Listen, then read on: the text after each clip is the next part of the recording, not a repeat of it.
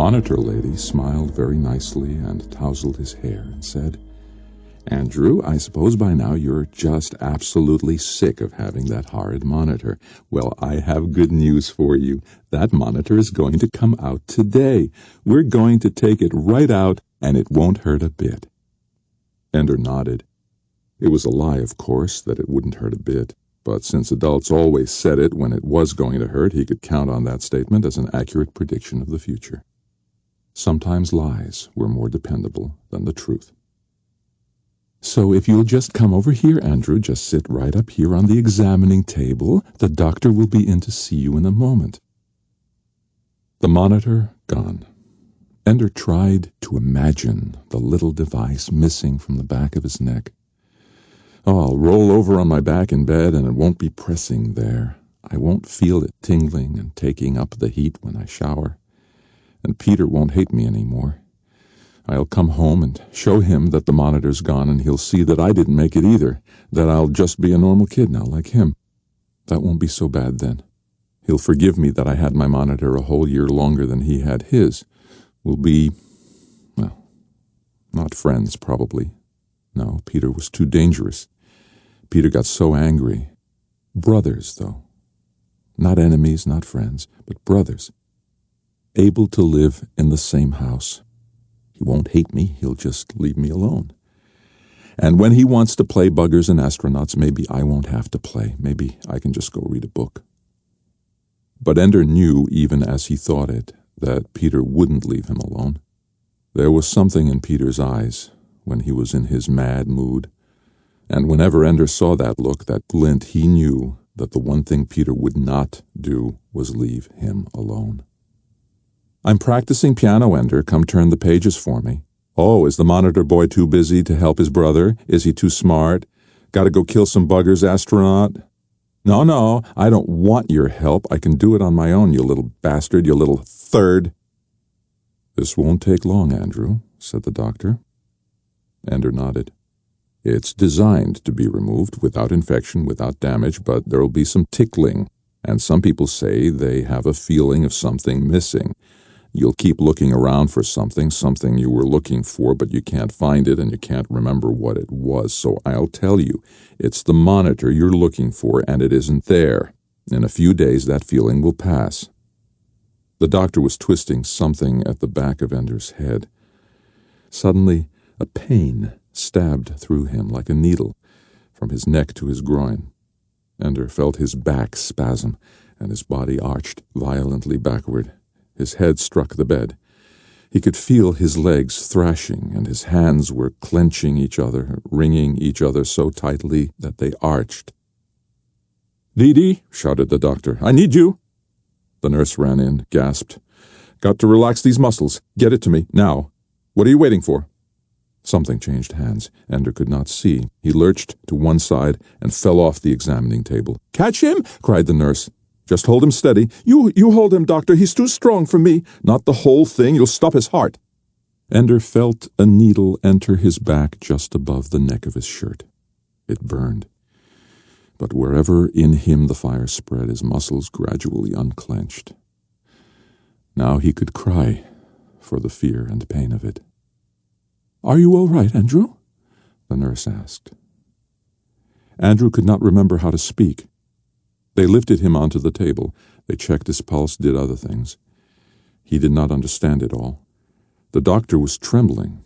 His voice shook as he spoke. "They leave these things in the kids for 3 years. What do they expect? We could have switched him off. Do you realize that? We could have unplugged his brain for all time." "When does the drug wear off?" asked the nurse. "Keep him here for at least an hour. Watch him. If he doesn't start talking in 15 minutes, call me. Could have unplugged him forever. I don't have the brains of a bugger." He got back to Miss Pumphrey's class only 15 minutes before the closing bell. He was still a little unsteady on his feet. "Are you all right, Andrew?" asked Miss Pumphrey. He nodded. "Were you ill?" He shook his head. "You don't look well." "I'm okay." "You'd better sit down, Andrew." He started toward his seat, but stopped. Now what was I looking for? I can't think what I was looking for. "Your seat is over there," said Miss Pumphrey. He sat down, But it was something else he needed, something he had lost. I'll find it later. Your monitor, whispered the girl behind him. Andrew shrugged. His monitor, she whispered to the others. Andrew reached up and felt his neck. There was a Band-Aid. It was gone. He was just like everybody else now. Washed out, Andy? Asked a boy who sat across the aisle and behind him. Couldn't think of his name. Peter? No, that was someone else. Quiet, Mr. Stilson, said Miss Pumphrey. Stilson smirked. Miss Pumphrey talked about multiplication. Ender doodled on his desk, drawing contour maps of mountainous islands, and then telling his desk to display them in 3 dimensions from every angle. The teacher would know, of course, that he wasn't paying attention, but she wouldn't bother him. He always knew the answer, even when she thought he wasn't paying attention. In the corner of his desk, a word appeared and began marching around the perimeter of the desk. It was upside down and backward at first, but Ender knew what it said long before it reached the bottom of the desk and turned right side up. Third. Ender smiled. He was the one who had figured out how to send messages and make them march. Even as his secret enemy called him names, the method of delivery praised him. It was not his fault he was a third. It was the government's idea. They were the ones who authorized it. How else could a third like Ender have got into school? Now the monitor was gone. The experiment, entitled Andrew Wiggin, hadn't worked out after all. If they could, he was sure they would like to rescind the waivers that had allowed him to be born at all. Didn't work, so erase the experiment. The bell rang. Everyone signed off their desks or hurriedly typed in reminders to themselves. Some were dumping lessons or data into their computers at home. A few gathered at the printers while something they wanted to show was printed out. Ender spread his hands over the child-sized keyboard near the edge of the desk and wondered what it would feel like to have hands as large as a grown-up's. They must feel so big and awkward, thick, stubby fingers and beefy palms. Of course, they had bigger keyboards, but how could their thick fingers draw a fine line the way Ender could, a thin line so precise that he could make it spiral 79 times from the center to the edge of the desk without the lines ever touching or overlapping?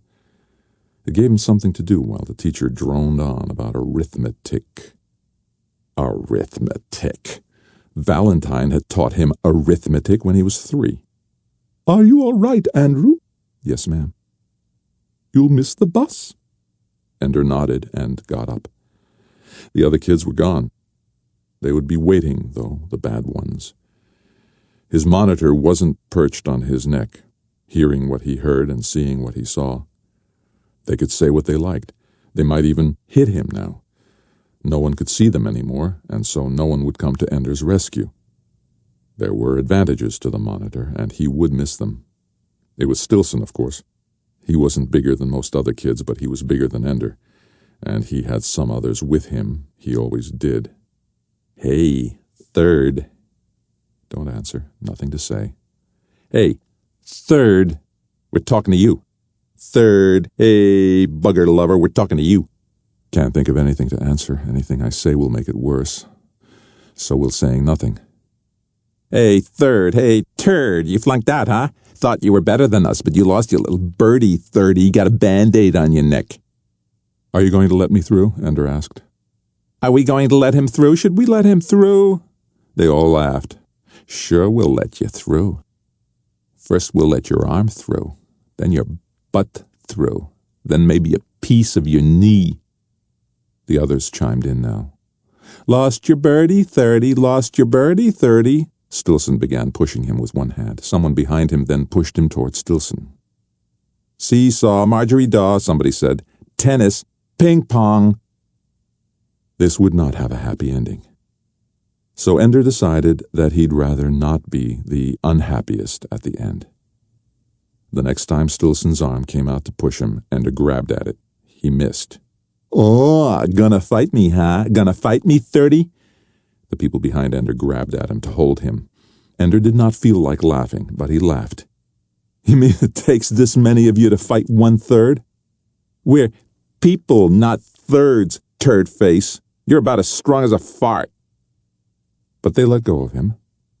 and as soon as they did, Ender kicked out high and hard, catching Stilson square on the breastbone. He dropped. It took Ender by surprise. He hadn't thought to put Stilson on the ground with one kick.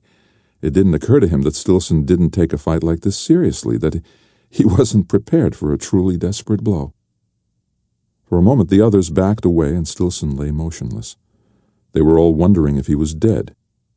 Ender, however, was trying to figure out a way to forestall vengeance, to keep them from taking him in a pack tomorrow.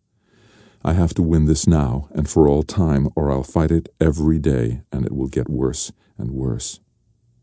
Ender knew the unspoken rules of manly warfare, even though he was only 6. It was forbidden to strike the opponent who lay helpless on the ground. Only an animal would do that. So Ender walked to Stilson's supine body and kicked him again, viciously in the ribs. Stilson groaned and rolled away from him.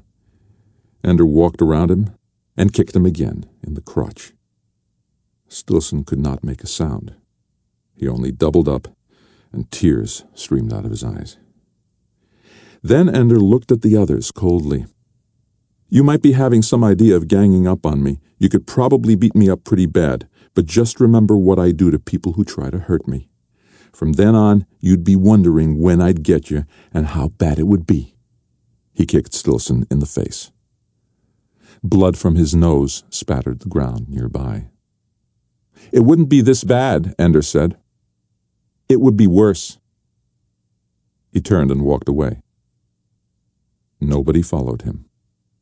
He turned a corner into the corridor leading to the bus stop. He could hear the boys behind him saying, "Geez, look at him, he's wasted."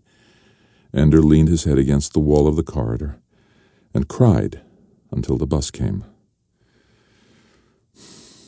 I am just like Peter. Take my monitor away, and I am just like Peter. All right, it's off. How's he doing? You live inside somebody's body for a few years, you get used to it. I look at his face now, I can't tell what's going on. I'm not used to seeing his facial expressions. I'm used to feeling them. Come on. We're not talking about psychoanalysis here. We're soldiers, not witch doctors. You just saw him beat the guts out of the leader of a gang. He was thorough. He didn't just beat him, he beat him deep. Like Mazer Rackham at the... Oh, spare me. So in the judgment of the committee, he passes, huh? Mostly. Let's see what he does with his brother, now that the monitor's off. His brother? Aren't you afraid of what his brother will do to him? You were the one who told me that this wasn't a no-risk business. I went back through some of the tapes. I can't help it. I like the kid. I think we're going to screw him up. Of course we are. It's our job. We're the Wicked Witch. We promise gingerbread, but we eat the little bastards alive. I'm sorry, Ender, Valentine whispered. She was looking at the Band-Aid on his neck. Ender touched the wall and the door closed behind him. I don't care. I'm glad it's gone. What's gone? Peter walked into the parlor, chewing on a mouthful of bread and peanut butter. Ender did not see Peter as the beautiful 10-year-old boy that grown-ups saw, with dark, thick, tousled hair and a face that could have belonged to Alexander the Great. Ender looked at Peter only to detect anger or boredom, the dangerous moods that almost always led to pain. Now, as Peter's eyes discovered the Band-Aid on his neck, the telltale flicker of anger appeared. Valentine saw it too. Now he's like us, she said, trying to soothe him before he had time to strike. But Peter would not be soothed. Like us? He keeps the little sucker till he's 6 years old. When did you lose yours? You were 3. I lost mine before I was 5. He almost made it, little bastard, little bugger. This is all right, Ender thought. Talk and talk, Peter. Talk is fine. Well, now your guardian angels aren't watching over you, Peter said.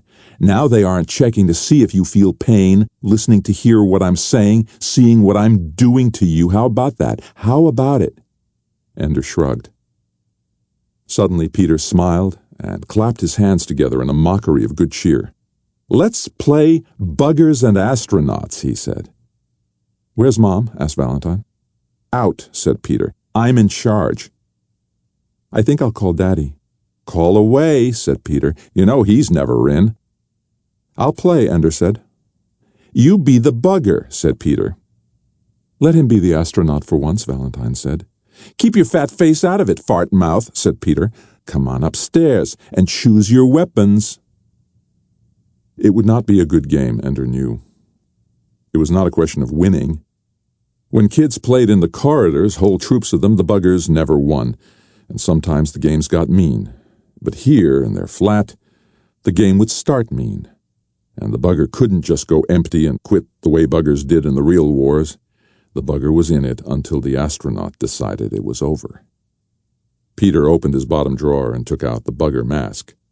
Mother had got upset at him when Peter bought it, but Dad pointed out that the war wouldn't go away just because you hid bugger masks and wouldn't let your kids play with make-believe laser guns. Better to play the war games and have a better chance of surviving when the buggers came again. If I survive the games, thought Ender. He put on the mask. It closed him in like a hand pressed tight against his face. But this isn't how it feels to be a bugger, thought Ender. They don't wear this face like a mask. It is their face. On their home worlds, do the buggers put on human masks and play? And what do they call us? Slimies? Because we're so soft and oily compared to them? Watch out, Slimy, Ender said. He could barely see Peter through the eye holes. Peter smiled at him. Slimy, huh? Well, bugger wugger, let's see how to break that face of yours. Ender couldn't see it coming except a slight shift of Peter's weight. The mask cut out his peripheral vision. Suddenly, there was the pain and pressure of a blow to the side of his head. He lost balance, fell that way. Don't see too well, do you, bugger? Said Peter. Ender began to take off the mask. Peter put his toe against Ender's groin. Don't take off the mask, Peter said. Ender pulled the mask down into place, took his hands away. Peter pressed with his foot. Pain shot through Ender. He doubled up. Lie flat, bugger. We're going to vivisect you, bugger. At long last, we've got one of you alive, and we're going to see how you work. Peter, stop it, Ender said. Peter, stop it. Very good, so you buggers can guess our names. You can make yourselves sound like pathetic, cute little children, so we'll love you and be nice to you, but it doesn't work. I can see you for what you really are. They meant you to be human, little third, but you're really a bugger, and now it shows. He lifted his foot, took a step, and then knelt on Ender, his knee pressing into Ender's belly just below the breastbone. He put more and more of his weight on Ender. It became hard to breathe. I could kill you like this, Peter whispered. Just press and press until you're dead. And I could say that I didn't know it would hurt you, that we were just playing, and they'd believe me, and everything would be fine, and you'd be dead. Everything would be fine. Ender could not speak. The breath was being forced from his lungs. Peter might mean it. Probably didn't mean it, but then he might. I do mean it, Peter said. Whatever you think, I mean it. They only authorized you because I was so promising, but I didn't pan out. You did better. They think you're better, but I don't want a better little brother, Ender. I don't want a third. I'll tell, Valentine said from the doorway. No one would believe you. They'd believe me. Then you're dead too, sweet little sister. Oh, yes, said Valentine. They'll believe that. I didn't know it would kill Andrew, and when he was dead, I didn't know it would kill Valentine too. The pressure let up a little. So, not today, but someday you two won't be together, and there'll be an accident. You're all talk, Valentine said. You don't mean any of it. I don't? And do you know why you don't mean it? Valentine asked. Because you want to be in government someday. You want to be elected. And they won't elect you if your opponents can dig up the fact that your brother and sister both died in suspicious accidents when they were little, especially because of the letter I've put in my secret file in the city library, which will be opened in the event of my death. Don't give me that kind of crap, Peter said. It says I didn't die a natural death. Peter killed me, and if he hasn't already killed Andrew, he will soon. Not enough to convict you, but enough to keep you from ever getting elected. You're his monitor now, said Peter. You better watch him, day and night. You better be there. Ender and I aren't stupid. We scored as well as you did on everything, better on some things. We're all such wonderfully bright children. You're not the smartest, Peter, just the biggest. Oh, I know. But there'll come a day when you aren't there with him, when you forget, and suddenly you'll remember, and you'll rush to him, and there he'll be perfectly all right. And the next time you won't worry so much, and you won't come so fast, and every time he'll be all right, and you'll think that I forgot. Even though you'll remember that I said this, you'll think that I forgot, and years will pass, and then there'll be a terrible accident, and I'll find his body, and I'll cry and cry over him, and you'll remember this conversation, Valley, but you'll be ashamed of yourself for remembering, because you'll know that I changed, that it really was an accident, that it's cruel of you even to remember what I said in a childhood quarrel, except that it'll be true. I'm going to save this up, and he's going to die, and you won't do a thing, not a thing. But you go on believing that I'm just the biggest. The biggest asshole, Valentine said. Peter leaped to his feet and started for her. She shied away. Ender pried off his mask. Peter flopped back on his bed and started to laugh. Loud, but with real mirth, tears coming to his eyes. Oh, you guys are just super, just the biggest suckers on the planet Earth. Now he's going to tell us it was all a joke, Valentine said. Not a joke, a game. I can make you guys believe anything. I can make you dance around like puppets. In a phony monster voice he said, I'm going to kill you and chop you into little pieces and put you into the garbage hole. He laughed again. Biggest suckers in the solar system. Ender stood there watching him laugh and thought of Stilson, thought of how it felt to crunch into his body. This is who needed it. This is who should have got it. As if she could read his mind, Valentine whispered, No, Ender. Peter suddenly rolled to the side, flipped off the bed, and got in position for a fight. Oh, yes, Ender, he said. Any time, Ender. Ender lifted his right leg and took off his shoe. He held it up. See there on the toe? That's blood, Peter. It's not mine. Ooh, I'm gonna die. Ender squished a caterpillar, and now he's gonna squish me. There was no getting to him. Peter was a murderer at heart, and nobody knew it but Valentine and Ender. Mother came home and commiserated with Ender about the monitor. Father came home and kept saying it was such a wonderful surprise. They had such fantastic children that the government told them to have 3, and now the government didn't want to take any of them after all. So here they were with 3. They still had a 3rd. Until Ender wanted to scream at him, I know I'm a 3rd. I know it. If you want, I'll go away so you don't have to be embarrassed in front of everybody. I'm sorry I lost the monitor, and now you have 3 kids and no obvious explanation. So inconvenient for you. I'm sorry. He lay in bed, staring upward into the darkness. On the bunk above him, he could hear Peter turning and tossing restlessly. Then Peter slid off the bunk and walked out of the room. Ender heard the hushing sound of the toilet clearing. Then Peter stood silhouetted in the doorway. He thinks I'm asleep. He's going to kill me. Peter walked to the bed, and sure enough, he did not lift himself up to his bed. Instead, he came and stood by Ender's head. But he did not reach for a pillow to smother Ender. He did not have a weapon. He whispered, Ender, I'm sorry. I know how it feels. I'm sorry. I'm your brother. I love you. A long time later, Peter's even breathing said that he was asleep. Ender peeled the Band-Aid from his neck, and for the second time that day, he cried. The sister is our weak link. He really loves her. I know. She can undo it all, from the start. He won't want to leave her. So what are you going to do? Persuade him that he wants to come with us more than he wants to stay with her. And how are you going to do that? I'll lie to him. And if that doesn't work? And I'll tell the truth. We're allowed to do that in emergencies. We can't plan for everything, you know. Yeah. Ender wasn't very hungry during breakfast. He kept wondering what it would be like at school, facing Stilson after yesterday's fight. What Stilson's friends would do. Probably nothing, but he couldn't be sure. He didn't want to go. "You're not eating, Andrew," his mother said. Peter came into the room. "Morning, Ender. Thanks for leaving your slimy washcloth in the middle of the shower." "Just for you," Ender murmured. "Andrew, you have to eat."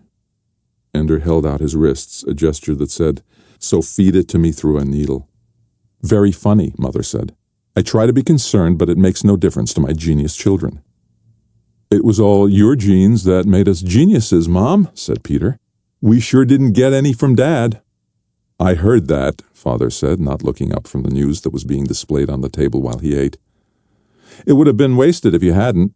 The table beeped. Someone was at the door. "Who is it?" Mother asked. Father thumbed a key and a man appeared on his video. He was wearing the only military uniform that meant anything anymore, the IF, the International Fleet. "I thought it was over," said Father. Peter said nothing, just poured milk over his cereal. And Ender thought, maybe I won't have to go to school today after all.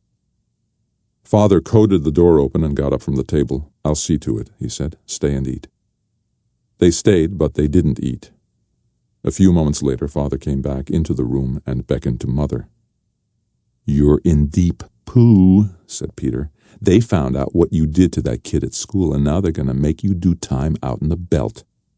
"I'm only 6, moron. I'm a juvenile." "You're a third turd. You've got no rights." Valentine came in, her hair in a sleepy halo around her face. "Where's Mom and Dad? I'm too sick to go to school." "Another oral exam, huh?" Peter said. "Shut up, Peter," said Valentine.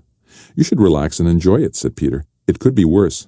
I don't know how. It could be an anal exam." "Yuck, yuck," Valentine said. "Where are Mother and Father?" "Talking to a guy from IF." Instinctively she looked at Ender. After all, for years they had expected someone to come and tell them that Ender had passed, that Ender was needed. "That's right. Look at him," Peter said. "But it might be me, you know. They might have realized I was the best of the lot after all." Peter's feelings were hurt, and so he was being a snot as usual. The door opened. "Ender," said Father. "You'd better come in here." "Sorry, Peter," Valentine taunted. Father glowered. "Children, this is no laughing matter." Ender followed Father into the parlor. The IF officer rose to his feet when they entered, but he did not extend a hand to Ender. Mother was twisting her wedding band on her finger. "Andrew," she said, "I never thought you were the kind to get in a fight." "The Stilson boy is in the hospital," Father said. "You really did a number on him. With your shoe, Ender. That wasn't exactly fair." Ender shook his head. He had expected someone from the school to come about Stilson, not an officer of the fleet. This was more serious than he had thought, and yet he couldn't think what else he could have done. "Do you have any explanation for your behavior, young man?" asked the officer. Ender shook his head again. He didn't know what to say, and he was afraid to reveal himself to be any more monstrous than his actions had made him out to be. "I'll take it, whatever the punishment is," he thought. "Let's get it over with." "We're willing to consider extenuating circumstances," the officer said. "But I must tell you it doesn't look good. Kicking him in the groin, kicking him repeatedly in the face and body when he was down. It sounds like you really enjoyed it." "I didn't," Ender whispered. "Then why did you do it?" "He had his gang there," Ender said. "So? This excuses anything?" "No." "Tell me why you kept on kicking him. You had already won." "Knocking him down won the first fight. I wanted to win all the next ones too, so they'd leave me alone." Ender couldn't help it. He was too afraid, too ashamed of his own acts. Though he tried not to, he cried again. Ender did not like to cry, and rarely did. Now, in less than a day, he had done it 3 times, and each time was worse. To cry in front of his mother and father, and this military man, that was shameful. "You took away the monitor," Ender said. "I had to take care of myself, didn't I?" "Ender, you should have asked a grown-up for help," Father began. But the officer stood up and stepped across the room to Ender. He held out his hand. "My name is Graff, Ender. Colonel Hiram Graff. I'm director of primary training at Battle School in the Belt. I've come to invite you to enter the school." After all. But the monitor. The final step in your testing was to see what would happen when the monitor came off. We don't always do it that way, but in your case—" "And he passed?" Mother was incredulous. "Putting the Stilson boy in the hospital? What would you have done if Andrew had killed him? Given him a medal?" "It isn't what he did, Mrs. Wiggin. It's why." Colonel Graff handed her a folder full of papers. "Here are the requisitions. Your son has been cleared by the IF Selective Service. Of course, we already have your consent granted in writing at the time conception was confirmed, or he could not have been born.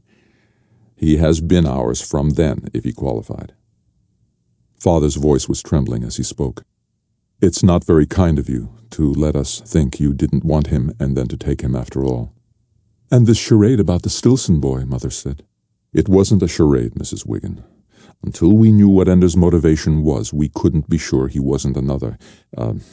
We had to know what the action meant, or at least what Ender believed that it meant." "Must you call him that stupid nickname?" Mother began to cry. "It's the name he calls himself."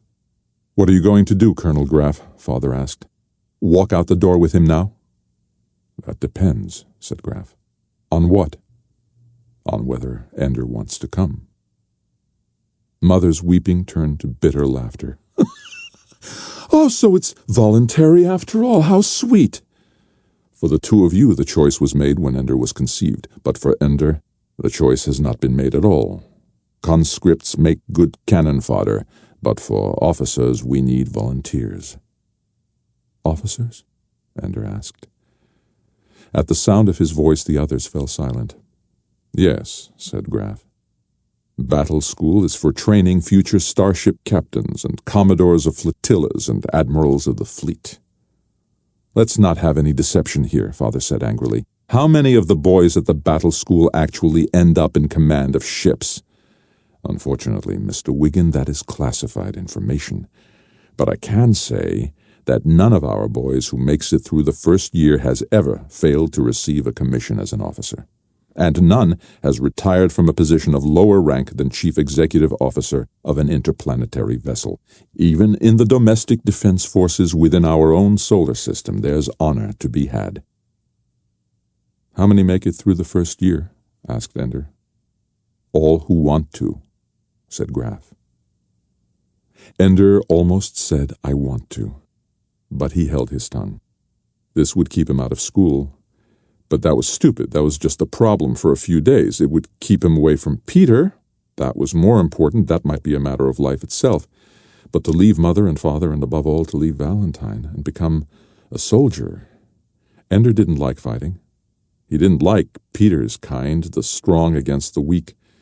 And he didn't like his own kind, either. The smart against the stupid. "I think," Graff said, "that Ender and I should have a private conversation." "No," Father said. "I won't take him without letting you speak to him again," Graff said.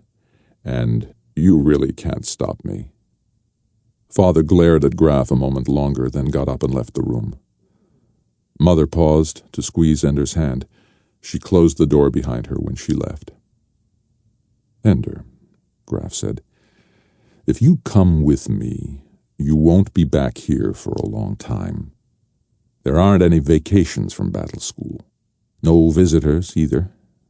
A full course of training lasts until you're 16 years old. You get your first leave under certain circumstances when you're 12. Believe me, Ender, people change in 6 years, in 10 years. Your sister Valentine will be a woman when you see her again if you come with me. You'll be strangers.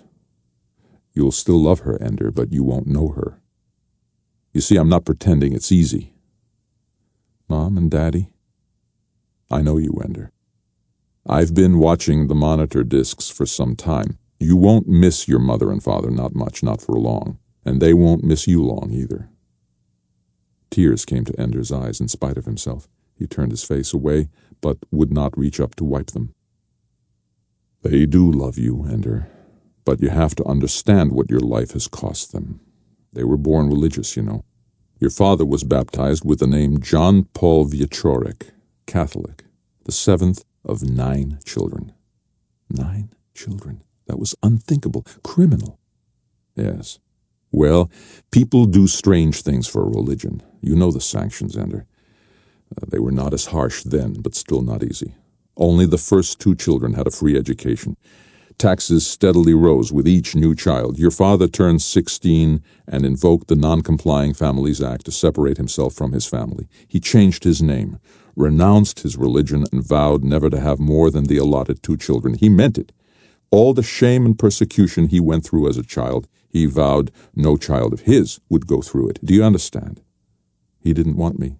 Well, no one wants a third anymore. You can't expect them to be glad, but your father and mother are a special case. They both renounced their religions. Your mother was a Mormon, but in fact their feelings are still ambiguous. Do you know what ambiguous means? They feel both ways. They're ashamed of having come from non-compliant families. They conceal it, to the degree that your mother refuses to admit to anyone that she was born in Utah, lest they suspect. Your father denies his Polish ancestry, since Poland is still a non-compliant nation and under international sanction because of it. So you see, having a third, even under the government's direct instructions, undoes everything they've been trying to do. I know that. But it's more complicated than that. Your father still named you with legitimate saints' names. In fact, he baptized all 3 of you himself as soon as he got you home after you were born. And your mother objected.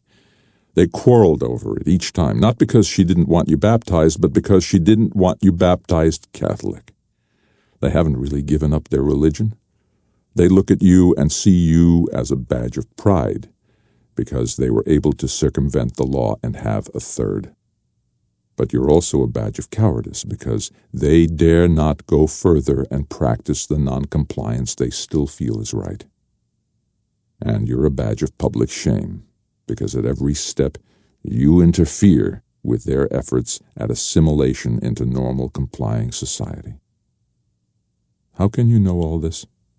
We monitored your brother and sister, Ender. You'd be amazed at how sensitive the instruments are. We were connected directly to your brain. We heard all that you heard, whether you were listening carefully or not, whether you understood or not. We understand. So my parents love me and don't love me. They love you. The question is whether they want you here. Your presence in this house is a constant disruption, a source of tension. Do you understand? I'm not the one who causes tension. Not anything you do, Ender. Your life itself. Your brother hates you because you are living proof that he wasn't good enough. Your parents resent you because of all the past they are trying to evade. Valentine loves me with all her heart. Completely, unstintingly, she's devoted to you and you adore her. I told you it wouldn't be easy. What is it like there? Hard work, studies. Just like school here, except we put you into mathematics and computers much more heavily, military history, strategy and tactics, and above all, the battle room. What's that? War games. All the boys are organized into armies. Day after day, in zero gravity, there are mock battles. Nobody gets hurt, but winning and losing matter. Everybody starts as a common soldier taking orders. Older boys are your officers, and it's their duty to train you and command you in battle. More than that, I can't tell you. It's like playing buggers and astronauts, except that you have weapons that work, and fellow soldiers fighting beside you, and your whole future and the future of the human race depends on how well you learn, how well you fight. It's a hard life, and you won't have a normal childhood.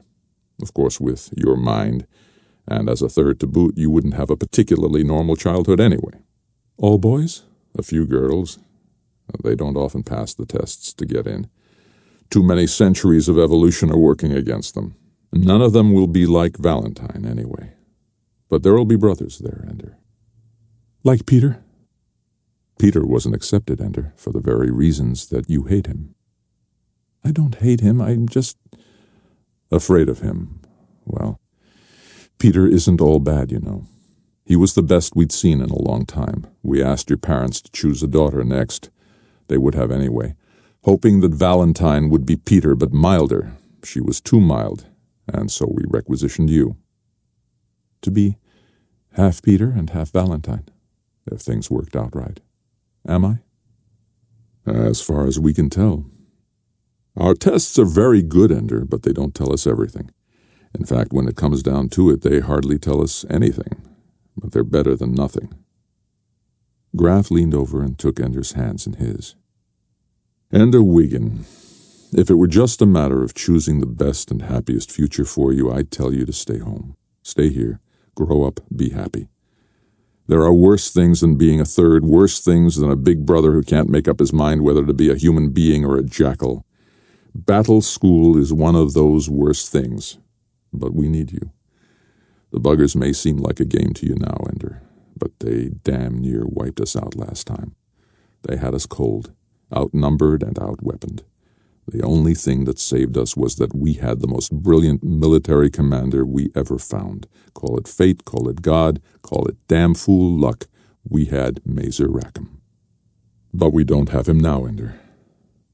We've scraped together everything mankind could produce, a fleet that makes the one they sent against us last time seem like a bunch of kids playing in a swimming pool. We have some new weapons, too, but it might not be enough even so, because in the 80 years since the last war, they've had as much time to prepare as we have. We need the best we can get, and we need them fast. Maybe you're not going to work out for us, and maybe you are. Maybe you'll break down under the pressure. Maybe it'll ruin your life. Maybe you'll hate me for coming here to your house today. But if there's a chance that because you're with the fleet, mankind might survive and the buggers might leave us alone forever, then I'm going to ask you to do it, to come with me. Ender had trouble focusing on Colonel Graf. The man looked far away and very small, as if Ender could pick him up with tweezers and drop him in a pocket. To leave everything here and to go to a place that was very hard, with no Valentine, no Mom and Dad.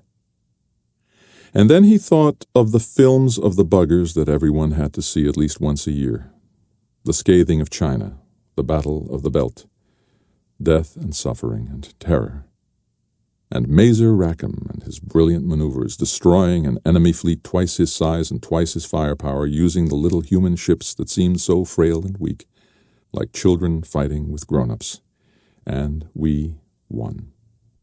I'm afraid, said Ender quietly, but I'll go with you. Tell me again, said Graf. It's what I was born for, isn't it? If I don't go, why am I alive? Not good enough, said Graf. I don't want to go, said Ender, but I will. Graf nodded. You can change your mind. Up until the time you get in my car with me, you can change your mind. After that, you stay at the pleasure of the international fleet. Do you understand that? Ender nodded. All right, let's tell them. Mother cried. Father held Ender tight. Peter shook his hand and said, You lucky little pin-headed fart-eater. Valentine kissed him and left her tears on his cheek. There was nothing to pack, no belongings to take. The school provides everything you need, from uniforms to school supplies, and as for toys, well, there's only one game. Goodbye, Ender said to his family. He reached up and took Colonel Graf's hand and walked out the door with him. Kill some buggers for me, Peter shouted. I love you, Andrew, Mother called. We'll write you, Father said. And as he got into the car that waited silently in the corridor, he heard Valentine's anguished cry. Come back to me. I love you forever. With Ender, we have to strike a delicate balance. Isolate him enough that he remains creative. Otherwise, he'll adopt the system here and we'll lose him. At the same time, we need to make sure he keeps a strong ability to lead. If he earns rank, he'll lead. It isn't that simple. Mazer Rackham could handle his little fleet and win. By the time this war happens, there'll be too much, even for a genius. Too many little boats. He has to work smoothly with his subordinates. Oh, good. He has to be a genius and nice, too. Not nice. Nice will let the buggers have us all. So what, so you're going to isolate him? I'll have him completely separated from the rest of the boys by the time we get to the school. Well, I have no doubt of it. I'll be waiting for you to get here. I watched the vids of what he did to the Stilson boy. This is not a sweet little kid you're bringing up here. That's where you're mistaken. He's even sweeter than he looks. But don't worry. We'll purge that in a hurry.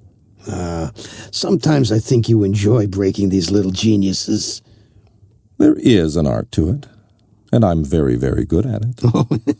But enjoy? Well, maybe. When they put back the pieces afterward, it makes them better. Oh, you are a monster. Thanks. Does this mean I get a raise? Yeah, just a medal. The budget isn't inexhaustible. They say that weightlessness can cause disorientation, especially in children whose sense of direction isn't yet secure. But Ender was disoriented before he left Earth's gravity, before the shuttle launch even began. There were 19 other boys in his launch. They filed out of the bus and into the elevator. They talked and joked and bragged and laughed. Ender kept his silence. He noticed how Graf and the other officers were watching them, analyzing. Everything we do means something, Ender realized. Them laughing, me not laughing. He toyed with the idea of trying to be like the other boys, but he couldn't think of any jokes, and none of theirs seemed funny. Wherever their laughter came from, Ender couldn't find such a place in himself. He was afraid, and fear made him serious. They had dressed him in a uniform, all in a single piece. It felt funny not to have a belt cinched around his waist. He felt baggy and naked, dressed like that.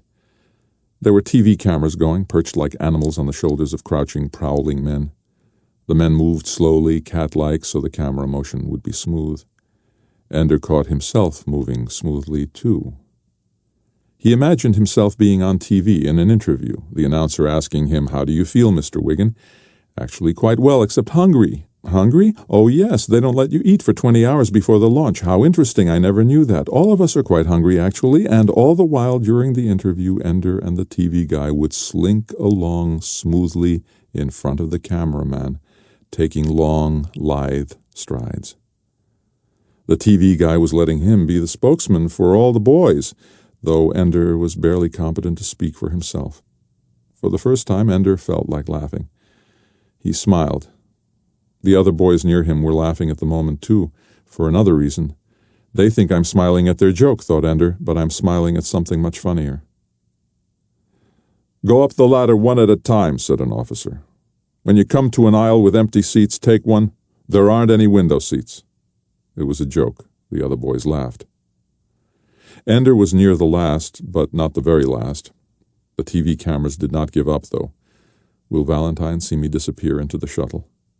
He thought of waving at her, of running to the cameraman and saying, "Can I tell Valentine goodbye?" He didn't know that it would be censored out of the tape if he did, for the boys soaring out to battle school were all supposed to be heroes. They weren't supposed to miss anybody. Ender didn't know about the censorship, but he did know that running to the cameras would be wrong. He walked the short bridge to the door in the shuttle. He noticed that the wall to his right was carpeted like a floor. That was where the disorientation began. The moment he thought of the wall as a floor, he began to feel like he was walking on a wall. He got to the ladder and noticed that the vertical surface behind it was also carpeted. I am climbing up the floor, hand over hand, step by step. And then, for fun, he pretended that he was climbing down the wall. He did it almost instantly in his mind, convinced himself against the best evidence of gravity, until he reached an empty seat. He found himself gripping the seat tightly, even though gravity pulled him firmly against it. The other boys were bouncing on their seats a little, poking and pushing, shouting. Ender carefully found the straps, figured out how they fit together to hold him at crotch, waist, and shoulders. He imagined the ship dangling upside down on the undersurface of the earth, the giant fingers of gravity holding them firmly in place. But we will slip away, he thought. We are going to fall off this planet. He did not know its significance at the time. Later, though, he would remember that it was even before he left Earth that he first thought of it as a planet like any other, not particularly his own. "Ah, already figured it out," said Graf. He was standing on the ladder. "Coming with us?" Ender asked. "Well, I don't usually come down for recruiting," Graf said.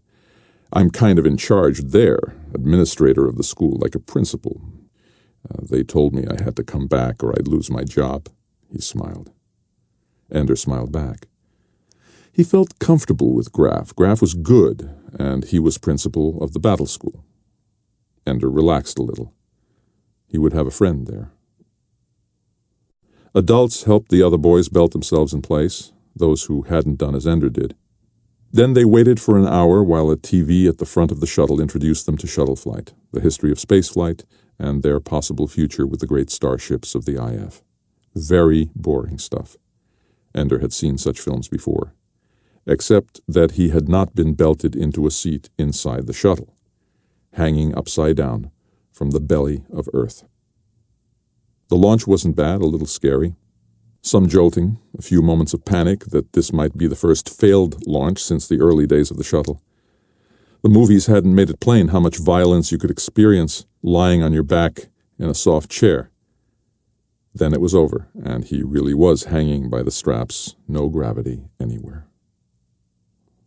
But because he had already reoriented himself, he was not surprised when Graf came up the ladder backward as if he were climbing down to the front of the shuttle. Nor did it bother him when Graf hooked his feet under a rung and pushed off with his hands, so that suddenly he swung upright as if this were an ordinary airplane. The reorientations were too much for some. One boy gagged. Ender understood then why they had been forbidden to eat anything for 20 hours before the launch. Vomiting in null gravity wouldn't be fun. But for Ender, Graf's gravity game was fun, and he carried it further, imagining that Graf was actually hanging upside down from the center aisle and then picturing him sticking straight out from a side wall. Gravity could go any which way, however I want it to go. I can make Graf stand on his head and he doesn't even know it. What do you think is so funny, Wiggin? Graf's voice was sharp and angry. What did I do wrong, thought Ender. Did I laugh out loud? I asked you a question, soldier, barked Graf. Oh, yes. This is the beginning of the training routine. Ender had seen some military shows on TV, and they always shouted a lot at the beginning of training before the soldiers and the officer became good friends. Yes, sir, Ender said. Well, answer it then. I thought of you hanging upside down by your feet. I thought it was funny. It sounded stupid now, with Graf looking at him coldly. To you, I suppose, it is funny. Is it funny to anybody else here? Murmurs of no. Well, why isn't it? Graf looked at them all with contempt. Scumbrains, that's what we've got in this launch. Pin-headed little morons. Only one of you had the brains to realize that in null gravity directions are whatever you conceive them to be. Do you understand that, Shafts? The boy nodded. No, you didn't. Of course you didn't. Not only stupid, but a liar, too. There's only one boy on this launch with any brains at all, and that's Ender Wiggin. Take a good look at him, little boys. He's going to be a commander when you're still in diapers up there, because he knows how to think in null gravity, and you just want to throw up. Well, this wasn't the way the show was supposed to go. Graf was supposed to pick on him, not set him up as the best. They were supposed to be against each other at first so they could become friends later. Most of you are going to ice out. Get used to that, little boys. Most of you are going to end up in combat school because you don't have the brains to handle deep space piloting. Most of you aren't worth the price of bringing you up here to battle school because you don't have what it takes. Some of you might make it. Some of you might be worth something to humanity, but don't bet on it. I'm betting on only one. Suddenly, Graf did a backflip and caught the ladder with his hands, then swung his feet away from the ladder, doing a handstand if the floor was down, dangling by his hands if the floor was up. Hand over hand, he swung himself back along the aisle to his seat. Looks like you've got it made here, whispered the boy next to him. Ender shook his head. Oh, won't even talk to me, the boy said. I didn't ask him to say that stuff, Ender whispered. He felt a sharp pain on the top of his head. Then again, some giggles from behind him. The boy in the next seat back must have unfastened his straps. Again, a blow to the head. Go away, Ender thought. I didn't do anything to you. Again, a blow to the head. Laughter from the boys. Didn't Graf see this? Wasn't he going to stop it? Another blow, harder. It really hurt. Where was Graf? Then it became clear. Graf had deliberately caused it. It was worse than the abuse in the shows. When the sergeant picked on you, the others liked you better, but when the officer prefers you, the others hate you. "Hey, fart eater," came the whisper from behind him. He was hit on the head again. "You like this? Hey, super brain, is this fun?" Another blow, this one so hard that Ender cried out softly with the pain. If Graf was setting him up, there'd be no help unless he helped himself. He waited until he thought another blow was about to come. Now, he thought, and yes, the blow was there. It hurt, but Ender was already trying to sense the coming of the next blow. Now, and yes, right on time. "I've got you," Ender thought. Just as the next blow was coming, Ender reached up with both hands, snatched the boy by the wrist, and then pulled down on the arm hard. In gravity, the boy would have been jammed against Ender's seat back, hurting his chest. In null gravity, however, he flipped over the seat completely, up toward the ceiling. Ender wasn't expecting it. He hadn't realized how null gravity magnified the effects of even a child's movements. The boy sailed through the air, bouncing against the ceiling, then down against another boy in his seat, then out into the aisle, his arms flailing until he screamed as his body slammed into the bulkhead at the front of the compartment, his left arm twisted under him. It took only seconds. Graf was already there, snatching the boy out of the air. Deftly, he propelled him down the aisle toward the other man. "Left arm, broken, I think," he said. In moments, the boy had been given a drug and lay quietly in the air as the officer ballooned the splint around his arm. Ender felt sick. He had only meant to catch the boy's arm. No, he had meant to hurt him, and had pulled with all his strength. He hadn't meant it to be so public, but the boy was feeling exactly the pain Ender had meant him to feel. Null gravity had betrayed him, that was all. I am Peter. I'm just like him. And Ender hated himself. Graf stayed at the front of the cabin. "What are you, slow learners? In your feeble little minds, haven't you picked up one little fact? You were brought here to be soldiers. In your old schools, in your old families, maybe you were the big shot. Maybe you were tough. Maybe you were smart. But we chose the best of the best, and that's the only kind of kid you're going to meet now. And when I tell you Ender Wiggin is the best in this launch, take the hint, my little dorklings. Don't mess with him. Little boys have died in battle school before. Do I make myself clear?" There was silence the rest of the launch. The boy sitting next to Ender was scrupulously careful not to touch him. "I am not a killer," Ender said to himself over and over. "I am not Peter. No matter what Graf says, I'm not. I was defending myself. I bore it a long time. I was patient. I'm not what he said." A voice over the speaker told them they were approaching the school. It took 20 minutes to decelerate and dock. Ender lagged behind the others. They were not unwilling to let him be the last to leave the shuttle, climbing upward in the direction that had been down when they embarked. Graf was waiting at the end of the narrow tube that led from the shuttle into the heart of the battle school. "Was it a good flight, Ender?" Graf asked, cheerfully. "I thought you were my friend." Despite himself, Ender's voice trembled. Graf looked puzzled. "Whatever gave you that idea, Ender?" Because you spoke nicely to me, and honestly, you didn't lie."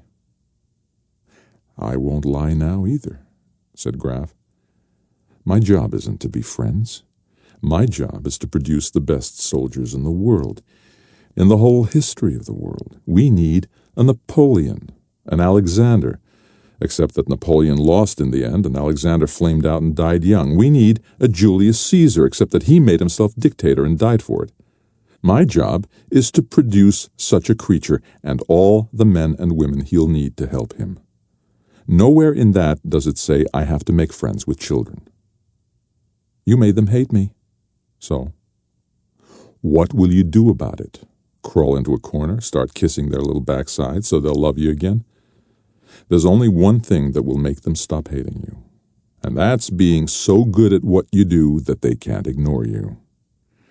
I told them you were the best. Now you damn well better be. What if I can't? Then too bad. Look, Ender, I'm sorry if you're lonely and afraid, but the buggers are out there. 10 billion, 100 billion, 1,000,000 billion of them for all we know, with as many ships for all we know, with weapons we can't understand, and a willingness to use those weapons to wipe us out. It isn't the world at stake, Ender, just us, just humankind. As far as the rest of the biosphere is concerned, we could be wiped out and it would adjust. It would get on with the next step in evolution. But humanity doesn't want to die. As a species, we have evolved to survive. And the way we do it is by straining, and at last, every few generations giving birth to genius. The one who invents the wheel, and light, and flight, the one who builds a city, a nation, an empire. Do you understand any of this? Ender thought he did, but wasn't sure, and so said nothing. No, of course not. So I'll put it bluntly. Human beings are free except when humanity needs them. Maybe humanity needs you to do something. Maybe humanity needs me to find out what you're good for. We might both do despicable things, Ender, but if humankind survives, then we were good tools. Is that all? Just tools? Individual human beings are all tools that the others use to help us all survive. That's a lie. No, it's just a half-truth. You can worry about the other half after we win this war. It'll be over before I grow up, Ender said. I hope you're wrong, said Graf. By the way, you aren't helping yourself at all talking to me. The other boys are no doubt telling each other that old Ender Wiggin is back there licking up to Graf. If word once gets around that you're a teacher's boy, you're iced for sure. In other words, go away and leave me alone. Goodbye, Ender said. He pulled himself hand over hand along the tube where the other boys had gone. Graf watched him go. One of the teachers near him said, "Is that the one?" "God knows," said Graf. "If Ender isn't him, then he'd better show up soon." "Maybe it's nobody," said the teacher. "Maybe. But if that's the case, Anderson, then in my opinion, God is a bugger. You can quote me on that." "I will." They stood in silence a while longer. "Anderson?" "The kid's wrong. I am his friend." "I know. He's clean, right to the heart. He's good. I've read the reports. Anderson, think what we're going to do to him." Anderson was defiant. "We're going to make him the best military commander in history, and then put the fate of the world on his shoulders. For his sake, I hope it isn't him. I do. Cheer up. The buggers may kill us all before he graduates." Graf smiled. "Yeah, you're right. I feel better already." You have my admiration. Breaking an arm, that was a masterstroke. That was an accident. Really? And I've already commended you in your official report. It's too strong. It makes that other little bastard into a hero. It could screw up training for a lot of kids. I thought Ender might call for help. Call for help? I thought that was what you valued most in him, that he settles his own problems. When he's out there surrounded by an enemy fleet, there ain't going to be nobody to help him if he calls.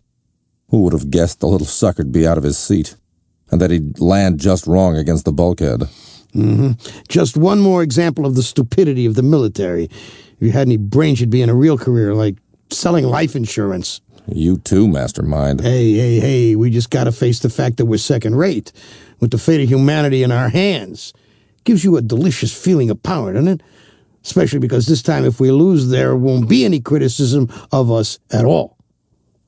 I never thought of it that way. But let's not lose. See how Ender handles it.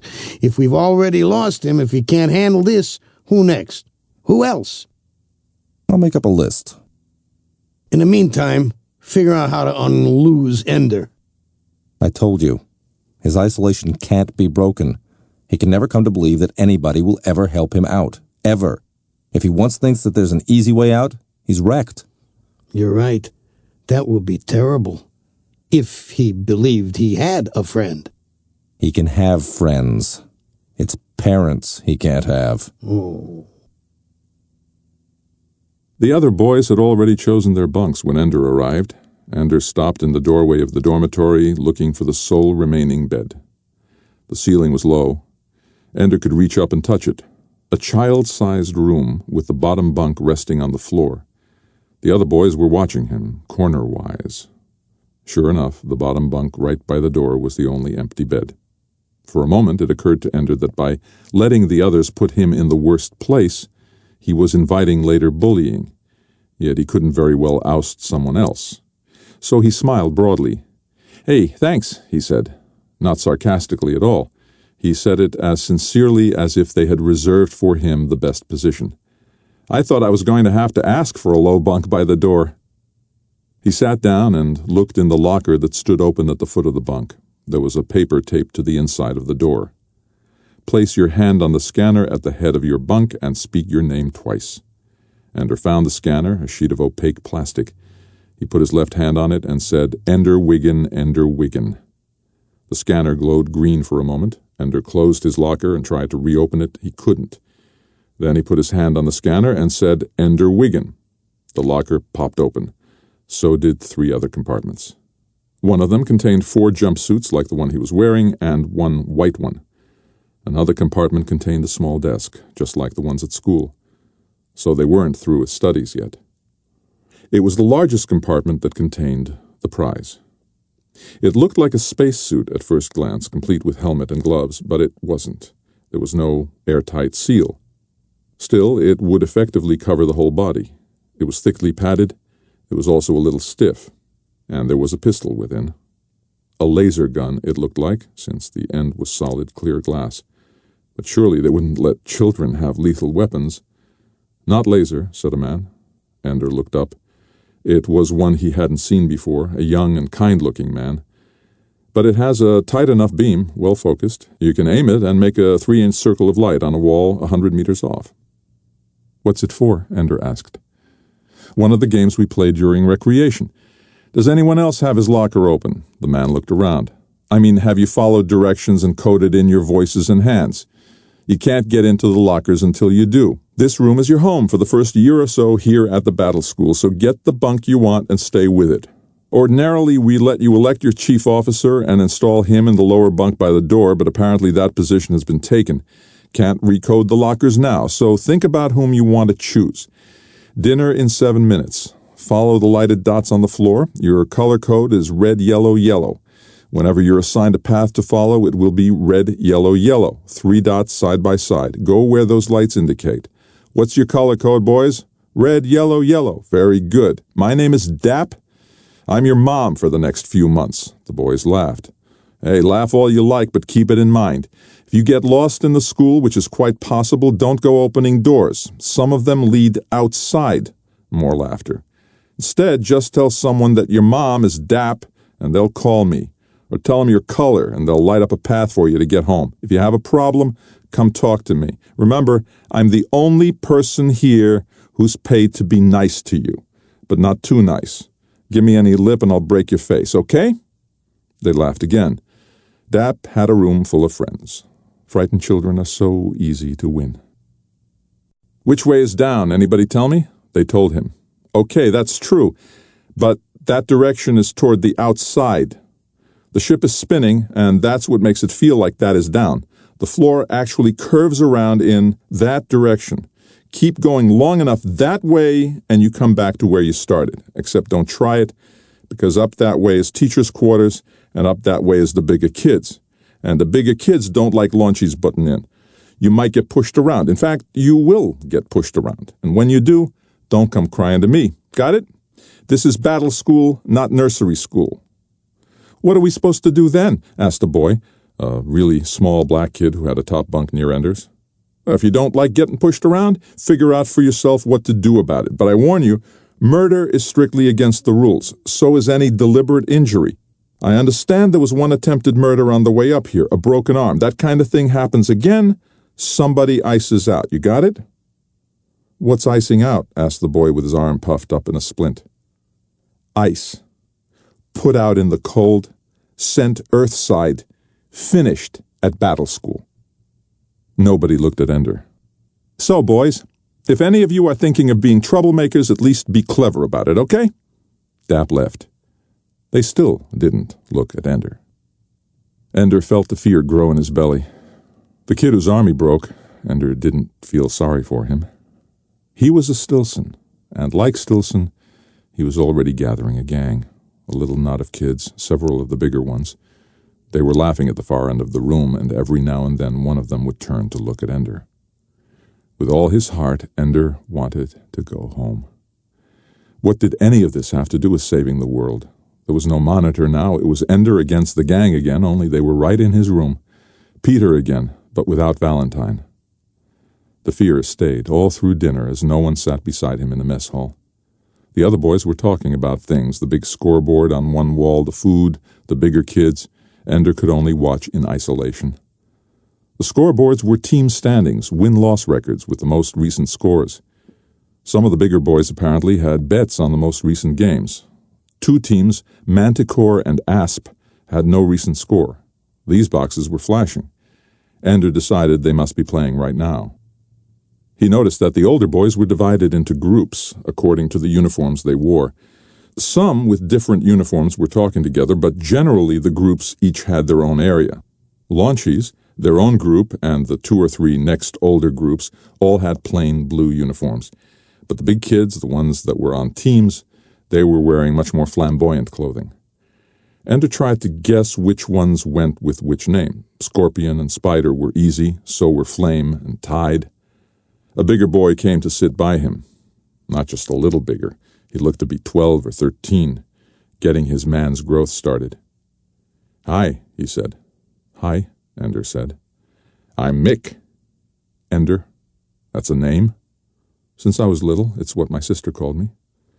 "Not a bad name here. Ender, Finisher. Eh?" "Hope so." "Ender, you the bugger in your launch?" Ender shrugged. "I noticed you eating all alone. Every launch has one like that, kid that nobody takes to right away. Sometimes I think the teachers do it on purpose. The teachers aren't very nice, you'll notice that." "Yeah." "So you the bugger?" "I guess so." "Hey, nothing to cry about, you know." He gave Ender his roll and took Ender's pudding. "Eat nutritious stuff, it'll keep you strong." Mick dug into the pudding. "What about you?" asked Ender. "Me? I'm nothing. I'm a fart in the air conditioning. I'm always there, but most of the time nobody knows it." Ender smiled tentatively. "Yeah, funny, but no joke. I got nowhere here. I'm getting big now. They're going to send me to my next school pretty soon. No way it'll be tactical school for me. I've never been a leader, you see. Only the guys who get to be leaders have a shot at it." "How do you get to be a leader?" "Hey, if I knew you think I'd be like this? How many guys my size do you see here?" "Not many." Ender didn't say it. "A few. I'm not the only half-iced bugger fodder. Few of us. The other guys, they're all commanders. All the guys from my launch have their own teams now, not me." Ender nodded. "Listen, little guy, I'm doing you a favor. Make friends, be a leader, kiss butts if you got to, but if the other guys despise you, well, you know what I mean." Ender nodded again. "Nah, you don't know nothing. You launchies are all alike. You don't know nothing. Mine's like space, nothing there. And if anything hits you, you fall apart. Look, when you end up like me, don't forget that somebody warned you. It's the last nice thing anybody's going to do for you." "So why did you tell me?" asked Ender. "What are you, smout mouth? Shut up and eat." Ender shut up and ate. He didn't like Mick, and he knew there was no chance he would end up like that. Maybe that was what the teachers were planning, but Ender didn't intend to fit in with their plans.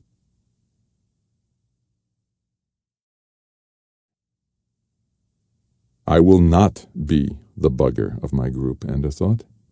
I didn't leave Valentine and Mother and Father to come here just to be iced. As he lifted his fork to his mouth, he could feel his family around him, as they always had been. He knew just which way to turn his head to look up and see Mother, trying to get Valentine not to slurp. He knew just where Father would be, scanning the news on the table while pretending to be part of the dinner conversation. Peter pretending to take a crushed pea out of his nose. Even Peter could be funny. It was a mistake to think of them. He felt a sob rise in his throat and swallowed it down. He could not see his plate. He could not cry. There was no chance that he would be treated with compassion. Dap was not Mother. Any sign of weakness would tell the Stilsons and Peters that this boy could be broken. Ender did what he always did when Peter tormented him. He began to count doubles. 1, 2, 4, 8, 16, 32, 64, and on, as high as he could hold the numbers in his head.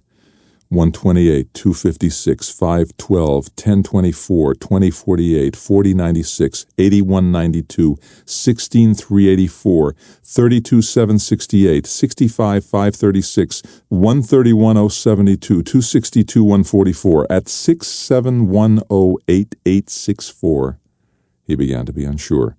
Had he slipped out a digit? Should he be in the 10 millions or the 100 millions or just the millions? He tried doubling again and lost it. 1342 something 16 or 17738. It was gone. Start over again. All the doubling he could hold. The pain was gone. The tears were gone. He would not cry. Until that night, when the lights were dim, and in the distance he could hear several boys whimpering for their mothers or fathers or dogs. Then he could not help himself. His lips formed Valentine's name. He could hear her voice laughing in the distance just down the hall. He could see Mother passing his door, looking in to be sure he was all right. He could hear Father laughing at the video. It was all so clear, and it would never be that way again.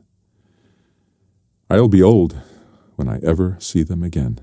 12 at the earliest. Why did I say yes? What was I such a fool for?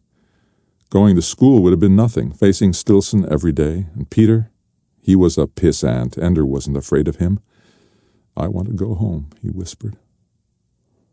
But his whisper was the whisper he used when he cried out in pain when Peter tormented him.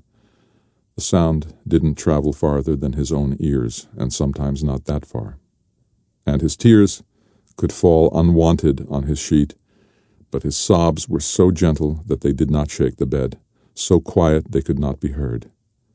But the ache was there, thick in his throat and the front of his face, hot in his chest and in his eyes. I want to go home. Dap came to the door that night and moved quietly among the beds, touching a hand here, a forehead there.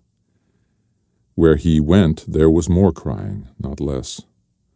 The touch of kindness in this frightening place was enough to push some over the edge into tears. Not Ender, though. When Dap came, his crying was over, and his face was dry. It was the lying face he presented to Mother and Father when Peter had been cruel to him, and he dared not let it show. Thank you for this, Peter. For dry eyes and silent weeping. You taught me how to hide anything I felt. More than ever, I need that now. This was school. Every day, hours of classes. Reading, numbers, history. Videos of the bloody battles in space, the Marines spraying their guts all over the walls of the bugger ships, hollows of the clean wars of the fleet, ships turning into puffs of light as the spacecraft killed each other deftly in the deep night. Many things to learn. Ender worked as hard as anyone. All of them struggled for the first time in their lives, as for the first time in their lives they competed with classmates who were at least as bright as they. But the games, that was what they lived for. That was what filled the hours between waking and sleeping. Dap introduced them to the game room on their second day. It was up, way above the decks where the boys lived and worked. They climbed ladders to where the gravity weakened, and there in the cavern they saw the dazzling lights of the games. Some of the games they knew. Some they had even played at home, simple ones and hard ones. Ender walked past the two-dimensional games on video and began to study the games the bigger boys played, the holographic games with objects hovering in the air. He was the only launchy in that part of the room, and every now and then one of the bigger boys would shove him out of the way. What are you doing here? Get lost, fly off. And of course he would fly in the lower gravity here, leave his feet, and soar until he ran into something or someone. Every time, though, he extricated himself and went back, perhaps to a different spot, to get a different angle on the game. He was too small to see the controls, how the game was actually done. That didn't matter. He got the movement of it in the air, the way the player dug tunnels in the darkness, tunnels of light which the enemy ships would search for and then follow mercilessly until they caught the player's ship. The player could make traps, mines, drifting bombs, loops in the air that forced the enemy ships to repeat endlessly. Some of the players were clever, others lost quickly. Ender liked it better, though, when two boys played against each other. Then they had to use each other's tunnels, and it quickly became clear which of them was worth anything at the strategy of it. Within an hour or so, it began to pall. Ender understood the regularities by then, understood the rules the computer was following, so that he knew he could always, once he mastered the controls, outmaneuver the enemy. Spirals when the enemy was like this, loops when the enemy was like that, lie in wait at one trap, lay 7 traps, and then lure them like this. There was no challenge to it then, just a matter of playing until the computer got so fast that no human reflexes could overcome it. That wasn't fun. It was the other boys he wanted to play. The boys who had been so trained by the computer that even when they played against each other, they each tried to emulate the computer, think like a machine instead of a boy. I could beat them this way, I could beat them that way. "I'd like a turn against you," he said to the boy who had just won. "Lousy me, what is this?" asked the boy. "Is it a bug or a bugger?" "A new flock of dwarfs just came aboard," said another boy. "But it talks. Did you know they could talk?" "I see," said Ender. "You're afraid to play me 2 out of 3. "Beating you," said the boy, "would be as easy as pissing in the shower." "And not half as fun," said another. "I'm Ender Wiggin." "Listen up, scrunch face. You nobody, got that? You nobody, got that? You not anybody till you got your first kill, got that?" The slang of the older boys had its own rhythm. Ender picked it up quick enough.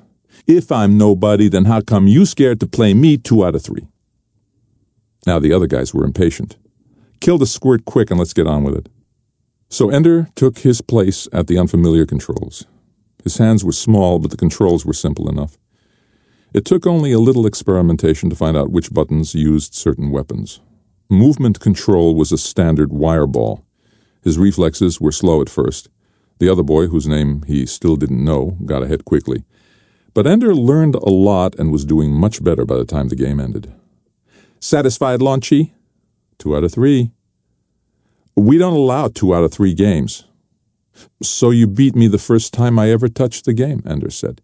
"If you can't do it twice, you can't do it at all." They played again, and this time Ender was deft enough to pull off a few maneuvers that the boy had obviously never seen before. His patterns couldn't cope with them. Ender didn't win easily, but he won. The bigger boys stopped laughing and joking then. The third game went in total silence. Ender won it quickly and efficiently. When the game ended, one of the older boys said, "About time they replaced this machine. Getting so any pinbrain can beat it now." Not a word of congratulation, just total silence as Ender walked away. He didn't go far, just stood off in the near distance and watched as the next players tried to use the things he had shown them. "Any pinbrain?" Ender smiled inwardly. "Oh, they won't forget me." He felt good. He had won something, and against older boys. Probably not the best of the older boys, but he no longer had the panicked feeling that he might be out of his depth, that battle school might be too much for him. All he had to do was watch the game and understand how things worked, and then he could use the system and even excel. It was the waiting and watching that cost the most, for during that time he had to endure. The boy whose arm he had broken was out for vengeance. His name, Ender quickly learned, was Bernard. He spoke his own name with a French accent, since the French, with their arrogant separatism, insisted that the teaching of standard not begin until the age of 4, when the French language patterns were already set. His accent made him exotic and interesting. His broken arm made him a martyr.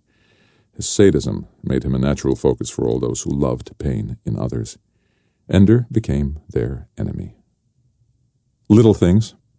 kicking his bed every time they went in and out of the door, jostling him with his meal tray, tripping him on the ladders. Ender learned quickly not to leave anything of his outside his lockers. He also learned to be quick on his feet, to catch himself. Maladroit, Bernard called him once, and the name stuck. There were times when Ender was very angry. With Bernard, of course, anger was inadequate. It was the kind of person he was, a tormentor. What enraged Ender was how willingly the others went along with him. Surely they knew there was no justice in Bernard's revenge. Surely they knew that he had struck first at Ender in the shuttle, that Ender had only been responding to violence. If they knew, they acted as if they didn't. Even if they did not know, they should be able to tell from Bernard himself that he was a snake. After all, Ender wasn't his only target. Bernard was setting up a kingdom, wasn't he? Ender watched from the fringes of the group as Bernard established the hierarchy. Some of the boys were useful to him, and he flattered them outrageously. Some of the boys were willing servants, doing whatever he wanted, even though he treated them with contempt. But a few chafed under Bernard's rule. Ender, watching, knew who resented Bernard. Shen was small, ambitious, and easily needled. Bernard had discovered that quickly and started calling him Worm. "Because he's so small," Bernard said, "and because he wriggles. Look how he shimmies his butt when he walks." Shen stormed off, but they only laughed louder. "Look at his butt. See a worm?" Ender said nothing to Shen. It would be too obvious then that he was starting his own competing gang. He just sat with his desk on his lap, looking as studious as possible. He was not studying. He was telling his desk to keep sending a message into the interrupt queue every 30 seconds. The message was to everyone, and it was short and to the point. What made it hard was figuring out how to disguise who it was from the way the teachers could. Messages from one of the boys always had their name automatically inserted. Ender hadn't cracked the teacher's security system yet, so he couldn't pretend to be a teacher, but he was able to set up a file for a non-existent student whom he whimsically named God. Only when the message was ready to go did he try to catch Shen's eye.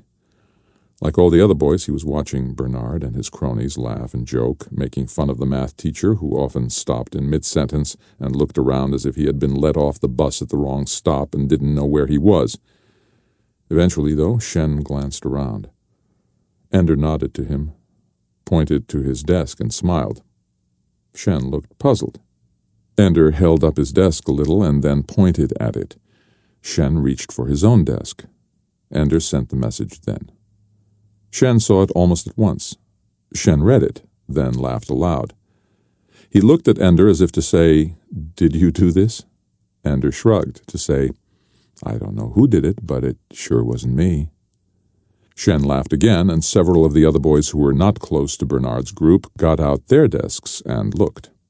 Every 30 seconds the message appeared on every desk, marched around the screen quickly, then disappeared. The boys laughed together. "What's so funny?" Bernard asked. Ender made sure he was not smiling when Bernard looked around the room, imitating the fear that so many others felt. Shen, of course, smiled all the more defiantly. It took a moment. Then Bernard told one of his boys to bring out a desk. Together they read the message. "Cover your butt. Bernard is watching. God." Bernard went red with anger. "Who did this?" he shouted. "God," said Shen. "It sure as hell wasn't you. This takes too much brains for a worm."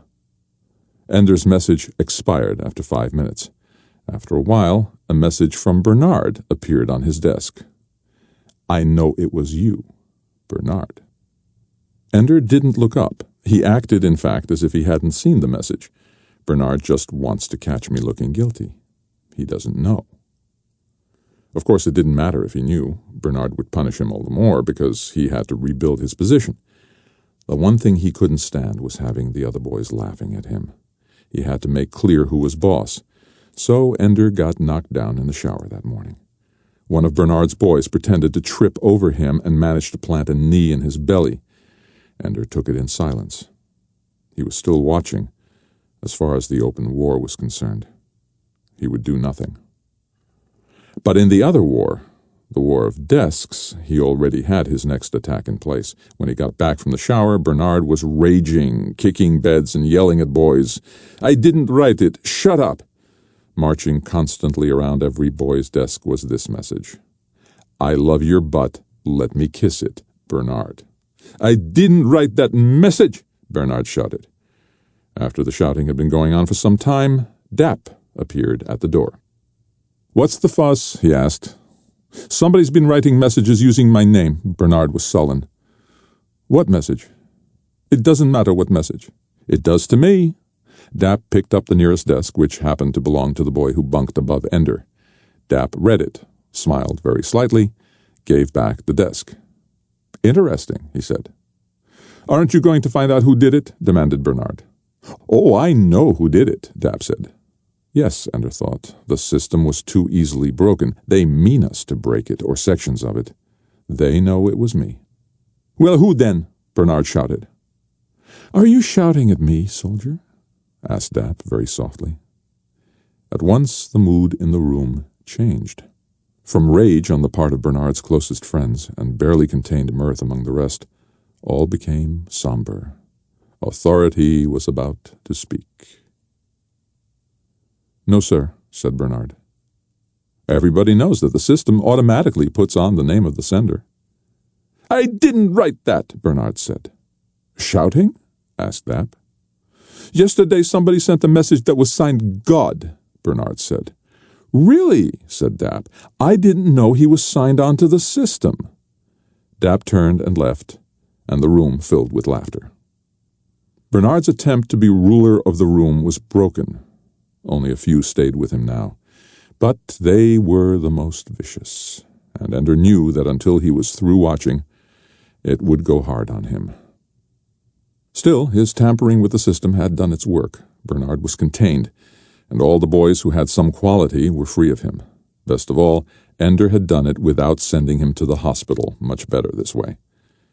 Then he settled down to the serious business of designing a security system for his own desk, since the safeguards built into the system were obviously inadequate. If a 6-year-old could break them down, they were obviously put there as a plaything, not serious security. Just another game that the teachers set up for us. And this one I'm good at. "How did you do that?" Shen asked him at breakfast. Ender noted quietly that this was the first time another launchy from his own class had sat with him at a meal. "Do what?" he asked. "Send a message with a fake name. And Bernard's name. That was great. They're calling him Butt Watcher now. Just Watcher in front of the teachers, but everybody knows what he's watching." "Poor Bernard," Ender murmured. "And he's so sensitive." "Come on, Ender, you broke into the system. How'd you do it?" Ender shook his head and smiled. "Thanks for thinking I'm bright enough to do that. I just happened to see it first, that's all." "Okay, you don't have to tell me," said Shen. "Still, it was great." They ate in silence for a moment. "Do I wiggle my butt when I walk?" "Nah," Ender said. "Just a little. Just don't take such big, long steps, that's all." Shen nodded. The only person who'd ever noticed was Bernard. "He's a pig," said Shen. Ender shrugged. "On the whole, pigs aren't so bad." Shen laughed. "You're right. I wasn't being fair to the pigs." They laughed together, and 2 other launchies joined them. Ender's isolation was over. The war was just beginning. We've had our disappointments in the past, hanging on for years, hoping they'll pull through, and then they don't. Nice thing about Ender, he's determined to ice within the first 6 months. "Oh?" Don't you see what's going on here? He's stuck at the Giants drinking the mind game. Is the boy suicidal? You never mentioned it. Everybody gets the Giant sometime. But Ender won't leave it alone. Like Pinuel. Everybody looks like Pinuel at one time or another, but he's the only one who killed himself. I don't think it had anything to do with the Giant's drink. You're betting my life on that. And look what he's done with his launch group. Wasn't his fault, you know. I don't care. His fault or not, he's poisoning that group. They're supposed to bond, and right where he stands, there's a chasm a mile wide. I don't plan to leave him there very long anyway. Then you better plan again. That launch is sick, and he's the source of the disease. He stays till it's cured. I was the source of the disease. I was isolating him, and it worked. Give him time with the group to see what he does with it. We don't have time. Well, we don't have time to rush too fast with a kid who has as much chance of being a monster as a military genius. Is this an order? The recorder's on. It's always on. Your ass is covered. Go to hell. If it's an order, then I'll... It's an order. Hold him where he is until we see how he handles things in his launch group. Jesus, Graf, you give me ulcers. You wouldn't have ulcers if you'd leave the school to me and take care of the fleet yourself. The fleet is looking for a battle commander. There's nothing to take care of until you get me that. They filed clumsily into the battle room like children in a swimming pool for the first time, clinging to the handholds along the side. Null gravity was frightening, disorienting. They soon found that things went better if they didn't use their feet at all. Worse, the suits were confining. It was harder to make precise movements since the suits bent just a bit slower, resisted a bit more than any clothing they had ever worn before. Ender gripped the handhold and flexed his knees. He noticed that, along with the sluggishness, the suit had an amplifying effect on movement. It was hard to get them started, but the suit's legs kept moving, and strongly, after his muscles had stopped. Give them a push this strong, and the suit pushes with twice the force. I'll be clumsy for a while. Better get started. So, still grasping the handhold, he pushed off strongly with his feet. Instantly, he flipped around, his feet flying over his head, and landed flat on his back against the wall. The rebound was stronger, it seemed, and his hands tore loose from the handhold. He flew across the battle room, tumbling over and over. For a sickening moment, he tried to retain his old up-and-down orientation, his body attempting to right itself, searching for the gravity that wasn't there. Then he forced himself to change his view. He was hurtling toward a wall that was down, and at once he had control of himself. He wasn't flying, he was falling. This was a dive. He could choose how he would hit the surface. I'm going too fast to catch a hold and stay, but I can soften the impact. I can fly off at an angle if I roll when I hit and use my feet. It didn't work at all the way he had planned. He went off at an angle, but it was not the one he had predicted, nor did he have time to consider. He hit another wall, this time too soon to have prepared for it. But quite accidentally, he discovered a way to use his feet to control the rebound angle. Now he was soaring across the room again toward the other boys who still clung to the wall. This time he had slowed enough to be able to grip a rung. He was at a crazy angle in relation to the other boys, but once again his orientation had changed, and as far as he could tell, they were all lying on the floor, not hanging on a wall, and he was no more upside down than they were. "What are you trying to do? Kill yourself?" asked Shen. "Try it," Ender said. "The suit keeps you from hurting yourself, and you can control your bouncing with your legs, like this." He approximated the movement he had made. Shen shook his head. He wasn't trying any fool stunt like that. But one boy did take off, not as fast as Ender had, because he didn't begin with a flip, but fast enough. Ender didn't even have to see his face to know that it was Bernard, and right after him, Bernard's best friend, Alai. Ender watched them cross the huge room, Bernard struggling to orient himself to the direction he thought of as the floor, Alai surrendering to the movement and preparing to rebound from the wall. No wonder Bernard broke his arm in the shuttle, Ender thought. He tightens up when he's flying. He panics. Ender stored the information away for future reference. And another bit of information, too. Alai did not push off in the same direction as Bernard. He aimed for a corner of the room. Their paths diverged more and more as they flew, and where Bernard made a clumsy, crunching landing and bounce on his wall, Alai did a glancing triple bounce on 3 surfaces near the corner that left him most of his speed and sent him flying off at a surprising angle. Alai shouted and whooped, and so did the boys watching him.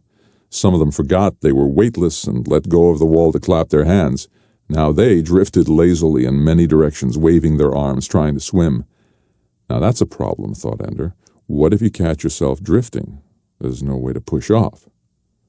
He was tempted to set himself adrift and try to solve the problem by trial and error, but he could see the others, their useless efforts at control, and he couldn't think of what he would do that they weren't already doing. Holding on to the floor with one hand, he fiddled idly with the toy gun that was attached to his suit in front, just below the shoulder. Then he remembered the hand rockets sometimes used by Marines when they did a boarding assault on an enemy station. He pulled the gun from his suit and examined it. He had pushed all the buttons back in the room, but the gun did nothing there. Maybe here in the battle room it would work. There were no instructions on it, no labels on the controls. The trigger was obvious. He had had toy guns, as all children had, almost since infancy. There were 2 buttons that his thumb could easily reach, and several others along the bottom of the shaft that were almost inaccessible without using 2 hands. Obviously, the 2 buttons near his thumb were meant to be instantly usable. He aimed the gun at the floor and pulled back on the trigger. He felt the gun grow instantly warm. Then he let go of the trigger. It cooled at once. Also, a tiny circle of light appeared on the floor where he was aiming. He thumbed the red button at the top of the gun and pulled the trigger again. Same thing. Then he pushed the white button. It gave a bright flash of light that illuminated a wide area, but not as intensely.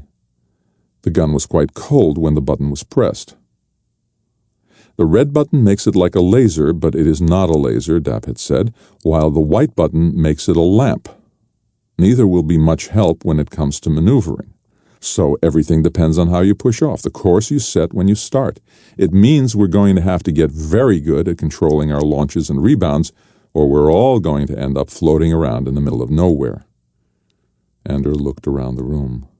A few of the boys were drifting close to walls now, flailing their arms to catch a handhold. Most were bumping into each other and laughing. Some were holding hands and going around in circles. Only a few, like Ender, were calmly holding on to the walls and watching. One of them, he saw, was Eli. He had ended up on another wall not too far from Ender. On impulse, Ender pushed off and moved quickly toward Eli. Once in the air, he wondered what he would say. Eli was Bernard's friend. What did Ender have to say to him? Still, there was no changing course now, so he watched straight ahead and practiced making tiny leg and hand movements to control which way he was facing as he drifted. Too late, he realized that he had aimed too well. He was not going to land near Eli, he was going to hit him. "Here, snag my hand," Eli called. Ender held out his hand. Eli took the shock of impact and helped Ender make a fairly gentle landing against the wall. "That's good," Ender said. "We ought to practice that kind of thing." "That's what I thought, only everybody's turning to butter out there," Eli said. "What happens if we get out there together? We should be able to shove each other in opposite directions." "Yeah? Okay?" It was an admission that all might not be right between them. "Is it okay for us to do something together?" Ender's answer was to take Eli by the wrist and get ready to push off. "Ready?" said Eli. "Go." Since they pushed off with different amounts of force, they began to circle each other. Ender made some small hand movements, then shifted a leg. They slowed. He did it again. They stopped orbiting. Now they were drifting evenly. "Packed head, Ender," Eli said. It was high praise. "Let's push off before we run into that bunch. And then let's meet over in that corner." Ender did not want this bridge into the enemy's camp to fail. "Last one there saves farts in a milk bottle," Eli said. Then, slowly, steadily, they maneuvered until they faced each other, spread-eagled, hand to hand, knee to knee. "And then we just scrunch?" asked Eli. "I've never done this before either," said Ender. They pushed off. It propelled them faster than they expected. Ender ran into a couple of boys and ended up on a wall that he hadn't expected. It took him a moment to reorient and find the corner where he and Eli were to meet. Eli was already headed toward it. Ender plotted a course that would include 2 rebounds to avoid the largest clusters of boys. When Ender reached the corner, Eli had hooked his arms through 2 adjacent handholds and was pretending to doze. "You win." "I want to see your fart collection," Eli said. "I stored it in your locker, didn't you notice? I thought it was my socks. We don't wear socks anymore." "Oh, yeah." A reminder that they were both far from home. It took some of the fun out of having mastered a bit of navigation. Ender took his pistol and demonstrated what he had learned about the 2 thumb buttons.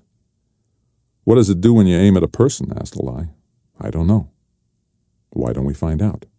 Ender shook his head. We might hurt somebody. I meant, why don't we shoot each other in the foot or something? I'm not Bernard. I never tortured cats for fun. Oh. Can't be too dangerous or they wouldn't give these guns to kids. Well, we're soldiers now. Shoot me in the foot. No, you shoot me. Let's shoot each other. They did. Immediately, Ender felt the leg of the suit grow stiff, immobile at the knee and ankle joints. You frozen? Asked Eli. Stiff as a board. Let's freeze a few, Eli said. Let's have our first war, us against them. They grinned. Then Ender said, Better invite Bernard. Eli cocked an eyebrow. Oh? And Shen. That little butt wiggler? Ender decided that Eli was joking. Eli grinned. Let's go get Bernard and Shen and freeze these bugger lovers. In 20 minutes, everyone in the room was frozen except Ender, Bernard, Shen, and Eli. The four of them sat there whooping and laughing until Dap came in. I see you've learned how to use your equipment, he said. Then he did something to a control he held in his hand. Everybody drifted slowly toward the wall he was standing on. He went among the frozen boys, touching them and thawing their suits. There was a tumult of complaint that it wasn't fair how Bernard and Eli had shot them all when they weren't ready. Well, why weren't you ready? Asked Dap. You had your suits just as long as they did. You had just as many minutes flapping around like drunken ducks. Stop moaning and we'll begin. Ender noticed that it was assumed that Bernard and Eli were the leaders of the battle. Well, that was fine.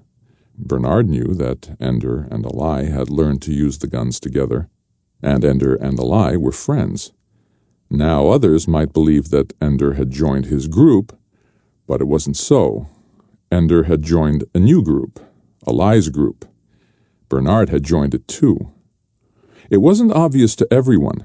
Bernard still blustered and sent his cronies on errands, but Eli now moved freely through the whole room, and when Bernard was crazy, Eli could joke a little and calm him down. When it came time to choose their launch leader, Eli was the almost unanimous choice. Bernard sulked for a few days, and then he was fine, and everyone settled into the new pattern. The launch was no longer divided into Bernard's in-group and Ender's outcasts. Eli was the bridge. Ender sat on his bed with his desk on his knees. It was private study time, and Ender was doing free play. It was a shifting, crazy kind of game in which the school computer kept bringing up new things, building a maze that you could explore. You could go back to events that you liked for a while. If you left one alone too long, it disappeared and something else took its place. Sometimes there were funny things, sometimes exciting ones, and he had to be quick to stay alive. He had lots of deaths, but that was okay. Games were like that. You died a lot until you got the hang of it. His figure on the screen had started out as a little boy. For a while it had changed into a bear. Now it was a large mouse with long and delicate hands. He ran his figure under a lot of large items of furniture depicted on the screen. He had played with the cat a lot, but now it was boring, too easy to dodge. He knew all the furniture. Not through the mouse hole this time, he told himself. I'm sick of the giant. It's a dumb game and I can't ever win. Whatever I choose is wrong. But he went through the mouse hole anyway and over the small bridge in the garden. He avoided the ducks and the dive-bombing mosquitoes. He had tried playing with them, but they were too easy, and if he played with the ducks too long, he turned into a fish, which he didn't like. Being a fish reminded him too much of being frozen in the battle room, his whole body rigid, waiting for the practice to end, so Dap would thaw him. So as usual, he found himself going up the rolling hills. The landslides began. At first he had got caught again and again, crushed in an exaggerated blot of gore oozing out from under a rock pile. Now, though, he had mastered the skill of running up the slopes at an angle to avoid the crush, always seeking higher ground.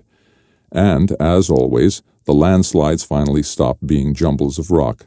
The face of the hill broke open, and instead of shale, it was white bread, puffy, rising like dough as the crust broke away and fell. It was soft and spongy. His figure moved more slowly, and when he jumped down off the bread, he was standing on a table. Giant loaf of bread behind him, giant stick of butter beside him, and the giant himself leaning his chin in his hands, looking at him. Ender's figure was about as tall as the giant's head from chin to brow. "I think I'll bite your head off," said the giant, as he always did. This time, instead of running away or standing there, Ender walked his figure up to the giant's face and kicked him in the chin. The giant stuck out his tongue, and Ender fell to the ground. "How about a guessing game?" asked the giant. So it didn't make any difference. The giant only played the guessing game. Stupid computer. Millions of possible scenarios in its memory, and the giant could only play one stupid game. The giant, as always, set 2 huge shot glasses, as tall as Ender's knees, on the table in front of him. As always, the 2 were filled with different liquids. The computer was good enough that the liquids had never repeated, not that he could remember. This time the one had a thick, creamy-looking liquid, the other hissed and foamed. "One is poison and one is not," said the giant. "Guess right, and I'll take you into fairyland." Guessing meant sticking his head into one of the glasses to drink. He never guessed right. Sometimes his head was dissolved. Sometimes he caught on fire. Sometimes he fell in and drowned. Sometimes he fell out, turned green, and rotted away. It was always ghastly, and the giant always laughed. Ender knew that whatever he chose, he would die. The game was rigged. On the first death, his figure would reappear on the giant's table to play again. On the second death, he'd come back to the landslides. Then to the garden bridge, then to the mouse hole, and then, if he still went back to the giant and played again and died again, his desk would go dark. Free play over would march around the desk, and Ender would lie back on his bed and tremble until he could finally go to sleep. The game was rigged, but still the giant talked about fairyland, some stupid, childish 3-year-old's fairyland that probably had some stupid Mother Goose or Pac-Man or Peter Pan. Wasn't even worth getting into, but he had to find some way of beating the giant to get there. He drank the creamy liquid. Immediately he began to inflate and rise like a balloon. The giant laughed. He was dead again. He played again, and this time the liquid set like concrete and held his head down while the giant cut him open along the spine, deboned him like a fish, and began to eat while his arms and legs quivered. He reappeared at the landslides and decided not to go on. He even let the landslides cover him once, but even though he was sweating and he felt cold, with his next life he went back up the hills till they turned into bread and stood on the giant's table as the shot glasses were set before him. He stared at the 2 liquids, the one foaming, the other with waves in it like the sea. He tried to guess what kind of death each one held. Probably a fish would come out of the ocean one and eat me. The foamy one will probably asphyxiate me. I hate this game. It isn't fair. It's stupid. It's rotten. And instead of pushing his face into one of the liquids, he kicked one over, then the other, and dodged the giant's huge hands as the giant shouted, "Cheater! Cheater!" He jumped at the giant's face, clambered up his lip and nose, and began to dig in the giant's eye. The stuff came away like cottage cheese, and as the giant screamed, Ender's figure burrowed into the eye, climbed right in, burrowed in and in. The giant fell over backward. The view shifted as he fell, and when the giant came to rest on the ground, there were intricate, lacy trees all around. A bat flew up and landed on the dead giant's nose. Ender brought his figure up out of the giant's eye. "How did you get here?" the bat asked. "Nobody ever comes here." Ender could not answer, of course. So he reached down, took a handful of the giant's eye stuff, and offered it to the bat. The bat took it and flew off, shouting as it went, "Welcome to fairyland." He had made it. He ought to explore. He ought to climb down from the giant's face and see what he had finally achieved. Instead, he signed off, put his desk in his locker, stripped off his clothes, and pulled his blanket over him. This was supposed to be a game, not a choice between his own grisly death and an even worse murder. I'm a murderer even when I play. Peter would be proud of me. Isn't it nice to know that Ender can do the impossible? The players' deaths have always been sickening. I've always thought the giant's drink was the most perverted part of the whole mind game, but going for the eye like that, this is one we want to put in command of our fleet? What matters is that he won the game that couldn't be won. I suppose you'll move him now. We were waiting to see how he handled the thing with Bernard. He handled it perfectly. So as soon as he can cope with a situation, you move him to one he can't cope with. Doesn't he get any rest? He'll have a month or two, maybe 3, with his launch group. That's really quite a long time in a child's life. Does it ever seem to you that these boys aren't children?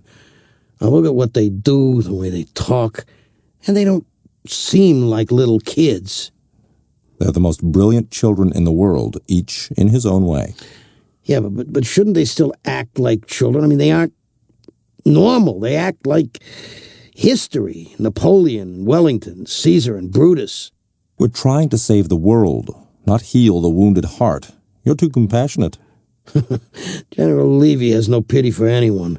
All the videos say so. But don't hurt this boy. Are you joking? I mean, don't hurt him more than you have to. Eli sat across from Ender at dinner. I finally figured out how you sent that message using Bernard's name. Me? Asked Ender. Come on, who else? Sure wasn't Bernard, and Shen isn't too hot on the computer, and I know it wasn't me. Who else? Doesn't matter. I figured out how to fake a new student entry. You just created a student named Bernard Blank, Bernard space, so the computer didn't kick it out as a repeat of another student. Sounds like that might work, said Ender. Okay, it does work, but you did that practically on the first day. Or somebody, maybe Dap did it to keep Bernard from getting too much control. I found something else. I can't do it with your name. Oh? Anything with Ender in it gets kicked out. I can't get inside your files at all either. You made your own security system. Maybe. Eli grinned. I just got in and trashed somebody's files. He's right behind me. I'm cracking the system. I need protection, Ender. I need your system. If I gave you my system, you'll know how I do it, and you'll get in and trash me. You say me? Eli asked. I the sweetest friend you got. Ender laughed. I'll set up a system for you. Now? Can I finish eating? You never finish eating. It was true. Ender's tray always had food on it after a meal. Ender looked at the plate and decided he was through. Let's go then. When they got to the barracks, Ender squatted down by his bed and said, Get your desk and bring it over here. I'll show you how. But when Eli brought his desk to Ender's bed, Ender was just sitting there, his lockers still closed. What's up? Asked Eli. In answer, Ender palmed his locker. Unauthorized access attempt, it said. It didn't open. Somebody done a dance on your head, Mama, Eli said. Somebody eated your face. You sure you want my security system now? Ender got up and walked away from his bed. Ender, said Eli. Ender turned around. Eli was holding a little piece of paper. What is it? Eli looked up at him. Don't you know? This was on your bed. You must have sat on it. Ender took it from him. Ender Wiggin, assigned Salamander Army, Commander Bonzo Madrid. Effective immediately. Code green-green-brown. No possessions transferred. You're smart, Ender, but you don't do the battle room any better than me. Ender shook his head. It was the stupidest thing he could think of, to promote him now. Nobody got promoted before they were 8 years old. Ender wasn't even 7 yet. And launchies usually moved into the armies together, with most armies getting a new kid at the same time. There were no transfer slips on any of the other beds. Just when things were finally coming together, just when Bernard was getting along with everybody, even Ender, just when Ender was beginning to make a real friend out of Eli, just when his life was finally getting livable. Ender reached down to pull Eli up from the bed. Salamander Army's in contention anyway, Eli said. Ender was so angry at the unfairness of the transfer that tears were coming to his eyes. Mustn't cry, he told himself. Eli saw the tears but had the grace not to say so. Yeah, they're fartheads, Ender. They won't even let you take anything you own. Ender grinned and didn't cry after all. Think I should strip and go naked? Eli laughed, too. On impulse, Ender hugged him, tight, almost as if he were Valentine. He even thought of Valentine then and wanted to go home. "I don't want to go," he said. Eli hugged him back. "I understand them, Ender. You are the best of us. Maybe they in a hurry to teach you everything." "They don't want to teach me everything," Ender said. "I wanted to learn what it was like to have a friend." Eli nodded soberly. "Always my friend. Always the best of my friends," he said. Then he grinned. "Go slice up the buggers." "Yeah," Ender smiled back. Eli suddenly kissed Ender on the cheek and whispered in his ear, "Salam." Then, red-faced, he turned away and walked to his own bed at the back of the barracks. Ender guessed that the kiss and the word were somehow forbidden, a suppressed religion perhaps, or maybe the word had some private and powerful meaning for Eli alone.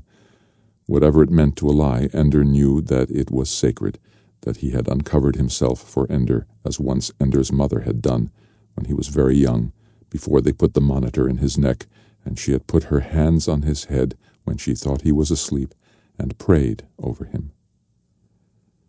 Ender had never spoken of that to anyone, not even to Mother, but had kept it as a memory of holiness, of how his mother loved him when she thought that no one, not even he, could see or hear. That was what Eli had given him, a gift so sacred that even Ender could not be allowed to understand what it meant. After such a thing, nothing could be said. Eli reached his bed and turned around to see Ender, their eyes held for only a moment, locked in understanding. Then Ender left. There would be no green, green, brown in this part of the school. He would have to pick up the colors in one of the public areas. The others would be finished with dinner very soon. He didn't want to go near the mess hall. The game room would be nearly empty. None of the games appealed to him the way he felt now, so he went to the bank of public desks at the back of the room and signed on to his own private game. He went quickly to Fairyland. The giant was dead when he arrived now. He had to climb carefully down the table, jump to the leg of the giant's overturned chair, and then make the drop to the ground. For a while there had been rats gnawing at the giant's body, but Ender had killed one with a pin from the giant's ragged shirt, and they had left him alone after that. The giant's corpse had essentially finished its decay. What could be torn by the small scavengers was torn. The maggots had done their work on the organs. Now it was a desiccated mummy, hollowed out, teeth in a rigid grin, eyes empty, fingers curled. Ender remembered burrowing through the eye when it had been alive and malicious and intelligent. Angry and frustrated as he was, Ender wished to do such violence again. But the giant had become part of the landscape now, and so there could be no rage against him. Ender had always gone over the bridge to the castle of the Queen of Hearts, where there were games enough for him, but none of those appealed to him now. He went around the giant's corpse and followed the brook upstream to where it emerged from the forest. There was a playground there, slides and monkey bars, teeter-totters and merry-go-rounds, with a dozen children laughing as they played. Ender came and found that in the game he had become a child, though usually his figure in the games was adult. In fact, he was smaller than the other children. He got in line for the slide. The other children ignored him. He climbed up to the top, watched the boy before him whirl down the long spiral to the ground. Then he sat and began to slide. He had not slid for a moment when he fell right through the slide and landed on the ground under the ladder. The slide would not hold him. Neither would the monkey bars. He could climb a ways, but then, at random, a bar seemed to be insubstantial, and he fell.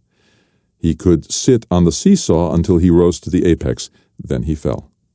When the merry-go-round went fast, he could not hold on to any of the bars, and centrifugal force hurled him off.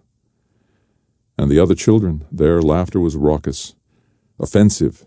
They circled around him and pointed and laughed for many seconds before they went back to their play. Ender wanted to hit them, to throw them in the brook. Instead, he walked into the forest. He found a path which soon became an ancient brick road, much overgrown with weeds but still usable. There were hints of possible games off to either side, but Ender followed none of them. He wanted to see where the path led. It led to a clearing, with a well in the middle and a sign that said, "Drink, Traveler." Ender went forward and looked at the well. Almost at once he heard a snarl. Out of the woods emerged a dozen slavering wolves with human faces. Ender recognized them. They were the children from the playground, only now their teeth could tear. Ender, weaponless, was quickly devoured. His next figure appeared as usual in the same spot and was eaten again, though Ender tried to climb down into the well. The next appearance, though, was at the playground. Again the children laughed at him. Laugh all you like, Ender thought. I know what you are. He pushed one of them. She followed him, angry. Ender led her up the slide. Of course, he fell through, but this time, following so closely behind him, she also fell through. When she hit the ground, she turned into a wolf and lay there, dead or stunned. One by one, Ender led each of the others into a trap, but before he had finished off the last of them, the wolves began reviving and were no longer children. Ender was torn apart again. This time, shaking and sweating, Ender found his figure revived on the giant's table. I should quit, he told himself. I should go to my new army. But instead he made his figure drop down from the table and walk around the giant's body to the playground. This time, as soon as the child hit the ground and turned into a wolf, Ender dragged the body to the brook and pulled it in. Each time the body sizzled as though the water were acid. The wolf was consumed, and a dark cloud of smoke arose and drifted away. The children were easily dispatched, though they began following him in twos and threes at the end. Ender found no wolves waiting for him in the clearing, and he lowered himself into the well on the bucket rope. The light in the cavern was dim, but he could see piles of jewels. He passed them by, noting that behind him eyes glinted among the gems. A table covered with food did not interest him. He passed through a group of cages hanging from the ceiling of the cave, each containing some exotic, friendly-looking creature. I'll play with you later, Ender thought. At last he came to a door with these words in glowing emeralds: "The end of the world." He did not hesitate. He opened the door and stepped through. He stood on a small ledge high on a cliff overlooking a terrain of bright and deep green forest, with dashes of autumn color and patches here and there of cleared land, with ox-drawn plows and small villages, a castle on a rise in the distance, and clouds riding currents of air below him. Above him, the sky was the ceiling of a vast cavern, with crystals dangling in bright stalactites. The door closed behind him. Ender studied the scene intently. With the beauty of it, he cared less for survival than usual. He cared little at the moment what the game of this place might be.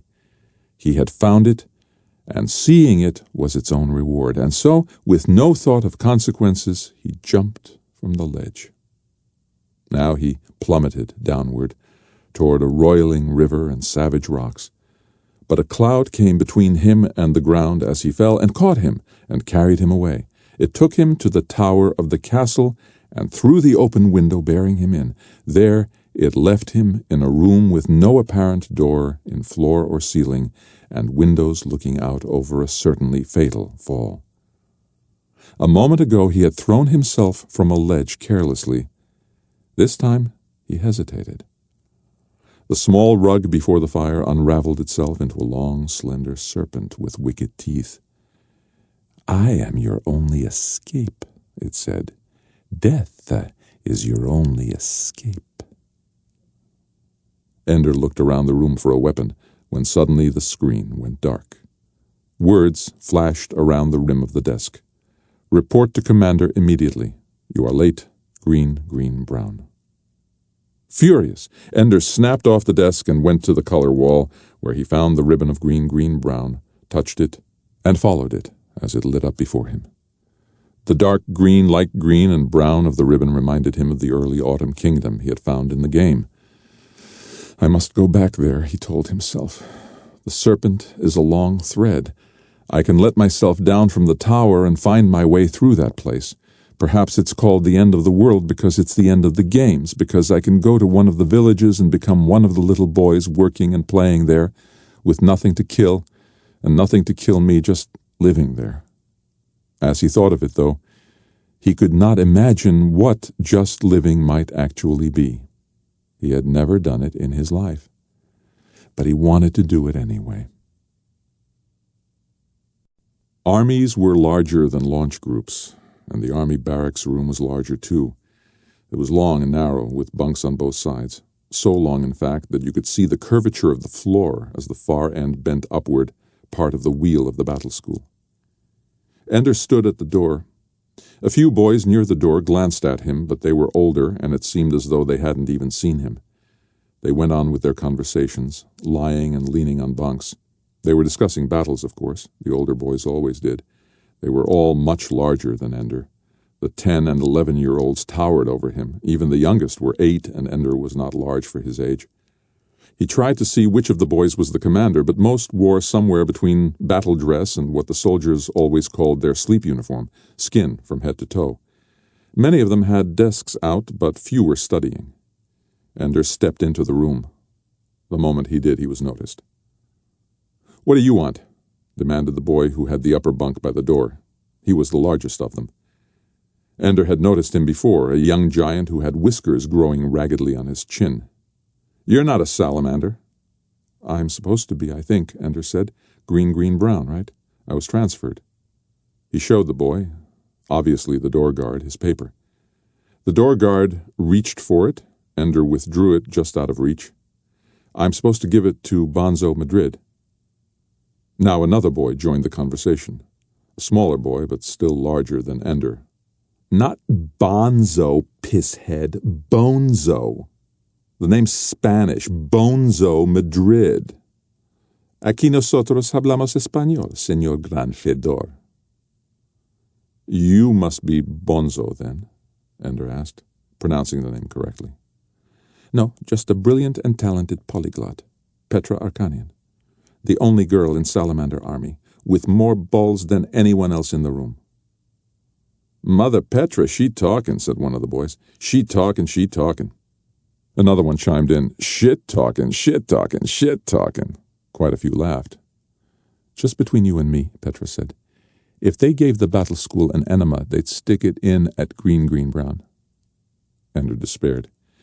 He already had nothing going for him, grossly undertrained, small, inexperienced, doomed to be resented for early advancement, and now, by chance, he had made exactly the wrong friend, an outcast in Salamander Army, and she had just linked him with her in the minds of the rest of the army. Oh, a good day's work. For a moment, as Ender looked around at the laughing, jeering faces, he imagined their bodies covered with hair, their teeth pointed for tearing. Am I the only human being in this place? Are all the others animals waiting only to devour? Then he remembered a lie. In every army, surely, there was at least one worth knowing. Suddenly, though no one said to be quiet, the laughter stopped, and the group fell silent. Ender turned to the door. A boy stood there, tall and slender, with beautiful black eyes and slender lips that hinted at refinement. "I would follow such beauty," said something inside Ender.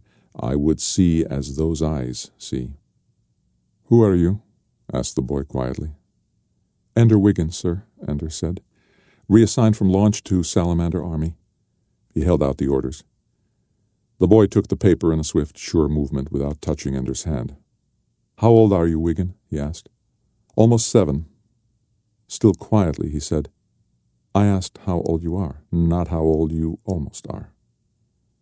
"I am 6 years, 9 months, and 12 days old." "How long have you been working in the battle room?" "A few months now. My aim is better." "Any training in battle maneuvers?"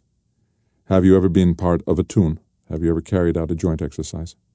Ender had never heard of such things. He shook his head. Madrid looked at him steadily. "I see.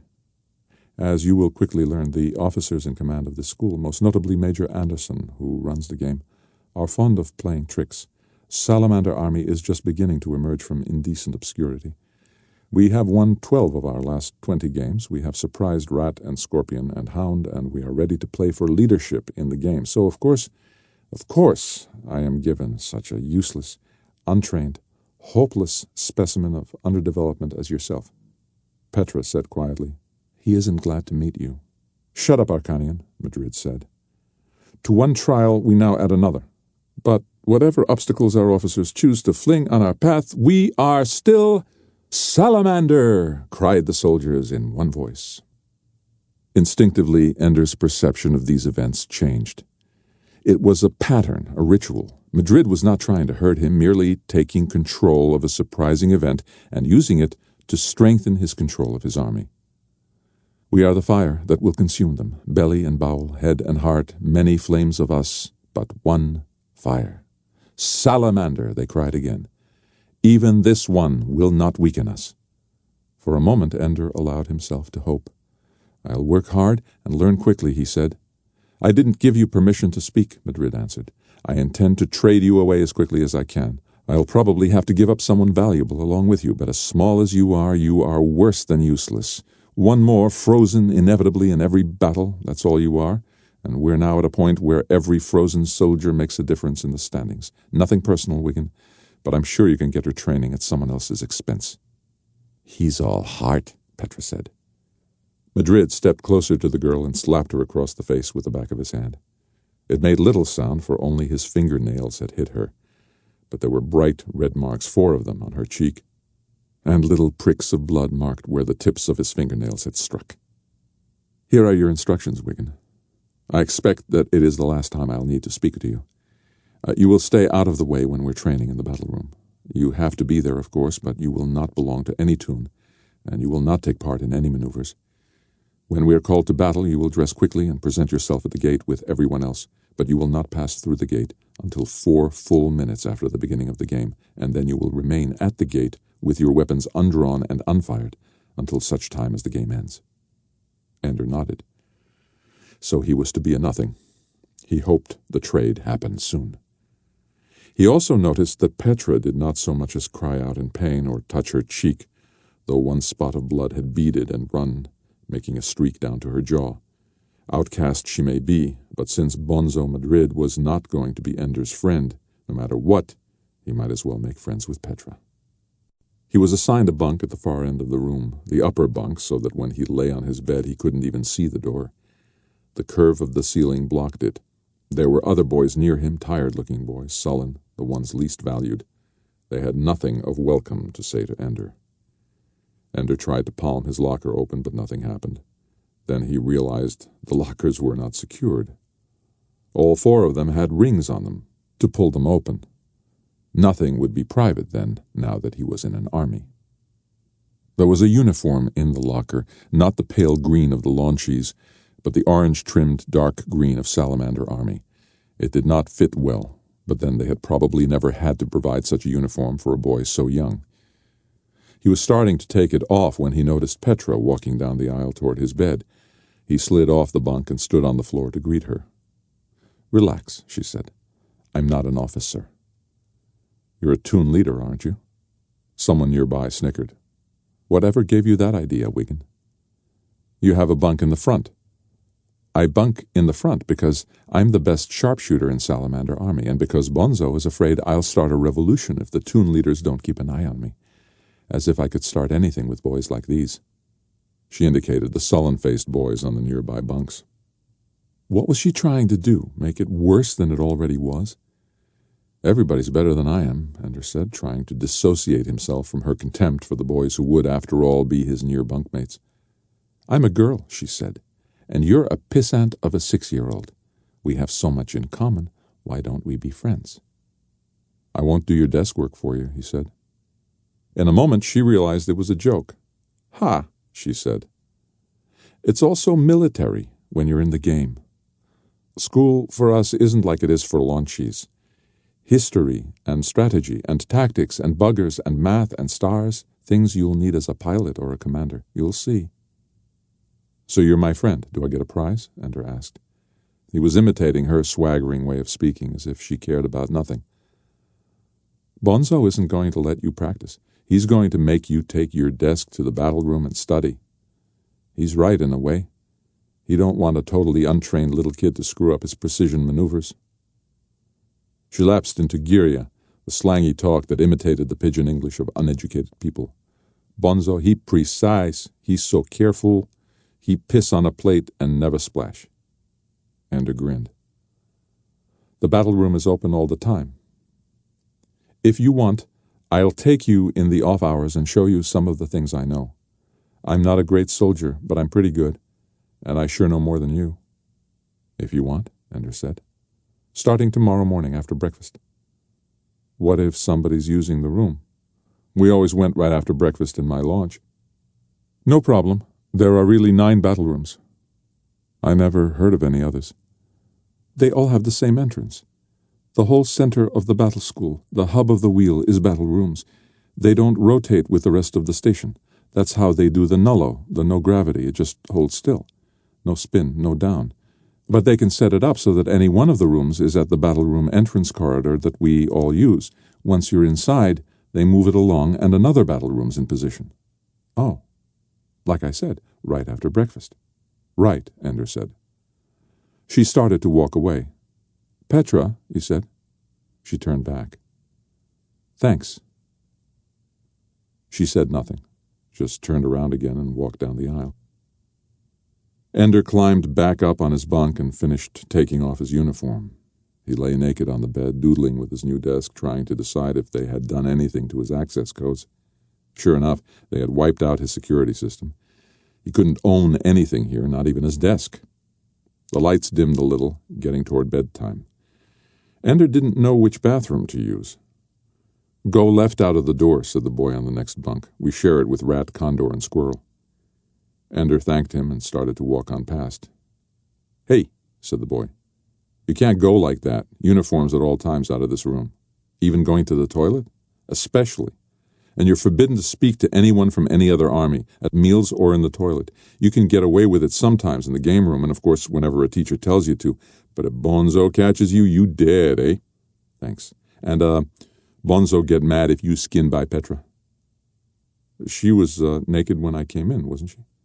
She do what she like, but you keep you clothes on. Bonzo's orders. That was stupid. Petra still looked like a boy. It was a stupid rule. It set her apart, made her different, split the army. Stupid, stupid. How did Bonzo get to be a commander if he didn't know better than that? A lie would be a better commander than Bonzo. He knew how to bring a group together. I know how to bring a group together too, thought Ender. Maybe I'll be commander someday. In the bathroom, he was washing his hands when somebody spoke to him. Hey, they putting babies in salamander uniforms now? Ender didn't answer, just dried off his hands. Hey, look, Salamander's getting babies now. Look at this. He could walk between my legs without touching my balls. 'Cause you got none, Dink, that's why, somebody answered. As Ender left the room, he heard somebody else say, It's Wiggin, you know, the smart-ass launchy from the game room. He walked down the corridor, smiling. He may be short, but they knew his name. From the game room, of course, so it meant nothing. But they'd see. He'd be a good soldier, too. They'd all know his name soon enough. Not in Salamander Army, maybe, but soon enough. Petra was waiting in the corridor that led to the battle room. Wait a minute, she said to Ender. Rabbit Army just went in, and it takes a few minutes to change to the next battle room. Ender sat down beside her. There's more to the battle room than just switching from one to the next, he said. For instance, why is there gravity in the corridor outside the room just before we go in? Petra closed her eyes. And if the battle rooms are really free-floating, what happens when one is connected? Why doesn't it start to move with the rotation of the school? Ender nodded. These are the mysteries, she said in a deep whisper. Do not pry into them. Terrible things happened to the last soldier who tried. He was discovered hanging by his feet from the ceiling of the bathroom, with his head stuffed in the toilet. Of course she was joking, but the message was clear. So I'm not the first person to ask the question. You remember this, little boy. When she said little boy, it sounded friendly, not contemptuous. They never tell you any more truth than they have to. But any kid with brains knows that there have been some changes in science since the days of old Mazer Rackham and the victorious fleet. Obviously, we can now control gravity, turn it on and off, change the direction, maybe reflect it. I've thought of lots of neat things you could do with gravity weapons and gravity drives on starships, and think how starships could move near planets, maybe tear big chunks out of them by reflecting the planet's own gravity back on itself, only from another direction, and focus down to a smaller point. But they say nothing. Ender understood more than she said. Manipulation of gravity was one thing. Deception by the officers was another. But the most important message was this: the adults are the enemy, not the other armies. They do not tell us the truth. "Come, little boy," she said. "The battle room is ready. Petra's hands are steady. The enemy is deadly," she giggled. "Petra the poet, they call me. They also say you're crazy as a loon." "Better believe it, baby butt." She had 10 target balls in a bag. Ender held onto her suit with one hand and the wall with the other to steady her as she threw them hard in different directions. In the null gravity, they bounced every which way. "Let go of me," she said. She shoved off, spinning deliberately. With a few deft hand moves, she steadied herself and began aiming carefully at ball after ball. When she shot one, its glow changed from white to red. Ender knew that the color change lasted less than 2 minutes. Only one ball had changed back to white when she got the last one. She rebounded accurately from a wall and came at high speed back to Ender. He caught her and held her against her own rebound, one of the first techniques they had taught him as a launchie. "You're good," he said. "None better. And you're going to learn how to do it." Petra taught him to hold his arms straight, to aim with the whole arm. Something most soldiers don't realize is that the farther away your target is, the longer you have to hold the beam within about a 2-centimeter circle. It's the difference between 1/10 of a second and 1/2 a second, but in battle that's a long time. A lot of soldiers think they missed when they're right on target, but they moved away too fast, so you can't use your gun like a sword. Swish, swish, slice them in half. You got to aim. She used the ball caller to bring the targets back, then launched them slowly, one by one. Ender fired at them. He missed every one. "Good," she said. "You don't have any bad habits." "I don't have any good ones either," he pointed out. "I give you those." They didn't accomplish much that first morning, mostly talk. How to think while you were aiming. You've got to hold your own motion and your enemy's motion in your mind at the same time. You've got to hold your arm straight out and aim with your body, so in case your arm is frozen, you can still shoot. Learn where your trigger actually fires and ride the edge so you don't have to pull so far each time you fire. Relax your body, don't tense up, it makes you tremble. It was the only practice Ender got that day. During the Army's drills in the afternoon, Ender was ordered to bring his desk and do his schoolwork, sitting in a corner of the room.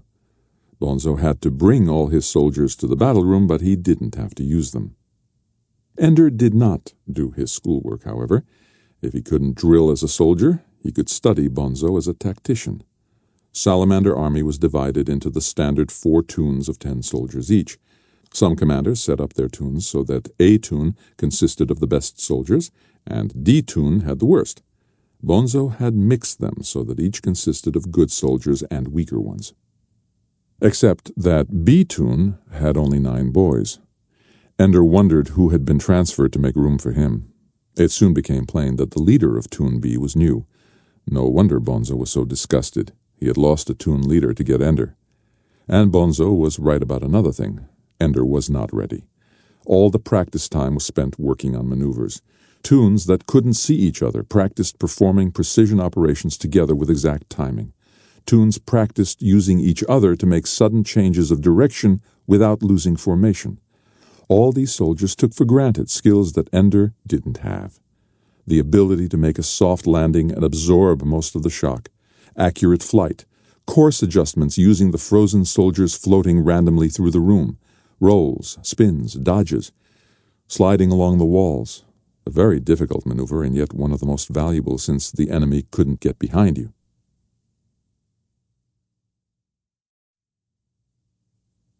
Even as Ender learned how much he did not know, he also saw things that he could improve on. The well-rehearsed formations were a mistake. It allowed the soldiers to obey shouted orders instantly, but it also meant they were predictable. Also, the individual soldiers were given little initiative. Once a pattern was set, they were to follow it through. There was no room for adjustment to what the enemy did against the formation. Ender studied Bonzo's formations like an enemy commander would, noting ways to disrupt the formation. During free play that night, Ender asked Petra to practice with him. "No," she said. I want to be a commander someday, so I've got to play the game room. It was a common belief that the teachers monitored the games and spotted potential commanders there. Ender doubted it, though. Toon leaders had a better chance to show what they might do as commanders than any video player. But he didn't argue with Petra. The after-breakfast practice was generous enough. Still, he had to practice, and he couldn't practice alone except a few of the basic skills. Most of the hard things required partners or teams. If only he still had Alai or Shen to practice with. Well, why shouldn't he practice with them? He had never heard of a soldier practicing with launchies, but there was no rule against it. It just wasn't done. Launchies were held in too much contempt. Well, Ender was still being treated like a launchie anyway. He needed someone to practice with, and in return he could help them learn some of the things he saw the older boys doing. "Hey, the great soldier returns," said Barnard. Ender stood in the doorway of his old barracks. He'd only been away for a day, but already it seemed like an alien place, and the others of his launch group were strangers. Almost he turned around and left. But there was Alai, who had made their friendship sacred. Alai was not a stranger. Ender made no effort to conceal how he was treated in Salamander Army. "And they're right, I'm about as useful as a sneeze in a spacesuit." Alai laughed, and other launchies started to gather around. Ender proposed his bargain.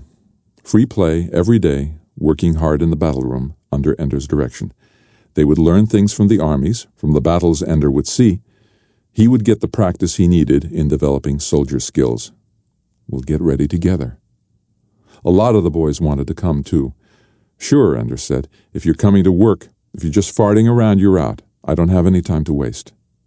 They didn't waste any time. Ender was clumsy trying to describe what he had seen, working out ways to do it, but by the time free play ended, they had learned some things. They were tired, but they were getting the knack of a few techniques. "Where were you?" said Bonzo. Ender stood stiffly by his commander's bunk. "Practicing in a battle room. I hear you had some of your old launchy group with you." "I couldn't practice alone. I won't have any soldiers in Salamander Army hanging around with launchies. You're a soldier now." Ender regarded him in silence. "Did you hear me, Wigan?" "Yes, sir."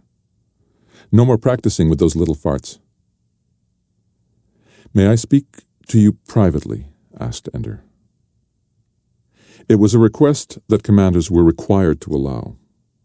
Bonzo's face went angry, and he led Ender out into the corridor. "Listen, Wigan, I don't want you. I'm trying to get rid of you, but don't give me any problems or I'll paste you to the wall." A good commander, thought Ender, doesn't have to make stupid threats. Bonzo grew annoyed at Ender's silence. "Look, you asked me to come out here. Now talk." "Sir, you were correct not to place me in a toon. I don't know how to do anything. I don't need you to tell me when I'm correct. But I'm going to become a good soldier. I won't screw up your regular drill, but I'm going to practice. And I'm going to practice with the only people who will practice with me, and that's my launchies. You'll do what I tell you, you little bastard." "That's right, sir. I'll follow all the orders that you're authorized to give. But free play is free. No assignments can be given, none, by anyone." He could see Bonzo's anger growing hot. Hot anger was bad. Ender's anger was cold, and he could use it. Bonzo's was hot, and so it used him. "Sir, I've got my own career to think of. I won't interfere in your training and your battles, but I've got to learn sometime. I didn't ask to be put into your army. You're trying to trade me as soon as you can. But nobody will take me if I don't know anything, will they? Let me learn something, and then you can get rid of me all the sooner and get a soldier you can really use." Bonzo was not such a fool that anger kept him from recognizing good sense when he heard it. Still, he couldn't let go of his anger immediately. "While you're in Salamander Army, you'll obey me. If you try to control my free play, I can get you iced." It probably wasn't true, but it was possible. Certainly, if Ender made a fuss about it, interfering with free play could conceivably get Bonzo removed from command. Also, there was the fact that the officers obviously saw something in Ender, since they had promoted him. Maybe Ender did have influence enough with the teachers to ice somebody. "Bastard," said Bonzo. "It isn't my fault you gave me that order in front of everybody," Ender said. "But if you want, I'll pretend you won this argument. Then tomorrow you can tell me you changed your mind." "I don't need you to tell me what to do. I don't want the other guys to think you backed down. You wouldn't be able to command as well." Bonzo hated him for it, for the kindness. Ender tried to understand why. Maybe it seemed to Bonzo as if Ender were granting him his command as a favor. Galling, and yet he had no choice about anything. Well, it was Bonzo's own fault for giving Ender an unreasonable order. Still, he would only know that Ender had beaten him, and then rubbed his nose in it by being magnanimous. "I'll have your ass someday," Bonzo said. "Probably," said Ender. The lights-out buzzer sounded. Ender walked back into the room looking dejected, beaten, angry. The other boys drew the obvious conclusion, and in the morning, as Ender was leaving for breakfast, Bonzo stopped him and spoke loudly. "I changed my mind, pinprick. Maybe by practicing with your launchies you'll learn something, and I can trade you easier. Anything to get rid of you faster." "Thank you, sir," Ender said. "Anything," whispered Bonzo. "I hope you're iced." Ender smiled gratefully and left the room. After breakfast he practiced again with Petra. All afternoon he watched Bonzo drill and figured out ways to destroy his army. During free play, he and Alai and the others worked themselves to exhaustion. "I can do this," thought Ender as he lay in his bed, his muscles throbbing, unknotting themselves. "I can handle it." Salamander Army had a battle 4 days later. Ender followed behind the real soldiers as they jogged along the corridors to the battle room. There were 2 ribbons along the walls, the green-green-brown of Salamander and the black-white-black of Condor. When they came to the place where the battle room had always been, the corridor split instead, with green-green-brown leading to the left and black-white-black to the right. Around another turn to the right, and the army stopped in front of a blank wall. The Toons formed up in silence. Ender stayed behind them all. Bonzo was giving his instructions. A, take the handles and go up. B, left. C, right. D, down. He saw that the Toons were oriented to follow instructions, then added, "And you, pinprick, wait 4 minutes, then come just inside the door. Don't even take your gun off your suit." Ender nodded. Suddenly the wall behind Bonzo became transparent. Not a wall at all, then, but a force field. The battle room was different, too. Huge brown boxes were suspended in midair, partially obstructing the view. So these were the obstacles that the soldiers called stars. They were distributed seemingly at random. Bonzo seemed not to care where they were. Apparently the soldiers already knew how to handle the stars. But it soon became clear to Ender, as he sat and watched the battle from the corridor, that they did not know how to handle the stars. They did know how to soft land on one and use it for cover, the tactics of assaulting the enemy's position on a star. They showed no sense at all of which stars mattered. They persisted in assaulting stars that could have been bypassed by wall sliding to a more advanced position. The other commander was taking advantage of Bonzo's neglect of strategy. Condor Army forced the salamanders into costly assaults. Fewer and fewer salamanders were unfrozen for the attack on the next star. It was clear after only 4 minutes that Salamander Army could not defeat the enemy by attacking. Ender stepped through the gate. He drifted slightly downward. The battle rooms he had practiced in always had their doors at floor level. For real battles, however, the door was set in the middle of the wall, as far from the floor as from the ceiling. Abruptly he felt himself reorient, as he had in the shuttle. What had been down was now up and now sideways. In Nullo, there was no reason to stay oriented the way he had been in the corridor. It was impossible to tell, looking at the perfectly square doors, which way had been up, and it didn't matter. For now, Ender had found the orientation that made sense. The enemy's gate was down. The object of the game was to fall toward the enemy's home. Ender made the motions that oriented himself in his new direction. Instead of being spread out, his whole body presented to the enemy. Now Ender's legs pointed toward them. He was a much smaller target. Someone saw him. He was, after all, drifting aimlessly in the open. Instinctively, he pulled his legs up under him. At that moment he was flashed, and the legs of his suit froze in position. His arms remained unfrozen. For without a direct body hit, only the limbs that were shot froze up. It occurred to Ender that if he had not been presenting his legs to the enemy, it would have been his body they hit. He would have been immobilized. Since Bonzo had ordered him not to draw his weapon, Ender continued to drift, not moving his head or arms, as if they had been frozen too. The enemy ignored him and concentrated their fire on the soldiers who were firing at them. It was a bitter battle. Outnumbered now, Salamander Army gave ground stubbornly. The battle disintegrated into a dozen individual shootouts. Bonzo's discipline paid off now, for each salamander that froze took at least one enemy with him. No one ran or panicked. Everyone remained calm and aimed carefully. Petra was especially deadly. Condor Army noticed it and took great effort to freeze her. They froze her shooting arm first, and her stream of curses was only interrupted when they froze her completely and the helmet clamped down on her jaw. In a few minutes it was over. Salamander Army offered no more resistance. Ender noted with pleasure that Condor could only muster the minimal 5 soldiers necessary to open the gate to victory. 4 of them touched their helmets to the lighted spots at the 4 corners of Salamander's door, while the 5th passed through the force field. That ended the game. The lights came back on to their full brightness, and Anderson came out of the teacher door. I could have drawn my gun and shot just one of them, and they would have been too few. The game would have been a draw. Without 4 men to touch the 4 corners and a 5th man to pass through the gate, Condor would have had no victory. Bonzo, you ass. I could have saved you from this defeat. Maybe even turned it to victory, since they were sitting there, easy targets. They wouldn't have known at first where the shots were coming from. I'm a good enough shot for that. But orders were orders, and Ender had promised to obey. He did get some satisfaction out of the fact that on the official tally, Salamander Army recorded not the expected 41 disabled or eliminated, but rather 40 eliminated and 1 damaged. Bonzo couldn't understand it until he consulted Anderson's book and realized who it was.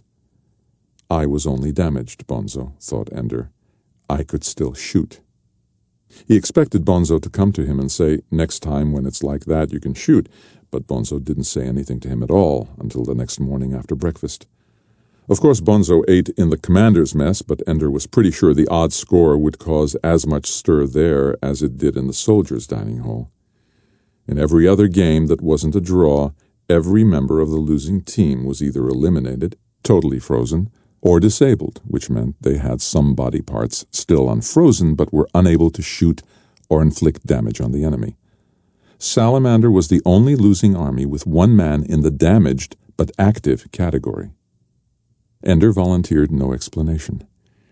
But the other members of Salamander Army let it be known why it had happened, and when other boys asked him why he hadn't disobeyed orders and fired, he calmly answered, I obey orders. After breakfast, Bonzo looked for him. The order still stands, he said, and don't you forget it. It will cost you, you fool. I may not be a good soldier, but I can still help, and there's no reason you shouldn't let me. Ender said nothing. An interesting side effect of the battle was that Ender emerged at the top of the soldier efficiency list. Since he hadn't fired a shot, he had a perfect record on shooting, no misses at all. And since he had never been eliminated or disabled, his percentage there was excellent. No one else came close. It made a lot of the boys laugh, and others were angry, but on the prized efficiency list, Ender was now the leader. He kept sitting out the Army practice sessions, and kept working hard on his own with Petra in the mornings and his friends at night. More launchies were joining them now, not on a lark, but because they could see results. They were getting better and better. Ender and Eli stayed ahead of them, though. In part, it was because Eli kept trying new things, which forced Ender to think of new tactics to cope with them. In part, it was because they kept making stupid mistakes, which suggested things to do that no self-respecting, well-trained soldier would even have tried. Many of the things they attempted turned out to be useless, but it was always fun, always exciting, and enough things worked that they knew it was helping them. Evening was the best time of day. The next 2 battles were easy salamander victories. Ender came in after 4 minutes and remained untouched by the defeated enemy. Ender began to realize that Condor army, which had beaten them, was unusually good. Salamander, weak as Bonzo's grasp of strategy might be, was one of the better teams, climbing steadily in the ratings, clawing for 4th place with Rat Army. Ender turned 7. They weren't much for dates and calendars at the battle school, but Ender had found out how to bring up the date on his desk, and he noticed his birthday. The school noticed it, too. They took his measurements and issued him a new salamander uniform and a new flash suit for the battle room. He went back to the barracks with the new clothing on. It felt strange and loose, like his skin no longer fit properly. He wanted to stop at Petra's bunk and tell her about his home, about what his birthdays were usually like. Just tell her it was his birthday so she'd say something about it being a happy one. But nobody told birthdays. It was childish.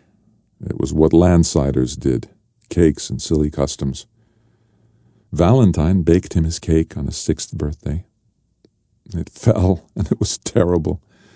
Nobody knew how to cook anymore. It was the kind of crazy thing Valentine would do. Everybody teased Valentine about it, but Ender saved a little bit of it in his cupboard. Then they took out his monitor, and he left, and for all he knew it was still there, a little piece of greasy yellow dust. Nobody talked about home, not among the soldiers. There had been no life before battle school. Nobody got letters, and nobody wrote any. Everybody pretended that they didn't care. But I do care, thought Ender. The only reason I'm here is so that a bugger won't shoot out Valentine's eye, won't blast her head open like the soldiers in the videos of the first battles with the buggers, won't split her head with a beam so hot that her brains burst the skull and spill out like rising bread dough, the way it happens in my worst nightmares and my worst nights when I wake up trembling but silent, must keep silent or they'll hear that I miss my family. I want to go home. It was better in the morning. Home was merely a dull ache in the back of his memory, a tiredness in his eyes. That morning Bonzo came in as they were dressing. "Flash suits," he called. It was a battle. Ender's 4th game. The enemy was Leopard Army. It would be easy. Leopard was new, and it was always in the bottom quarter in the standings. It had been organized only 6 months ago, with Paul Slattery as its commander. Ender put on his new battle suit and got into line. Bonzo pulled him roughly out of line and made him march at the end. "You didn't need to do that," Ender said silently. "You could have let me stay in line." Ender watched from the corridor. Paul Slattery was young, but he was sharp. He had some new ideas. He kept his soldiers moving, darting from star to star, wall-sliding to get behind and above the stolid salamanders. Ender smiled. Bonzo was hopelessly confused, and so were his men. Leopard seemed to have men in every direction. However, the battle was not as lopsided as it seemed. Ender noticed that Leopard was losing a lot of men, too. Their reckless tactics exposed them too much. What mattered, however, was that Salamander felt defeated. They had surrendered the initiative completely. Though they were still fairly evenly matched with the enemy, they huddled together like the last survivors of a massacre, as if they hoped the enemy would overlook them in the carnage. Ender slipped slowly through the gate, oriented himself so the enemy's gate was down, and drifted slowly eastward to a corner where he wouldn't be noticed. He even fired at his own legs to hold them in the kneeling position that offered him the best protection. He looked to any casual glance like another frozen soldier who had drifted helplessly out of the battle. With Salamander army waiting abjectly for destruction, Leopard obligingly destroyed them. When Salamander finally stopped firing, Leopard had 9 boys left. They formed up and started to open the Salamander gate. Ender aimed carefully with a straight arm, as Petra had taught him. Before anyone knew what was happening, he froze 3 of the soldiers who were about to press their helmets against the lighted corners of the door. Then some of the others spotted him and fired, but at first they hit only his already frozen legs. It gave him time to get the last 2 men at the gate. Leopard had only 4 men left unfrozen when Ender was finally hit in the arm and disabled. The game was a draw, and they never had hit him in the body. Paul Slattery was furious. But there had been nothing unfair about it. Everyone in Leopard Army assumed that it had been a strategy of Bonzo's to leave a man till the last minute. It didn't occur to them that little Ender had fired against orders. But Salamander Army knew. Bonzo knew. And Ender could see from the way his commander looked at him that Bonzo hated him for rescuing him from total defeat. I don't care, Ender told himself. It will just make me easier to trade away, and in the meantime you won't drop so far in the standings. Just trade me. I've learned all I'm ever going to learn from you. How to fail with style. That's all you know, Bonzo. What have I learned so far? Ender listed things in his mind as he undressed by his bunk. The enemy's gate is down. Use my legs as a shield in battle. A small reserve held back until the end of the game can be decisive. And soldiers can sometimes make decisions that are smarter than the orders they've been given. Naked, he was about to climb into bed when Bonzo came toward him, his face hard and set. I have seen Peter like this, thought Ender, silent with murder in his eye. But Bonzo is not Peter. Bonzo has more fear. Wigan, I finally traded you. I was able to persuade Rat Army that your incredible place on the efficiency list is more than an accident. You go over there tomorrow. Thank you, sir, Ender said. Perhaps he sounded too grateful. Suddenly Bonzo swung at him, caught his jaw with a vicious, open-handed slap. It knocked Ender sideways into his bunk, and he almost fell. Then Bonzo slugged him hard in the stomach. Ender dropped to his knees. You disobeyed me, Bonzo said, loudly for all to hear. No good soldier ever disobeys.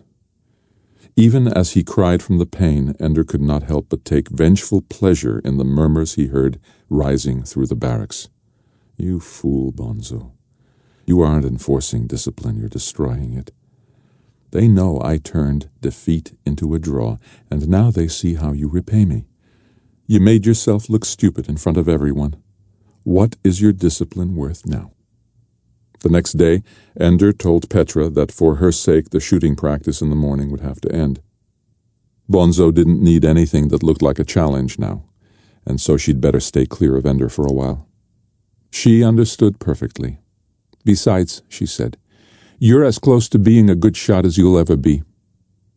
He left his desk and flash suit in the locker. He would wear his salamander uniform until he could get to the commissary and change it for the brown and black of Rat.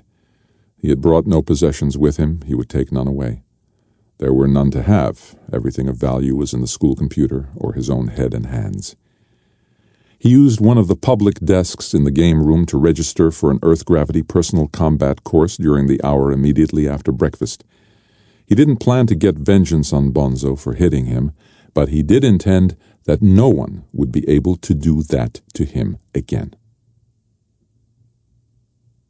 Colonel Graff, the games have always been run fairly before, either random distribution of stars or symmetrical.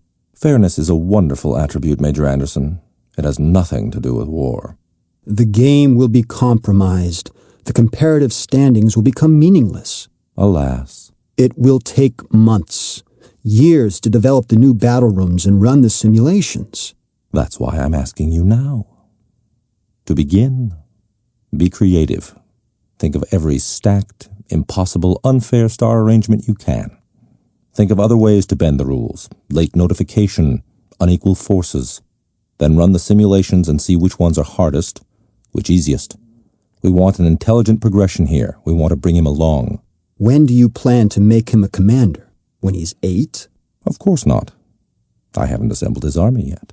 Oh, so you're stacking it that way too. You're getting too close to the game, Anderson. You're forgetting that it is merely a training exercise. It's also status, identity, purpose, name. All that makes these children who they are comes out of this game. When it becomes known that the game can be manipulated, weighted, cheated, it will undo this whole school. I'm not exaggerating. I know. So I hope Ender Wiggin truly is the one, because you'll have degraded the effectiveness of our training method for a long time to come. If Ender isn't the one, If his peak of military brilliance does not coincide with the arrival of our fleet at the bugger homeworlds, then it doesn't really matter what our training method is or isn't. I hope you will forgive me, Colonel Graff, but I feel that I must report your orders and my opinion of their consequences to the strategos and the hegemon. Why not our dear Polamark? Everybody knows you have him in your pocket. Such hostility, Major Anderson. And I thought we were friends. We are. And I think you may be right about Ender. I just don't believe you and you alone should decide the fate of the world. I don't even think it's right for me to decide the fate of Ender Wiggin. So you won't mind if I notify them? Of course I mind, you meddlesome ass. This is something to be decided by people who know what they're doing, not these frightened politicians who got their office because they happen to be politically potent in the country they come from. But you understand why I'm doing it. Because you're such a short-sighted little bureaucratic bastard that you think you need to cover yourself in case things go wrong. Well, if things go wrong, we'll all be bugger meat. So trust me now, Anderson, and don't bring the whole damn hegemony down on my neck. What I'm doing is hard enough without them. Oh, is it unfair? Are things stacked against you? You can do it to Ender, but you can't take it. Is that it? Ender Wiggin is 10 times smarter and stronger than I am. What I'm doing to him will bring out his genius. If I had to go through it myself, it would crush me. Major Anderson, I know I'm wrecking the game, and I know you love it better than any of the boys who play. Hate me if you like, but don't stop me. I reserve the right to communicate with the hegemony and the strategoi at any time. But for now, do what you want. Thank you so very kindly. Ender Wiggin, the little farthead who leads the standings. What a pleasure to have you with us.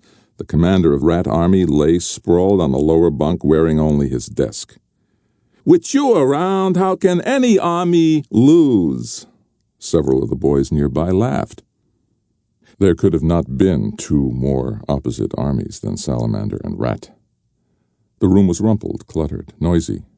After Bonzo, Ender had thought that undiscipline would be a welcome relief.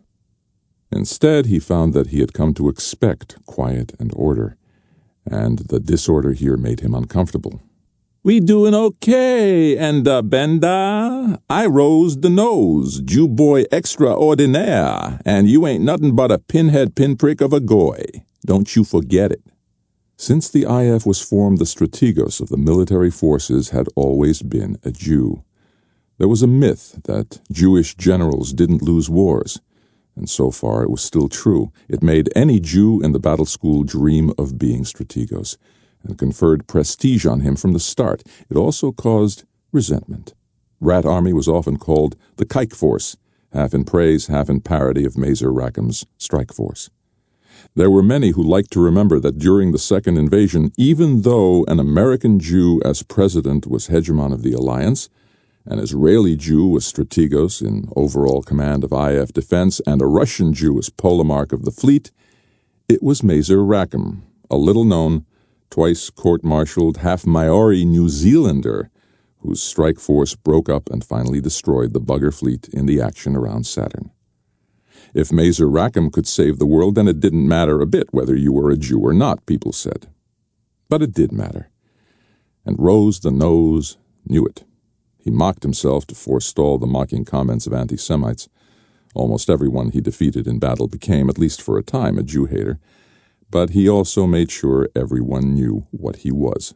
His army was in second place, bucking for first. "I took you on, Goy, because I didn't want people to think I only win because I got great soldiers. I want them to know that even with a little puke of a soldier like you, I can still win.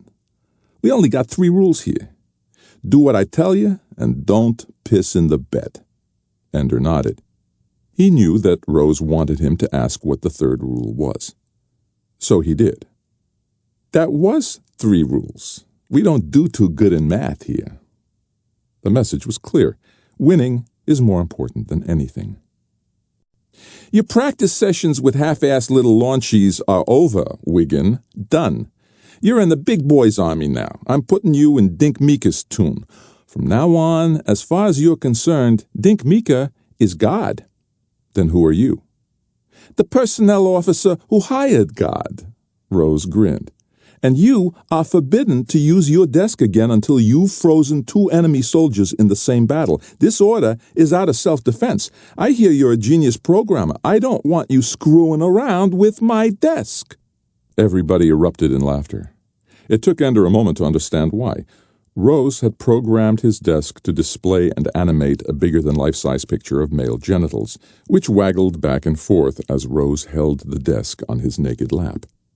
"This is just the sort of commander Bonzo would trade me to," thought Ender. "How does a boy who spends his time like this win battles?" Ender found Dink Meeker in the game room, not playing, just sitting and watching. "A guy pointed you out," Ender said. "I'm Ender Wiggin." "I know," said Meeker. "I'm in your tune." "I know," he said again. "I'm pretty inexperienced." Dink looked up at him. "Look, Wiggin, I know all this. Why do you think I asked Rose to get you for me?" He had not been dumped. He had been picked up. He had been asked for. Meeker wanted him. "Why?" asked Ender. "I've watched your practice sessions with the launchies. I think you show some promise. Bonzo is stupid, and I wanted you to get better training than Petra could give you. All she can do is shoot. I needed to learn that. You still move like you were afraid to wet your pants. So teach me. So learn. I'm not going to quit my free time practice sessions. I don't want you to quit them. Rose the Nose does. Rose the Nose can't stop you. Likewise, he can't stop you from using your desk. So why did he order it? Listen, Ender. Commanders have just as much authority as you let them have. The more you obey them, the more power they have over you. What's to stop them from hurting me?" Ender remembered Bonzo's blow. "I thought that was why you were taking personal attack classes." "You've really been watching me, haven't you?" Dink didn't answer. "I don't want to get Rose mad at me. I want to be part of the battles now. I'm tired of sitting out till the end." "Your standings will go down." This time Ender didn't answer. "Listen, Ender. As long as you're part of my tune, you're part of the battle." Ender soon learned why. Dink trained his tune independently from the rest of Rat Army, with discipline and vigor. He never consulted with Rose, and only rarely did the whole army maneuver together. It was as if Rose commanded one army, and Dink commanded a much smaller one that happened to practice in the battle room at the same time. Dink started out the first practice by asking Ender to demonstrate his feet-first attack position. The other boys didn't like it. "How can we attack lying on our backs?" they asked. To Ender's surprise, Dink didn't correct them, didn't say, "You aren't attacking on your back, you're dropping downward toward them." He had seen what Ender was doing, but he had not understood the orientation that it implied. It soon became clear to Ender that even though Dink was very, very good, his persistence in holding on to the corridor gravity orientation instead of thinking of the enemy gate as downward was limiting his thinking. They practiced attacking an enemy-held star. Before trying Ender's feet-first method, they had always gone in standing up, their whole bodies available as a target. Even now, though, they reached the star and then assaulted the enemy from one direction only. "Over the top!" cried Dink, and over they went. To his credit, he then repeated the exercise, calling, "Again, upside down." But because of their insistence on a gravity that didn't exist, the boys became awkward when the maneuver was under, as if vertigo seized them. They hated the feet-first attack. Dink insisted that they use it. As a result, they hated Ender. "Do we have to learn how to fight from a launchie?" one of them muttered, making sure Ender could hear. "Yes," answered Dink. They kept working, and they learned it.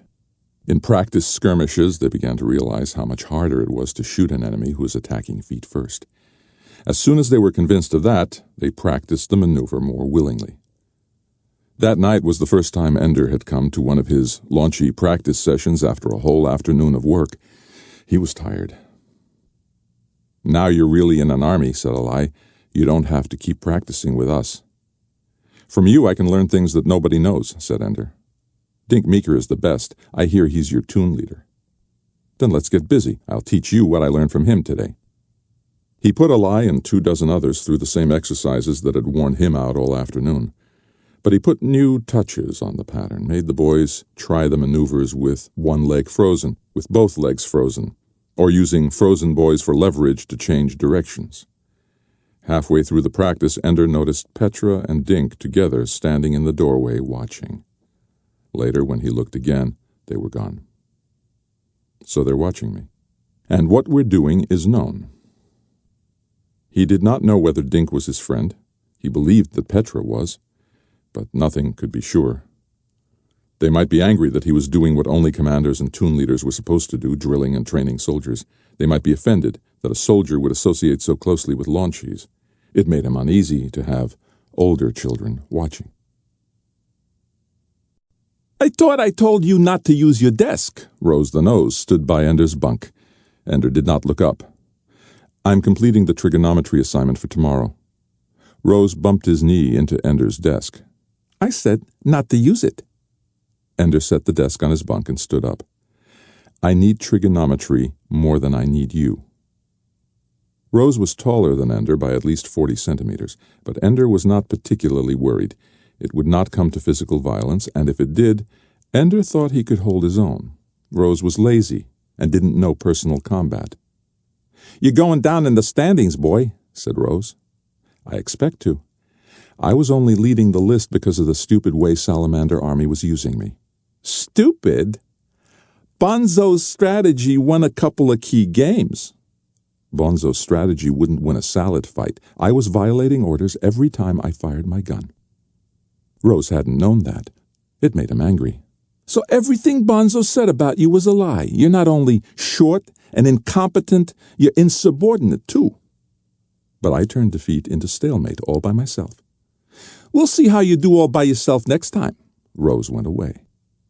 One of Ender's toon mates shook his head. "You dumb as a thumb." Ender looked at Dink, who was doodling on his desk. Dink looked up, noticed Ender watching him, and gazed steadily back at him. No expression, nothing. "Okay," thought Ender, "I can take care of myself." Battle came 2 days later. It was Ender's first time fighting as part of a toon. He was nervous.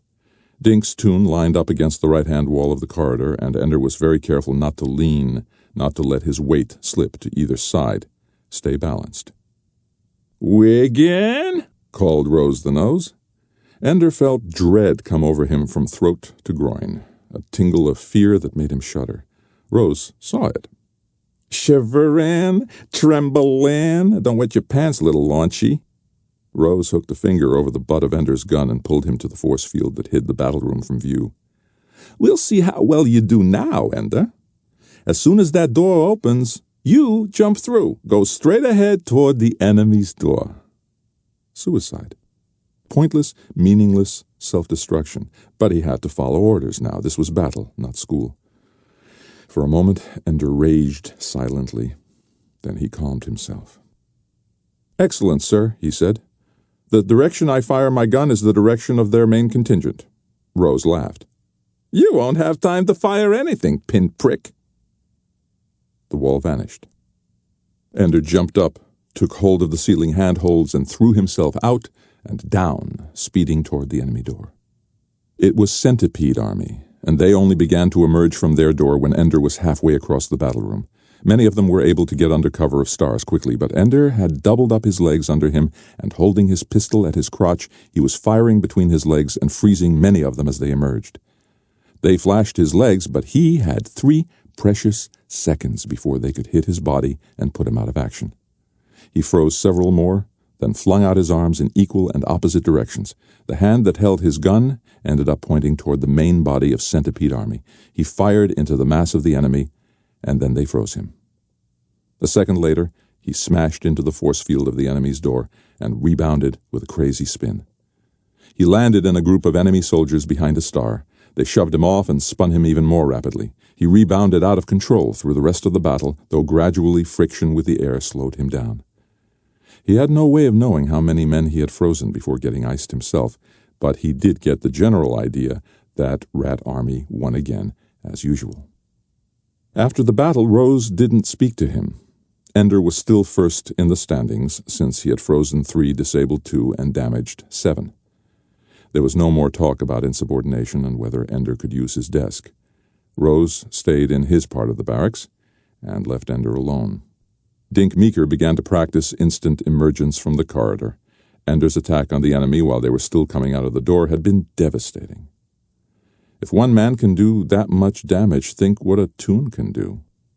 Dink got Major Anderson to open a door in the middle of a wall even during practice sessions instead of just the floor-level door, so they could practice launching under battle conditions.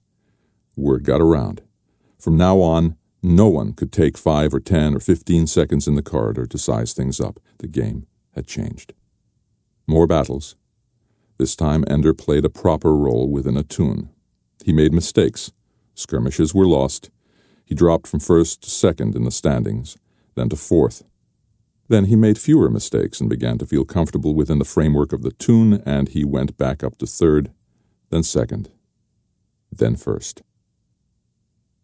After practice one afternoon, Ender stayed in the battle room. He had noticed that Dink Meeker usually came late to dinner, and he assumed it was for extra practice. Ender wasn't very hungry, and he wanted to see what it was Dink practiced when no one else could see. But Dink didn't practice. He stood near the door watching Ender.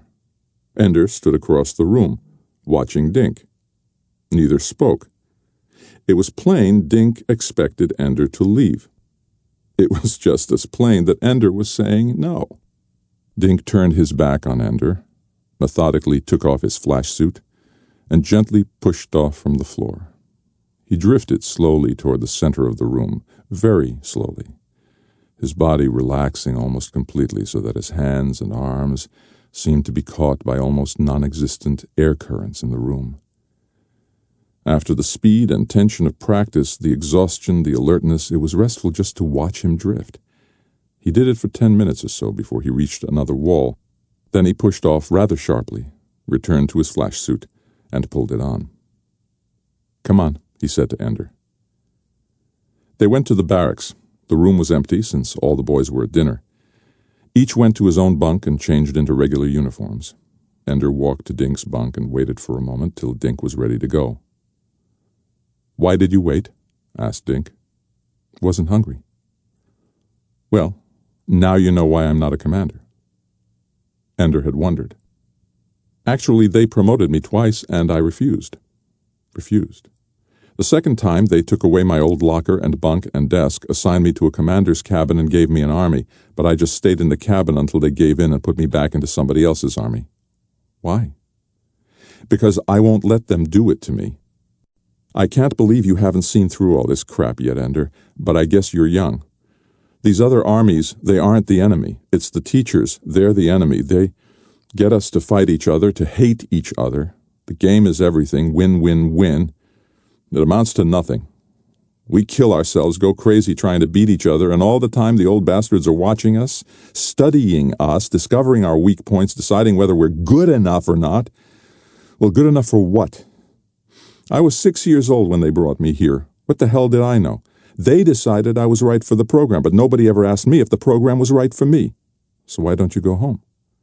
Dink smiled crookedly. Because I can't give up the game. He tugged at the fabric of his flash suit, which lay on the bunk beside him. Because I love this. So why not be a commander? Dink shook his head. Never. Look what it does to Rosen. The boy's crazy.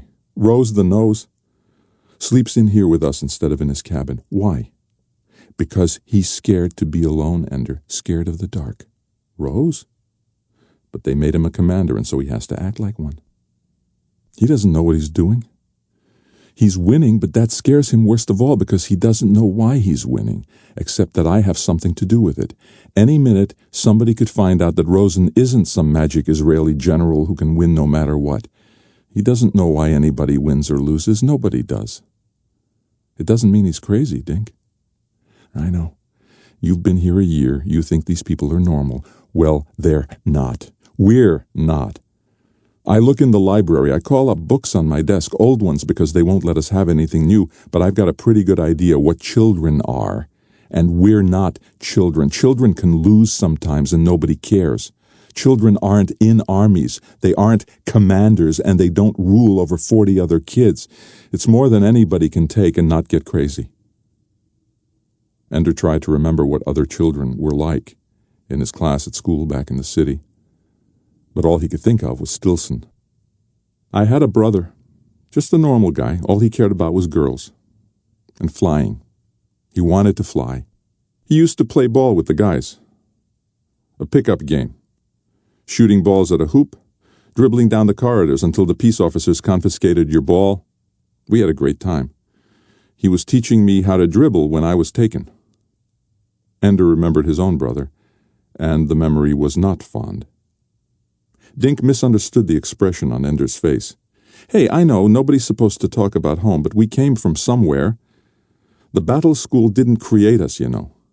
The battle school doesn't create anything, it just destroys. And we all remember things from home. Maybe not good things, but we remember, and then we lie and pretend that... Look, Ender, why is it that nobody talks about home ever? Doesn't that tell you how important it is? That nobody even admits that... Oh, hell. No, it's all right, Ender said. I was just thinking about Valentine, my sister. I wasn't trying to make you upset. It's okay. I don't think of her very much because I always get like this. That's right. We never cry. I never thought of that. Nobody ever cries. We really are trying to be adults, just like our fathers. I bet your father was like you. I bet he was quiet and took it and then busted out, and I'm not like my father. So maybe I'm wrong.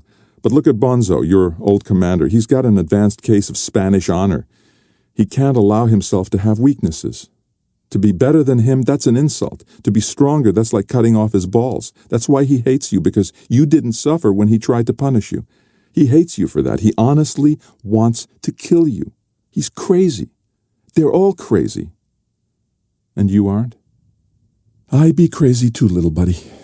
But at least when I be craziest, I be floating all alone in space, and the crazy she float out of me, she soak into the walls, and she don't come out till there be battles, and little boys bump into the walls and squish out the crazy. Ender smiled. And you be crazy too, said Dink. Come on. Let's go eat. Maybe you can be a commander and not be crazy.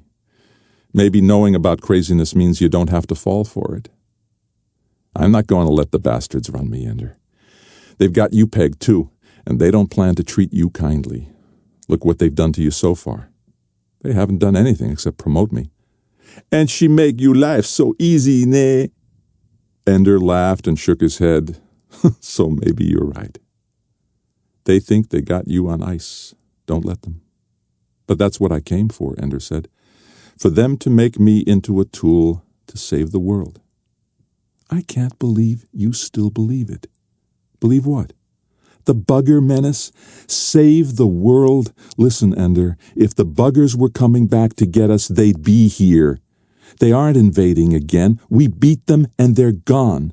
But the videos, all from the first and second invasions. Your grandparents weren't born yet when Mazer Rackham wiped them out. You watch, it's all a fake. There is no war, and they're just screwing around with us. But why?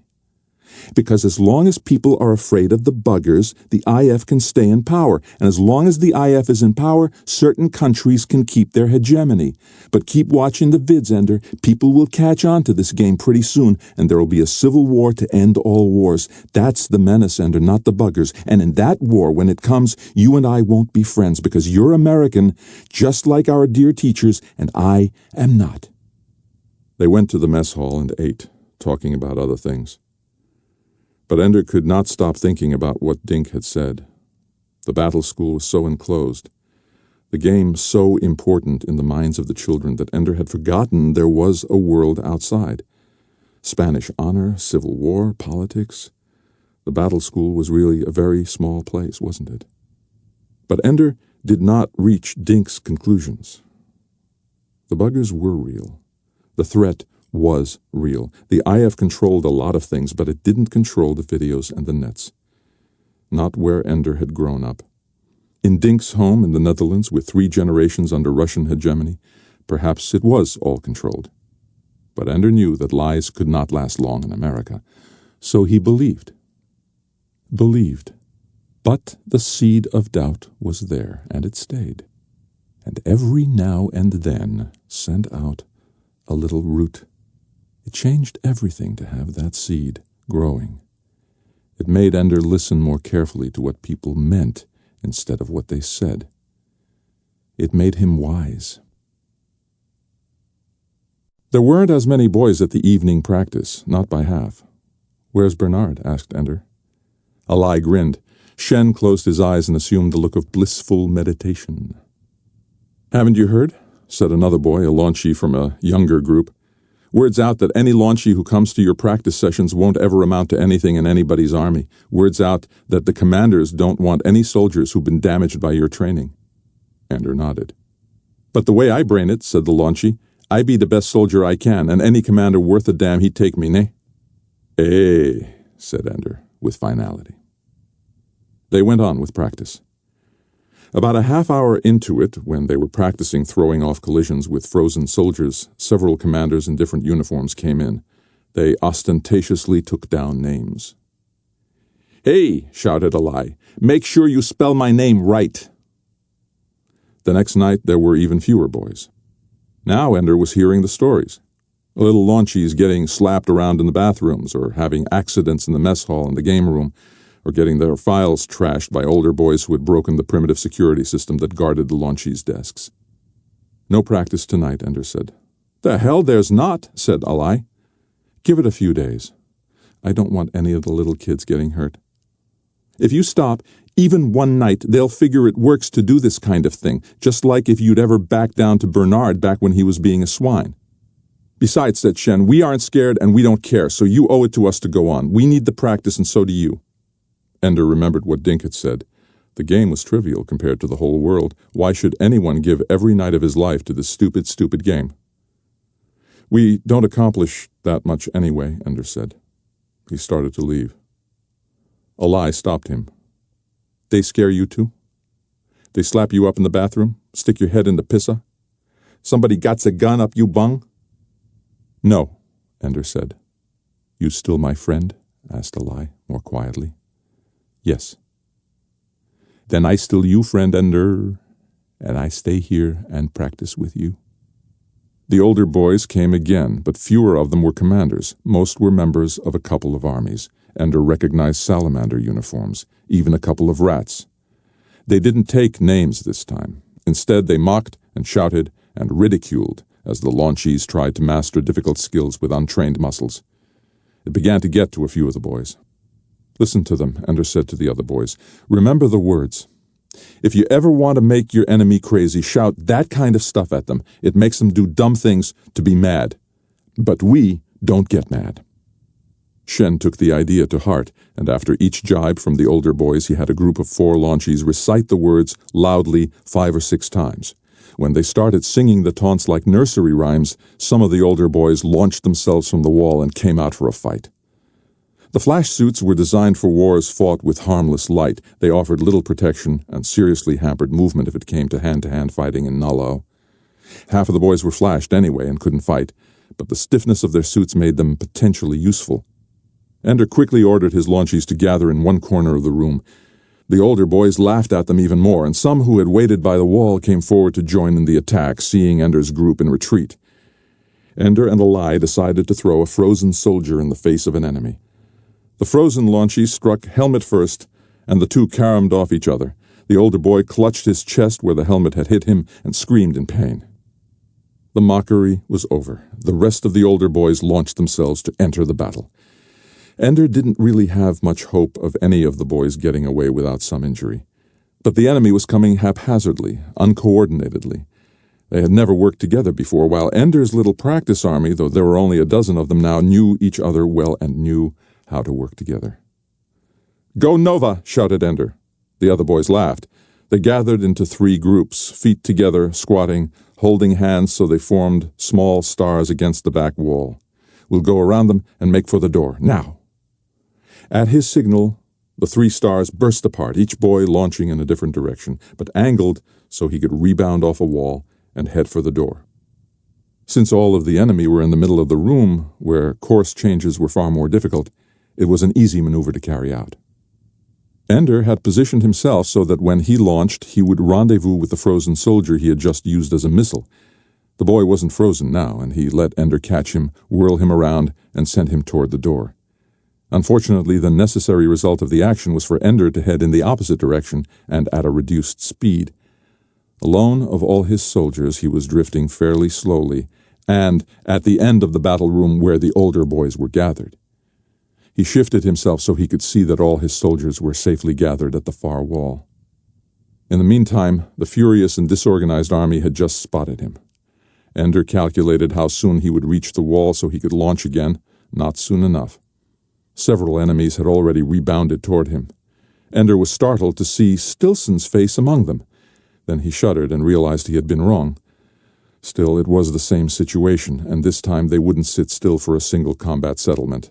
There was no leader, as far as Ender knew, and these boys were a lot bigger than him. Still, he had learned some things about weight shifting in personal combat class and about the physics of moving objects. Game battles almost never got to hand-to-hand combat. You never bumped into an enemy that wasn't frozen unless you were frozen yourself. So, in the few seconds he had, Ender tried to position himself to receive his guests. Fortunately, they knew as little about nullo fighting as he did, and the few who tried to punch him found that throwing a punch was pretty ineffective when their bodies moved backward just as quickly as their fists moved forward. But there were some in the group who had bone-breaking on their minds, as Ender quickly saw. He didn't plan to be there for it, though. He caught one of the punchers by the arm and threw him as hard as he could. It hurled Ender out of the way of the rest of the first onslaught, though he still wasn't getting any closer to the door. "Stay there," he shouted at his friends, who obviously were forming up to come and rescue him. "Just stay there." Someone caught Ender by the foot. The tight grip gave Ender some leverage. He was able to stamp firmly on the other boy's ear and shoulder, making him cry out and let go. If the boy had let go just as Ender kicked downward, it would have hurt him much less and allowed Ender to use the maneuver as a launch. Instead, the boy had hung on too well. His ear was torn and scattering blood in the air, and Ender was drifting even more slowly.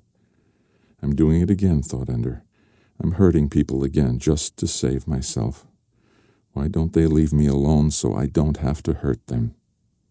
3 more boys were converging on him now, and this time they were acting together. Still, they had to grab him before they could hurt him. Ender positioned himself quickly so that 2 of them would take his feet, leaving his hands free to deal with the third. Sure enough, they took the bait. Ender grasped the shoulders of the third boy's shirt and pulled him up sharply, butting him in the face with his helmet. Again a scream and a shower of blood. The 2 boys who had his legs were wrenching at them, twisting him. Ender threw the boy with the bleeding nose at one of them. They entangled, and Ender's leg came free. It was a simple matter then to use the other boy's hold for leverage, to kick him firmly in the groin, then shove off him in the direction of the door. He didn't get that good a launch, so that his speed was nothing special, but it didn't matter. No one was following him. He got to his friends at the door. They caught him and handed him along to the door. They were laughing and slapping him playfully. "You bad," they say. "You scary. You flame."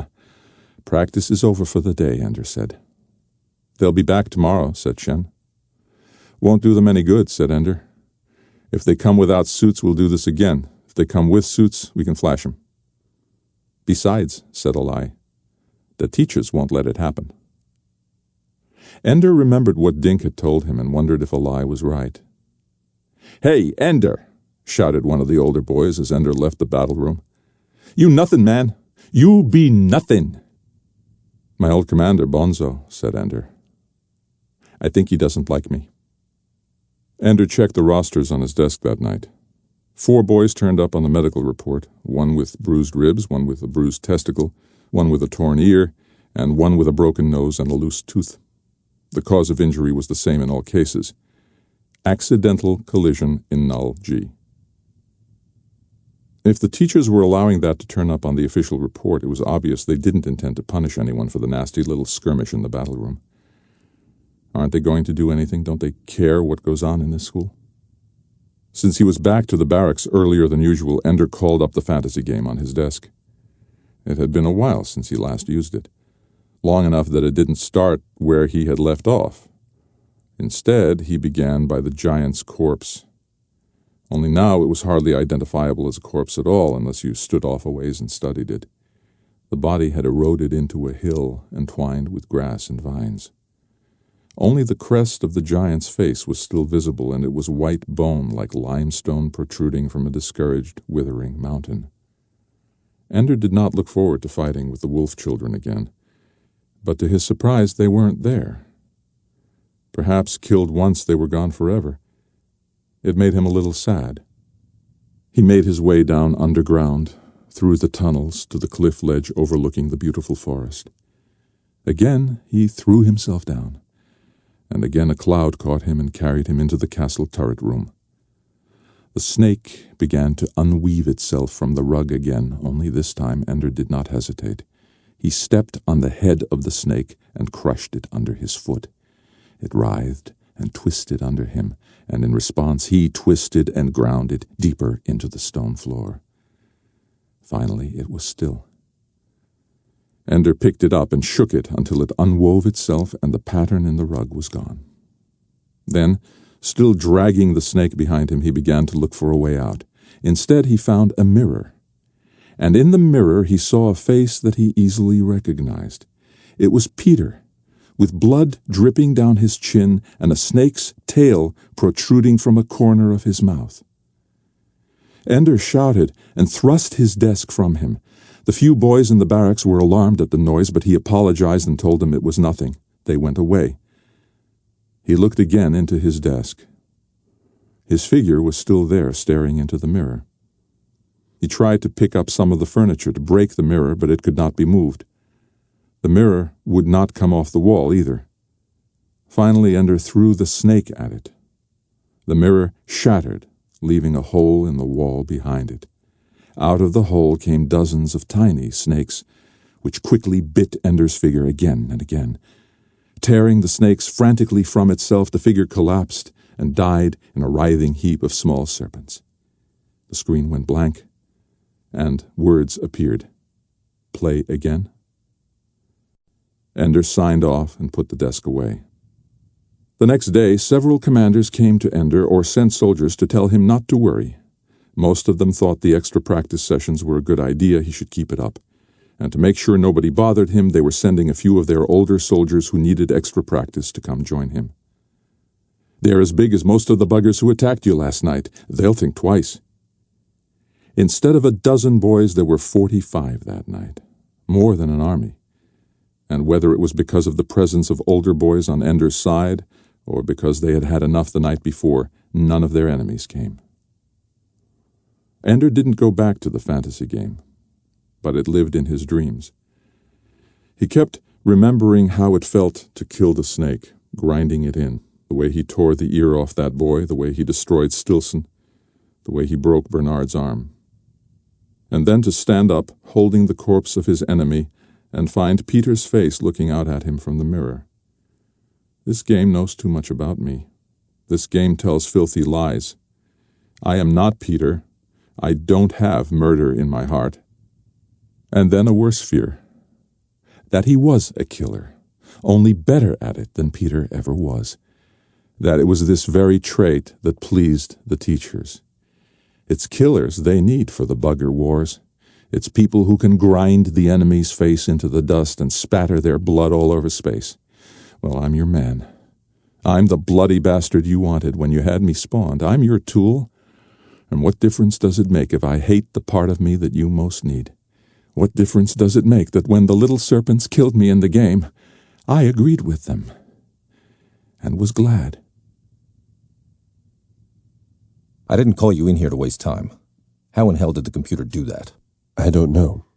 How could it pick up a picture of Ender's brother and put it into the graphics in this Fairyland routine? Kernograph. I wasn't there when it was programmed.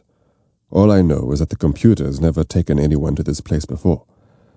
Fairyland was strange enough, but this isn't Fairyland anymore. It's beyond the end of the world, and... I know the names of the places. I just don't know what they mean. Fairyland was programmed in. It's mentioned in a few other places. But nothing talks about the end of the world. We don't have any experience with it.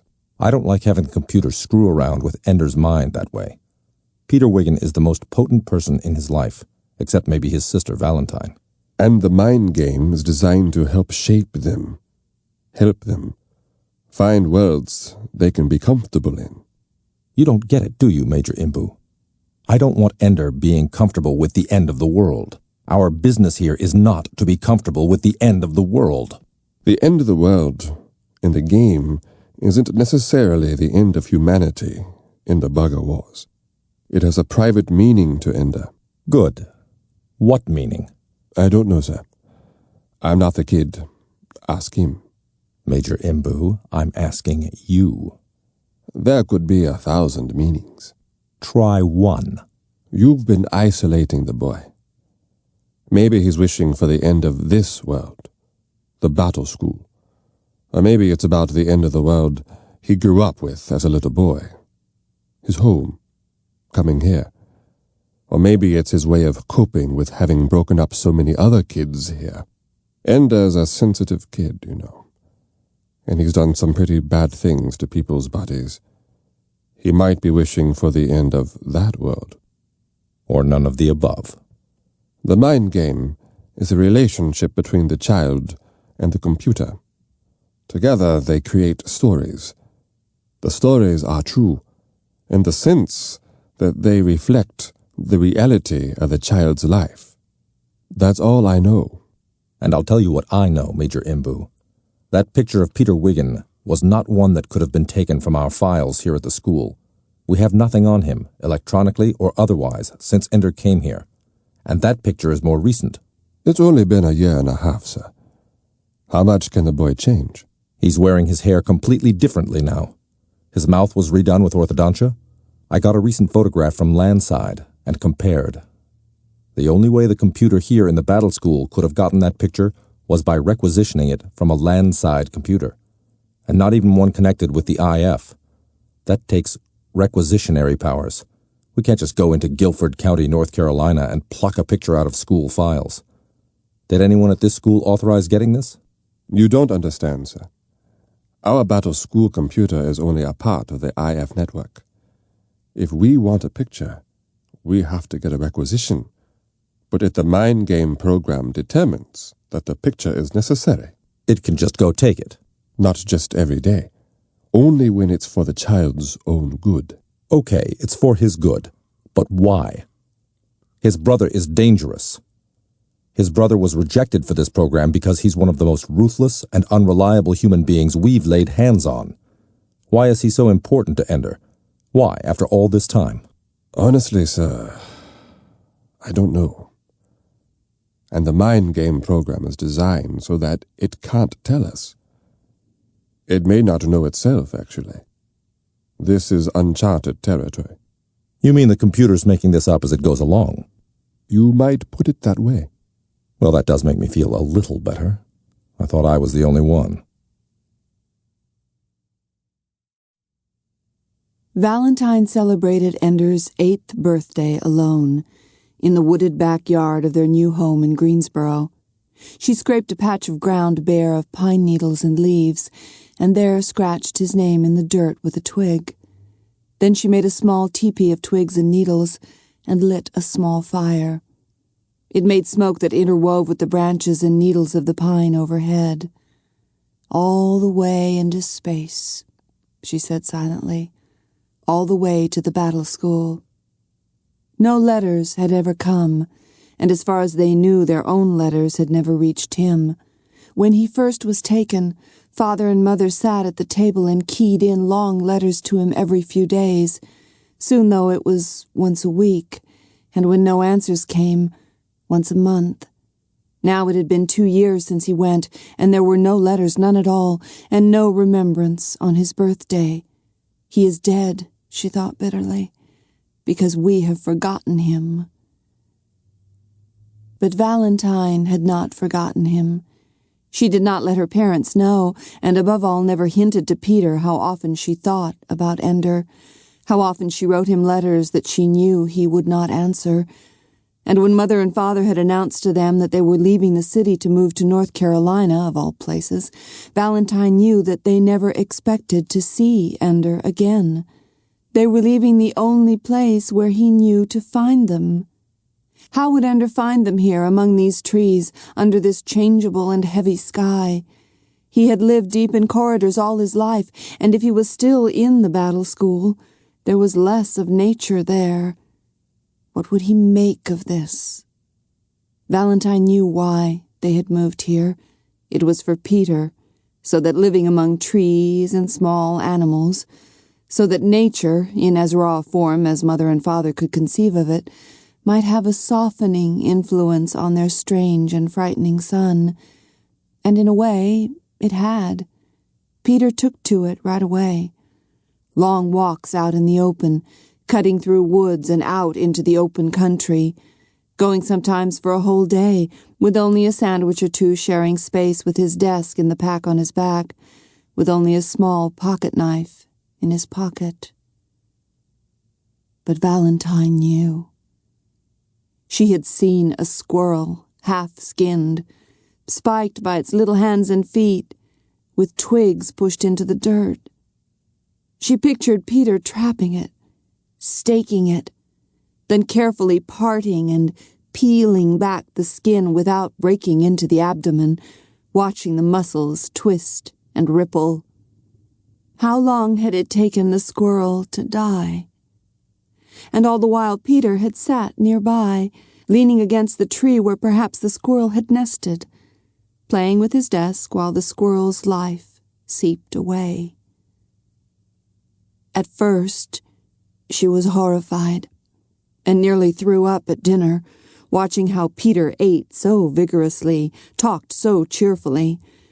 But later she thought about it and realized that perhaps, for Peter, it was a kind of magic, like her little fires, a sacrifice that somehow stilled the dark gods that hunted for his soul.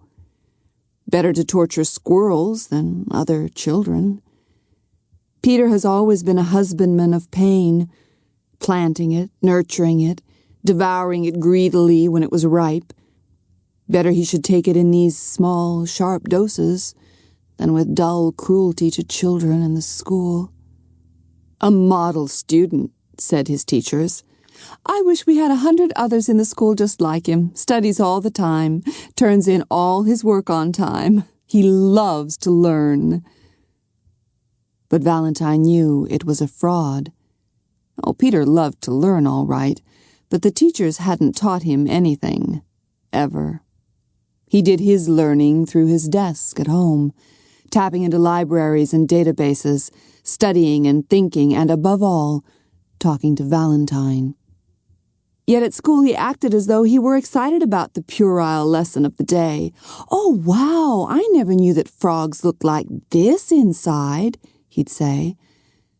And then at home he studied the binding of cells into organisms through the phylotic collation of DNA. Peter was a master of flattery, and all his teachers bought it. Still, it was good Peter never fought anymore, never bullied, got along well with everybody. It was a new Peter. Everyone believed it. Father and mother said it so often it made Valentine want to scream at them. It isn't the new Peter, it's the old Peter, only smarter. How smart? Smarter than you, Father. Smarter than you, Mother. Smarter than anybody you have ever met. But not smarter than me. I've been deciding, said Peter, whether to kill you or what. Valentine leaned against the trunk of the pine tree, her little fire a few smoldering ashes. I love you too, Peter. It would be so easy. You always make these stupid little fires. It's just a matter of knocking you out and burning you up. You're such a firebug. I've been thinking of castrating you in your sleep. No, you haven't. You only think of things like that when I'm with you. I bring out the best in you. No, Valentine, I've decided not to kill you. I've decided that you're going to help me. I am. A few years ago, Valentine would have been terrified at Peter's threats. Now, though, she was not so afraid. Not that she doubted that he was capable of killing her. She couldn't think of anything so terrible that she didn't believe Peter might do it. She also knew, though, that Peter was not insane, not in the sense that he wasn't in control of himself. He was in better control of himself than anyone she knew, except perhaps herself. Peter could delay any desire as long as he needed to. He could conceal any emotion. And so Valentine knew that he would never hurt her in a fit of rage. He would only do it if the advantages outweighed the risks. And they did not. In a way, she actually preferred Peter to other people because of this. He always acted out of intelligent self-interest. And so, to keep herself safe, all she had to do was make sure it was more in Peter's interest to keep her alive than to have her dead. Valentine, things are coming to a head. I've been tracking troop movements in Russia. What are we talking about? The world, Val. You know, Russia, big empire, the Second Warsaw Pact, rulers of Eurasia from the Netherlands to Pakistan. They don't publish their troop movements, Peter. Of course not. But they do publish their passenger and freight train schedules. I've had my desk analyzing those schedules and figuring out when the secret troop trains are moving over the same tracks. Done it backward over the past 3 years. In the last 6 months, they've stepped up. They're getting ready for war. Land war. But what about the League? What about the buggers? Valentine didn't know what Peter was getting at, but he often launched discussions like this, practical discussions of world events. He used her to test his ideas, to refine them. In the process, she also refined her own thinking. She found that while she rarely agreed with Peter about what the world ought to be, they rarely disagreed about what the world actually was. They had become quite deft at sifting accurate information out of the stories of the hopelessly ignorant, gullible news writers. The news herd, as Peter called them. The Polemarch is Russian, isn't he? And he knows what's happening with the fleet. Either they found out that the buggers aren't a threat after all, or we're about to have a big battle. One way or another, the bugger war is about to be over. They're getting ready for after the war. If they're moving troops, it must be under the direction of the Strategos. It's all internal, within the Warsaw Pact. This was troubling. The facade of peace and cooperation had been undisturbed almost since the bugger wars began. What Peter had detected was a fundamental shift in the world order. She had a mental picture, as clear as memory, of the way the world had been before the buggers forced peace upon them. So it's back to the way it was before. A few changes. The shields make it so nobody bothers with nuclear weapons anymore. We have to kill each other thousands at a time, instead of millions. Peter grinned. Val, it was bound to happen. Right now there's a vast international fleet and army in existence with North American hegemony. When the bugger wars are over, all that power will vanish because it's all built on fear of the buggers. And suddenly we'll look around and discover that all the old alliances are gone, dead and gone except one, the Warsaw Pact. And it'll be the dollar against 5 million lasers. Oh, we'll have the asteroid belt, but they'll have Earth. And you run out of raisins and celery kind of fast out there, without Earth. What disturbed Valentine most of all was that Peter did not seem at all worried. Peter, why do I get the idea that you're thinking of this as a golden opportunity for Peter Wiggin? For both of us, Val. Peter, you're 12 years old. I'm 10. They have a word for people our age. They call us children, and they treat us like mice. But we don't think like other children, do we, Val? We don't talk like other children, and above all, we don't write like other children. For a discussion that began with death threats, Peter, we've strayed from the topic, I think. Still, Valentine found herself getting excited. Writing was something Val did better than Peter. They both knew it. Peter had even named it once, when he said that he could always see what other people hated most about themselves and bully them, while Val could always see what other people liked best about themselves and flatter them. It was a cynical way of putting it, but it was true.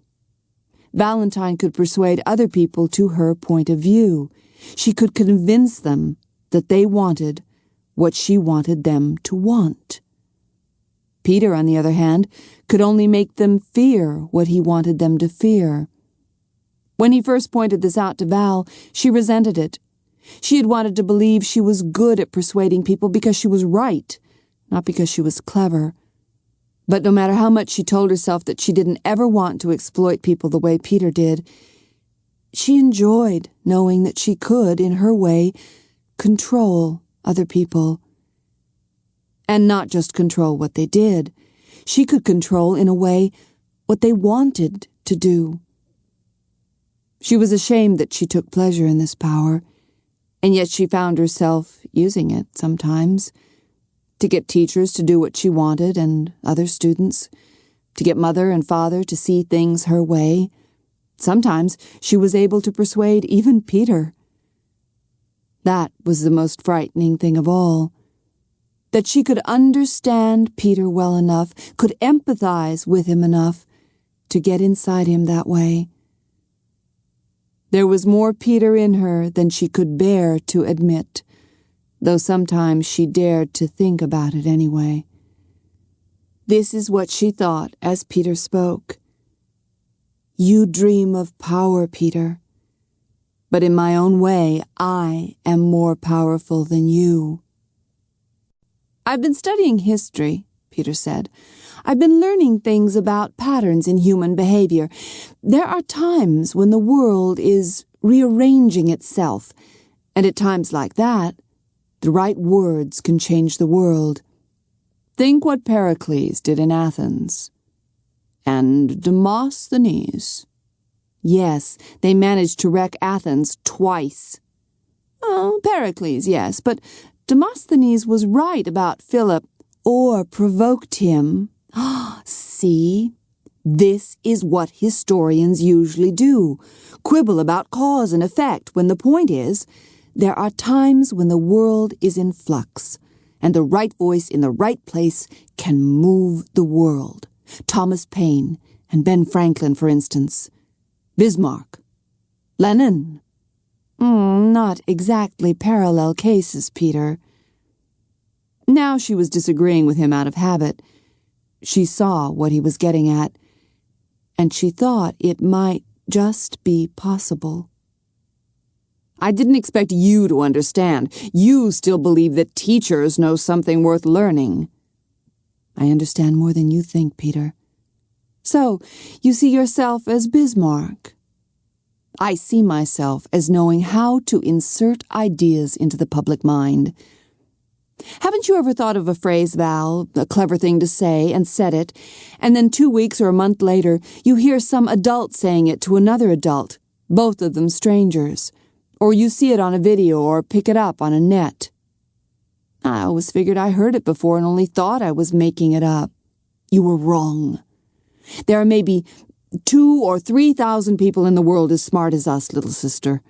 Most of them are making a living somewhere, teaching the poor bastards or doing research. Precious few of them are actually in positions of power. I guess we're the lucky few. Funny as a one-legged rabbit, Val. Of which there are, no doubt, several in these woods, hopping in neat little circles.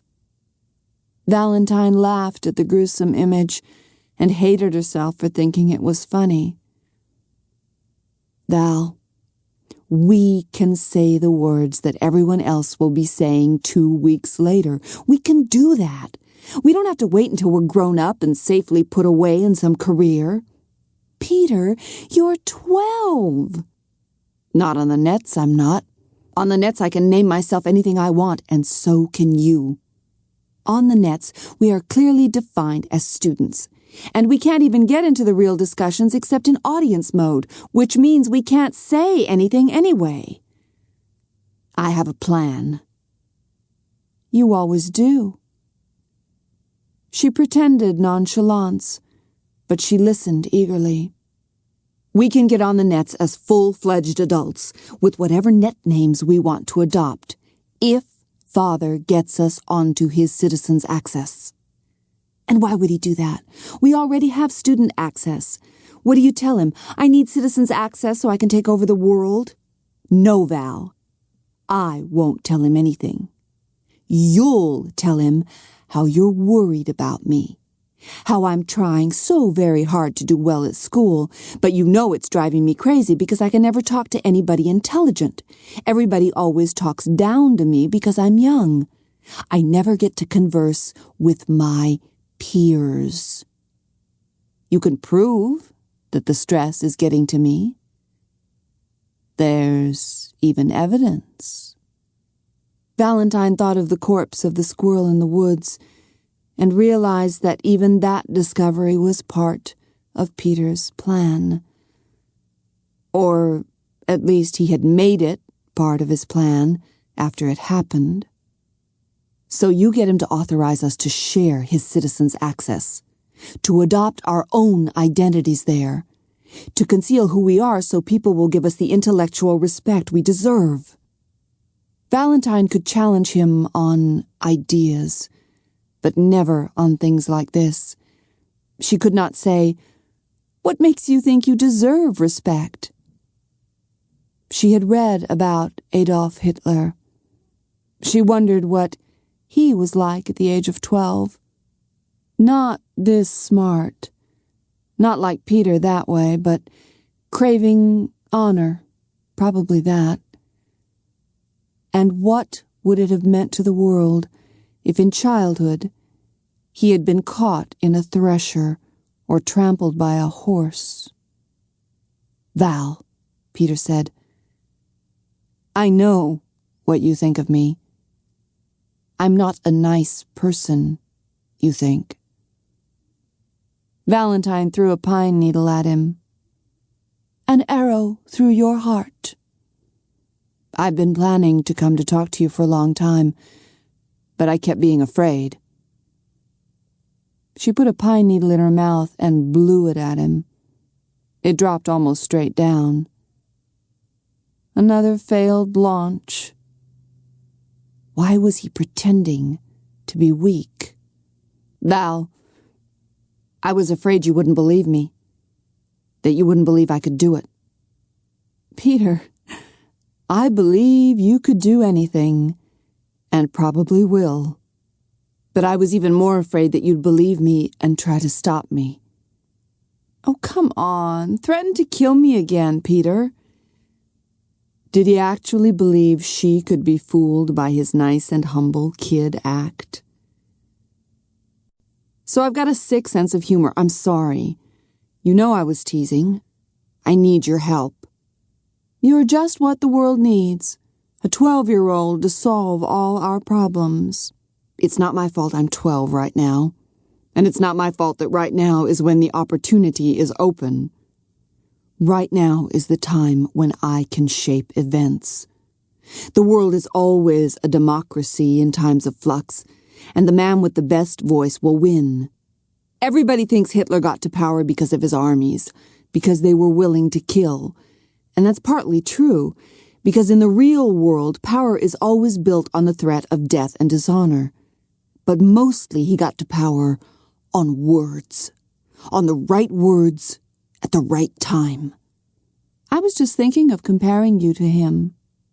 I don't hate Jews, Val. I don't want to destroy anybody, and I don't want war either. I want the world to hold together. Is that so bad? I don't want us to go back to the old way. Have you read about the world wars? Yes. We can go back to that again, or worse. We could find ourselves locked into the Warsaw Pact. Now there's a cheerful thought. Peter, we're children. Don't you understand that? We're going to school. We're growing up. But even as she resisted, she wanted him to persuade her. She had wanted him to persuade her from the beginning. But Peter didn't know that he had already won. If I believe that, if I accept that, then I've got to sit back and watch while all the opportunities vanish. And then when I'm old enough, it's too late. Val, listen to me. I know how you feel about me. You always have. I was a vicious, nasty brother. I was cruel to you and crueler to Ender before they took him. But I didn't hate you. I loved you both. I just had to be... had to have control. Do you understand that? It's the most important thing to me. It's my greatest gift. I can see where the weak points are. I can see how to get in and use them. I just see those things without even trying. I could become a businessman and run some big corporation. I'd scramble and maneuver until I was at the top of everything. And what would I have? Nothing.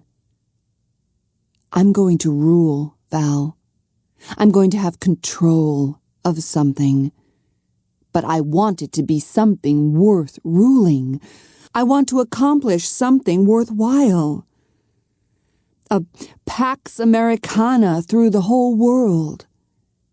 So that when somebody else comes after we beat the buggers, when somebody else comes here to defeat us, they'll find we've already spread over 1,000 worlds. We're at peace with ourselves and impossible to destroy. Do you understand? I want to save mankind from self-destruction. She had never seen him speak with such sincerity, with no hint of mockery, no trace of a lie in his voice. He was getting better at this. Or maybe he was actually touching on the truth. So a 12-year-old boy and his kid sister are going to save the world. How old was Alexander? I'm not going to do it overnight. I'm just going to start now. If you'll help me. I don't believe what you did to those squirrels was part of an act. I think you did it because you loved to do it. Suddenly Peter wept into his hands. Val assumed that he was pretending, but then she wondered. It was possible, wasn't it, that he loved her, and that in this time of terrifying opportunity, he was willing to weaken himself before her in order to win her love. He's manipulating me, she thought, but that doesn't mean he isn't sincere. His cheeks were wet when he took his hands away, his eyes rimmed in red. I know, he said. It's what I'm most afraid of. That I really am a monster. I don't want to be a killer, but I just can't help it. She had never seen him show such weakness.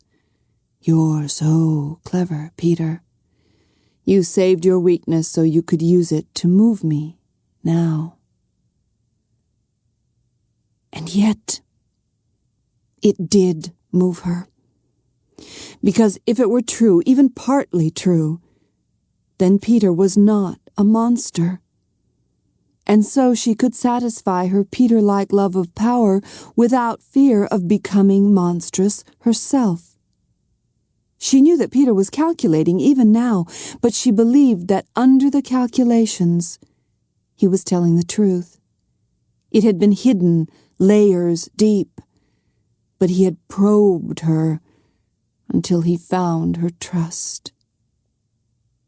Val, if you don't help me, I don't know what I'll become. But if you're there, my partner in everything, you can keep me from becoming like that. Like the bad ones. She nodded. You are only pretending to share power with me, she thought. But in fact, I have power over you, even though you don't know it. I will. I'll help you. As soon as Father got them both onto his citizens' access, they began testing the waters. They stayed away from the nets that required use of a real name. That wasn't hard, because real names only had to do with money. They didn't need money. They needed respect, and that they could earn. With false names on the right nets, they could be anybody. Old men, middle-aged women, anybody, as long as they were careful about the way they wrote. All that anyone would see were their words, their ideas. Every citizen started equal on the nets. They used throwaway names with their early efforts, not the identities that Peter planned to make famous and influential. Of course, they were not invited to take part in the great national and international political forums. They could only be audiences there until they were invited or elected to take part. But they signed on and watched, reading some of the essays published by the great names, witnessing the debates that played across their desks. And in the lesser conferences, where common people commented about the great debates, they began to insert their comments. At first, Peter insisted that they be deliberately inflammatory. We can't learn how our style of writing is working unless we get responses, and if we're bland, no one will answer. They were not bland, and people answered. The responses that got posted on the public nets were vinegar. The responses that were sent as mail for Peter and Valentine to read privately were poisonous. But they did learn what attributes of their writing were seized upon as childish and immature, and they got better. When Peter was satisfied that they knew how to sound adult, he killed the old identities, and they began to prepare to attract real attention. We have to seem completely separate. We'll write about different things at different times. We'll never refer to each other. You'll mostly work on the West Coast nets, and I'll mostly work in the South.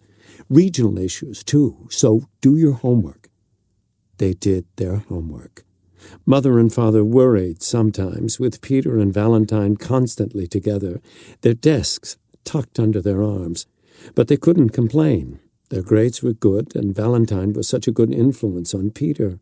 She had changed his whole attitude toward everything. And Peter and Valentine sat together in the woods, in good weather, and in pocket restaurants and indoor parks when it rained. And they composed their political commentaries. Peter carefully designed both characters so that neither one had all of his ideas. There were even some spare identities that they used to drop in third-party opinions. Let both of them find a following as they can, said Peter.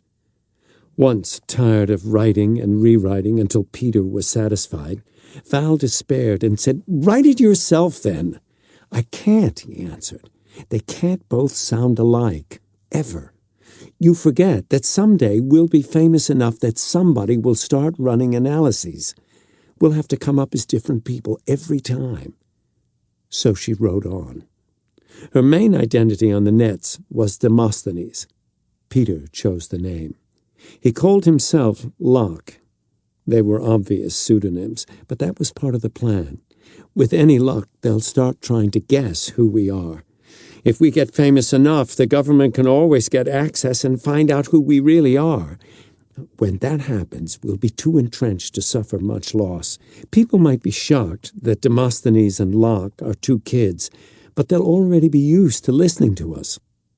They began composing debates for their characters. Valentine would prepare an opening statement, and Peter would invent a throwaway name to answer her. His answer would be intelligent, and the debate would be lively, lots of clever invective and good political rhetoric. Valentine had a knack for alliteration that made her phrases memorable. Then they would enter the debate into the network, separated by a reasonable amount of time, as if they were actually making them up on the spot. Sometimes a few other netters would interpose comments, But Peter and Val would usually ignore them or change their own comments only slightly to accommodate what had been said.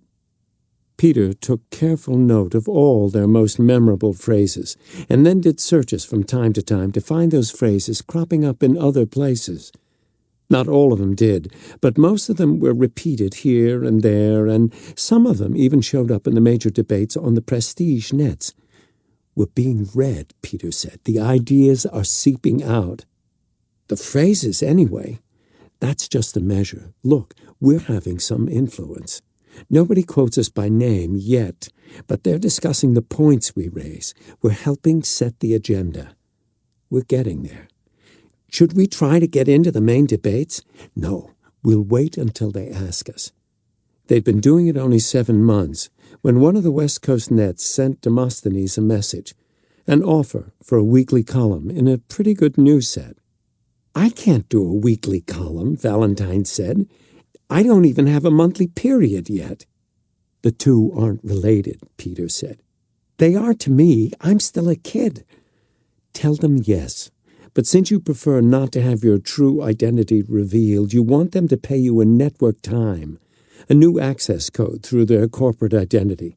So when the government traces me, you'll just be a person who can sign on through CalNet. Father's citizens' access doesn't get involved.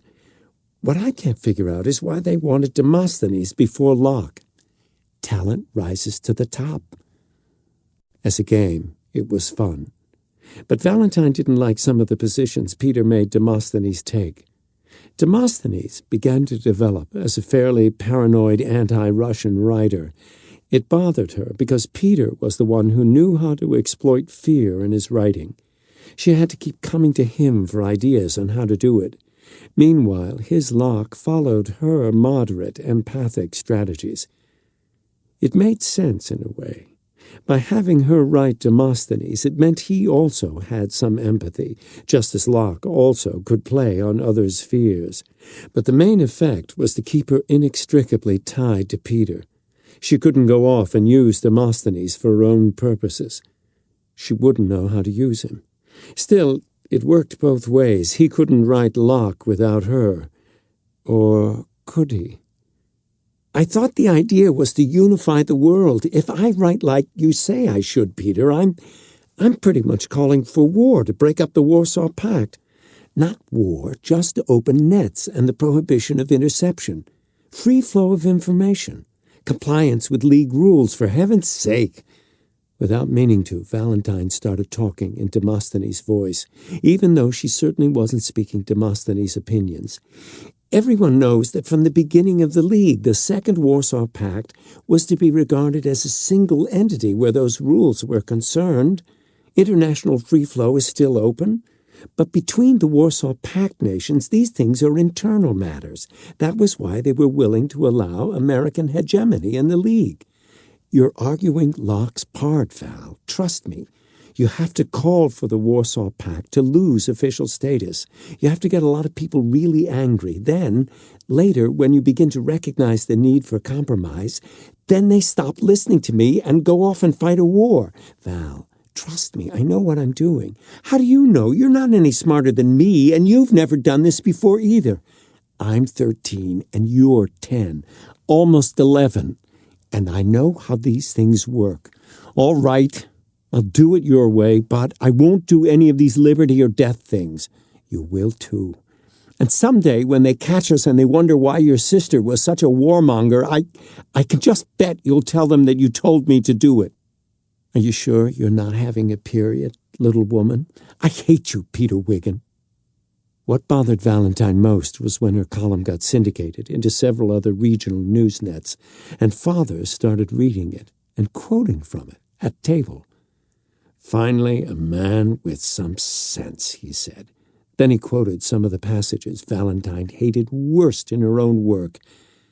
It's fine to work with these hegemonist Russians with the buggers out there, but after we win, I can't see leaving half the civilized world as virtual serfs in the Russian Empire. Can you, dear? I think you're taking this all too seriously, said Mother. I like this Demosthenes. I like the way he thinks. I'm surprised he isn't in the major nets. I looked for him in the international relations debates, and, he's never taken part in any of them."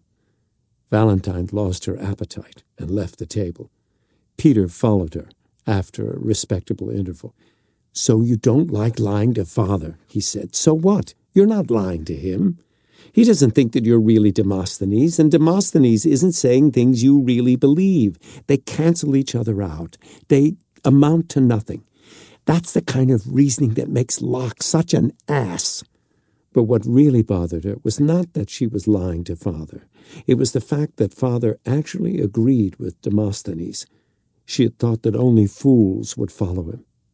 A few days later, Locke got picked up for a column in a New England Newsnet, specifically to provide a contrasting view for their popular column from Demosthenes.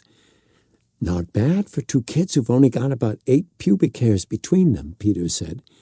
"It's a long way between writing a Newsnet column and ruling the world," Valentine reminded him.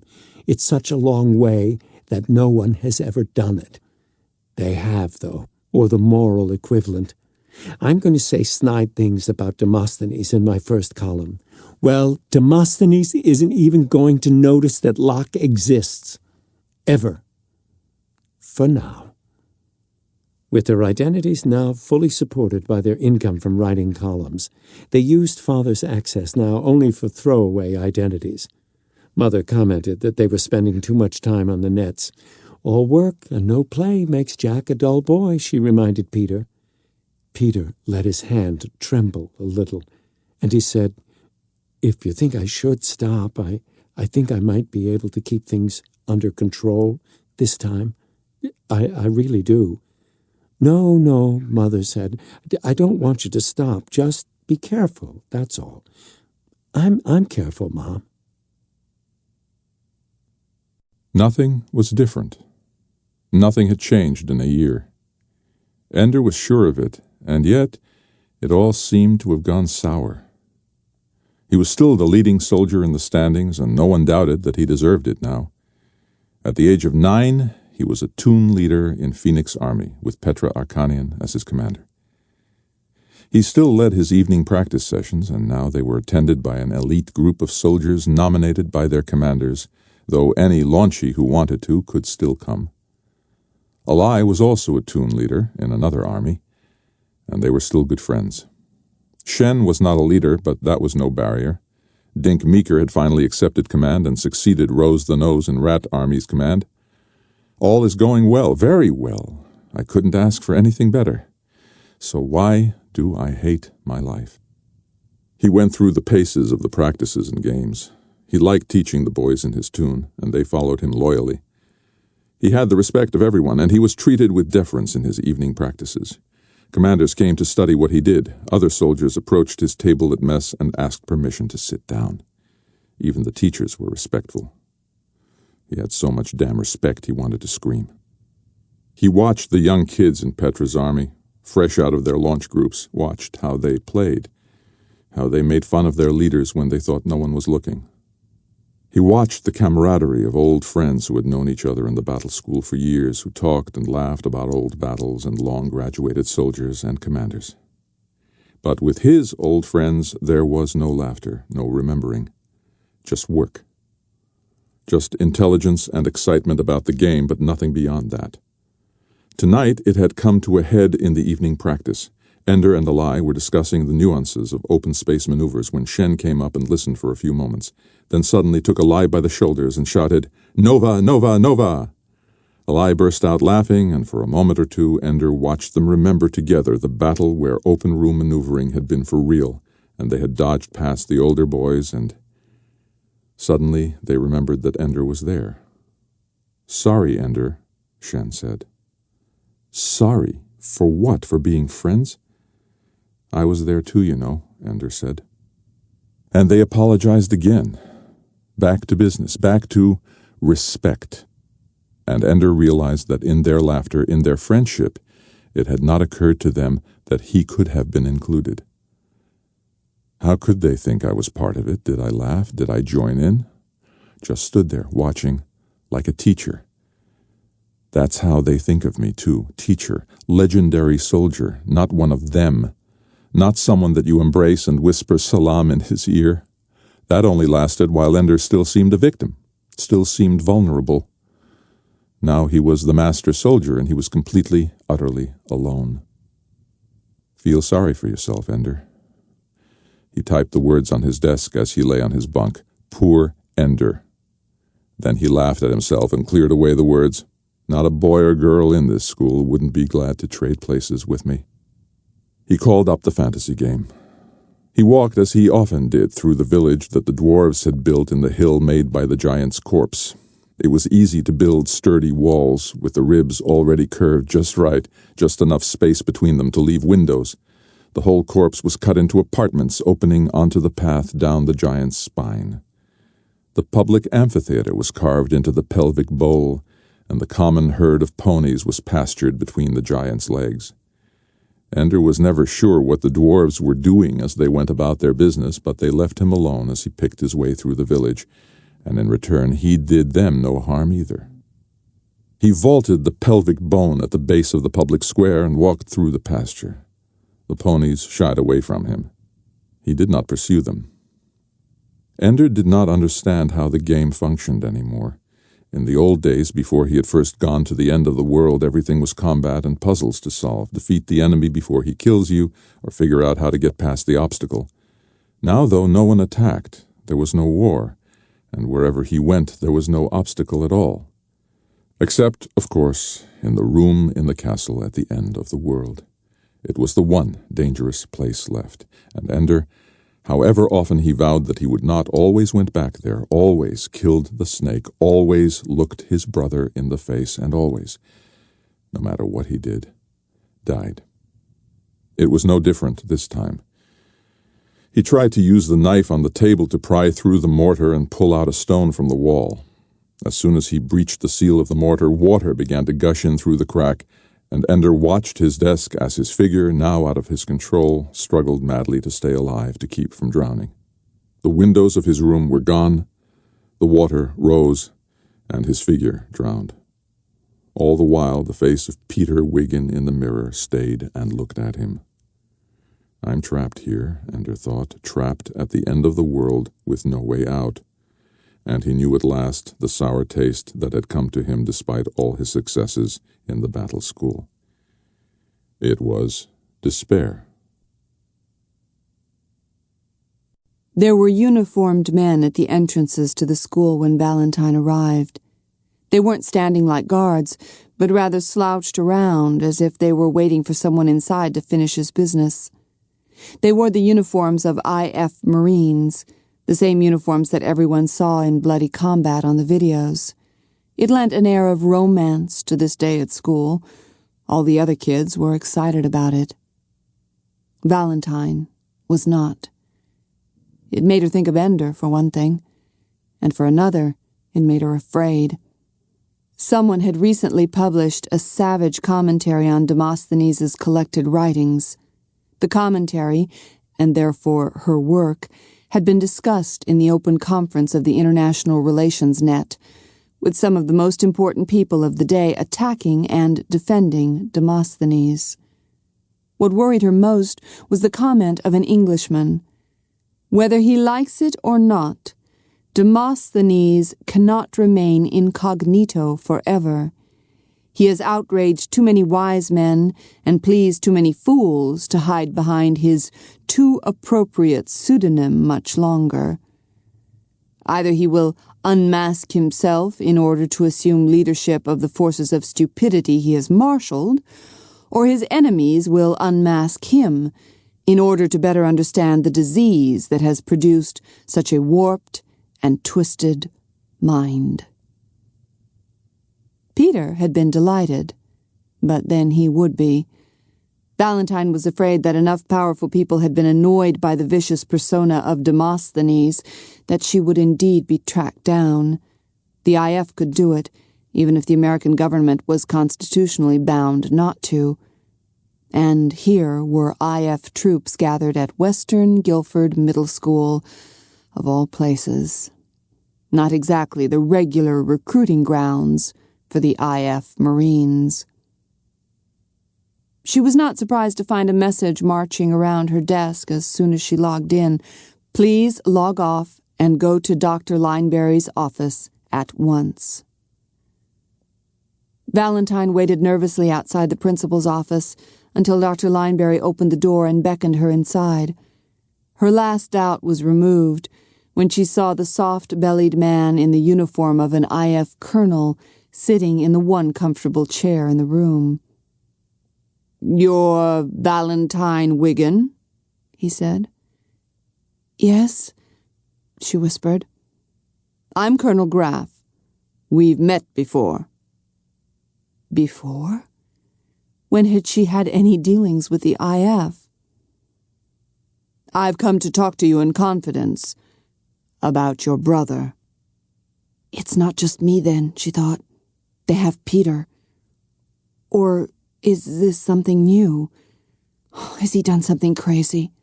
I thought he stopped doing crazy things. "Valentine, you seem frightened. There's no need to be. Please, sit down. I assure you that your brother is well. He has more than fulfilled our expectations." And now, with a great inward gush of relief, she realized that it was Ender they had come about. This must be the officer who had taken him away. Ender. It wasn't punishment at all. It was little Ender, who had disappeared so long ago, who was no part of Peter's plots now. You were the lucky one, Ender. You got away before Peter could trap you into his conspiracy. How do you feel about your brother, Valentine? Ender? Of course. How can I feel about him? I haven't seen him or heard from him since I was 8. Dr. Lineberry, will you excuse us? Lineberry was annoyed. On second thought, Dr. Lineberry, I think Valentine and I will have a much more productive conversation if we walk outside, away from the recording devices that your assistant principal has placed in this room. It was the first time Valentine had seen Dr. Lineberry speechless. Colonel Graff lifted a picture out from the wall and peeled a sound-sensitive membrane from the wall, along with its small broadcast unit. "Cheap," said Graff, "but effective. I thought you knew." Lineberry took the device and sat down heavily at her desk. Graff led Valentine outside. They walked out into the football field. The soldiers followed at a discreet distance. They split up and formed a large circle to guard them from the widest possible perimeter. "Valentine, we need your help for Ender." "What kind of help?" "We aren't even sure of that. We need you to help us figure out how you can help us." "Well, what's wrong?" "That's part of the problem. We don't know." Valentine couldn't help but laugh. "I haven't seen him in 3 years. You've got him up there with you all the time." "Valentine, it costs more money than your father will make in his lifetime for me to fly to Earth and back to the battle school again. I don't commute casually." "The king had a dream," said Valentine. "But he forgot what it was. So he told his wise men to interpret the dream, or they'd die. Only Daniel could interpret it, because he was a prophet." "You read the Bible?" "We're doing classics this year in advanced English. I'm not a prophet." "I wish I could tell you everything about Ender's situation, but it would take hours, maybe days. And afterward, I'd have to put you in protective confinement because so much of it is strictly confidential. So let's see what we can do with limited information. There's a game that our students play with the computer." And he told her about the end of the world and the closed room and the picture of Peter in the mirror. "It's the computer that puts the picture there, not Ender. Why not ask the computer?" "The computer doesn't know." "I'm supposed to know?" This is the second time since Ender's been with us that he's taken this game to a dead end, to a game that seems to have no solution. Did he solve the first one? Eventually. Then give him time. He'll probably solve this one. I'm not sure. Valentine, your brother is a very unhappy little boy. Why? I don't know. You don't know much, do you? Valentine thought for a moment that the man might get angry. Instead, though, he decided to laugh. No, not much. Valentine, why would Ender keep seeing your brother Peter in the mirror? He shouldn't. It's stupid. Why is it stupid? Because if there's ever anybody who was the opposite of Ender, it's Peter. How? Valentine could not think of a way to answer him that wasn't dangerous. Too much questioning about Peter could lead to real trouble. Valentine knew enough about the world to know that no one would take Peter's plans for world domination seriously as a danger to existing governments, but they might well decide that he was insane and needed treatment for his megalomania. "You're preparing to lie to me," Graf said. "I'm preparing not to talk to you anymore," Valentine answered. "And you're afraid. Why are you afraid?" "I don't like questions about my family. Just leave my family out of this." "Valentine, I'm trying to leave your family out of this.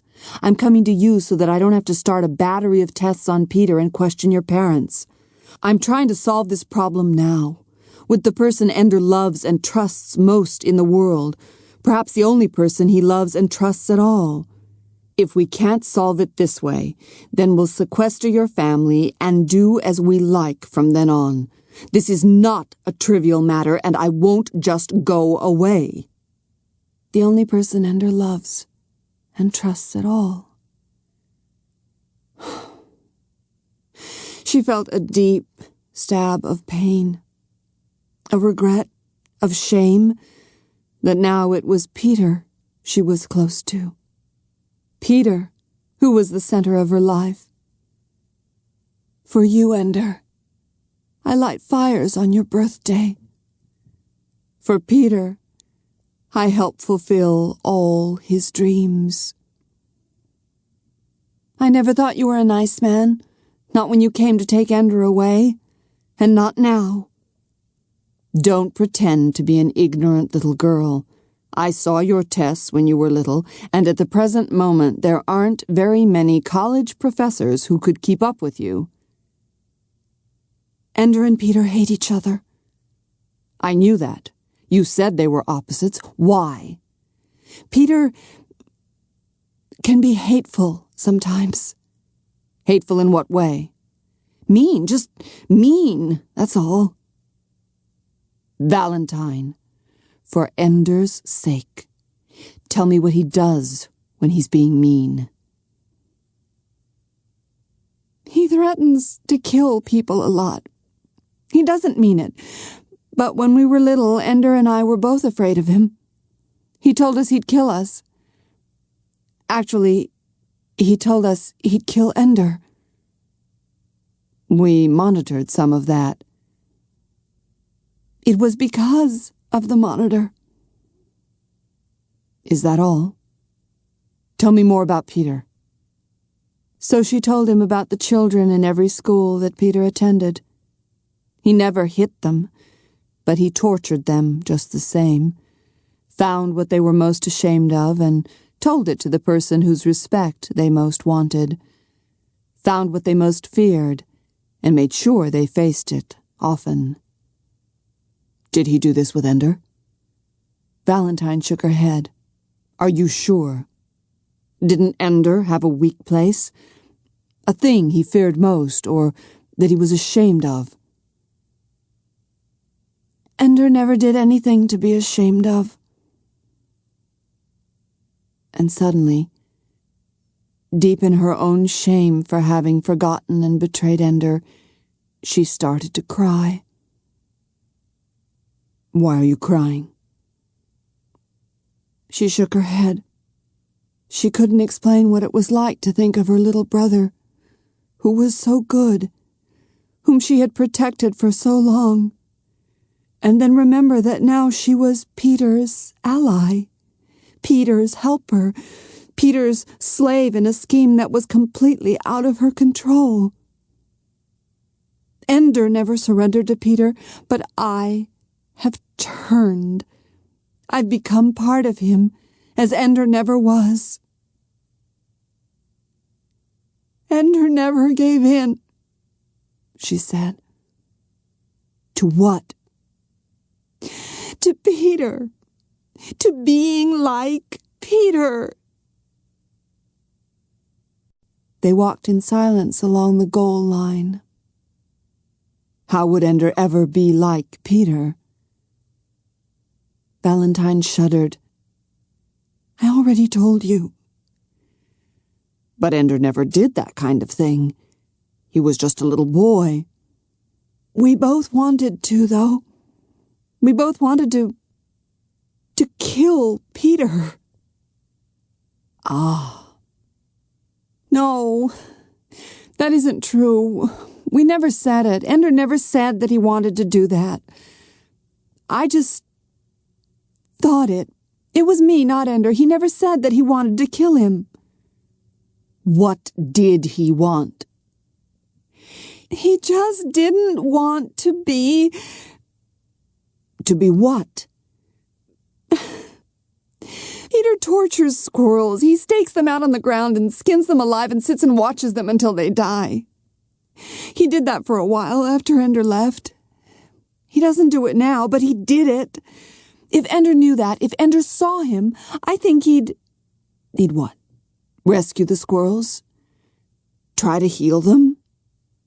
No, in those days you didn't undo what Peter did. You didn't cross him, but Ender would be kind to squirrels. Do you understand? He'd feed them. But if he fed them, they'd become tame, and that much easier for Peter to catch. Valentine began to cry again. No matter what you do, it always helps Peter. Everything helps Peter, everything. You just can't get away no matter what. Are you helping Peter? Asked Graf. She didn't answer. Is Peter such a very bad person, Valentine? She nodded. Is Peter the worst person in the world? How can he be? I don't know. He's the worst person I know.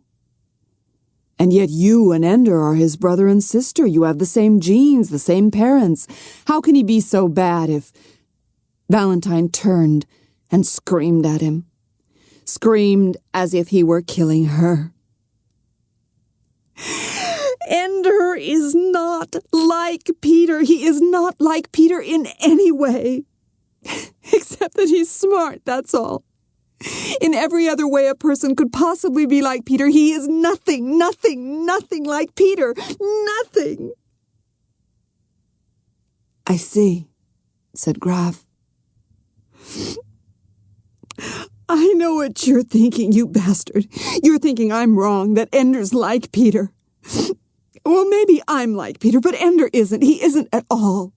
I used to tell him that when he cried. I told him that lots of times. You're not like Peter. You never like to hurt people. You're kind and good. And not like Peter at all. And it's true. His acquiescence calmed her. Damn right it's true. It's true. Valentine, will you help Ender? I can't do anything for him now. It's really the same thing you always did for him before. Just comfort him and tell him that he never likes to hurt people, that he's good and kind and not like Peter at all. That's the most important thing, that he's not like Peter at all. I can see him?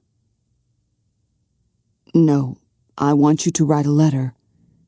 What good does that do? Ender never answered a single letter I sent. Graf sighed He, answered every letter he got. It took only a second for her to understand. You really stink. Isolation is the optimum environment for creativity. It was his ideas we wanted, not the... Oh, never mind, I don't have to defend myself to you. Then why are you doing it?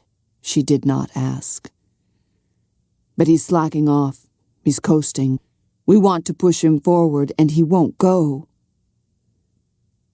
Maybe I'd be doing Ender a favor if I told you to go stuff yourself. You've already helped me. You can help me more. Write to him. Promise you won't cut out anything I write? I won't promise any such thing. Then forget it.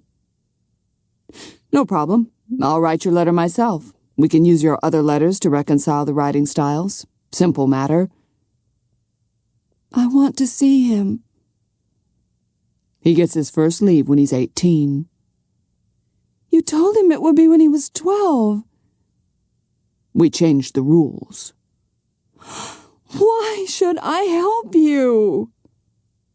Don't help me. Help Ender. What does it matter if that helps us too? What kind of terrible things are you doing to him up there? Graf chuckled.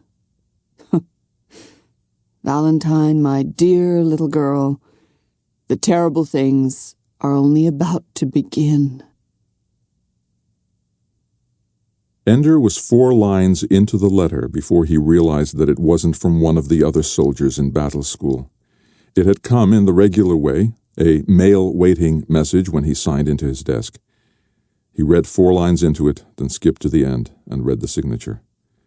Then he went back to the beginning and curled up on his bed to read the words over and over again. Ender. The bastards wouldn't put any of my letters through till now. I must have written 100 times, but you must have thought I never did.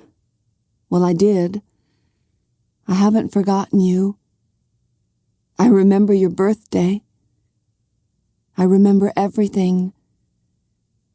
Some people might think that because you're being a soldier, you are now a cruel and hard person who likes to hurt people, like the Marines in the videos, but I know that isn't true. You are nothing like you-know-who. He's nicer seeming, but he's still a slum bitch inside. Maybe you seem mean, but it won't fool me. Still paddling the old canoe. All my love, turkey lips. Val.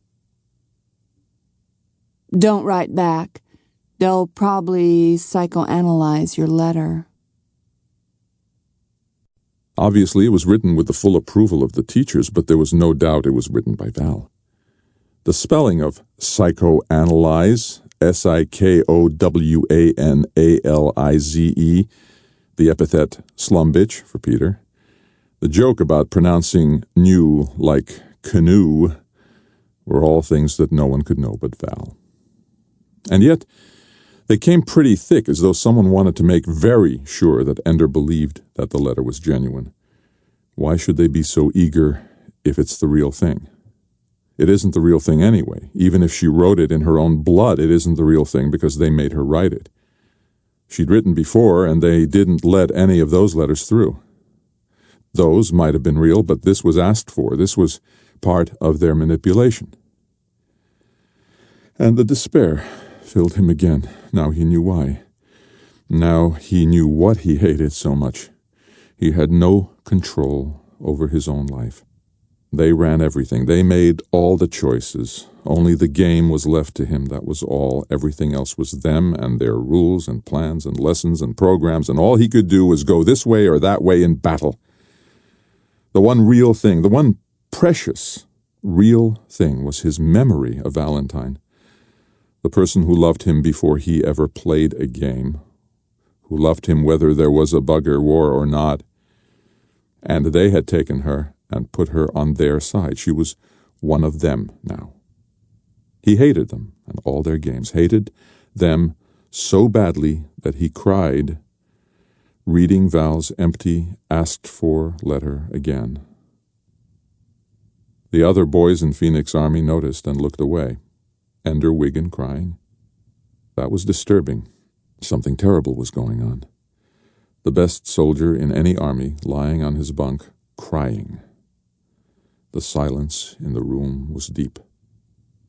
Ender deleted the letter, wiped it out of memory, and then punched up the fantasy game. He was not sure why he was so eager to play the game, to get to the end of the world, but he wasted no time getting there. Only when he coasted on the clouds, skimming over the autumnal colors of the pastoral world, only then did he realize what he hated most about Val's letter. All that it said was about Peter, about how he was not at all like Peter. The words she had said so often as she held him comforted him as he trembled in fear and rage and loathing after Peter had tortured him. That was all that the letter had said. And that was what they had asked for. The bastards knew about that, and they knew about Peter in the mirror in the castle room. They knew about everything, and to them Val was just one more tool to use to control him, just one more trick to play. Dink was right. They were the enemy. They loved nothing and cared for nothing, and he was not going to do what they wanted. He was damn well not going to do anything for them. He had had only one memory that was safe, one good thing, and those bastards had plowed it into him with the rest of the manure, and so he was finished. He wasn't going to play. As always, the serpent waited in the tower room, unraveling itself from the rug on the floor.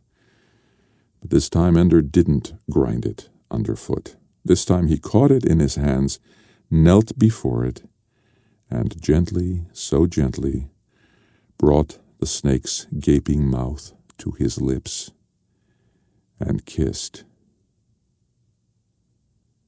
He had not meant to do that. He had meant to let the snake bite him on the mouth. Or perhaps he had meant to eat the snake alive, as Peter in the mirror had done, with his bloody chin and the snake's tail dangling from his lips, but he kissed it instead. And the snake in his hands thickened and bent into another shape, a human shape. It was Valentine, and she kissed him again. The snake could not be Valentine. He had killed it too often for it to be his sister. Peter had devoured it too often for Ender to bear it, that it might have been Valentine all along. Was this what they planned when they let him read her letter? He didn't care. She arose from the floor of the tower room and walked to the mirror. Ender made his figure also rise and go with her. They stood before the mirror, where instead of Peter's cruel reflection there stood a dragon and a unicorn. Ender reached out his hand and touched the mirror, and so did Valentine. The wall fell open and revealed a great stairway downward, carpeted and lined with shouting, cheering multitudes. Together, arm in arm, he and Valentine walked down the stairs.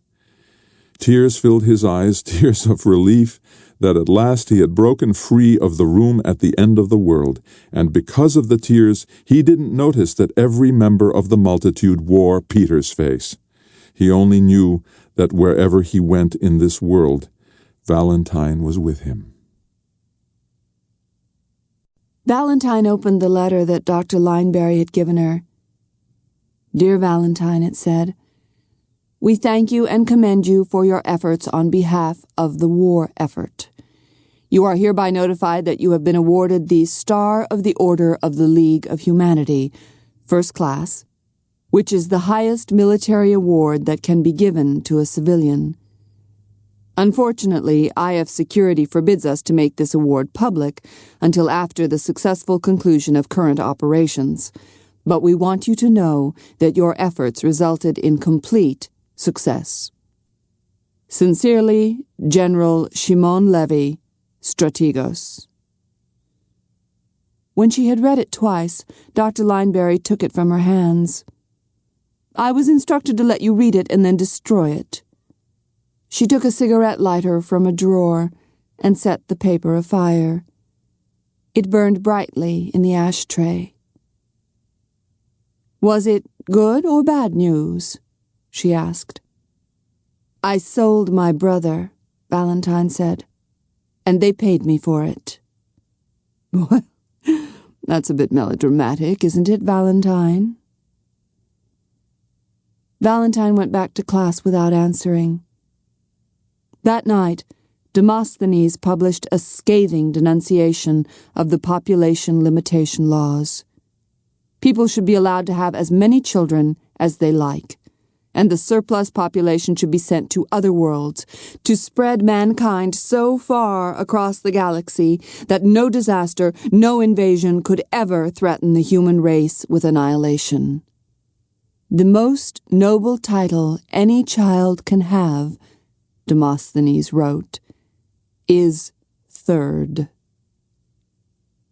"For you, Ender," she said to herself as she wrote. Peter laughed in delight when he read it. "That'll make him sit up and take notice. Third, a noble title. Oh, you have a wicked streak." Now? I suppose so. It has to be in order, Colonel Graff. Armies don't move because a commander says, "I suppose it's time to attack." I'm not a commander. I'm a teacher of little children. Colonel, sir, I admit I was on you. I admit I was a pain in the ass. But it worked. Everything worked just like you wanted it to. The last few weeks, Ender's even been Happy. content. He's doing well. His mind is keen. His play is excellent. Young as he is, we've never had a boy better prepared for command. Usually they go at 11, but at 9.5 he's top flight. Well, yes. For a few minutes there, it actually occurred to me to wonder what kind of a man would heal a broken child of some of his hurt, just so he could throw him back into battle again. A little private moral dilemma. Please overlook it. I was tired. Saving the world, remember? Call him in.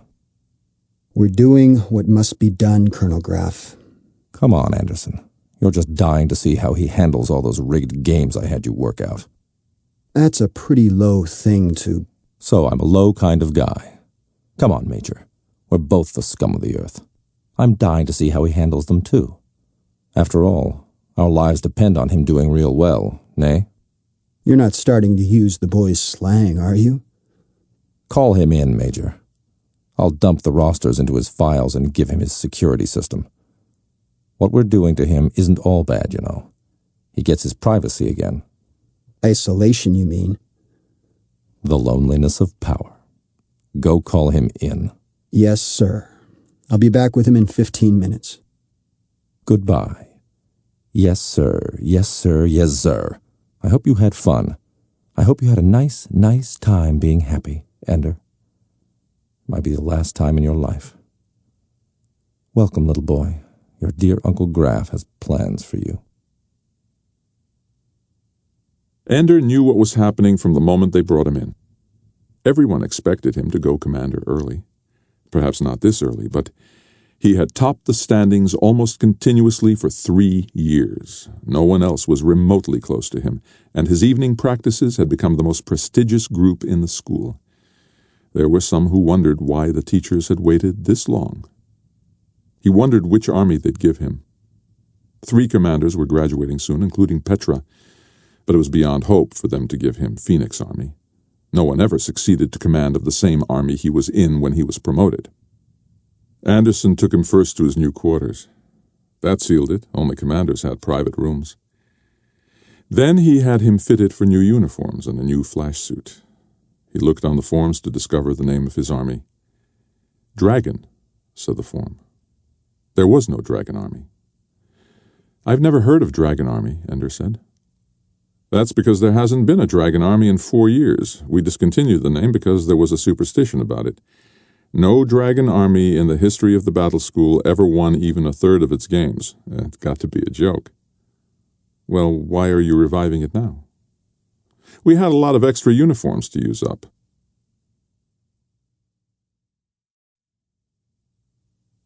Graf sat at his desk looking fatter and wearier than the last time Ender had seen him. He handed Ender his hook, the small box that allowed commanders to go where they wanted in the battle room during exercises. Some said they worked magnetically, some said it was gravity. Many times during his evening practice sessions, Ender had wished that he had a hook instead of having to rebound off walls to get where he wanted to go. Now that he'd got quite deft at maneuvering without one, here it was. It only works, Anderson pointed out, during your regularly scheduled practice sessions. Since Ender already planned to have extra practices, it meant the hook would only be useful some of the time. It also explained why so many commanders never held extra practices. They depended on the hook, and it wouldn't do anything for them during the extra times. If they felt that the hook was their authority, their power over the other boys, then they were even less likely to work without it. That's an advantage I'll have over some of my enemies, Ender thought. Graf's official welcome speech sounded bored and over-rehearsed. Only at the end did he begin to sound interested in his own words. We're doing something unusual with Dragon Army, I hope you don't mind. We've assembled a new army by advancing the equivalent of an entire launch course early and delaying the graduation of quite a few advanced students. I think you'll be pleased with the quality of your soldiers. I hope you are, because we're forbidding you to transfer any of them. No trades? Asked Ender. It was how commanders always shored up their weak points, by trading around. None. You see, you've been conducting your extra practice sessions for 3 years now. You have a following. Many good soldiers would put unfair pressure on their commanders to trade them into your army. We've given you an army that can, in time, be competitive. We have no intention of letting you dominate unfairly. What if I've got a soldier I just can't get along with? Get along with him. Graf closed his eyes. Anderson stood up, and the interview was over. Dragon was assigned the colors gray, orange, gray. Ender changed into his flash suit, then followed the ribbons of light until he came to the barracks that contained his army. They were there already, milling around near the entrance. Ender took charge at once. Bunking will be arranged by seniority. Veterans to the back of the room, newest soldiers to the front. It was the reverse of the usual pattern, and Ender knew it. He also knew that he didn't intend to be like many commanders who never even saw the younger boys because they were always in the back. As they sorted themselves out according to their arrival dates, Ender walked up and down the aisle. Almost 30 of his soldiers were new, straight out of their launch group, completely inexperienced in battle. Some were even underage. The ones nearest the door were pathetically small. Ender reminded himself that that's how he must have looked to Bonzo Madrid when he first arrived. Still, Bonzo had had only one underage soldier to cope with. Not one of the veterans belonged to Ender's elite practice group. None had ever been a toon leader. None, in fact, was older than Ender himself, which meant that even his veterans didn't have more than 18 months' experience. Some he didn't even recognize. They had made so little impression. They recognized Ender, of course, since he was the most celebrated soldier in the school, and some, Ender could see, resented him. At least they did me one favor. None of my soldiers is older than me. As soon as each soldier had a bunk, Ender ordered them to put on their flash suits and come to practice. We're on the morning schedule, straight to practice after breakfast. Officially, you have a free hour between breakfast and practice. We'll see what happens after I find out how good you are. After 3 minutes, though many of them still weren't dressed, he ordered them out of the room. But I'm naked, said one boy. Dress faster next time. 3 minutes from first call to running out the door. That's the rule this week. Next week, the rule is 2 minutes. Move. It would soon be a joke in the rest of the school that Dragon Army was so dumb they had to practice getting dressed. 5 of the boys were completely naked, carrying their flash suits as they ran through the corridors. Few were fully dressed. They attracted a lot of attention as they passed open classroom doors. No one would be late again if he could help it. In the corridors leading to the battle room, Ender made them run back and forth in the halls, fast, so they were sweating a little, while the naked ones got dressed. Then he led them to the upper door, the one that opened into the middle of the battle room, just like the doors in the actual games. Then he made them jump up and use the ceiling handholds to hurl themselves into the room. Assemble on the far wall, he said, as if you were going for the enemy's gate. They revealed themselves as they jumped, 4 at a time, through the door. Almost none of them knew how to establish a direct line to the target, and when they reached the far wall, few of the new ones had any idea how to catch on or even control their rebounds. The last boy out was a small kid, obviously underage. There was no way he was going to reach the ceiling handhold. "You can use a side handhold if you want," Ender said. "Go suck on it," said the boy. He took a flying leap, touched the ceiling handhold with a fingertip, and hurtled through the door with no control at all, spinning in 3 directions at once. Ender tried to decide whether to like the little kid for refusing to take a concession or to be annoyed at his insubordinate attitude. They finally got themselves together along the wall. Ender noticed that without exception they had lined up with their heads still in the direction that had been up in the corridor. So Ender deliberately took hold of what they were treating as a floor and dangled from it upside down. "Why are you upside down, soldier?" he demanded. Some of them started to turn the other way. "Attention!" They held still. "I said, why are you upside down?" No one answered. They didn't know what he expected. "I said, why does every one of you have his feet in the air and his head toward the ground?" Finally, one of them spoke. "Sir, this is the direction we were in coming out of the door." "Well, what difference is that supposed to make? What difference does it make what the gravity was back in the corridor? Are we going to fight in the corridor? Is there any gravity here?" "No, sir. No, sir." "From now on, you forget about gravity before you go through that door. The old gravity is gone, erased. Understand me? Whatever your gravity is, when you get to the door, remember, the enemy's gate is down. Your feet are toward the enemy gate. Up is toward your own gate. North is that way. South is that way. East is that way. West is... What way?" They pointed. "That's what I expected. The only process you've mastered is the process of elimination, and the only reason you've mastered that is because you can do it in the toilet. What was that circus I saw out here? Did you call that forming up? Did you call that flying? Now, everybody, launch and form up on the ceiling. Right now. Move!" As Ender expected, a good number of them instinctively launched, not toward the wall with the door in it, but toward the wall that Ender had called north, the direction that had been up when they were in the corridor. Of course, they quickly realized their mistake, but too late. They had to wait to change things until they had rebounded off the north wall. In the meantime, Ender was mentally grouping them into slow learners and fast learners. The littlest kid, the one who had been last out of the door, was the first to arrive at the correct wall, and he caught himself adroitly. They had been right to advance him. He'd do well. He was also cocky and rebellious, and probably resented the fact that he had been one of the ones Ender had sent naked through the corridors. "You," said Ender, pointing at the small one. "Which way is down?" "Toward the enemy door." The answer was quick. It was also surly, as if to say, okay, now get on with the important stuff. "Name, kid?" "This soldier's name is Bean, sir." "Get that for size or for brains?" The other boys laughed a little. "Well, Bean, you're right onto things. Now listen to me, because this matters. Nobody's going to get through that door without a good chance of getting hit. In the old days, you had 10, 20 seconds before you even had to move. Now, if you aren't already streaming out of the door when the enemy comes out, you're frozen. Now, what happens when you're frozen?" "Can't move," one of the boys said. "That's what frozen means," Ender said. "But what happens to you?" It was Bean, not intimidated at all, who answered intelligently. "You keep going in the direction you started in, at the speed you were going when you were flashed." "That's true." "You 5, they're on the end. Move." Startled, the boys looked at each other. Ender flashed them all. "The next 5, move." They moved. Ender flashed them, too, but they kept moving, heading toward the walls. The first 5, though, were drifting uselessly near the main group. "Look at these, so-called soldiers," Ender said. "Their commander ordered them to move, and now look at them. Not only are they frozen, they're frozen right here, where they can get in the way, while the others, because they moved when they were ordered, are frozen down there, plugging up the enemy's lanes, blocking the enemy's vision.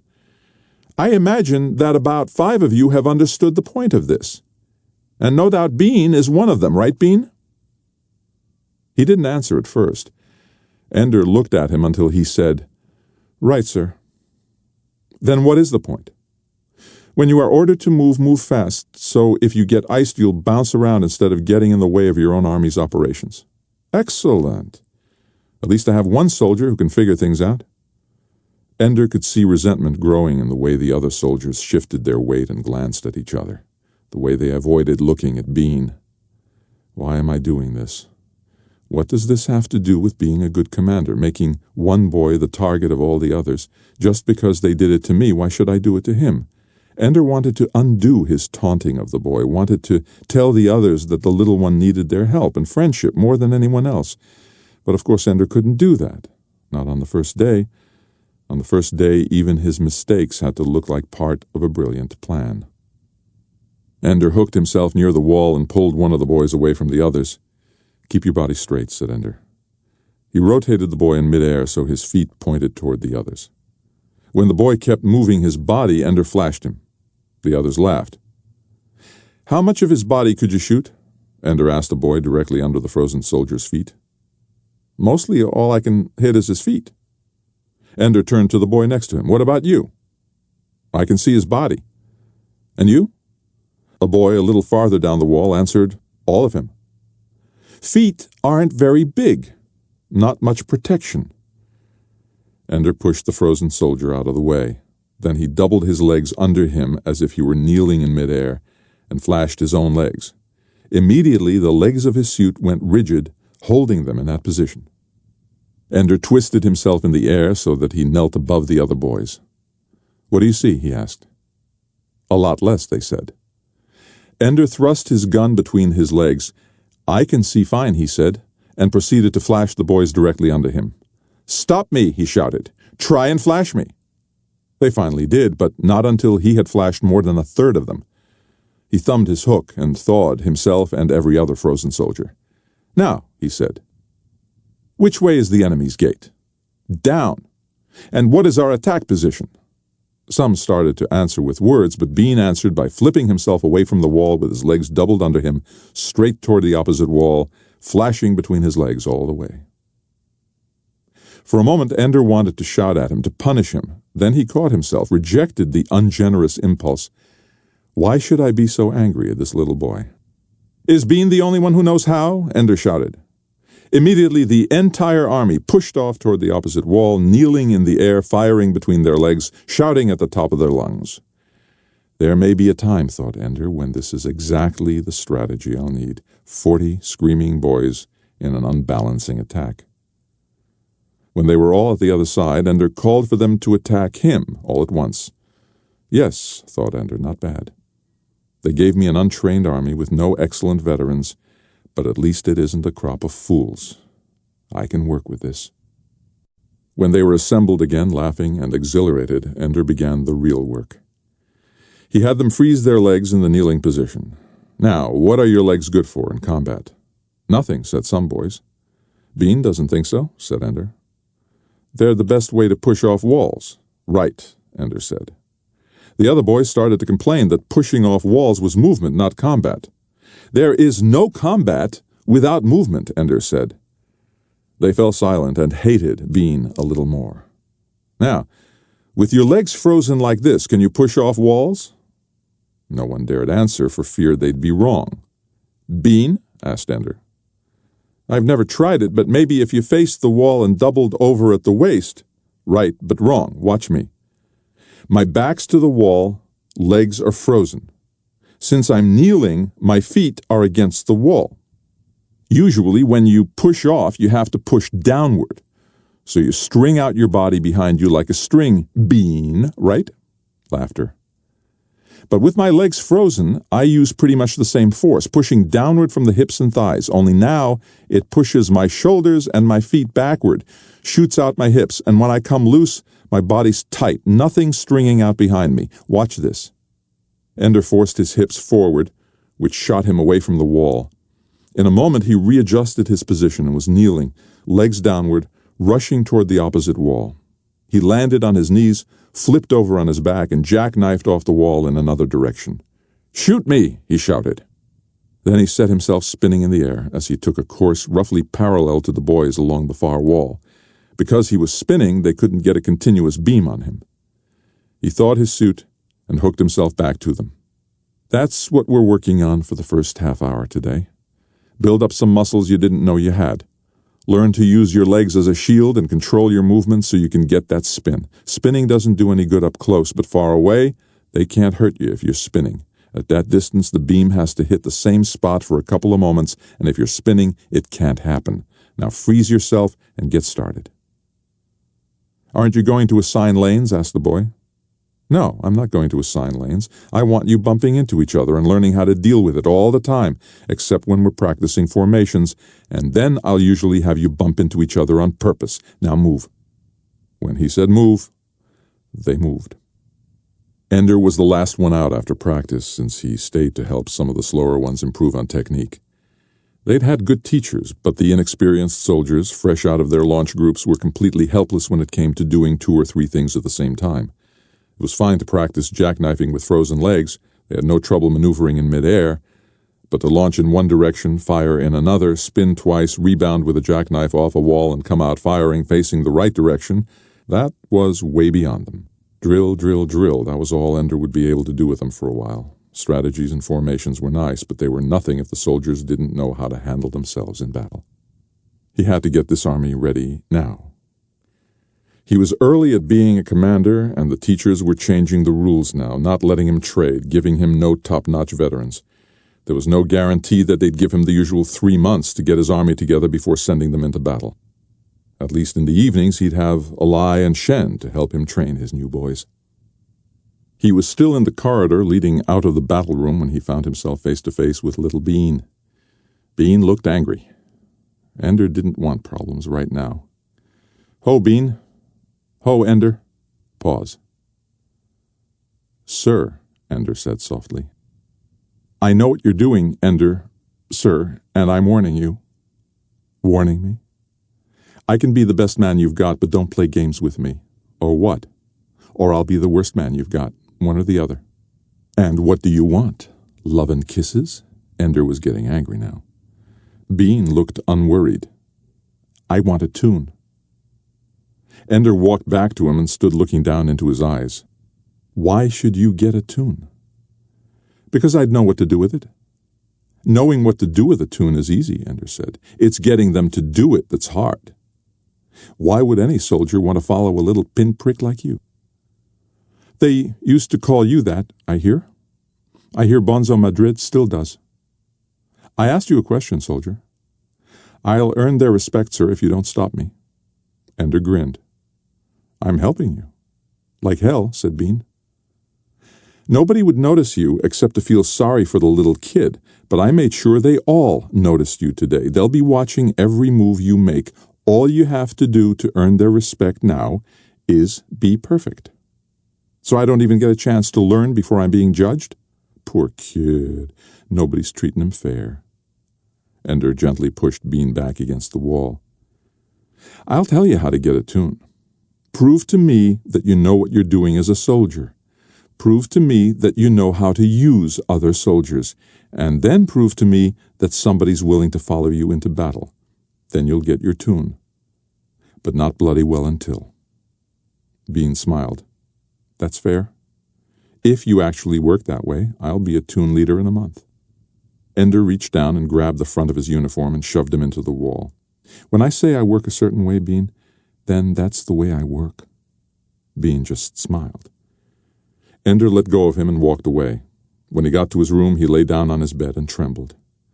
What am I doing? My first practice session, and I'm already bullying people the way Bonzo did. And Peter, shoving people around. Picking on some poor little kid so the others will have somebody they all hate. Sickening. Everything I hated in a commander, and I'm doing it. Is it some law of nature that you inevitably become whatever your first commander was? I can quit right now if that's so. Over and over he thought of the things he did and said in his first practice with his new army. Why couldn't he talk like he always did in his evening practice group? No authority except excellence. Never had to give orders, just made suggestions. But that wouldn't work, not with an army. His informal practice group didn't have to learn to do things together.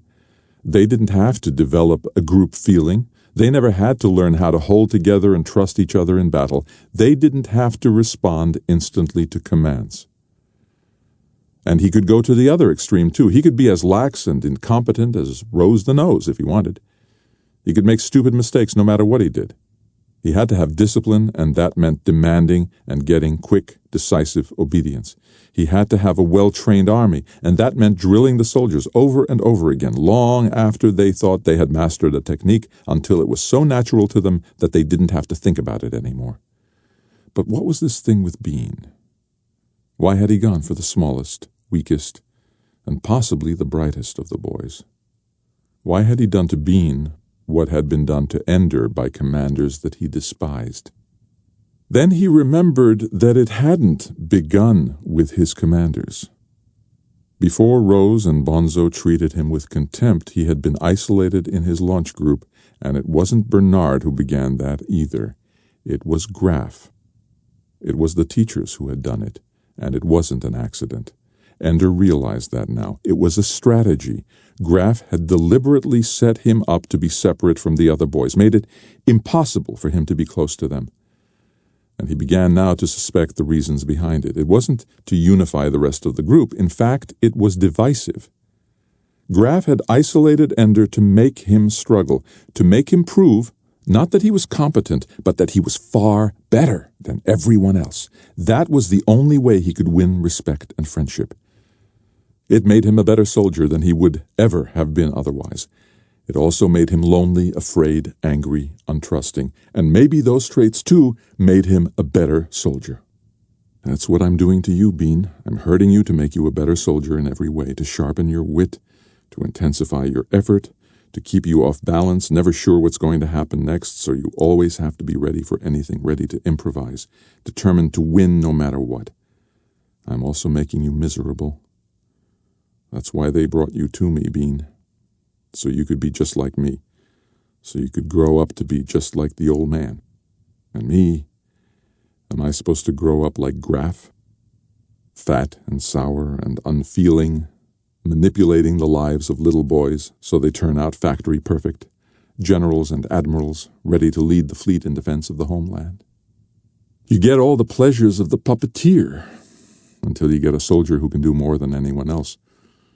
You can't have that. It spoils the symmetry. You must get him in line, break him down, isolate him, beat him until he gets in line with everyone else. Well, what I've done to you this day, Bean, I've done. But I'll be watching you, more compassionately than you know. And when the time is right, you'll find that I'm your friend, and you are the soldier you want to be. Ender did not go to classes that afternoon. He lay on his bunk and wrote down his impressions of each of the boys in his army, the things he noticed right about them, the things that needed more work. In practice tonight he would talk with a lie, and they'd figure out ways to teach small groups the things they needed to know. At least he wouldn't be in this thing alone. But when Ender got to the battle room that night, while most others were still eating, he found Major Anderson waiting for him. There's been a rule change, Ender. From now on, only members of the same army may work together in a battle room during free time, and therefore battle rooms are available only on a scheduled basis. After tonight, your next turn is in 4 days. Nobody else is holding extra practices. They are now, Ender. Now that you command another army, they don't want their boys practicing with you. Surely you can understand that. So they'll conduct their own practices. I've always been in another army from them. They still sent their soldiers to me for training. You weren't commander then. You gave me a completely green army, Major Anderson. Sir, you have quite a few veterans. They aren't any good. Nobody gets here without being brilliant, Ender. Make them good. I needed a Lai and Shen to... It's about time you grew up and did some things on your own, Ender. You don't need these other boys to hold your hand. You're a commander now, so kindly act like it, Ender. Ender walked past Anderson toward the battle room. Then he stopped, turned, asked a question. Since these evening practices are now regularly scheduled, does it mean that I can use the hook? Did Anderson almost smile? No, not a chance of that.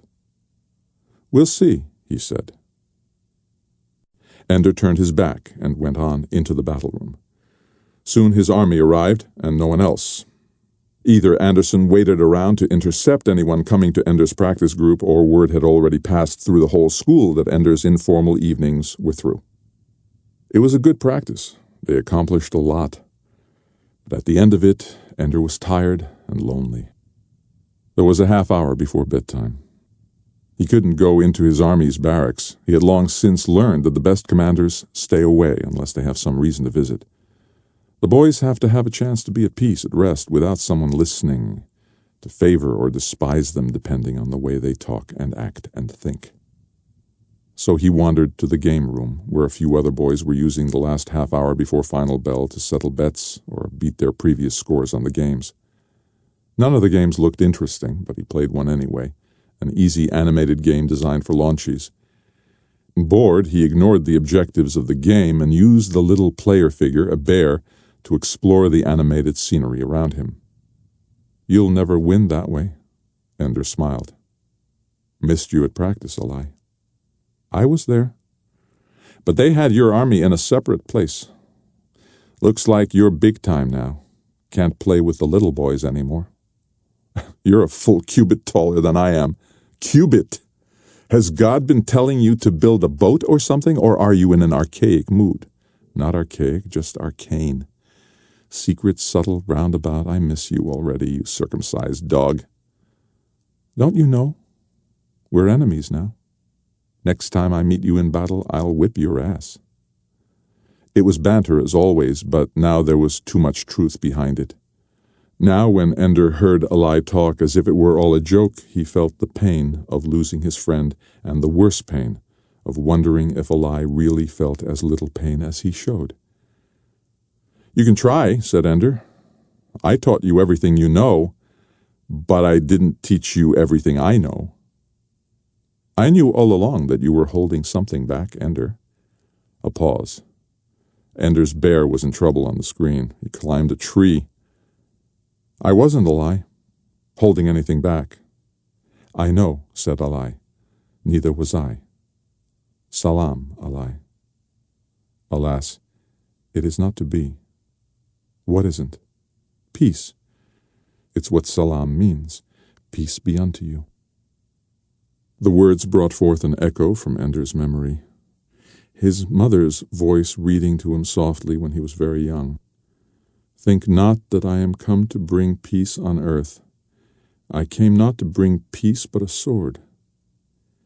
Ender had pictured his mother piercing Peter the Terrible with a bloody rapier, and the words had stayed in his mind along with the image. In the silence, the bear died. It was a cute death with funny music. Ender turned around. Eli was already gone. Ender felt as if part of himself had been taken away, an inward prop that was holding up his courage and confidence. With Eli, to a degree impossible even with Shen, Ender had come to feel a unity so strong that the word "we" came to his lips much more easily than "I." But Eli had left something behind. Ender lay in bed, dozing into the night, and felt Eli's lips on his cheek as he muttered the word "peace." The kiss, the word, the peace were with him still. I am only what I remember, and Eli is my friend in a memory so intense that they can't tear him out.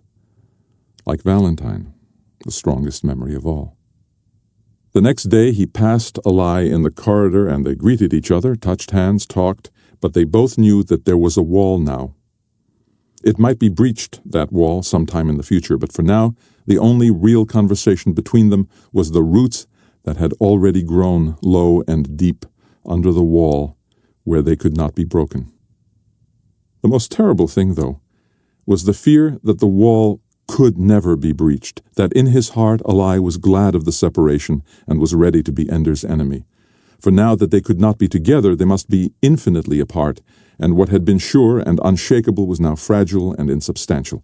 From the moment we are not together, Eli is a stranger, for he has a life now that will be no part of mine, and that means that when I see him we will not know each other. It made him sorrowful, but Ender did not weep. He was done with that. When they had turned Valentine into a stranger, when they had used her as a tool to work on Ender, from that day forward they could never hurt him deep enough to make him cry again. Ender was certain of that. And with that anger, he decided he was strong enough to defeat them, the teachers, his enemies. You can't be serious about this schedule of battles. Yes, I can. He's only had his army 3.5 weeks. I told you, we did computer simulations on probable results, and here's what the computer estimated Ender would do. We want to teach him, not give him a nervous breakdown. The computer knows him better than we do. The computer is also not famous for having mercy. If you wanted to be merciful, you should have gone to a monastery. You mean this isn't a monastery? This is best for Ender, too. We're bringing him to his full potential. I thought we'd give him 2 years as commander.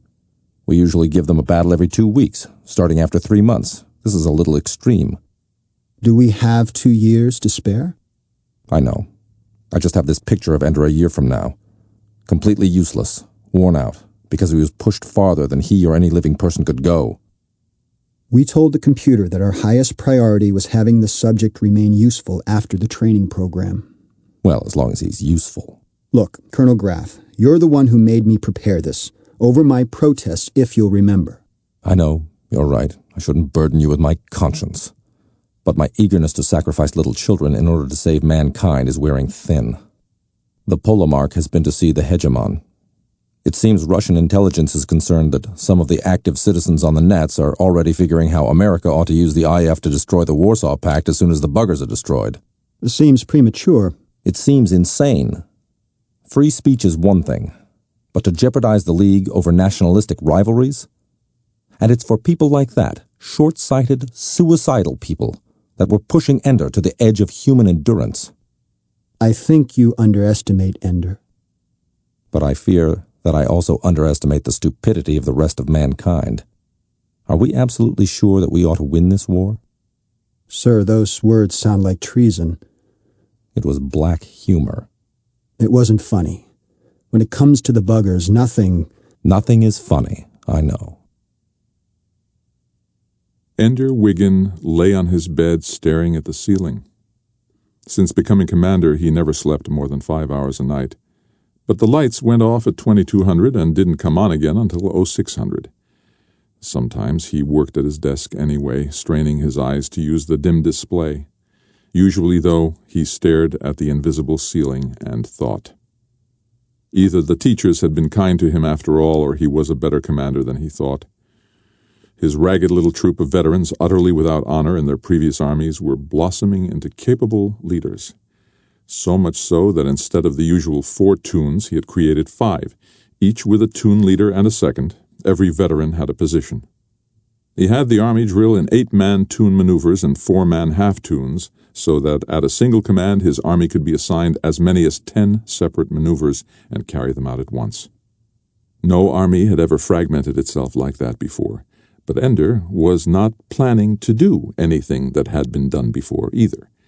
Most armies practiced mass maneuvers, performed strategies. Ender had none. Instead, he trained his toon leaders to use their small units effectively in achieving limited goals, unsupported, alone on their own initiative. He staged mock wars after the first week, savage affairs in the practice room that left everybody exhausted. But he knew, with less than a month of training, that his army had the potential of being the best fighting group ever to play the game. How much of this did the teachers plan? Did they know they were giving him obscure but excellent boys? Did they give him 30 launchies, many of them underage, because they knew the little boys were quick learners, quick thinkers? Or was this what any similar group could become under a commander who knew what he wanted his army to do and knew how to teach them to do it? The question bothered him because he wasn't sure whether he was confounding or fulfilling their expectations. All he was sure of was that he was eager for battle. Most armies needed 3 months because they had to memorize dozens of elaboration formations. We're ready now. Get us into battle. The door opened in darkness. Ender listened. A shuffling step. The door closed. He rolled off his bunk and crawled in the darkness the 2 meters to the door. There was a slip of paper there. He couldn't read it, of course, but he knew what it was. Battle. How kind of them. I wish, and they deliver.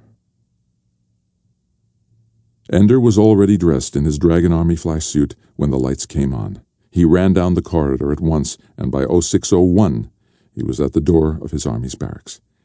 We have a battle with Rabbit Army at 0700. I want us warmed up in gravity and ready to go. Strip down and get to the gym. Bring your flash suits, and we'll go to the battle room from there.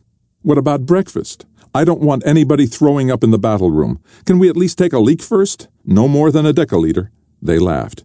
The ones who didn't sleep naked stripped down. Everyone bundled up their flash suits and followed Ender at a jog through the corridors to the gym. He put them through the obstacle course twice, then split them into rotations on the tramp, the mat, and the bench. Don't wear yourselves out, just wake yourselves up. He didn't need to worry about exhaustion. They were in good shape, light and agile, and above all, excited about the battle to come. A few of them spontaneously began to wrestle. The gym, instead of being tedious, was suddenly fun because of the battle to come. Their confidence was the supreme confidence of those who have never been in the contest and think they are ready. Well, why shouldn't they think so? They are, and so am I. At 0640, he had them dress out. He talked to the Toon leaders and their seconds while they dressed. Rabbit Army is mostly veterans, but Karn Karbi was made their commander only 5 months ago, and I never fought them under him. He was a pretty good soldier, and Rabbit has done fairly well in the standings over the years. But I expect to see formations, and so I'm not worried. At 0650, he made them all lie down on the mats and relax.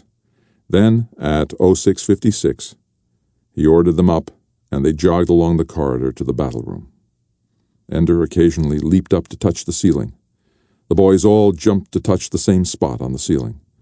Their ribbon of color led to the left. Rabbit Army had already passed through to the right, and at 0658 they reached their gate to the battle room.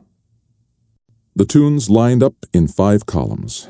A and E were ready to grab the side handholds and flip themselves out toward the sides. B and D lined up to catch the 2 parallel ceiling holds and flip upward into null gravity. C-Toon were ready to slap the sill of the doorway and flip downward. Up, down, left, right. Ender stood at the front between columns so he'd be out of the way and reoriented them. Which way is the enemy's gate? Down, they all said, laughing, and in that moment up became north, down became south, and left and right became east and west. The gray wall in front of them disappeared, and the battle room was visible. It wasn't a dark game, and it wasn't a bright one either. The lights were about half, like dusk. In the distance, in the dim light, he could see the enemy door, their lighted flash suits already pouring out. Ender knew a moment's pleasure. Everyone had learned the wrong lesson from Bonzo's misuse of Ender Wiggin. They all dumped through the door immediately so that there was no chance to do anything other than name the formation they would use. Commanders didn't have time to think. Well, Ender would take the time and trust his soldiers' ability to fight with flashed legs to keep them intact as they came late through the door. Ender sized up the shape of the battle room. The familiar open grid of most early games, like the monkey bars at the park, with 7 or 8 stars scattered through the grid. There were enough of them and in forward enough positions that they were worth going for. Spread to the nearest stars, Ender said. C, try to slide the wall. If it works, A and E will follow. If it doesn't, I'll decide from there. I'll be with D. Move. All the soldiers knew what was happening, but tactical decisions were entirely up to the Toon leaders. Even with Ender's instructions, they were only 10 seconds late getting through the gate. Rabbit Army was already doing some elaborate dance down at the end of the room. In all the other armies Ender had fought in, he would have been worrying right now about making sure he and his Toon were in their proper place in their own formation. Instead, he and all his men were only thinking of ways to slip around, past the formation, control the stars and the corners of the room, and then break the enemy formation into meaningless chunks that didn't know what they were doing. Even with less than 4 weeks together, the way they fought already seemed like the only intelligent way, the only possible way. Ender was almost surprised that Rabbit Army didn't know already that they were hopelessly out of date. C-Toon slipped along the wall, coasting with their bent knees facing the enemy. Crazy Tom, the leader of C-Toon, had apparently ordered his men to flash their own legs already. It was a pretty good idea in this dim light, since the lighted flash suits went dark wherever they were frozen. It made them less easily visible. Ender would commend him for that. Rabbit Army was able to drive back Seatoon's attack, but not until Crazy Tom and his boys had carved them up, freezing a dozen rabbits before retreating to the safety of a star. But it was a star behind the rabbit formation, which meant they were going to be easy pickings now. Hanzo, commonly called Hot Soup, was the leader of D-Toon. He slid quickly along the lip of the star to where Ender knelt. "How about flipping off the north wall and kneeling on their faces?" "Do it," Ender said. "I'll take B south to get behind them." Then he shouted, "A and E, slow on the walls." He slid footward along the star, hooked his feet on the lip, and flipped himself up to the top wall, then rebounded down to E-Toon's star. In a moment, he was leading them down against the south wall. They rebounded in near-perfect unison and came up behind the two stars that Karn Karbi's soldiers were defending. It was like cutting butter with a hot knife. Rabbit Army was gone. Just a little cleanup left to do. Ender broke his toons up into half-toons to scour the corners for any enemy soldiers who were whole or merely damaged. In 3 minutes, his toon leaders reported the room clean. Only one of Ender's boys was completely frozen. One of Seatoon, which had borne the brunt of the assault, and only 5 were disabled. Most were damaged, but those were leg shots and many of them were self-inflicted. All in all, it had gone even better than Ender expected. Ender had his toon leaders do the honors at the gate, 4 helmets at the corners, and Crazy Tom to pass through the gate. Most commanders took whoever was left alive to pass the gate. Ender could have picked practically anyone. A good battle. The lights went full, and Major Anderson himself came through the teacher gate at the south end of the battle room. He looked very solemn as he offered Ender the teacher hook that was ritually given to the victor in the game. Ender used it to thaw his own army's flash suits, of course, and he assembled them in toons before thawing the enemy. Crisp, military appearance, that's what he wanted when Karbi and Rabbit Army got their bodies under control again. They may curse us and lie about us, but they'll remember that we destroyed them, and no matter what they say, other soldiers and other commanders will see that in their eyes. In those rabbit eyes, they'll see us in neat formation, victorious and almost undamaged in our first battle. Dragon Army isn't going to be an obscure name for long. Karn Karbi came to Ender as soon as he was unfrozen. He was a 12-year-old who had apparently made commander only in his last year at the school. So he wasn't cocky like the ones who made it at 11. I will remember this, thought Ender, when I am defeated, to keep dignity and give honor where it's due so that defeat is not disgrace, and I hope I don't have to do it often. Anderson dismissed Dragon Army last, after Rabbit Army had straggled through the door that Ender's boys had come through. Then Ender led his army through the enemy's door. The light along the bottom of the door reminded them of which way was down once they got back to gravity. They all landed lightly on their feet, running. They assembled in the corridor. "It's 07:15, Ender said, "and that means you have 15 minutes for breakfast before I see you all in the battle room for the morning practice." He could hear them silently saying, "Come on, we won, let us celebrate." "All right," Ender answered, "you may.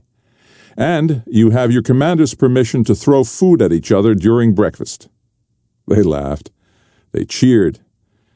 And then he dismissed them and sent them jogging on to the barracks. He caught his toon leaders on the way out and told them that he wouldn't expect anyone to come to practice until 07:45, and that practice would be over early so the boys could shower. Half an hour for breakfast, and no shower right after a battle. It was still stingy, but it would look lenient compared to 15 minutes, and Ender liked having the announcement of the extra 15 minutes come from the toon leaders. Let the boys learn that leniency comes from their toon leaders and harshness from their commander. It will bind them better in the small, tight knots of this fabric. Ender ate no breakfast. He wasn't hungry. Instead, he went to the bathroom and showered, putting his flash suit in the cleaner so it would be ready when he was dried off. He washed himself twice and let the water run and run on him. It would all be recycled. Let everybody drink some of my sweat today. They had given him an untrained army, and he had won. And not just nip and tuck either. He had one with only 6 frozen or disabled. Let's see how long other commanders keep using their formations now that they've seen what a flexible strategy can do. He was floating in the middle of the battle room when his soldiers began to arrive. No one spoke to him, of course. He would speak, they knew, when he was ready and not before. When all were there, Ender hooked himself near them and looked at them one by one. "Good first battle," he said, which was excuse enough for a cheer, and an attempt to start a chant of "Dragon, Dragon," which he quickly stopped. "Dragon Army did all right against rabbits, but the enemy isn't always going to be that bad. If that had been a good army, Seatoon, your approach was too slow. They would have had you from the flanks before you got into good position. You should have split and angled in from 2 directions so they couldn't flank you. A&E, your aim was wretched. The tallies show that you averaged only 1 hit for every 2 soldiers. That means most of the hits were made by attacking soldiers close in. That can't go on. A competent army would cut up the assault force unless they have much better cover from the soldiers at a distance. I want every toon to work on distance marksmanship at moving and unmoving targets. Half-toons, take turns being targets. I'll thaw the flash suits every 3 minutes. Now move." "Will we have any stars to work with?" asked Hot Soup. "To steady our aim."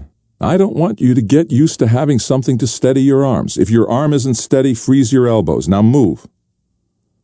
The toon leaders quickly got things going, and Ender moved from group to group to make suggestions and help soldiers who were having particular trouble. The soldiers knew by now that Ender could be brutal in the way he talked to groups, but when he worked with an individual, he was always patient, explaining as often as necessary, making suggestions quietly, listening to questions and problems and explanations. But he never laughed when they tried to banter with him, and they soon stopped trying. He was commander every moment they were together. He never had to remind them of it. He simply was. They worked all day with a taste of victory in their mouths and cheered again when they broke half an hour early for lunch. Ender held the toon leaders until the regular lunch hour to talk about the tactics they had used and evaluate the work of their individual soldiers. Then he went to his own room and methodically changed into his uniform for lunch. He would enter the commander's mess about 10 minutes late, exactly the timing that he wanted. Since this was his first victory, he had never seen the inside of the commander's mess hall and had no idea what new commanders were expected to do, but he did know that he wanted to enter last today, when the scores of the morning's battles were already posted. Dragon Army will not be an obscure name now. There was no great stir when he came in, but when some of them noticed how small he was and saw the dragons on the sleeves of the uniform, they stared at him openly, and by the time he got his food and sat at a table, the room was silent. Ender began to eat, slowly and carefully, pretending not to notice that he was the center of attention. Gradually conversation and noise started up again, and Ender could relax enough to look around. One entire wall of the room was a scoreboard. Soldiers were kept aware of an army's overall record for the past 2 years. In here, however, records were kept for each commander. A new commander couldn't inherit a good standing from his predecessor. He was ranked according to what he had done. Ender had the best ranking. A perfect one-lost record, of course, but in the other categories he was far ahead. Average soldiers disabled, average enemy disabled, average time elapsed before victory, in every category he was ranked first. When he was nearly through eating, someone came up behind him and touched his shoulder. "Mind if I sit?" Ender didn't have to turn around to know it was Dink Meeker. "Oh, Dink," said Ender, "sit." "You gold-plated fart," said Dink cheerfully. "We're all trying to decide whether your scores up there are a miracle or a mistake." "A habit," said Ender. "One victory is not a habit," Dink said. "Don't get cocky. When you're new, they send you against weak commanders. Karn Karbi isn't exactly on the bottom of the rankings." It was true. Karbi was just about in the middle. "He's okay," Dink said, "considering that he only just started. Shows some promise." "You don't show promise. You show threat." "Threat to what? Do they feed you less if I win? I thought you told me that this was all a stupid game and none of it mattered." Dink didn't like having his words thrown back at him, not under these circumstances. "You were the one who got me playing along with them, but I'm not playing games with you, Ender. You won't beat me." Probably not, Ender said. I taught you, Dink said. Everything I know, said Ender. I'm just playing it by ear right now. Congratulations, said Dink. It's good to know I have a friend here. But Ender wasn't sure Dink was his friend anymore. Neither was Dink. After a few empty sentences, Dink went back to his table. Ender looked around when he was through with his meal. There were quite a few small conversations going on. Ender spotted Bonzo, who was now one of the oldest commanders. Rose the Nose had graduated. Petra was with a group in a far corner, and she didn't look at him once. Since most of the others stole glances at him from time to time, including the ones Petra was talking with, Ender was pretty sure she was deliberately avoiding his glance. That's the problem with winning right from the start, thought Ender. You lose friends. Give them a few weeks to get used to it. By the time I have my next battle, things will have calmed down in here. Karn Karbi made a point of coming to greet Ender before the lunch period ended. It was again a gracious gesture, and unlike Dink, Karbi did not seem wary. Right now I'm in disgrace, he said frankly. They won't believe me when I tell them you did things that nobody's ever seen before. So I hope you beat the snot out of the next army you fight, as a favor to me. As a favor to you, Ender said, and thanks for talking to me. I think they're treating you pretty badly. Usually new commanders are cheered when they first join the mess, but then usually a new commander has had a few defeats under his belt before he first makes it in here. I only got in here a month ago. If anybody deserves a cheer, it's you. But that's life. Make 'em eat dust. I'll try. Karn Karbi left, and Ender mentally added him to his private list of people who also qualified as human beings. That night, Ender slept better than he had in a long time. Slept so well, in fact, that he didn't wake up until the lights came on. He woke up feeling good, jogged on out to take a shower, and did not notice the piece of paper on his floor until he came back and started dressing in his uniform. He only saw the paper because it moved in the wind as he snapped out the uniform to put it on. He picked up the paper and read it. Petra Arkanian, Phoenix Army, 0700. It was his old army, the one he had left less than 4 weeks before, and he knew their formations backward and forward. Partly because of Ender's influence, they were the most flexible of armies, responding relatively quickly to new situations. Phoenix Army would be the best able to cope with Ender's fluid, unpatterned attack. The teachers were determined to make life interesting for him. 0700, said the paper, and it was already 0630. Some of his boys might already be heading for breakfast. Ender tossed his uniform aside, grabbed his flash suit, and in a moment stood in the doorway of his army's barracks. Gentlemen, I hope you learned something yesterday because today we're doing it again. It took a moment for them to realize that he meant a battle, not a practice. It had to be a mistake, they said. Nobody ever had battles 2 days in a row. He handed the paper to Fly Molo, the leader of Atun, who immediately shouted, "Flash suits!" and started changing clothes. "Why didn't you tell us earlier?" demanded Hot Soup. Hot had a way of asking Ender questions that nobody else dared ask.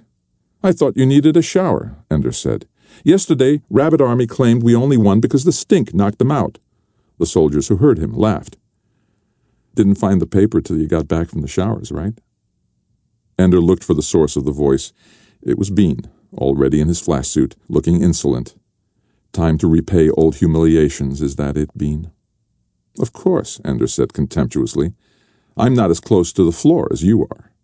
More laughter. Bean flushed with anger. "It's plain we can't count on old ways of doing things," Ender said, "so you'd better plan on battles any time, and often. I can't pretend I like the way they're screwing around with us, but I do like one thing, that I've got an army that can handle it." After that, if he had asked them to follow him to the moon without spacesuits, they would have done it. Petra was not Karn Karbi. She had more flexible patterns and responded much more quickly to Ender's darting, improvised, unpredictable attack. As a result, Ender had 3 boys flashed and 9 disabled at the end of the battle. Petra was not gracious about bowing over his hand at the end either. The anger in her eyes seemed to say, "I was your friend, and you humiliate me like this." Ender pretended not to notice her fury. He figured that after a few more battles she'd realize that in fact she had scored more hits against him than he expected anyone ever would again. and he was still learning from her. In practice today, he would teach his toon leaders how to counter the tricks Petra had played on them. Soon they would be friends again. He hoped. At the end of the week, Dragon Army had fought 7 battles in 7 days. The score stood 7 wins and 0 losses. Ender had never had more losses than in the battle with Phoenix Army, and in 2 battles he had suffered not one soldier, frozen or disabled. No one believed anymore that it was a fluke that put him first in the standings. He had beaten top armies by unheard-of margins. It was no longer possible for the other commanders to ignore him. A few of them sat with him at every meal, carefully trying to learn from him how he had defeated his most recent opponents. He told them freely, confident that few of them would know how to train their soldiers and their toon leaders to duplicate what his could do. And while Ender talked with a few commanders, much larger groups gathered around the opponents Ender had defeated, trying to find out how Ender might be beaten. There were many, too, who hated him for being young, for being excellent, for having made their victories look paltry and weak. Ender saw it first in their faces when he passed them in the corridors. Then he began to notice that some boys would get up in a group and move to another table if he sat near them in the commander's mess, and there began to be elbows that accidentally jostled him in the game room, feet that got entangled with his when he walked into and out of the gym, spittle and wads of wet paper that struck him from behind as he jogged through the corridors. They couldn't beat him in the battle room and knew it, so instead they would attack him where it was safe, where he was not a giant but just a little boy. Ender despised them, but secretly, so secretly that he didn't even know it himself, he feared them. It was just such little torments that Peter had always used, and Ender was beginning to feel far too much at home. These annoyances were petty, though, and Ender persuaded himself to accept them as another form of praise. Already the other armies were beginning to imitate Ender. Now most soldiers attacked with knees tucked under them. Formations were breaking up now, and more commanders were sending out toons to slip along the walls. None had caught on yet to Ender's 5-toon organization. It gave him the slight advantage that, when they had accounted for the movements of 4 units, they wouldn't be looking for a 5th. Ender was teaching them all about null-gravity tactics, but where could Ender go to learn new things? He began to use the video room, filled with propaganda vids about Mazer Rackham and other great commanders of the forces of humanity in the first and second invasion. Ender stopped the general practice an hour early and allowed his toon leaders to conduct their own practice in his absence. Usually they staged skirmishes, toon against toon. Ender stayed long enough to see that things were going well, then left to watch the old battles. Most of the vids were a waste of time. Heroic music, close-ups of commanders and medal-winning soldiers, confused shots of Marines invading bugger installations. But here and there he found useful sequences. Ships like points of light maneuvering in the dark of space. Or better still, the lights on shipboard plotting screens, showing the whole of a battle. It was hard from the videos to see all 3 dimensions, and the scenes were often short and unexplained, but Ender began to see how well the buggers used seemingly random flight paths to create confusion, how they used decoys and false retreats to draw the IF ships into traps. Some battles had been cut into many scenes which were scattered through the various videos.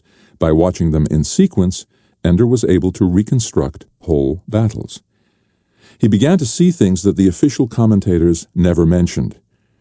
They were always trying to arouse pride in human accomplishments and loathing of the buggers, but Ender began to wonder how humanity had won at all. Human ships were sluggish. Fleets responded to new circumstances unbearably slowly, while the bugger fleet seemed to act in perfect unity, responding to each challenge instantly. Of course, in the first invasion, the human ships were completely unsuited to fast combat, but then so were the bugger ships. It was only in the second invasion that the ships and weapons were swift and deadly. So it was from the buggers, not the humans, that Ender learned strategy. He felt ashamed and afraid of learning from them, since they were the most terrible enemy, ugly and murderous and loathsome. But they were also very good at what they did. To a point. They always seemed to follow one basic strategy only: gather the greatest number of ships at the key point of conflict. They never did anything surprising, anything that seemed to show either brilliance or stupidity in a subordinate officer. Discipline was apparently very tight. And there was one oddity. There was plenty of talk about Mazer Rackham, but precious little video of his actual battle. Some scenes from early in the battle, Rackham's tiny force looking pathetic against the vast power of the main bugger fleet. The buggers had already beaten the main human fleet out in the Comet Shield, wiping out the earliest starships and making a mockery of human attempts at high strategy. That film was often shown to arouse again and again the agony and terror of bugger victory. Then the fleet coming to Mazer Rackham's little force near Saturn, the hopeless odds, and then one shot from Mazer Rackham's little cruiser. One enemy ship blowing up. That's all that was ever shown. Lots of film showing Marines carving their way into bugger ships, lots of bugger corpses lying around inside, but no film of buggers killing in personal combat, unless it was spliced in from the first invasion. It frustrated Ender that Mazer Rackham's victory was so obviously censored. Students in the battle school had much to learn from Mazer Rackham, and everything about his victory was concealed from view. The passion for secrecy was not very helpful to the children who had to learn to accomplish again what Mazer Rackham had done. Of course, as soon as word got around that Ender Wiggin was watching the war vids over and over again, the video room began to draw a crowd. Almost all were commanders, watching the same vids Ender watched, pretending they understood why he was watching and what he was getting out of it. Ender never explained anything. Even when he showed 7 scenes from the same battle, but from different vids, only one boy asked tentatively, "Are some of those from the same battle?" Ender only shrugged, as if it didn't matter. It was during the last hour of practice on the 7th day, only a few hours after Ender's army had won its 7th battle, that Major Anderson himself came into the video room. He handed a slip of paper to one of the commanders sitting there and then spoke to Ender. "Colonel Graff wishes to see you in his office immediately." Ender got up and followed Anderson through the corridors. Anderson palmed the locks that kept students out of the officers' quarters. Finally, they came to where Graff had taken root on a swivel chair bolted to the steel floor. His belly spilled over both armrests now, even when he sat upright. Ender tried to remember. Graff hadn't seemed particularly fat at all when Ender first met him only 4 years ago. Time and tension were not being kind to the administrator of the battle school. 7 days since your first battle, Ender, said Graff. Ender did not reply. And you won 7 battles, once a day. Ender nodded. Your scores are unusually high, too. Ender blinked. To what, Commander, do you attribute your remarkable success? You gave me an army that does whatever I can think for it to do. And what have you thought for it to do? We orient downward toward the enemy gate and use our lower legs as a shield. We avoid formations and keep our mobility. It helps that I've got 5 tunes of 8 instead of 4 of 10. Also, our enemies haven't the time to respond effectively to our new techniques, so we keep beating them with the same tricks. That won't hold up for long. So you don't expect to keep winning? Not with the same tricks. Graff nodded. Sit down, Ender. Ender and Anderson both sat. Graff looked at Anderson, and Anderson spoke next. What condition is your army in, fighting so often? They're all veterans now. But how are they doing? Are they tired? If they are, they won't admit it. Are they still alert? You're the ones with the computer games that play with people's minds, you tell me. We know what we know. We want to know what you know. These are very good soldiers, Major Anderson. I'm sure they have limits, but we haven't reached them yet. Some of the newer ones are having trouble because they never really mastered some basic techniques, but they're working hard and improving. What do you want me to say? That they need to rest? Of course they need to rest. They need a couple of weeks off. Their studies are shot to hell. None of us are doing any good in our classes. But you know that. And apparently you don't care, so why should I? Graf and Anderson exchanged glances. Ender, why are you studying the videos of the Bugger Wars? To learn strategy, of course. Those videos were created for propaganda purposes. All our strategies have been edited out. I know. Graf and Anderson exchanged glances again. Graf drummed on his table. You don't play the fantasy game anymore, he said. Ender didn't answer. Tell me why you don't play it. Because I won. You never win everything in that game. There's always more. I won. Ender, we want to help you be as happy as possible, but if you want to make me the best soldier possible, go down and look at the standings. Look at the all-time standings. So far you're doing an excellent job with me. Congratulations. Now when are you going to put me up against a good army? Graf's set lips turned to a smile, and he shook a little with silent laughter. Anderson handed Ender a slip of paper. Now, he said. Bonzo, Madrid, Salamander Army, 1200. That's 10 minutes from now, said Ender. My army will be in the middle of showering up after practice. Graf smiled. Better hurry then, boy. He got to his army's barracks 5 minutes later. Most were dressing after their showers. Some had already gone to the game room or the video room to wait for lunch. He sent 3 younger boys to call everyone in and made everyone else dress for battle as quickly as they could. This one's hot and there's no time, Ender said. They gave Bonzo notice about 20 minutes ago, and by the time we get to the door, they'll have been inside for a good 5 minutes at least.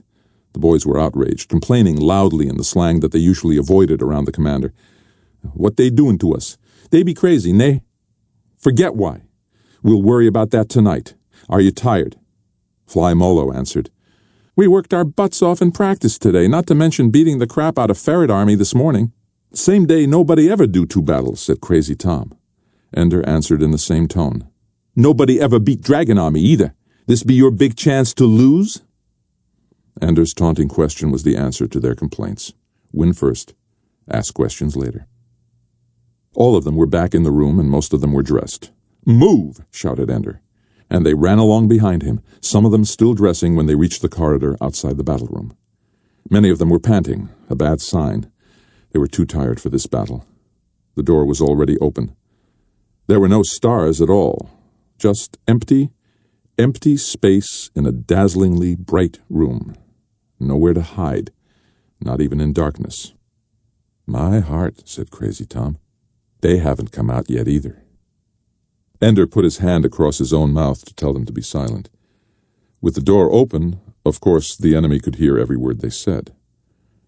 Ender pointed all around the door to tell them that Salamander Army was undoubtedly deployed against the wall all around the door, where they couldn't be seen but could easily flash anyone who came out.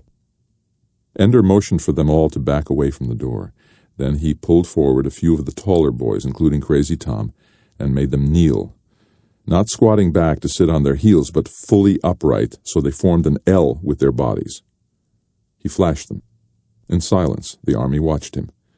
He selected the smallest boy, Bean, handed him Tom's gun, and made Bean kneel on Tom's frozen legs. Then he pulled Bean's hands, each holding a gun, through Tom's armpits. Now the boys understood. Tom was a shield, an armored spacecraft, and Bean was hiding inside. He was certainly not invulnerable, but he would have time. Ender assigned 2 more boys to throw Tom and Bean through the door, but signaled them to wait. He went on through the army, quickly assigning groups of 4, a shield, a shooter, and 2 throwers. Then, when all were frozen or armed or ready to throw, he signaled the throwers to pick up their burdens, throw them through the door, and then jump through themselves. Move! Shouted Ender. They moved. 2 at a time, the shield pairs went through the door, backward, so that the shield would be between the shooter and the enemy. The enemy opened fire at once, but they mostly hit the frozen boy in front. In the meantime, with 2 guns to work with and their targets neatly lined up and spread flat along the wall, the dragons had an easy time of it. It was almost impossible to miss. And as the throwers also jumped through the door, they got handholds on the same wall with the enemy, shooting at a deadly angle so that the salamanders couldn't figure out whether to shoot at the shield pairs, slaughtering them from above, or the throwers shooting at them from their own level. By the time Ender himself came through the door, the battle was over.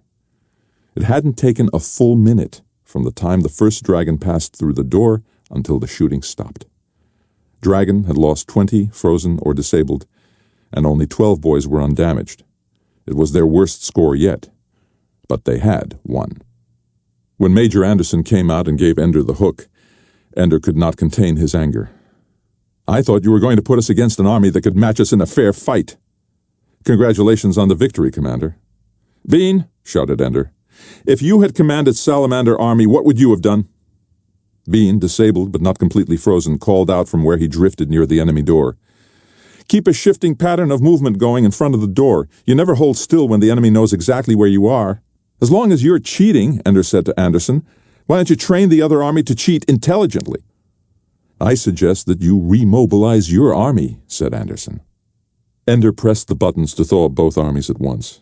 "Dragon Army dismissed," he shouted immediately. There would be no elaborate formation to accept the surrender of the other army. This had not been a fair fight, even though they had won. The teachers had meant them to lose, and it was only Bonzo's ineptitude that had saved them. There was no glory in that. Only as Ender himself was leaving the battle room did he realize that Bonzo would not realize that Ender was angry at the teachers. Spanish honor. Bonzo would only know that he had been defeated even when the odds were stacked in his favor. That Ender had had the youngest child in his army publicly state what Bonzo should have done to win, and that Ender had not even stayed to receive Bonzo's dignified surrender. If Bonzo had not already hated Ender, he would surely have begun, and hating him as he did, this would surely turn his rage murderous. Bonzo was the last person to strike me, thought Ender. I'm sure he has not forgotten that. Nor had he forgotten the bloody affair in the battle room when the older boys tried to break up Ender's practice session. Nor had many others. They were hungry for blood then. Bonzo would be thirsting for it now. Ender toyed with the idea of taking advanced personal defense, but with battles now possible not only every day but twice in the same day, Ender knew he could not spare the time. I'll have to take my chances. The teachers got me into this. They can keep me safe. Bean flopped down on his bunk in utter exhaustion. Half the boys in the barracks were already asleep, and it was still 15 minutes before lights out. Wearily, he pulled his desk from its locker and signed on. There was a test tomorrow in geometry, and Bean was woefully unprepared. He could always reason things out if he had enough time, and he had read Euclid when he was 5, but the test had a time limit so there wouldn't be a chance to think. He had to know. And he didn't know. And he would probably do badly on the test, but they had won twice today, and so he felt good. As soon as he signed on, however, all thoughts of geometry were banished. A message paraded around the desk. "See me at once. Ender." The time was 21:50, only 10 minutes before lights out. How long ago had Ender sent it? Still, he'd better not ignore it. There might be another battle in the morning. The thought made him weary, and whatever Ender wanted to talk to him about, there wouldn't be time then. So Bean rolled off the bunk and walked emptily through the corridor to Ender's room. He knocked. "Come in," said Ender. "Just saw your message." "Fine," said Ender. "It's near lights out." "I'll help you find your way in the dark." "I just didn't know if you knew what time it was." "I always know what time it is." Bean sighed inwardly. It never failed. Whenever he had any conversation with Ender, it turned into an argument. Bean hated it. He recognized Ender's genius and honored him for it. Why couldn't Ender ever see anything good in him? "Remember 4 weeks ago, Bean, when you told me to make you a toon leader?" "Huh? I've made 5 toon leaders and 5 assistants since then, and none of them was you." Ender raised his eyebrows. "Was I right?" "Yes, sir." So tell me how you've done in these 8 battles. Today was the first time they disabled me, but the computer listed me as getting 11 hits before I had to stop. I've never had less than 5 hits in a battle. I've also completed every assignment I've been given. Why did they make you a soldier so young, Bean? No younger than you were. But why? I don't know. Yes, you do. And so do I. I've tried to guess, but they're just guesses. You're very good. They knew that. They pushed you ahead. Tell me why, Bean. Because they need us, that's why. Bean sat down on the floor and stared at Ender's feet. Because they need somebody to beat the buggers. That's the only thing they care about. It's important that you know that, Bean. Because most boys in this school think the game is important for itself, but it isn't. It's only important because it helps them find kids who might grow up to be real commanders in the real war. But as for the game, screw that. That's what they're doing. Screwing up the game. Funny. I thought they were just doing it to us. A game 9 weeks earlier than it should have come. A game every day. And now 2 games in the same day. Bean, I don't know what the teachers are doing, but my army is getting tired. And I'm getting tired, and they don't care at all about the rules of the game.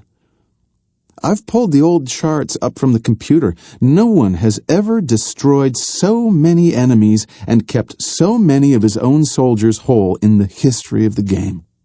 You're the best, Ender. Ender shook his head. Maybe. But it was no accident that I got the soldiers I got. Launchies, rejects from other armies, but put them together and my worst soldier could be a toon leader in another army. They've loaded things my way, but now they're loading it all against me. Bean, they want to break us down. They can't break you. You'd be surprised. Ender breathed sharply, suddenly, as if there were a stab of pain, or he had to catch a sudden breath in a wind. Bean looked at him and realized that the impossible was happening. Far from baiting him, Ender Wiggin was actually confiding in him. Not much, but a little. Ender was human, and Bean had been allowed to see. Maybe you'll be surprised, said Bean. There's a limit to how many clever new ideas I can come up with every day. Somebody's going to come up with something to throw at me that I haven't thought of before, and I won't be ready. What's the worst that could happen? You lose 1 game. Yes. That's the worst that could happen. I can't lose any games. Because if I lose any... He didn't explain himself. And Bean didn't ask. I need you to be clever, Bean. I need you to think of solutions to problems we haven't seen yet. I want you to try things that no one has ever tried because they're absolutely stupid. Why me? Because even though there are some better soldiers than you in Dragon Army, not many, but some, there's nobody who can think better and faster than you. Bean said nothing. They both knew it was true. Ender showed him his desk. On it were 12 names, 2 or 3 from each toon. Choose 5 of these, said Ender. 1 from each toon. They're a special squad, and you'll train them. Only during the extra practice sessions. Talk to me about what you're training them to do. Don't spend too long on any one thing. Most of the time, you and your squad will be part of the whole army, part of your regular toons. But when I need you, when there's something to be done that only you can do. These are all new, said Bean. No veterans. After last week, Bean, all our soldiers are veterans. Don't you realize That on the individual soldier standings, all 40 of our soldiers are in the top 50? That you have to go down 17 places to find a soldier who isn't a dragon? What if I can't think of anything? Then I was wrong about you. Bean grinned. You weren't wrong. The lights went out. Can you find your way back, Bean? Probably not. Then stay here. If you listen very carefully, you can hear the good fairy come in the night and leave our assignment for tomorrow. They won't give us another battle tomorrow, will they? Ender didn't answer. Bean heard him climb into bed. He got up from the floor and did likewise. He thought of a half-dozen ideas before he went to sleep. Ender would be pleased. Every one of them was stupid. General Pace, please sit down. I understand you have come to me about a matter of some urgency. Ordinarily, Colonel Graff, I would not presume to interfere with the internal workings of the battle school. Your autonomy is guaranteed, and despite our difference in ranks, I am quite aware that it is my authority only to advise, not to order you to take action. Action? Do not be disingenuous with me, Colonel Graff. Americans are quite apt at playing stupid when they choose to, but I am not to be deceived. You know why I am here. Ah, I guess this means Dapp filed a report. He feels paternal toward the students here. He feels your neglect of a potentially lethal situation is more than negligence, that it borders on conspiracy to cause the death or serious injury of one of the students here. This is a school for children, General Pace. Hardly a matter to bring the chief of IF military police here for. Colonel Graff, the name of Ender Wiggin has percolated through the High Command. It has even reached my ears. I have heard him described modestly as our only hope for victory in the upcoming invasion. When it is his life or health that is in danger, I do not think it untoward that the military police take some interest in preserving and protecting the boy. Do you? Damn Dapp, and damn you too, sir. I know what I'm doing. Do you? Better than anyone else. Oh, that is obvious, since nobody else has the faintest idea what you're doing. You have known for 8 days that there is a conspiracy among some of the more vicious of these children to cause the beating of Ender Wiggin if they can, and that some members of this conspiracy, notably the boy named Bonito de Madrid, commonly called Bonzo, are quite likely to exhibit no self-restraint when this punishment takes place, so that Ender Wiggin, an inestimably important international resource, will be placed in serious danger of having his brains pasted on the walls of your orbiting schoolhouse. And you, fully warned of this danger, propose to do exactly nothing. You can see how this excites our puzzlement. Ender Wiggin has been in this situation before. Back on Earth, the day he lost his monitor, and again when a large group of older boys... I did not come here ignorant of the past. Ender Wiggin has provoked Bonzo Madrid beyond human endurance, and you have no military police standing by to break up disturbances. It is unconscionable. When Ender Wiggin holds our fleets in his control, when he must make the decisions that bring us victory or destruction, will there be military police to come save him if things get out of hand? I fail to see the connection. Obviously. But the connection is there. Ender Wiggin must believe that no matter what happens, no adult will ever step in to help him in any way. He must believe, to the core of his soul, that he can only do what he and the other children work out for themselves. If he does not believe that, then he will never reach the peak of his abilities. He will also not reach the peak of his abilities if he is dead or permanently crippled. He won't be. Why don't you simply graduate Bonzo? He's old enough. Because Ender knows that Bonzo plans to kill him. If we transfer Bonzo ahead of schedule, he'll know that we saved him. Heaven knows Bonzo isn't a good enough commander to be promoted on merit. What about the other children? Getting them to help him? We'll see what happens. That is my first, final, and only decision. God help you if you're wrong. God help us all if I'm wrong. I'll have you before a capital court-martial. I'll have your name disgraced throughout the world if you're wrong. Fair enough. But do remember, if I happen to be right, to make sure I get a few dozen medals. For what? For keeping you from meddling. Ender sat in a corner of the battle room, his arm hooked through a handhold, watching Bean practice with his squad. Yesterday they had worked on attacks without guns, disarming enemies with their feet. Ender had helped them with some techniques from gravity personal combat. Many things had to be changed, but inertia in flight was a tool that could be used against the enemy as easily in nullo as in Earth gravity. Today, though, Bean had a new toy. It was a deadline, one of the thin, almost invisible twines used during construction in space to hold two objects together. Deadlines were sometimes kilometers long. This one was just a bit longer than a wall of the battle room, and yet it looped easily, almost invisibly, around Bean's waist.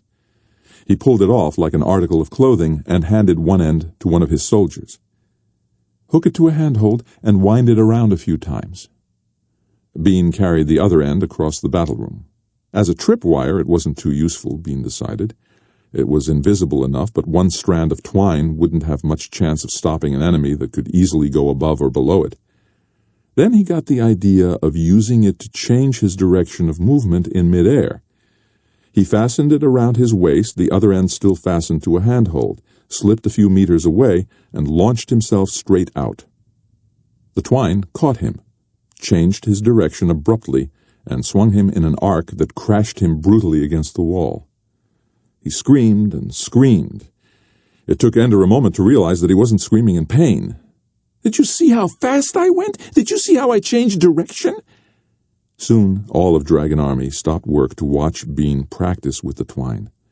The changes in direction were stunning, especially when you didn't know where to look for the twine. When he used the twine to wrap himself around a star, he attained speeds no one had ever seen before. It was 21:40 when Ender dismissed the evening practice. Weary, but delighted at having seen something new, his army walked through the corridors back to the barracks. Ender walked among them, not talking but listening to their talk. They were tired, yes. A battle every day for more than 4 weeks, often in situations that tested their abilities to the utmost. But they were proud, happy, close. They had never lost, and they had learned to trust each other. They trusted their fellow soldiers to fight hard and well, trusted their leaders to use them rather than waste their efforts. Above all, they trusted Ender to prepare them for anything and everything that might happen. As they walked the corridor, Ender noticed several older boys seemingly engaged in conversations in branching corridors and ladderways. Some were in their corridor, walking slowly in the other direction. It became too much of a coincidence, however, that so many of them were wearing salamander uniforms, and that those who weren't were often older boys belonging to armies whose commanders most hated Ender Wiggin. A few of them looked at him and looked away too quickly. Others were too tense, too nervous, as they pretended to be relaxed. What will I do if they attack my army here in the corridor? My boys are all young, all small, and completely untrained in gravity combat. When would they learn? "Ho, Ender!" someone called. Ender stopped and looked back. It was Petra. "Ender, can I talk to you?" Ender saw in a moment that if he stopped and talked, his army would quickly pass him by and he would be alone with Petra in the hallway. "Walk with me," Ender said. "It's just for a moment." Ender turned around and walked on with his army. He heard Petra running to catch up. "All right, I'll walk with you." Ender tensed when she came near. Was she one of them, one of the ones who hated him enough to hurt him? "A friend of yours wanted me to warn you. There are some boys who want to kill you." "Surprise," said Ender. Some of his soldiers seemed to perk up at this. Plots against their commander were interesting news, it seemed. "Ender, they can do it. He said they've been planning it ever since you went commander. Ever since I beat Salamander, you mean?" "I hated you after you beat Phoenix Army too, Ender. I didn't say I blamed anybody. It's true. He told me to take you aside today and warn you on the way back from the battle room to be careful tomorrow because, Petra, if you had actually taken me aside just now, There are about a dozen boys following along who would have taken me in the corridor. Can you tell me you didn't notice them?" Suddenly her face flushed. "No, I didn't." How can you think I did? Don't you know who your friends are?" She pushed her way through Dragon Army, got ahead of him, and scrambled up a ladder-way to a higher deck. "Is it true?" asked Crazy Tom. "Is what true?" Ender scanned the room and shouted for two roughhousing boys to get to bed. "That some of the older boys want to kill you."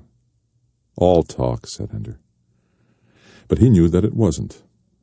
Petra had known something, and what he saw on the way here tonight wasn't imagination. "It may be all talk, but I hope you'll understand when I say you got 5 toon leaders who are going to escort you to your room tonight. Completely unnecessary. Humor us. You owe us a favor." "I owe you nothing." He'd be a fool to turn them down. "Do as you want." He turned and left. The toon leaders trotted along with him. One ran ahead and opened his door. They checked the room, made Ender promise to lock it, and left him just before lights out. There was a message on his desk. "Don't be alone, ever, Dink." Ender grinned. So Dink was still his friend. "Don't worry, they won't do anything to me. I have my army." But in the darkness, he did not have his army. He dreamed that night of Stilson, only he saw now how small Stilson was, only 6 years old, how ridiculous his tough guy posturing was. And yet in the dream, Stilson and his friends tied Ender so he couldn't fight back, and then everything that Ender had done to Stilson in life, they did to Ender in the dream. And afterward, Ender saw himself babbling like an idiot, trying hard to give orders to his army, but all his words came out as nonsense. He awoke in darkness, and he was afraid. Then he calmed himself by remembering that the teachers obviously valued him, or they wouldn't be putting so much pressure on him. They wouldn't let anything happen to him, nothing bad anyway. Probably when the older kids attacked him in the battle room years ago, there were teachers just outside the room waiting to see what would happen. If things had got out of hand, they would have stepped in and stopped it. I probably could have sat there and done nothing, and they would have seen to it that I came through all right. They'll push me as hard as they can in the game, but outside the game they'll keep me safe. With that assurance he slept again, until the door opened softly, and the morning's war was left on the floor for him to find. They won, of course, but it was a grueling affair, with the battle room so filled with a labyrinth of stars that hunting down the enemy during mop-up took 45 minutes. It was Paul Slattery's Badger Army, and they refused to give up. There was a new wrinkle in the game, too. When they disabled or damaged an enemy, he thawed in about 5 minutes, the way it worked in practice. Only when the enemy was completely frozen did he stay out of action the whole time. But the gradual thawing did not work for Dragon Army. Crazy Tom was the one who realized what was happening when they started getting hit from behind by people they thought were safely out of the way. And at the end of the battle, Slattery shook Ender's hand and said, "I'm glad you won. If I ever beat you, Ender, I want to do it fair." "Use what they give you," Ender said. "If you've ever got an advantage over the enemy, use it." "Oh, I did," said Slattery. He grinned. "I'm only fair-minded before and after battles." The battle took so long that breakfast was over. Ender looked at his hot, sweating, tired soldiers waiting in the corridor and said, "Today you know everything. No practice. Get some rest. Have some fun. Pass a test." It was a measure of their weariness that they didn't even cheer or laugh or smile. Just walked into the barracks and stripped off their clothes. They would have practiced if he had asked them to, but they were reaching the end of their strength, and going without breakfast was one unfairness too many. Ender meant to shower right away, but he was also tired. He lay down on his bed in his flash suit, just for a moment, and woke up at the beginning of lunchtime. So much for his idea of studying more about the buggers this morning. Just time to clean up, go eat, and head for class. He peeled off his flash suit, which stank from his sweat. His body felt cold, his joints oddly weak. Shouldn't have slept in the middle of the day. I'm beginning to slack off. I'm beginning to wear down. Can't let it get to me. So he jogged to the gym and forced himself to climb the rope 3 times before going to the bathroom to shower. It didn't occur to him that his absence in the commander's mess would be noticed. that showering during the noon hour when his own army would be wolfing down their first meal of the day, he would be completely, helplessly alone. Even when he heard them come into the bathroom, he paid no attention. He was letting the water pour over his head, over his body. The muffled sound of footsteps was hardly noticeable. Maybe lunch was over, he thought. He started to soap himself again. Maybe somebody finished practice late. And maybe not. He turned around. There were 7 of them, leaning back against the metal sinks or standing closer to the showers, watching him. Bonzo stood in front of them. Many were smiling, the condescending leer of the hunter for his cornered victim. Bonzo was not smiling, however. "Ho," Ender said. Nobody answered. So Ender turned off the shower, even though there was still soap on him, and reached for his towel. It wasn't there. One of the boys was holding it. It was Bernard. All it would take for the picture to be complete was for Stilson and Peter to be there too. They needed Peter's smile. They needed Stilson's obvious stupidity. Ender recognized the towel as their opening point. Nothing would make him look weaker than to chase naked after the towel. That was what they wanted, to humiliate him, to break him down. He wasn't going to play. He refused to feel weak because he was wet and cold and unclothed. He stood strongly, facing them, his arms at his sides. He fastened his gaze on Bonzo. "Your move," Ender said. "This is no game," said Bernard. "We're tired of you, Ender. You graduate today. On ice." Ender did not look at Bernard. It was Bonzo who hungered for his death, even though he was silent. The others were along for the ride, daring themselves to see how far they might go. Bonzo knew how far he would go. "Bonzo," Ender said softly, "your father would be proud of you." Bonzo stiffened. "He would love to see you now. Come to fight a naked boy in a shower smaller than you, and you brought 6 friends. He would say, 'Oh, what honor.'" "Nobody came to fight you," said Bernard. "We just came to talk you into playing fair with the games, maybe lose a couple now and then." The others laughed, but Bonzo didn't laugh, and neither did Ender. "Be proud, Bonito, pretty boy. You can go home and tell your father, yes, I beat up Ender Wiggin, who was barely 10 years old, and I was 13. And I had only 6 of my friends to help me, and somehow we managed to defeat him, even though he was naked and wet and alone. Ender Wiggin is so dangerous and terrifying, it was all we could do not to bring 200. "Shut your mouth, Wiggin," said one of the boys. "We didn't come to hear the little bastard talk," said another. "You shut up," said Bonzo. "Shut up and stand out of the way." He began to take off his uniform. "Naked and wet and alone, Ender, so we're even. I can't help that I'm bigger than you. You're such a genius, you figure out how to handle me." He turned to the others. "Watch the door. Don't let anyone else in." The bathroom wasn't large, and plumbing fixtures protruded everywhere. It had been launched in one piece as a low-orbit satellite, packed full of the water reclamation equipment. It was designed to have no wasted space. It was obvious what their tactics would have to be. Throw the other boy against fixtures until one of them does enough damage that he stops. When Ender saw Bonzo's stance, his heart sank. Bonzo had also taken classes, and probably more recently than Ender. His reach was better, he was stronger, and he was full of hate. He would not be gentle. "He will go for my head," thought Ender. "He will try above all to damage my brain. And if this fight is long, he's bound to win. His strength can control me. If I'm to walk away from here, I have to win quickly and permanently." He could still feel again the sickening way that Stilson's bones had given way. "But this time it will be my body that breaks, unless I can break him first." Ender stepped back, flipped the shower head so it turned outward, and turned on pure hot water. Almost at once the steam began to rise. He turned on the next, and the next.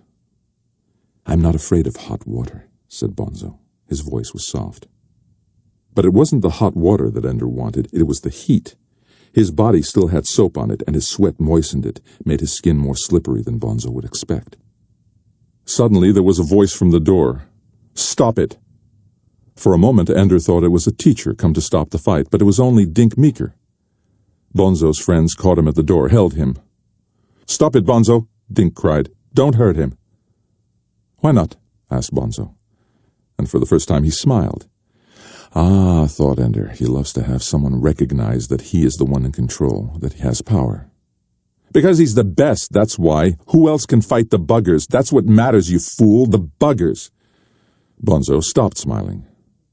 It was the thing he hated most about Ender, that Ender really mattered to other people, and in the end, Bonzo did not. "You've killed me with those words, Dink. Bonzo doesn't want to hear that I might save the world." Where are the teachers, thought Ender. Don't they realize that the first contact between us in this fight might be the end of it? This isn't like the fight in the battle room, where no one had the leverage to do any terrible damage. There's gravity in here, and the floor and walls are hard and jutted with metal. Stop this now or not at all. "If you touch him, you're a bugger lover," cried Dink. "You're a traitor. If you touch him, you deserve to die." They jammed Dink's face backward into the door, and he was silent. The mist from the showers dimmed the room, and the sweat was streaming down Ender's body. Now, before the soap is carried off me, now, while I'm still too slippery to hold. Ender stepped back, letting the fear he felt show in his face. "Bonzo, don't hurt me," he said. "Please." It was what Bonzo was waiting for, the confession that he was in power. For other boys it might have been enough that Ender had submitted. For Bonzo, it was only a sign that his victory was sure. He swung his leg as if to kick, but changed it to a leap at the last moment. Ender noticed the shifting weight and stooped lower so that Bonzo would be more off balance when he tried to grab Ender and throw him. Bonzo's tight, hard ribs came against Ender's face, and his hands slapped against his back, trying to grip him. But Ender twisted, and Bonzo's hands slipped. In an instant, Ender was completely turned, yet still inside Bonzo's grasp. The classic move at this moment would be to bring up his heel into Bonzo's crotch. But for that move to be effective required too much accuracy, and Bonzo expected it. He was already rising onto his toes, thrusting his hips backward to keep Ender from reaching his groin. Without seeing him, Ender knew it would bring his face closer, almost in Ender's hair, so instead of kicking, he lunged upward off the floor with the most powerful lunge of the soldier bounding from the wall and jammed his head into Bonzo's face. Ender whirled in time to see Bonzo stagger backward, his nose bleeding, gasping from surprise and pain. Ender knew that at this moment he might be able to walk out of the room and end the battle, the way he had escaped from the battle room after drawing blood. But the battle would only be fought again and again until the will to fight was finished. The only way to end things completely was to hurt Bonzo enough that his fear was stronger than his hate. So Ender leaned back against the wall behind him, then jumped up and pushed off with his arms. His feet landed in Bonzo's belly and chest. Ender spun in the air and landed on his toes and hands. He flipped over, scooted under Bonzo, and this time when he kicked upward into Bonzo's crotch, he connected hard and sure. Bonzo did not cry out in pain. He did not react at all, except that his body rose a little in the air. It was as if Ender had kicked a piece of furniture. Bonzo collapsed, fell to the side, and sprawled directly under the spray of steaming water from a shower. He made no movement whatever to escape the murderous heat. "My God!" someone shouted. Bonzo's friends leaped to turn off the water. Ender slowly rose to his feet. Someone thrust his towel at him. It was Dink. "Come on out of here," Dink said. He led Ender away. Behind them they heard the heavy clatter of adults running down a ladderway. Now the teachers would come, the medical staff, to dress the wounds of Ender's enemy. Where were they before the fight, when there might have been no wounds at all? There was no doubt now in Ender's mind. There was no help for him. Whatever he faced, now and forever, no one would save him from it. Peter might be scum, but Peter had been right, always right. The power to cause pain is the only power that matters, the power to kill and destroy. Because if you can't kill, then you are always subject to those who can, and nothing and no one will ever save you. Dink led him to his room, made him lie on the bed. "Are you hurt anywhere?" he asked. Ender shook his head. You took him apart. I thought you were dead meat, the way he grabbed you. But you took him apart. If he'd stood up longer, you would have killed him. He meant to kill me. I know it. I know him. Nobody hates like Bonzo. But not anymore. If they don't ice him for this and send him home, he'll never look you in the eye again, you or anybody. He had 20 centimeters on you, and you made him look like a crippled cow standing there chewing her cud. All Ender could see, though, was the way Bonzo looked as Ender kicked upward into his groin. The empty, dead look in his eyes. He was already finished then, already unconscious. His eyes were open, but he wasn't thinking or moving anymore. Just that dead, stupid look on his face, that terrible look. The way Stilson looked when I finished with him. They'll ice him, though, Dink said. Everybody knows he started it. I saw them get up and leave the commander's mess. Took me a couple of seconds to realize you weren't there either, and then a minute more to find out where you'd gone. I told you not to be alone. Sorry. They're bound to ice him, troublemaker, him and his stinking honor. Then, to Dink's surprise, Ender began to cry. Lying on his back, still soaking wet with sweat and water. He gasped his sobs, tears seeping out of his closed eyelids and disappearing in the water on his face. Are you all right? I didn't want to hurt him, Ender cried. Why didn't he just leave me alone? He heard his door open softly, then close.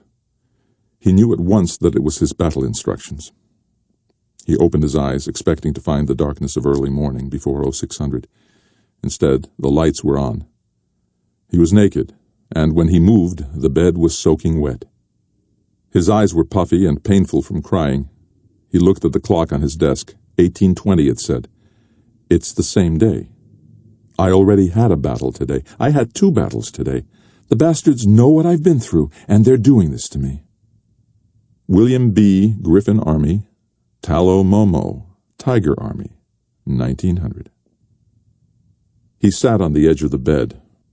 The note trembled in his hand. I can't do this, he said silently. And then not silently. I can't do this. He got up, bleary, and looked for his flash suit.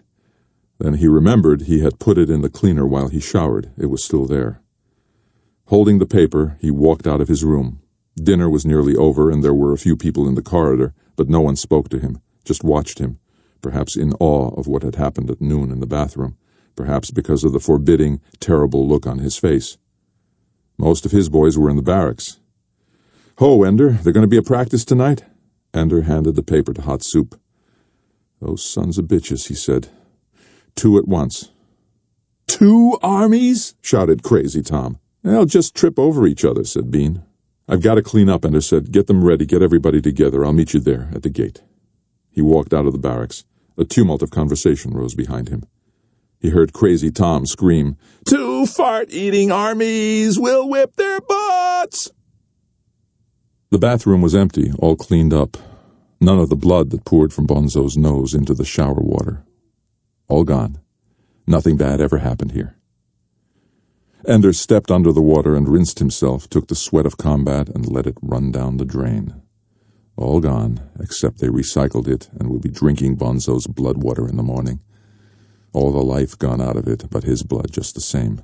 His blood and my sweat, washed down in their stupidity or cruelty or whatever it was that made them let it happen. He dried himself, dressed in his flash suit, and walked to the battle room. His army was waiting in the corridor, the door still not opened. They watched him in silence as he walked to the front to stand by the blank gray force field.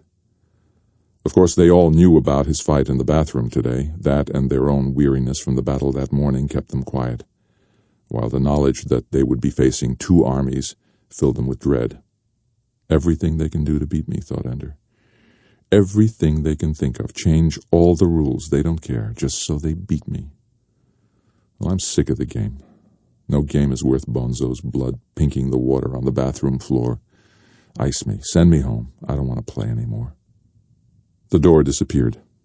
Only 3 meters out, there were 4 stars together, completely blocking the view from the door.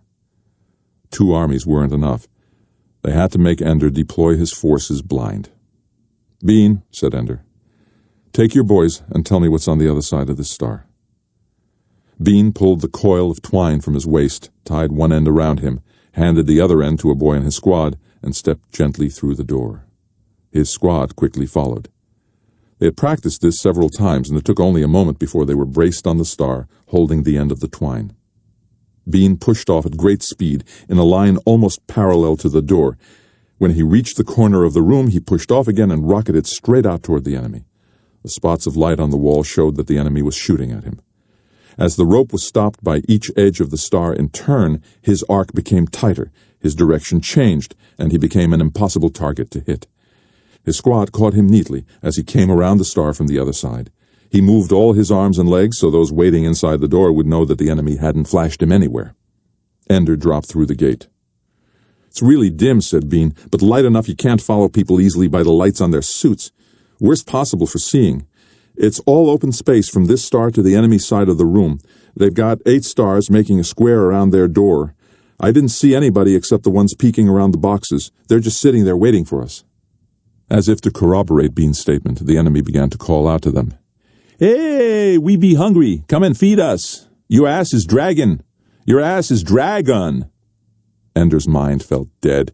This was stupid. He didn't have a chance, outnumbered 2-1 and forced to attack a protected enemy. In a real war, any commander with brains at all would retreat and save his army. "What the hell," said Bean. "It's only a game." It stopped being a game when they threw away the rules. "So you threw them away too?" Ender grinned. "Okay. Why not? Let's see how they react to a formation." Bean was appalled. "A formation? We've never done a formation in the whole time we've been an army." "We've still got a month to go before our training period is normally supposed to end. About time we started doing formations. Always have to know formations." He formed an A with his fingers, showed it to the blank door, and beckoned. A tune quickly emerged, and Ender began arranging them behind the star. 3 meters wasn't enough room to work in. The boys were frightened and confused, and it took nearly 5 minutes just to get them to understand what they were doing.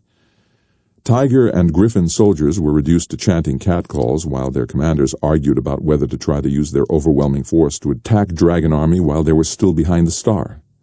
Momo was all for attacking. "We outnumber him 2-1. While B said, "Sit tight and we can't lose. Move out and he can figure out a way to beat us." So they sat tight, until finally in the dusky light they saw a large mass slip out from behind Ender's star. It held its shape even when it abruptly stopped moving sideways and launched itself toward the dead center of the 8 stars where 82 soldiers waited. "Do-be-do," said a Griffin. "They're doing a formation." "They must have been putting that together for all 5 minutes," said Momo. "If we'd attacked while they were doing it, we could have destroyed them." "Eat it, Momo," whispered B. "You saw the way that little kid flew. He went all the way around the star and back behind without ever touching a wall. Maybe they've all got hooks. Did you think of that? They've got something new there." The formation was a strange one. A square formation of tightly packed bodies in front making a wall. Behind it, a cylinder, 6 boys in circumference and 2 boys deep, their limbs outstretched and frozen so they couldn't possibly be holding on to each other. Yet they held together as tightly as if they had been tied, which in fact they were. From inside the formation, Dragon Army was firing with deadly accuracy, forcing Griffins and Tigers to stay tightly packed on their stars. "The back of that sucker is open," said B. "As soon as they get between the stars, we can get around behind." "Don't talk about it, do it," said Momo. Then he took his own advice and ordered his boys to launch against the wall and rebound out behind the dragon formation. In the chaos of their takeoff, while Griffin Army held tight to their stars, the dragon formation abruptly changed. Both the cylinder and the front wall split in two as boys inside it pushed off. Almost at once, the formations also reversed direction, heading back toward the dragon gate.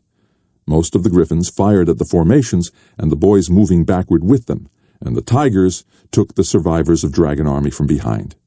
But there was something wrong. William B. thought for a moment and realized what it was.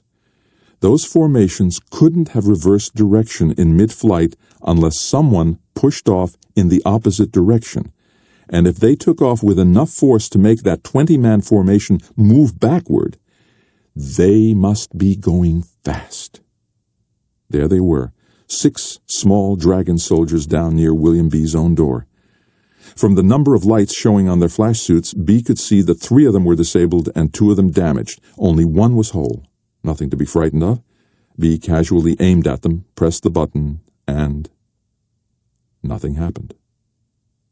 The lights went on. The game was over. Even though he was looking right at them, it took B a moment to realize what had just happened. 4 of the dragon soldiers had their helmets pressed on the corners of the door, and 1 of them had just passed through. They had just carried out the victory ritual. They were getting destroyed, they had hardly inflicted any casualties, and they had the gall to perform the victory and end the game right under their noses. Only then did it occur to William B. that not only had Dragon Army ended the game, it was possible that under the rules they had won it. After all, no matter what happened, you were not certified as the winner unless you had enough unfrozen soldiers to touch the corners of the gate and pass someone through into the enemy's corridor. Therefore, by one way of thinking, you could argue that the ending ritual was victory. The battle room certainly recognized it as the end of the game. The teacher gate opened and Major Anderson came into the room. "Ender," he called, looking around. One of the frozen dragon soldiers tried to answer him through jaws that were clamped shut by the flash suit. Anderson hooked over to him and thawed him. Ender was smiling. "I beat you again, sir," he said. "Nonsense, Ender," Anderson said softly. "Your battle was with Griffin and Tiger." "How stupid do you think I am?" said Ender. Loudly, Anderson said, "After that little maneuver, the rules are being revised to require that all of the enemy's soldiers must be frozen or disabled before the gate can be reversed." "They could only work once anyway," Ender said. Anderson handed him the hook. Ender unfroze everyone at once. To hell with protocol. To hell with everything. "Hey!" he shouted as Anderson moved away. "What is it next time? My army in a cage without guns with the rest of the battle school against them? How about a little equality?" There was a loud murmur of agreement from the other boys, and not all of it came from Dragon Army. Anderson did not so much as turn around to acknowledge Ender's challenge. Finally, it was William B. who answered. "Ender, if you're on one side of the battle, it won't be equal no matter what the conditions are." "Right," called the boys. Many of them laughed. Talo Momo began clapping his hands. "Ender Wiggin!" he shouted. The other boys also clapped and shouted Ender's name. Ender passed through the enemy gate. His soldiers followed him. The sound of them shouting his name followed him through the corridors. "Practice tonight?" asked Crazy Tom. Ender shook his head. "Tomorrow morning, then?" "No." "Well, when?" "Never again, as far as I'm concerned." He could hear the murmurs behind him. "Hey, that's not fair," said one of the boys. "It's not our fault the teachers are screwing up the game. You can't just stop teaching us stuff because—" Ender slammed his open hand against the wall and shouted at the boy. "I don't care about the game anymore." His voice echoed through the corridor. Boys from other armies came to their doors. He spoke quietly into the silence. "Do you understand that?" And he whispered, "The game is over." He walked back to his room alone. He wanted to lie down, but he couldn't because the bed was wet. It reminded him of all that had happened today, and in fury he tore the mattress and blankets from the bed frame and shoved them out into the corridor. Then he wadded up a uniform to serve as a pillow and lay on the fabric of wires strung across the frame. It was uncomfortable, but Ender didn't care enough to get up. He had only been there a few minutes when someone knocked on the door. "Go away," he said softly. Whoever was knocking didn't hear him or didn't care. Finally, Ender said to come in. It was Bean. "Go away, Bean." Bean nodded but didn't leave. Instead, he looked at his shoes. Ender almost yelled at him, cursed at him, screamed at him to leave. Instead, he noticed how very tired Bean looked, his whole body bent with weariness, his eyes dark from lack of sleep. And yet his skin was still soft and translucent, the skin of a child, the soft, curved cheek, the slender limbs of a little boy. He wasn't 8 years old yet. It didn't matter he was brilliant and dedicated and good. He was a child. He was young. No, he isn't, thought Ender. Small, yes. But Bean has been through a battle with a whole army depending on him and on the soldiers that he led, and he performed splendidly, and they won. There's no youth in that, no childhood. Taking Ender's silence and softening expression as permission to stay, Bean took another step into the room. Only then did Ender see the small slip of paper in his hand. "You're transferred?" asked Ender. He was incredulous, but his voice came out sounding uninterested, dead. "To Rabbit Army." Ender nodded. "Of course, it was obvious. If I can't be defeated with my army, they'll take my army away." "Karn Karby's a good man," said Ender. "I hope he recognizes what you're worth. Karn Karby was graduated today. He got his notice while we were fighting our battle." "Well, who's commanding Rabbit, then?" Bean held his hands out helplessly. "Me." Ender looked at the ceiling and nodded.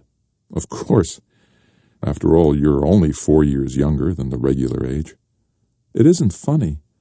I don't know what's going on here. All the changes in the game and now this. I wasn't the only one transferred, you know.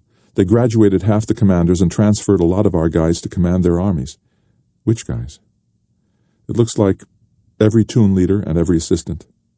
"Of course. If they decide to wreck my army, they'll cut it to the ground. Whatever they're doing, they're thorough." "You still win, Ender. We all know that. Crazy Tom, he said, 'You mean I'm supposed to figure out how to beat Dragon Army?' Everybody knows you're the best. They can't break you down no matter what they already have." "No, Ender. They can't. I don't care about their game anymore, Bean. I'm not going to play it anymore. No more practices, no more battles. They can put their little slips of paper on the floor all they want, but I won't go. I decided that before I went through the door today. That's why I had you go for the gate. I didn't think it would work, but I didn't care. I just wanted to go out in style." "You should have seen William B.'s face. He just stood there trying to figure out how he had lost when you only had 7 boys who could wiggle their toes, and he only had 3 who couldn't." "Why should I want to see William B.'s face? Why should I want to beat anybody?" Ender pressed his palms against his eyes. "I hurt Bonzo really bad today, Bean. I really hurt him bad. He had it coming. I knocked him out standing up. It was like he was dead, standing there, and I kept hurting him." Bean said nothing. "I just wanted to make sure he never hurt me again." "He won't," said Bean. "They sent him home." "Already?" "The teachers didn't say much. They never do. The official notice says he was graduated, but where they put the assignment, you know, tactical school support, pre-command, navigation, that kind of thing, it just said, Cartagena, Spain. That's his home. I'm glad they graduated him." "Hell, Ender, we're just glad he's gone. If we'd known what he was doing to you, we would have killed him on the spot. Was it true he had a whole bunch of guys gang up on you?" "No, it was just him and me. He fought with honor." "If it weren't for his honor, he and the others would have beaten me together. They might have killed me then. His sense of honor saved my life." "I didn't fight with honor," Ender added. "I fought to win." Bean laughed. "And you did. Kicked him right out of orbit." A knock on the door.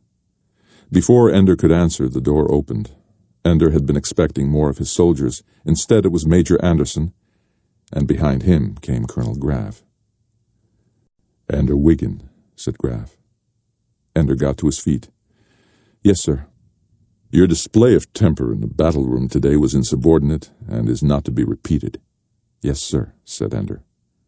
Bean was still feeling insubordinate, and he didn't think Ender deserved the rebuke. "I think it was about time somebody told a teacher how we felt about what you've been doing." The adults ignored him. Anderson handed Ender a sheet of paper. A full-sized sheet, not one of the little slips of paper that served for internal orders within the battle school. It was a full-fledged set of orders. Bean knew what it meant. Ender was being transferred out of the school. "Graduated?" asked Bean. Ender nodded. "What took them so long? You're only 2 or 3 years early. You've already learned how to walk and talk and dress yourself. What will they have left to teach you? Ender shook his head. All I know is the game's over. He folded up the paper. None too soon. Can I tell my army? There isn't time, said Graf. Your shuttle leaves in 20 minutes. Besides, it's better not to talk to them after you get your orders. It makes it easier. For them or for you? Ender asked. He didn't wait for an answer. He turned quickly to Bean, took his hand for a moment, and then headed for the door. Wait, said Bean. Where are you going? Tactical, navigational, support? Command school, Ender answered. Pre-command? Command, said Ender. And then he was out the door. Anderson followed him closely. Bean grabbed Colonel Graf by the sleeve. Nobody goes to command school unless they're 16. Graf shook off Bean's hand and left, closing the door behind him. Bean stood alone in the room, trying to grasp what this might mean. Nobody went to command school without 3 years of pre-command in either tactical or support. But then, nobody left battle school without at least 6 years, and Ender had had only 4. The system is breaking up. No doubt about it. Either somebody at the top is going crazy, or something's gone wrong with the war. The real war, the bugger war. Why else would they break down the training system like this? Wreck the game the way they did? Why else would they put a little kid like me in command of an army? Bean wondered about it as he walked back down the corridor to his own bed. The lights went out just as he reached his bunk. He undressed in darkness, fumbling to put his clothing in a locker he couldn't see. He felt terrible. At first he thought he felt bad because he was afraid of leading an army, but it wasn't true. He knew he'd make a good commander. He felt himself wanting to cry. He hadn't cried since the first few days of homesickness after he got here. He tried to put a name on the feeling that put a lump in his throat and made him sob silently, however much he tried to hold it down. He bit down on his hand to stop the feeling, to replace it with pain. It didn't help. He would never see Ender again. Once he named the feeling, he could control it. He lay back and forced himself to go through the relaxing routine until he didn't feel like crying anymore. Then he drifted off to sleep. His hand was near his mouth. It lay on his pillow, hesitantly, as if Bean couldn't decide whether to bite his nails or suck on his fingertips. His forehead was creased and furrowed. His breathing was quick and light. He was a soldier, and if anyone had asked him what he wanted to be when he grew up, he wouldn't have known what they meant. When he was crossing into the shuttle, Ender noticed for the first time that the insignia on Major Anderson's uniform had changed. Yes, he's a colonel now, said Graf. In fact, Major Anderson has been placed in command of the battle school as of this afternoon. I have been reassigned to other duties. Ender did not ask him what they were. Graf strapped himself into a seat across the aisle from him. There was only one other passenger, a quiet man in civilian clothes, who was introduced as General Pace. Pace was carrying a briefcase, but Graf carried no more luggage than Ender did. Somehow that was comforting to Ender, that Graf also came away empty. Ender spoke only once on the voyage home. "Why are we going home?" he asked. "I thought command school was in the asteroids somewhere." "It is," said Graf. "But the battle school has no facilities for docking long-range ships, so you get a short landside leave." Ender wanted to ask if that meant he could see his family. But suddenly, at the thought that it might be possible, he was afraid, and so he didn't ask. Just closed his eyes and tried to sleep. Behind him, General Pace was studying him. For what purpose, Ender could not guess. It was a hot summer afternoon in Florida when they landed. Ender had been so long without sunlight that the light nearly blinded him. He squinted and sneezed and wanted to get back indoors. Everything was far away and flat. The ground, lacking the upward curve of battle school floors, seemed instead to fall away, so that on level ground Ender felt as though he were on a pinnacle. The pull of real gravity felt different, and he scuffed his feet when he walked. He hated it. He wanted to go back home, back to the battle school, the only place in the universe where he belonged. Arrested? Well, it's a natural thought. General Pace is the head of the military police. There was a death in the battle school. They didn't tell me whether Colonel Graff was being promoted or court-martialed. Just transferred with orders to report to the Polemark. Is that a good sign or bad? Who knows? On the one hand, Ender Wiggin not only survived, he passed a threshold. He graduated in dazzlingly good shape. You have to give old Graff credit for that. On the other hand, there's the fourth passenger on the shuttle, the one traveling in a bag. Only the second death in the history of the school. At least it wasn't a suicide this time. How is murder better, Major Imbu? It wasn't murder, Colonel. We have it on video from 2 angles. No one can blame Ender. But they might blame Graff. After all this is over, the civilians can rake over our files and decide what was right and what was not. Give us medals where they think we were right, take away our pensions and put us in jail where they decide we were wrong.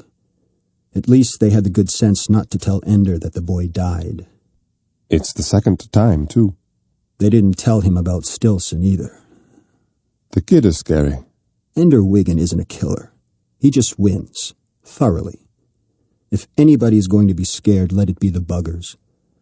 Makes you almost feel sorry for them, knowing Ender's going to be coming after them. The only one I feel sorry for is Ender. But not sorry enough to suggest they ought to let up on him. I just got access to the material that Graff's been getting all this time, about fleet movements, that sort of thing. I used to sleep easy at night. Time's getting short? I shouldn't have mentioned it. I can't tell you secured information. I know. Let's leave it at this. They didn't get him to command school a day too soon, and maybe a couple of years too late. Children? Brother and sister. They'd layered themselves 5 times through the nets, writing for companies that paid for their memberships. That sort of thing. Devil of a time tracking them down. What are they hiding? Could be anything. The most obvious thing to hide, though, is their ages. The boy is 15, the girl is 12. Which one is Demosthenes? The girl, the 12-year-old. Pardon me, wait a minute. I don't really think it's funny, but I can't help but laugh. All this time we've been worried, all the time we've been trying to persuade the Russians not to take Demosthenes too seriously, we held up Locke as proof that Americans weren't all crazy warmongers. Brother and sister, pubescent. And their last name is Wiggin. Coincidence? The Wiggin is a third. They are 1 and 2. Oh, excellent. The Russians will never believe that Demosthenes and Locke aren't as much under our control as the Wiggin. Oh. Is there a conspiracy? Is someone controlling them? We have been able to detect no contact between these 2 children and any adult who might be directing them. So that is not to say that someone might not have invented some method you can't detect. It's hard to believe that 2 children... I interviewed Colonel Graff when he arrived from the battle school. It is his best judgment that nothing these children have done is out of their reach. Their abilities are virtually identical with the Wiggin. Only their temperaments are different. What surprised him, however, was the orientation of the 2 personas. Demosthenes is definitely the girl, but Graff says the girl was rejected for battle school because she was too pacific, too conciliatory, and above all, too empathic. Definitely not Demosthenes. And the boy has the soul of a jackal. Wasn't it Locke that was recently praised as the only truly open mind in America? It's hard to know what's really happening, but Graff recommended, and I agree, that we should leave them alone, not expose them. Make no reports at this time except that we have determined that Locke and Demosthenes have no foreign connections, and have no connections with any domestic group either, except those publicly declared on the nets. In other words, give them a clean bill of health. I know Demosthenes seems dangerous, in part because he, or she, has such a wide following. But I think it's significant that the one of the two of them who is most ambitious has chosen the moderate, wise persona. And they're still just talking. They have influence, but no power. In my experience, influence is power. If we ever find them getting out of line, we can easily expose them. Oh, only in the next few years. The longer we wait, the older they get, and the less shocking it is to discover who they are. You know what the Russian troop movements have been. There's always the chance that Demosthenes is right, in which case... We better have Demosthenes around. All right, we'll show them clean for now, but watch them. And I, of course, have to find ways of keeping the Russians calm. In spite of all her misgivings, Valentine was having fun being Demosthenes. Her column was now being carried on practically every newsnet in the country, and it was fun to watch the money pile up in her attorney's accounts. Every now and then she and Peter would, in Demosthenes' name, donate a carefully calculated sum to a particular candidate or cause. Enough money that the donation would be noticed, but not so much that the candidate would feel she was trying to buy a vote. She was getting so many letters now that her newsnet had hired a secretary to answer certain classes of routine correspondence for her. The fun letters from national and international leaders, sometimes hostile, sometimes friendly, always diplomatically trying to pry into Demosthenes' mind. Those she and Peter read together, laughing in delight sometimes that people like this were writing to children and didn't know it. Sometimes, though, she was ashamed. Father was reading Demosthenes regularly. He never read Locke, or if he did, he said nothing about it. At dinner, though, he would often regale them with some telling point Demosthenes had made in that day's column. Peter loved it when Father did that. See, it shows that the common man is paying attention. But it made Valentine feel humiliated for Father.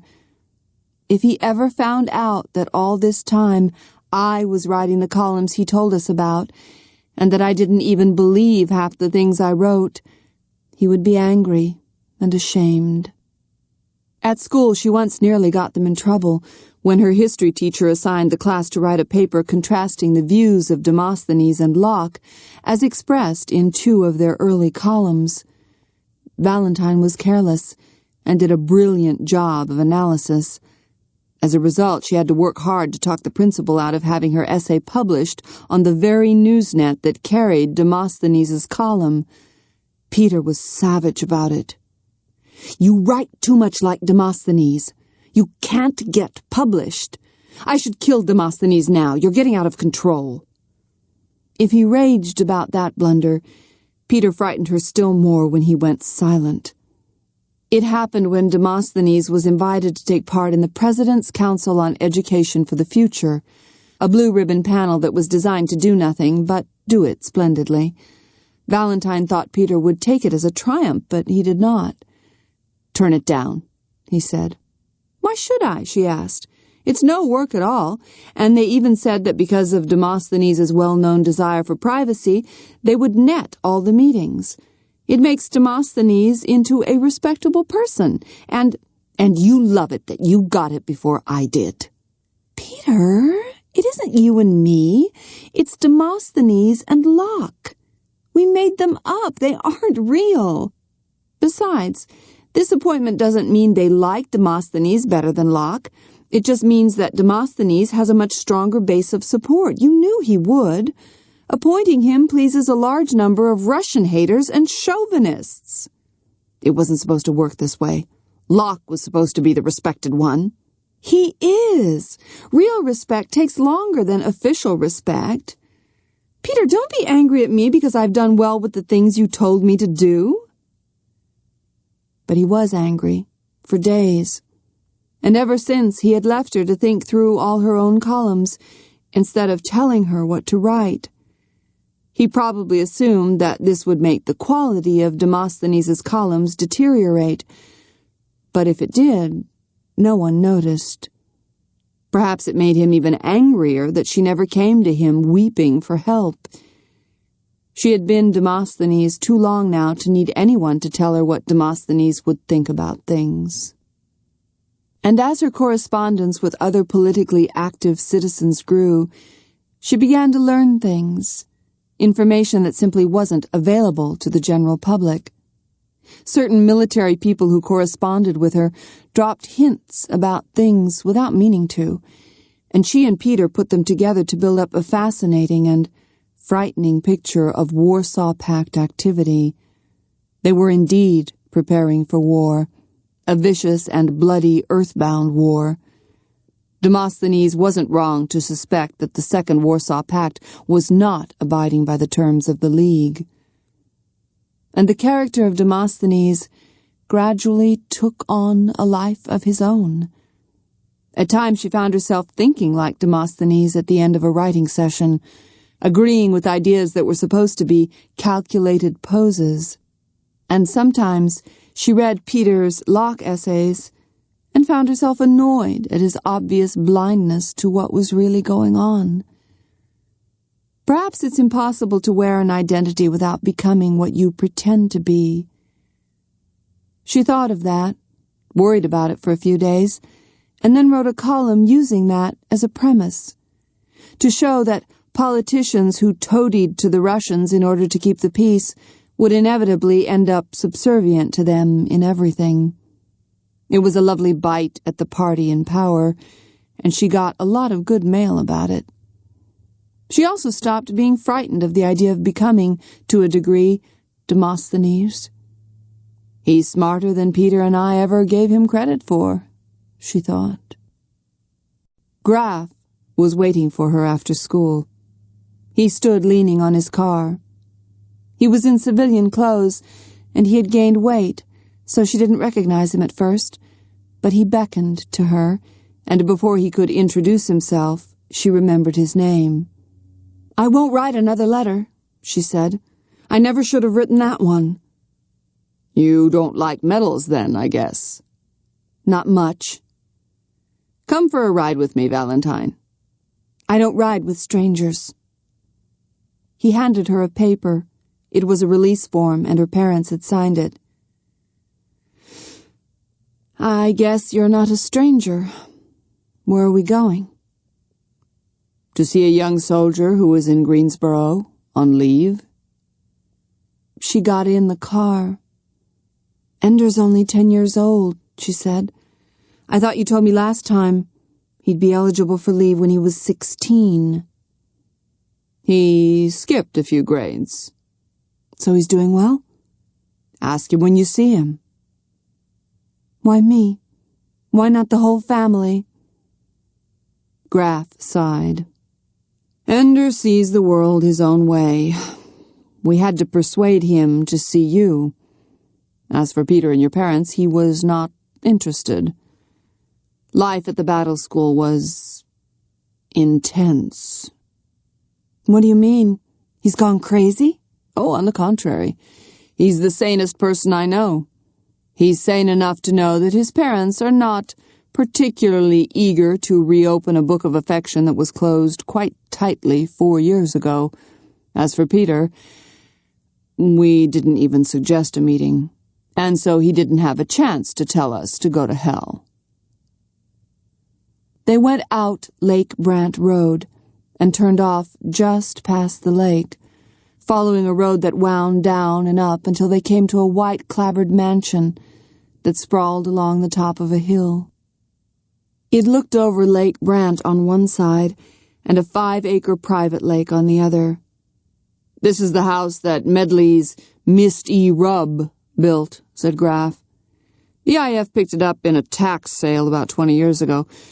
Ender insisted that his conversation with you should not be bugged. I promised him it wouldn't be, and to help inspire confidence, the two of you are going out on a raft he built himself. I should warn you, though. I intend to ask you questions about your conversation when it is finished. You don't have to answer, but I hope you will." "I didn't bring a swimming suit." "We can provide one." "One that isn't bugged?" "At some point, there must be trust." For instance, I know who Demosthenes really is. She felt a thrill of fear run through her, but said nothing. I've known since I landed from the battle school. There are perhaps 6 of us in the world who know his identity, not counting the Russians. God only knows what they know. But Demosthenes has nothing to fear from us. Demosthenes can trust our discretion. Just as I trust Demosthenes not to tell Locke what's going on here today. Mutual trust. We tell each other things. Valentine couldn't decide whether it was Demosthenes they approved of or Valentine Wigan. If the former, she would not trust them. If the latter, then perhaps she could. The fact that they did not want her to discuss this with Peter suggested that perhaps they knew the difference between them. She did not stop to wonder whether she herself knew the difference anymore. You said he built the raft. How long has he been here? 2 months. We meant his leave to last only a few days, but you see, he doesn't seem interested in going on with his education. Oh, so I'm therapy again. This time we can't censor your letter. We're just taking our chances. We need your brother badly. Humanity is on the cusp. This time Val had grown up enough to know just how much danger the world was in, and she had been Demosthenes long enough that she didn't hesitate to do her duty. Where is he? Down at the boat slip. Where's the swimming suit? Ender didn't wave when she walked down the hill toward him, didn't smile when she stepped onto the floating boat slip, but she knew that he was glad to see her, knew it because of the way his eyes never left her face. You're bigger than I remembered, she said stupidly. You too, he said. I also remembered that you were beautiful. Memory does play tricks on us. No, your face is the same, but I don't remember what beautiful means anymore. Come on, let's go out into the lake. She looked at the small raft with misgivings. Don't stand up on it, that's all, he said. He got on by crawling, spider-like, on toes and fingers. It's the first thing I built with my own hands since you and I used to build with blocks. Peter-proof buildings. She laughed. They used to take pleasure in building things that would stand up, even when a lot of the obvious supports had been removed. Peter, in turn, liked to remove a block here or there, so the structure would be fragile enough that the next person to touch it would knock it down. Peter was an ass, but he did provide some focus to their childhood. Peter's changed, she said. Let's not talk about him, said Ender. All right. She crawled onto the boat, not as deftly as Ender. He used a paddle to maneuver them slowly toward the center of the private lake. She noticed aloud that he was sun-browned and strong. The strong part comes from battle school. The sun-browning comes from this lake. I spend a lot of time on the water. When I'm swimming, it's like being weightless. I miss being weightless. Also, when I'm here on the lake, the land slopes up in every direction, like living in a bowl. I've lived in a bowl for 4 years.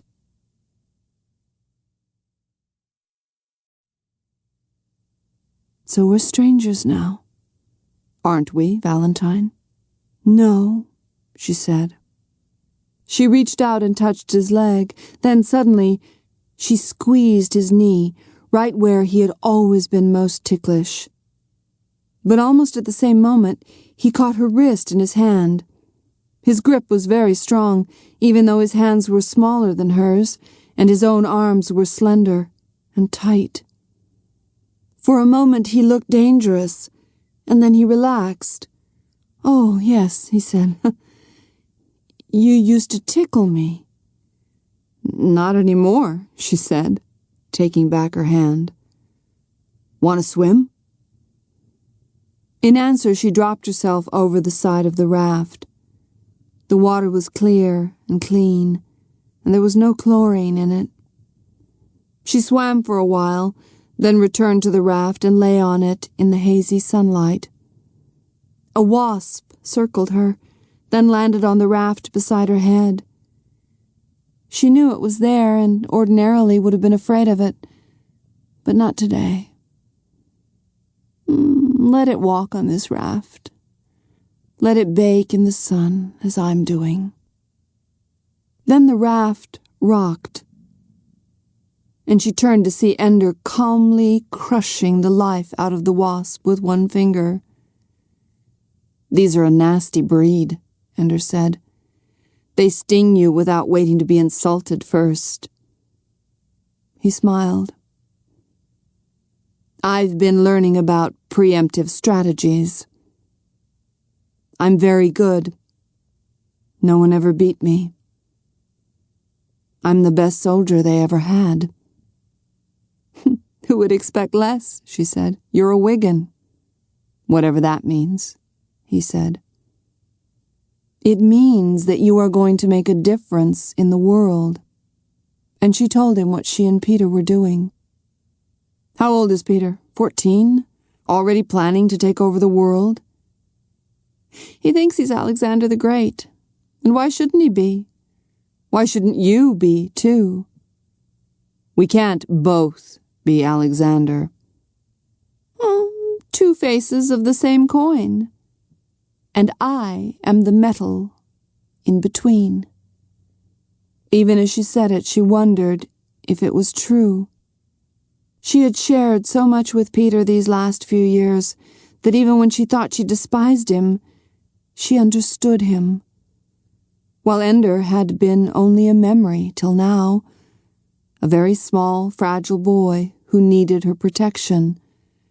Not this cold-eyed, dark-skinned manling who kills wasps with his fingers. Maybe he and Peter and I are all the same, and have been all along.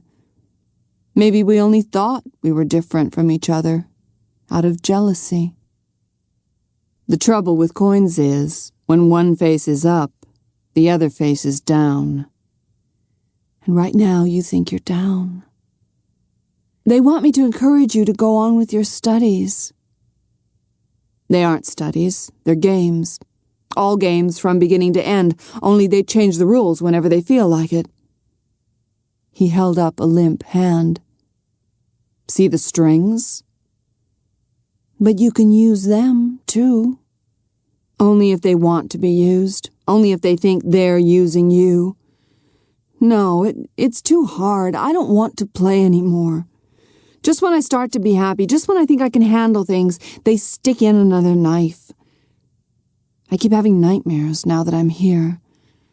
I dream I'm in the battle room, only instead of being weightless, they're playing games with gravity. They keep changing its direction, so I never end up on the wall I launched for. I never end up where I meant to go.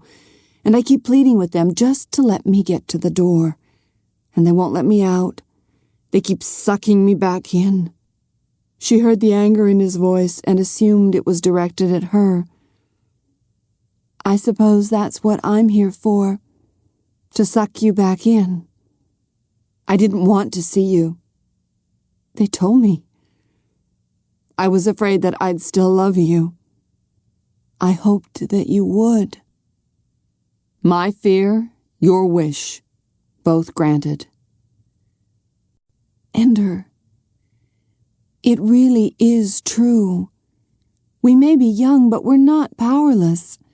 We play by their rules long enough, and it becomes our game." She giggled. "I'm on a presidential commission. Peter is so angry." "They don't let me use the nets. There isn't a computer in the place, except the household machines that run the security system and the lighting.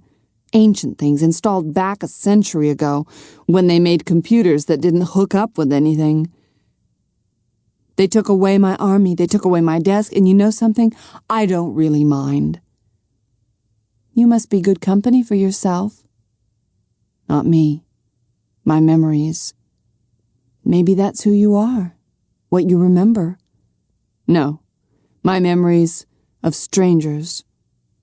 My memories of the buggers. Valentine shivered, as if a cold breeze had suddenly passed. I refuse to watch the bugger vids anymore. They're always the same. I used to study them for hours, the way their ships move through space. And something funny that only occurred to me lying out here on the lake. I realized that all the battles in which buggers and humans fought hand to hand, all those are from the first invasion. All the scenes from the second invasion, when our soldiers are in IF uniforms, in those scenes, the buggers are always already dead, lying there, slumped over the controls, not a sign of struggle or anything. And Mazer Rackham's battle, well, they never show us any footage from that battle. Maybe it's a secret weapon. No, I don't care about how we killed them. It's the buggers themselves. I don't know anything about them, and yet someday I'm supposed to fight them. I've been through a lot of fights in my life, sometimes games, sometimes not games. Every time I've won because I could understand the way my enemy thought. From what they did. I could tell what they thought I was doing, how they wanted the battle to take shape.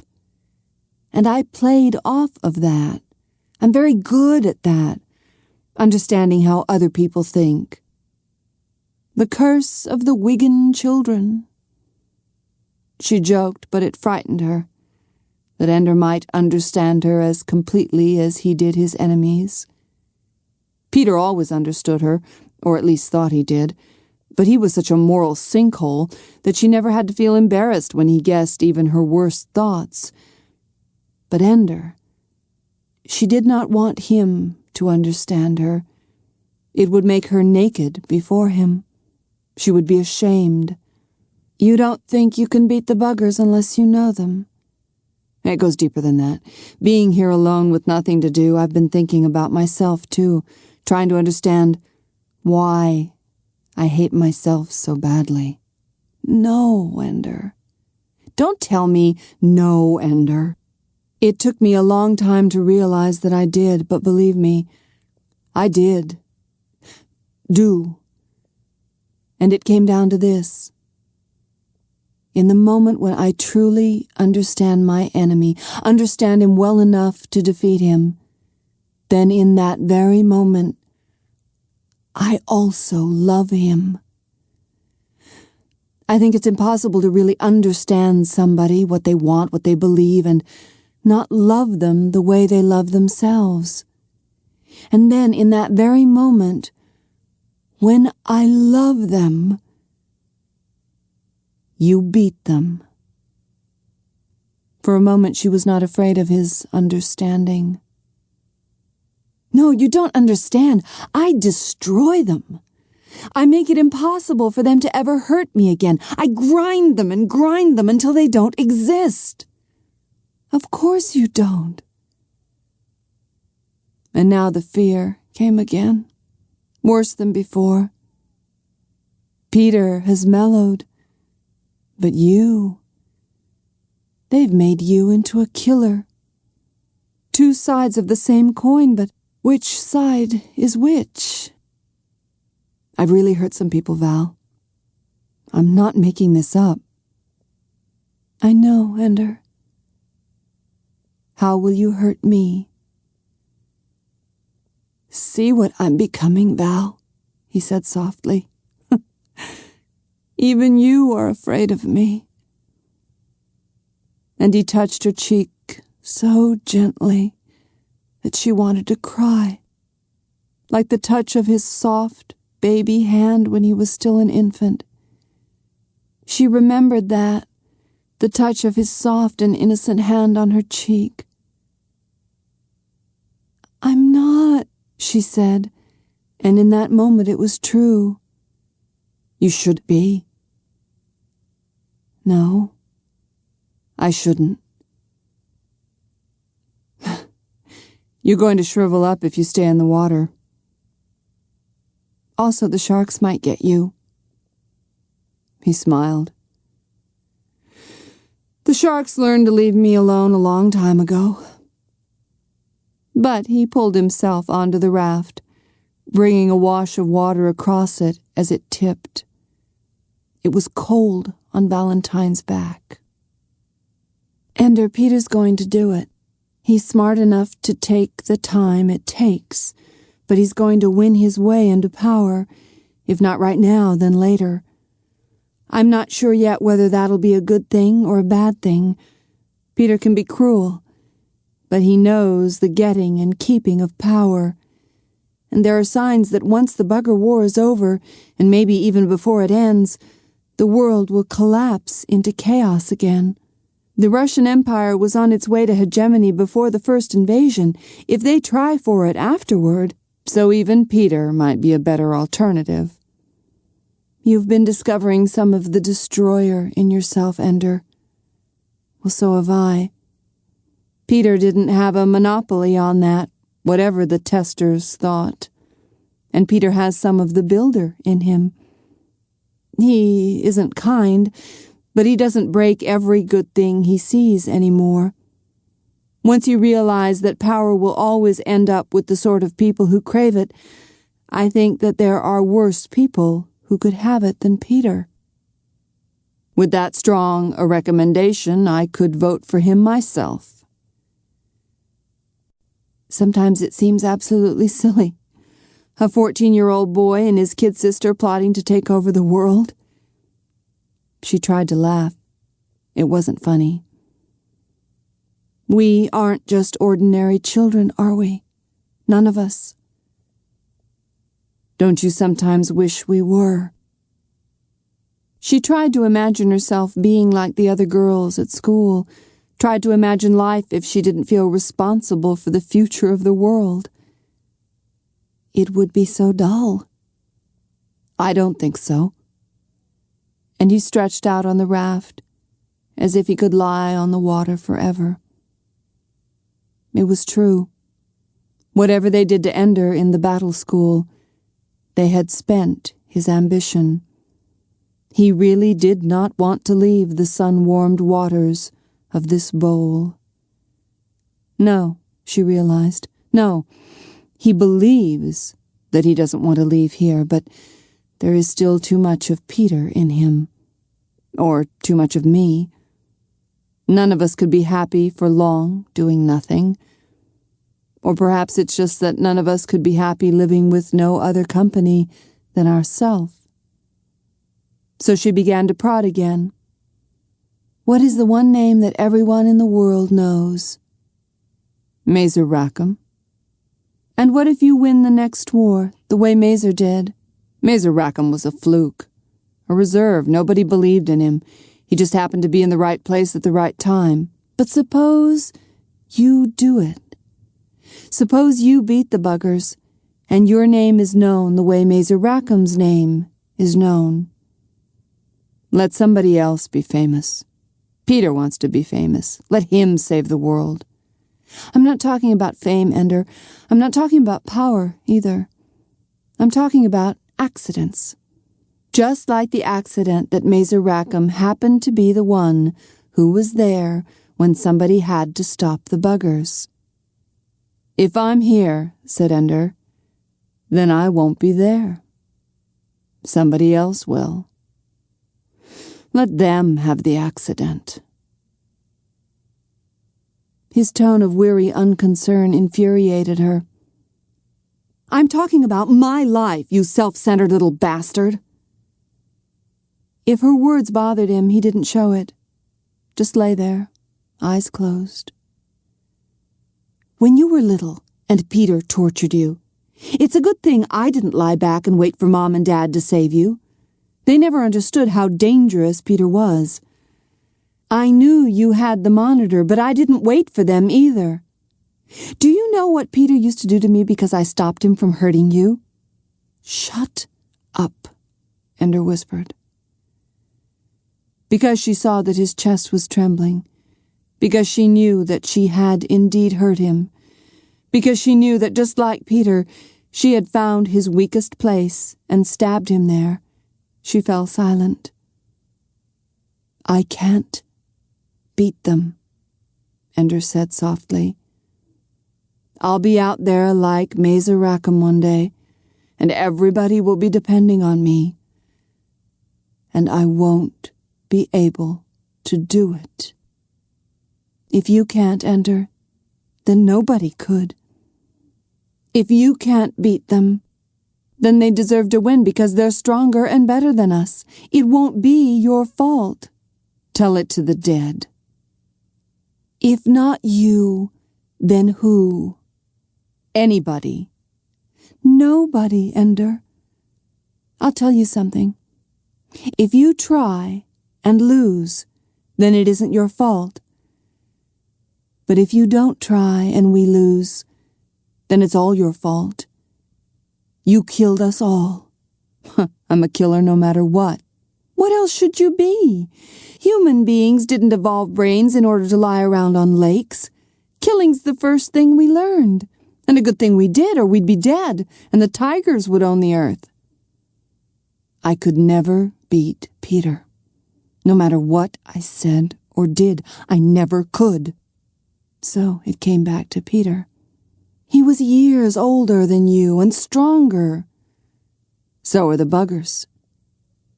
She could see his reasoning, or rather, his unreasoning.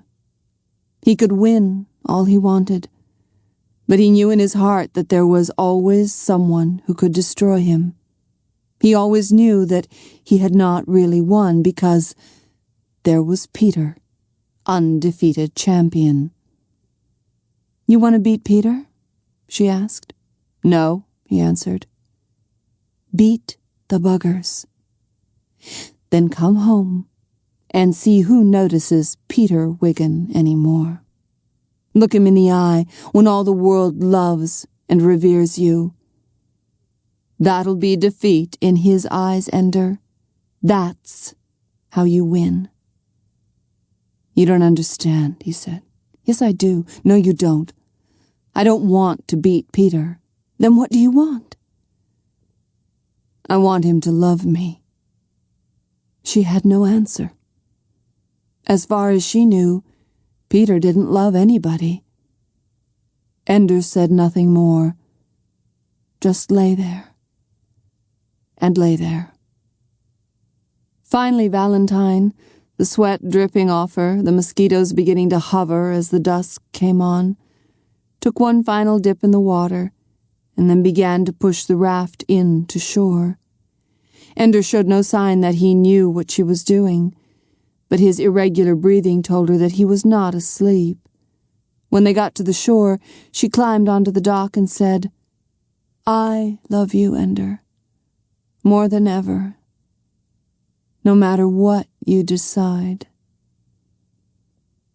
He didn't answer. She doubted that he believed her. She walked back up the hill, savagely angry at them for making her come to Ender like this. For she had, after all, done just what they wanted. She had talked Ender into going back into his training, and he wouldn't soon forgive her for that. Ender came in the door, still wet from his last dip in the lake. It was dark outside, and dark in the room where Graf waited for him. "Are we going now?" asked Ender. "If you want to," Graf said. "When?" "When you're ready." Ender showered and dressed. He was finally used to the way civilian clothes fit together, but he still didn't feel right without a uniform or a flash suit. "I'll never wear a flash suit again," he thought. "That was the battle school game, and I'm through with that." He heard the crickets chirping madly in the woods. In the near distance he heard the crackling sound of a car driving slowly on gravel. What else should he take with him? He had read several of the books in the library, but they belonged to the house, and he couldn't take them. The only thing he owned was the raft he had made with his own hands. That would stay here, too. The lights were on now in the room where Graf waited. He, too, had changed clothing. He was back in uniform. They sat in the back seat of the car together, driving along country roads to come at the airport from the back. Back when the population was growing, said Graf, they kept this area in woods and farms, watershed land. The rainfall here starts a lot of rivers flowing, a lot of underground water moving around. The earth is deep, and right to the heart it's alive, Ender. We people only live on the top like the bugs that live on the scum of the still water near the shore. Ender said nothing. We train our commandos the way we do because that's what it takes. They have to think in certain ways. They can't be distracted by a lot of things, so we isolate them. You keep you separate, and it works. But it's so easy when you never meet people, when you never know the earth itself, when you live with metal walls keeping out the cold of space. It's easy to forget why earth is worth saving, why the world of people might be worth the price you pay. So that's why you brought me here, thought Ender. With all your hurry, that's why you took 3 months to make me love Earth. Well, it worked. All your tricks worked. Valentine, too, she was another one of your tricks, to make me remember that I'm not going to school for myself. Well, I remember. I may have used Valentine, said Graf, and you may hate me for it, Ender, but keep this in mind. It only works because what's between you, that's real, that's what matters. Billions of those connections between human beings. That's what you're fighting to keep alive. Ender turned his face to the window and watched the helicopters and dirigibles rise and fall. They took a helicopter to the IF spaceport at Stumpy Point. It was officially named for a dead hegemon, but everybody called it Stumpy Point, after the pitiful little town that had been paved over when they made the approaches to the vast islands of steel and concrete that dotted Pamlico Sound. There were still water birds taking their fastidious little steps in the salt water, where mossy trees dipped down as if to drink.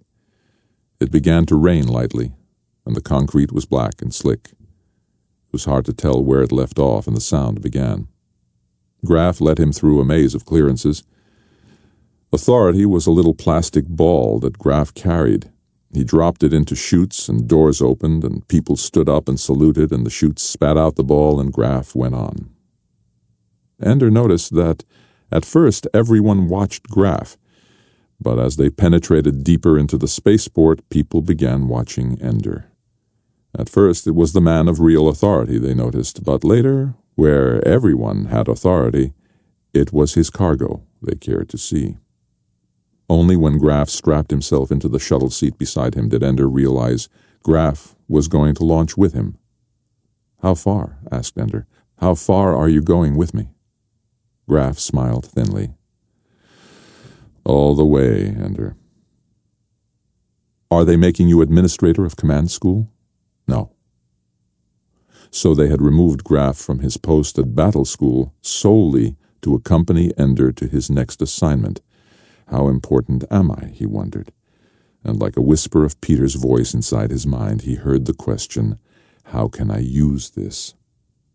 He shuddered and tried to think of something else. Peter could have fantasies about ruling the world, but Ender didn't have them. Still thinking back on his life in battle school, it occurred to him that although he had never sought power, he had always had it. But he decided that it was a power born of excellence, not manipulation. He had no reason to be ashamed of it. He had never, except perhaps with Bean, used his power to hurt someone. And with Bean, things had worked well after all.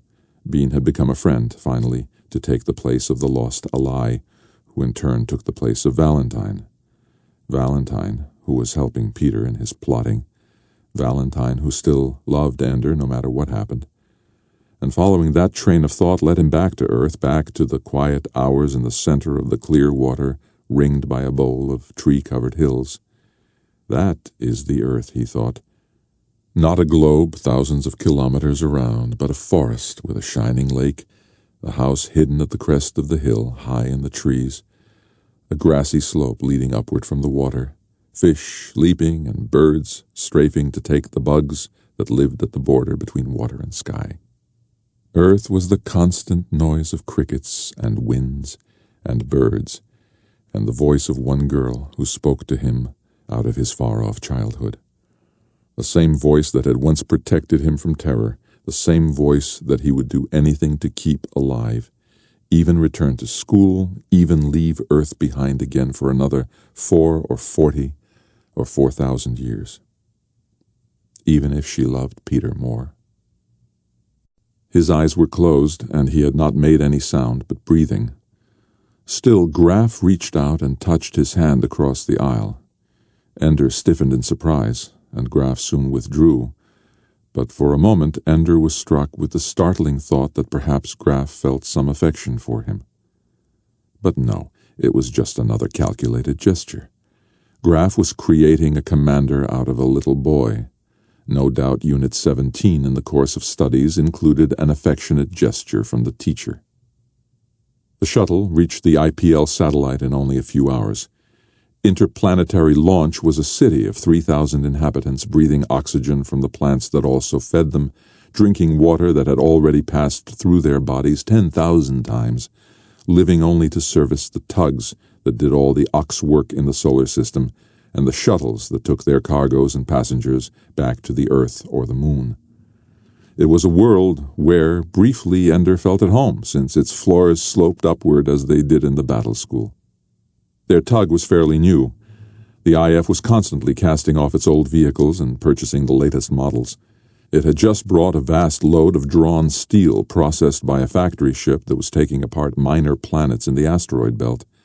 The steel would be dropped to the Moon, and now the tug was linked to 14 barges. Graf dropped his ball into the reader again, however, and the barges were uncoupled from the tug. It would be making a fast run this time, to a destination of Graf's specification, not to be stated until the tug had cut loose from IPL. "It's no great secret," said the tug's captain. "Whenever the destination is unknown, it's for ISL. By analogy with IPL, Ender decided the letters meant interstellar launch." "This time it isn't," said Graf. "Where, then?" "IF Command." "I don't have security clearance even to know where that is, sir." "Your ship knows," said Graf. "Just let the computer have a look at this and follow the course it plots." He handed the captain the plastic ball. "And I'm supposed to close my eyes during the whole voyage so I don't figure out where we are?" "Oh, no, of course not. IF Command is on the minor planet Eros, which should be about 3 months away from here at the highest possible speed, which is the speed you'll use, of course." "Eros? But I thought that the buggers burned that to a radioactive... When did I receive security clearance to know this?" "You didn't. So when we arrive at Eros, you will undoubtedly be assigned to permanent duty there." The captain understood immediately and didn't like it. "I'm a pilot, you son of a bitch, and you got no right to lock me up on a rock." "I will overlook your derisive language to a superior officer. I do apologize, but my orders were to take the fastest available military tug. At the moment I arrived, that was you. It isn't as though anyone were out to get you. Cheer up. The war may be over in another 15 years, and then the location of IF Command won't have to be a secret anymore. By the way, you should be aware, in case you're one of those who relies on visuals for docking, that Eros has been blacked out. Its albedo is only slightly brighter than a black hole. You won't see it." "Thanks," said the captain. It was nearly a month into the voyage before he managed to speak civilly to Colonel Graf.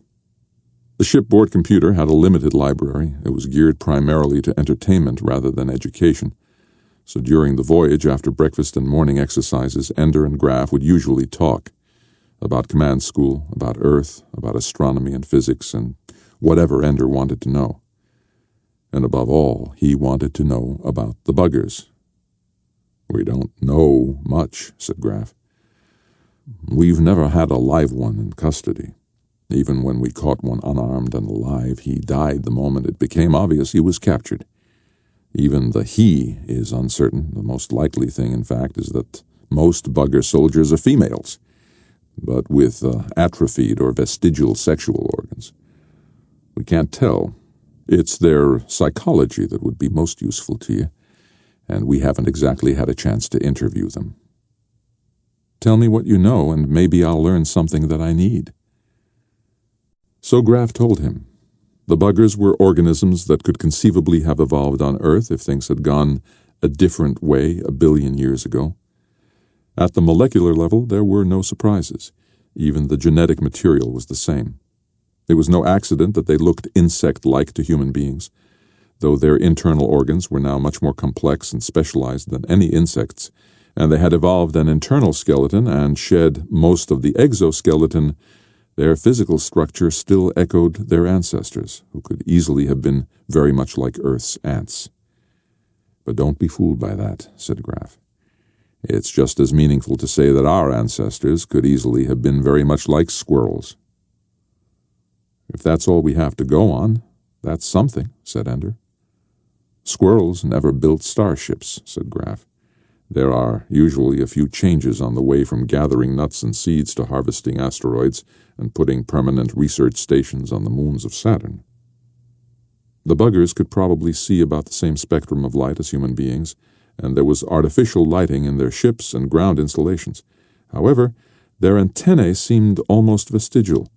There was no evidence from their bodies that smelling, tasting, or hearing were particularly important to them.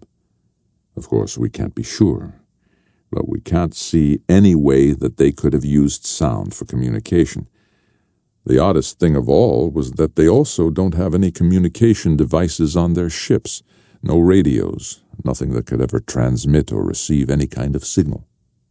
They communicate ship to ship. I've seen the videos. They talk to each other. True.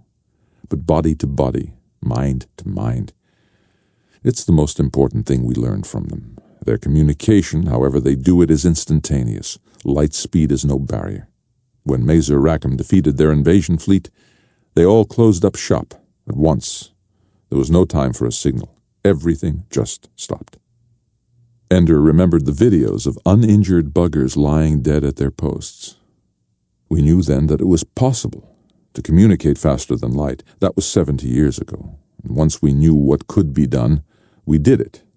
Not me, mind you, I wasn't born then. How is it possible? I can't explain philodic physics to you. Half of it nobody understands anyway. What matters is we built the Ansible. The official name is Philodic Parallax Instantaneous Communicator, but somebody dredged the name Ansible out of an old book somewhere and it caught on. Not that most people even know the machine exists. That means that ships could talk to each other even when they're across the solar system, said Ender. It means, said Graf, that ships could talk to each other even when they're across the galaxy. And the buggers can do it without machines. So they knew about their defeat the moment it happened, said Ender. I always figured, everybody always said that they probably only found out that they lost the battle 25 years ago. It keeps people from panicking, said Graf. I'm telling you things you can't know, by the way, if you're ever going to leave IF Command before the war's over. Ender was angry. If you know me at all, you know I can keep a secret. It's a regulation. People under 25 are assumed to be a security risk. It's very unjust to a good many responsible children, but it helps narrow the number of people who might let something slip. What's all the secrecy for, anyway? Because we've taken some terrible risks, Ender, and we don't want to have every net on Earth second-guessing those decisions. You see, as soon as we had a working Ansible, we tucked it into our best starships and launched them to attack the buggers' home systems. Do we know where they are? Yes. So we're not waiting for the third invasion. We are the third invasion. We're attacking them. Nobody says that. Everybody thinks we have a huge fleet of warships waiting in the Comet Shield. Not one. We're quite defenseless there. What if they've sent a fleet to attack us? Then we're dead. But our ships haven't seen such a fleet, not a sign of one. Maybe they gave up and they're planning to leave us alone. Maybe. You've seen the videos. Would you bet the human race on the chance of them giving up and leaving us alone? Ender tried to grasp the amounts of time that had gone by. And the ships have been traveling for 70 years, some of them, and some for 30 years, and some for 20. We make better ships now. We're learning how to play with space a little better. But every starship that is not still under construction is on its way to a bugger world or outpost. Every starship with cruisers and fighters tucked into its belly is out there approaching the buggers, decelerating, because they're almost there. The first ships we sent to the most distant objectives, the more recent ships to the closer ones. Our timing was pretty good. They'll all be arriving in combat range within a few months of each other. Unfortunately, our most primitive, outdated equipment will be attacking their home world. Still, they're armed well enough, so we have some weapons the buggers never saw before. When will they arrive? Within the next 5 years, Ender. Everything is ready at IF Command. The Master Ansible is there, in contact with all our invasion fleet. The ships are all working, ready to fight. All we lack, Ender, is the battle commander, someone who knows what the hell to do with those ships when they get there. And what if no one knows what to do with them? We'll just do our best, with the best commander we can get. Me, thought Ender. They want me to be ready in 5 years. Colonel Graff, there isn't a chance I'll be ready to command a fleet in time. Graff shrugged. So, do your best. If you aren't ready, we'll make do with what we've got. That eased Ender's mind, but only for a moment. Of course, Ender, what we've got right now is nobody. Ender knew that this was another of Graff's games. Make me believe that it all depends on me, so I can't slack off, so I push myself as hard as possible. Game or not, though, it might also be true, and so he would work as hard as possible. It was what Val had wanted of him. 5 years. Only 5 years until the fleet arrives, and I don't know anything yet. I'll only be 15 in 5 years, Ender said. Going on 16, said Graff. It all depends on what you know. Colonel Graff, he said, I just want to go back and swim in the lake. After we win the war, said Graff, or lose it, we'll have a few decades before they get back here to finish us off. The house will be there, and I promise you can swim to your heart's content. But I'll still be too young for security clearance. Oh, we'll keep you under armed guard at all times. The military knows how to handle these things. They both laughed. And Ender had to remind himself that Graff was only acting like a friend, that everything he did was a lie or a cheat calculated to turn Ender into an efficient fighting machine. I'll become exactly the tool you want me to be, said Ender silently, but at least I won't be fooled into it. I'll do it because I choose to, not because you tricked me, you sly bastard. The tug reached Eros before they could see it. The captain showed them the visual scan, then superimposed the heat scan on the same screen. They were practically on top of it, only 4,000 kilometers out, but Eros, only 24 kilometers long, was invisible if it didn't shine with reflected sunlight. The captain docked the ship on one of the 3 landing platforms that circled Eros. It could not land directly because Eros had enhanced gravity, and the tug, designed for towing cargoes, could never escape the gravity well. He bade them an irritable goodbye, but Ender and Graff remained cheerful. The captain was bitter at having to leave his tug. Ender and Graff felt like prisoners finally paroled from jail. When they boarded the shuttle that would take them to the surface of Eros, they repeated perverse misquotations of lines from the videos that the captain had endlessly watched and laughed like madmen. The captain grew surly and withdrew by pretending to go to sleep. Then, almost as an afterthought, Ender asked Graff one last question. Why are we fighting the buggers? I've heard all kinds of reasons, said Graff. Because they have an overcrowded system and they've got to colonize. Because they can't stand the thought of other intelligent life in the universe. Because they don't think we are intelligent life. Because they have some weird religion. Because they watched our old video broadcasts and decided we were hopelessly violent. All kinds of reasons. What do you believe? It doesn't matter what I believe. I want to know anyway. They must talk to each other directly, Ender, mind to mind.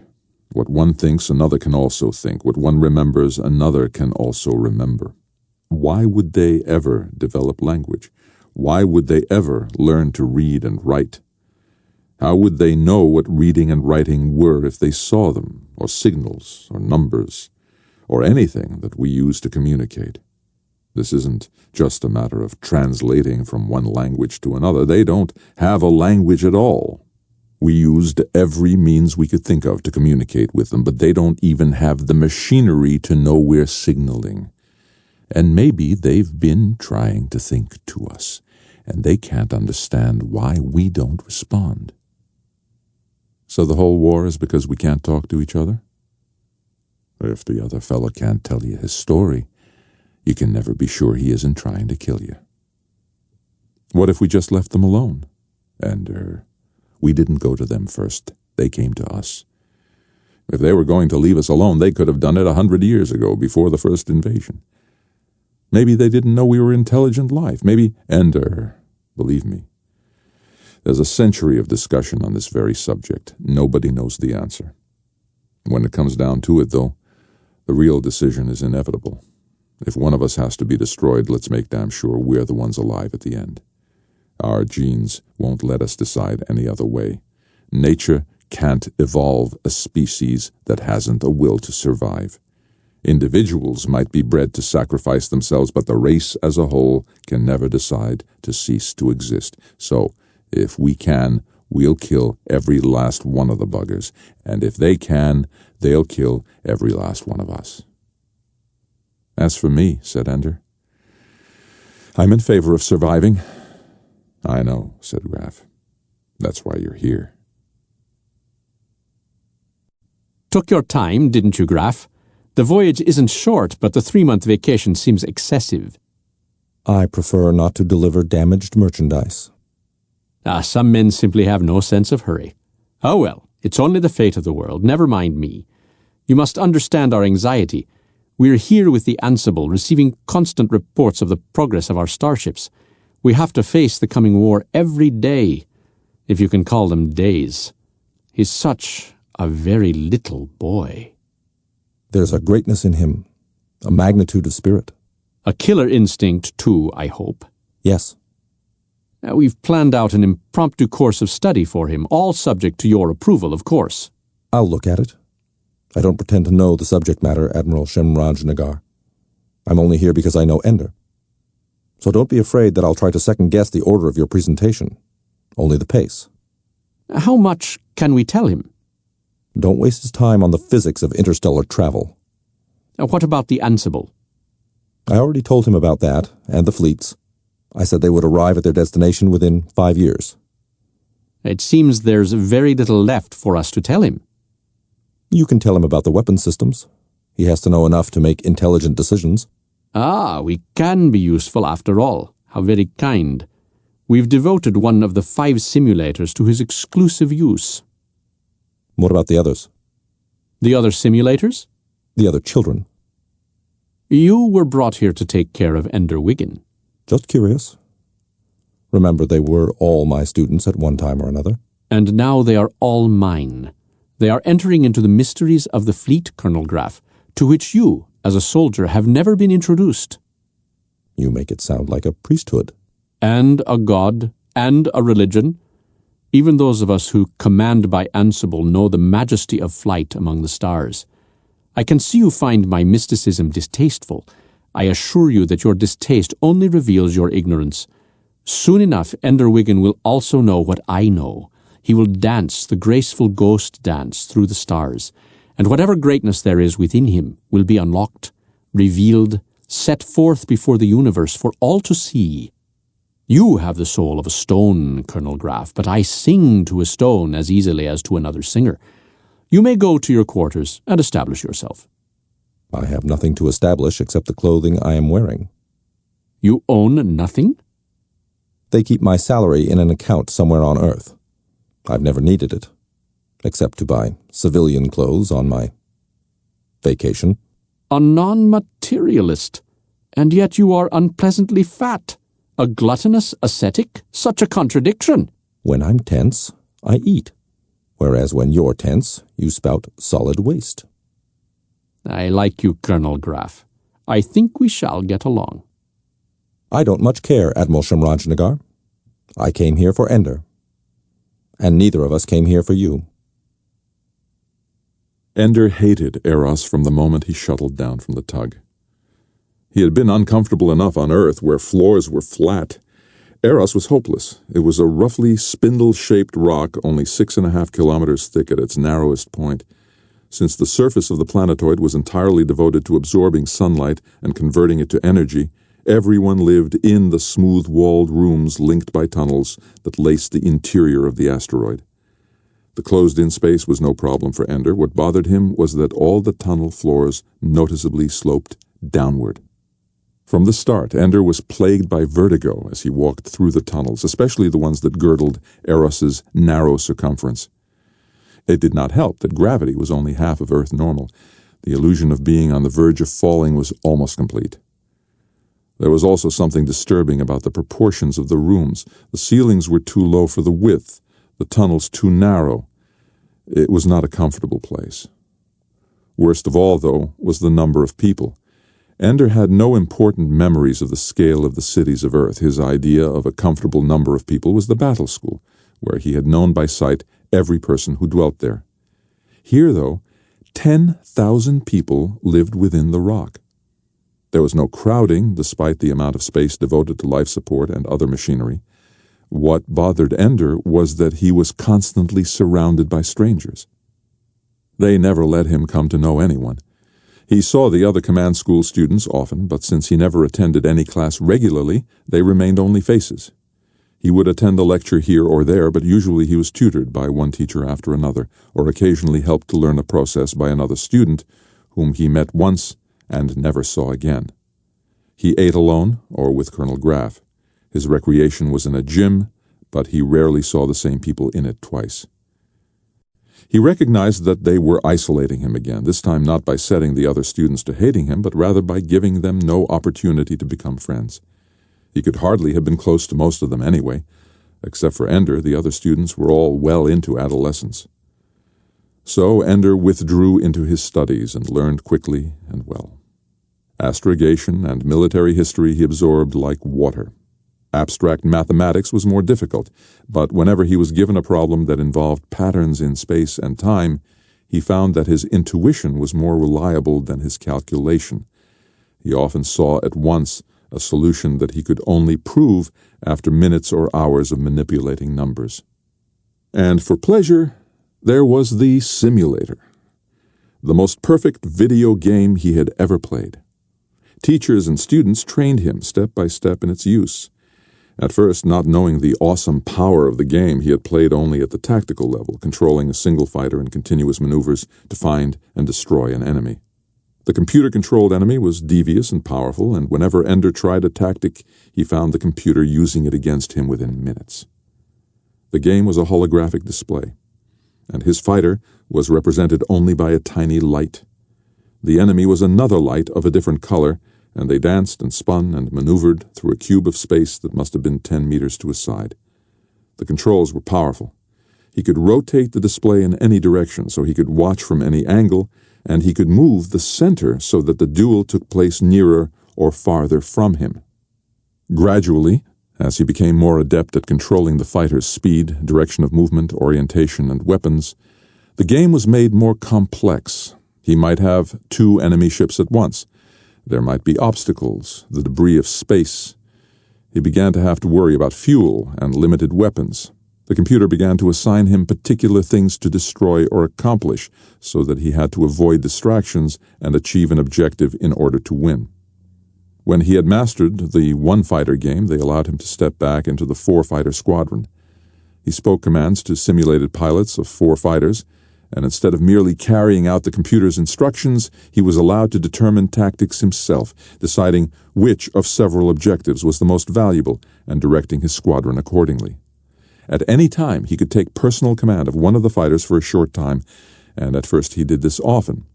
When he did, however, the other 3 fighters in his squadron were soon destroyed, and as the games became harder and harder, he had to spend more and more of his time commanding the squadron. When he did, he won more and more often. By the time he had been at command school for a year, he was adept at running the simulator at any of 15 levels, from controlling an individual fighter to commanding a fleet. He had long since realized that as the battle room was to battle school, so the simulator was to command school. The classes were valuable, but the real education was the game. People dropped in from time to watch him play. They never spoke. Hardly anyone ever did unless they had something specific to teach him. The watchers would stay, silently watching him run through a difficult simulation, and then leave just as he finished. "What are you doing?" he wanted to ask. "Judging me? Determining whether you want to trust the fleet to me? Just remember that I didn't ask for it."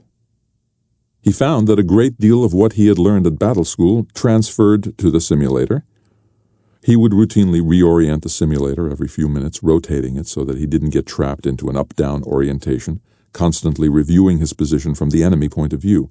It was exhilarating at last to have such control over the battle, to be able to see every point of it. It was also frustrating to have so little control, too, for the computer-controlled fighters were only as good as the computer allowed. They took no initiative. They had no intelligence. He began to wish for his toon leaders so that he could count on some of the squadrons doing well without having his constant supervision. At the end of his first year, he was winning every battle on the simulator, and played the game as if the machine were a natural part of his body. One day, eating a meal with Graf, he asked, "Is that all the simulator does?" "Is what all?" "The way it plays now. It's easy, and it hasn't got any harder for a while." "Oh." Graf seemed unconcerned, but then Graf always seemed unconcerned. The next day, everything changed.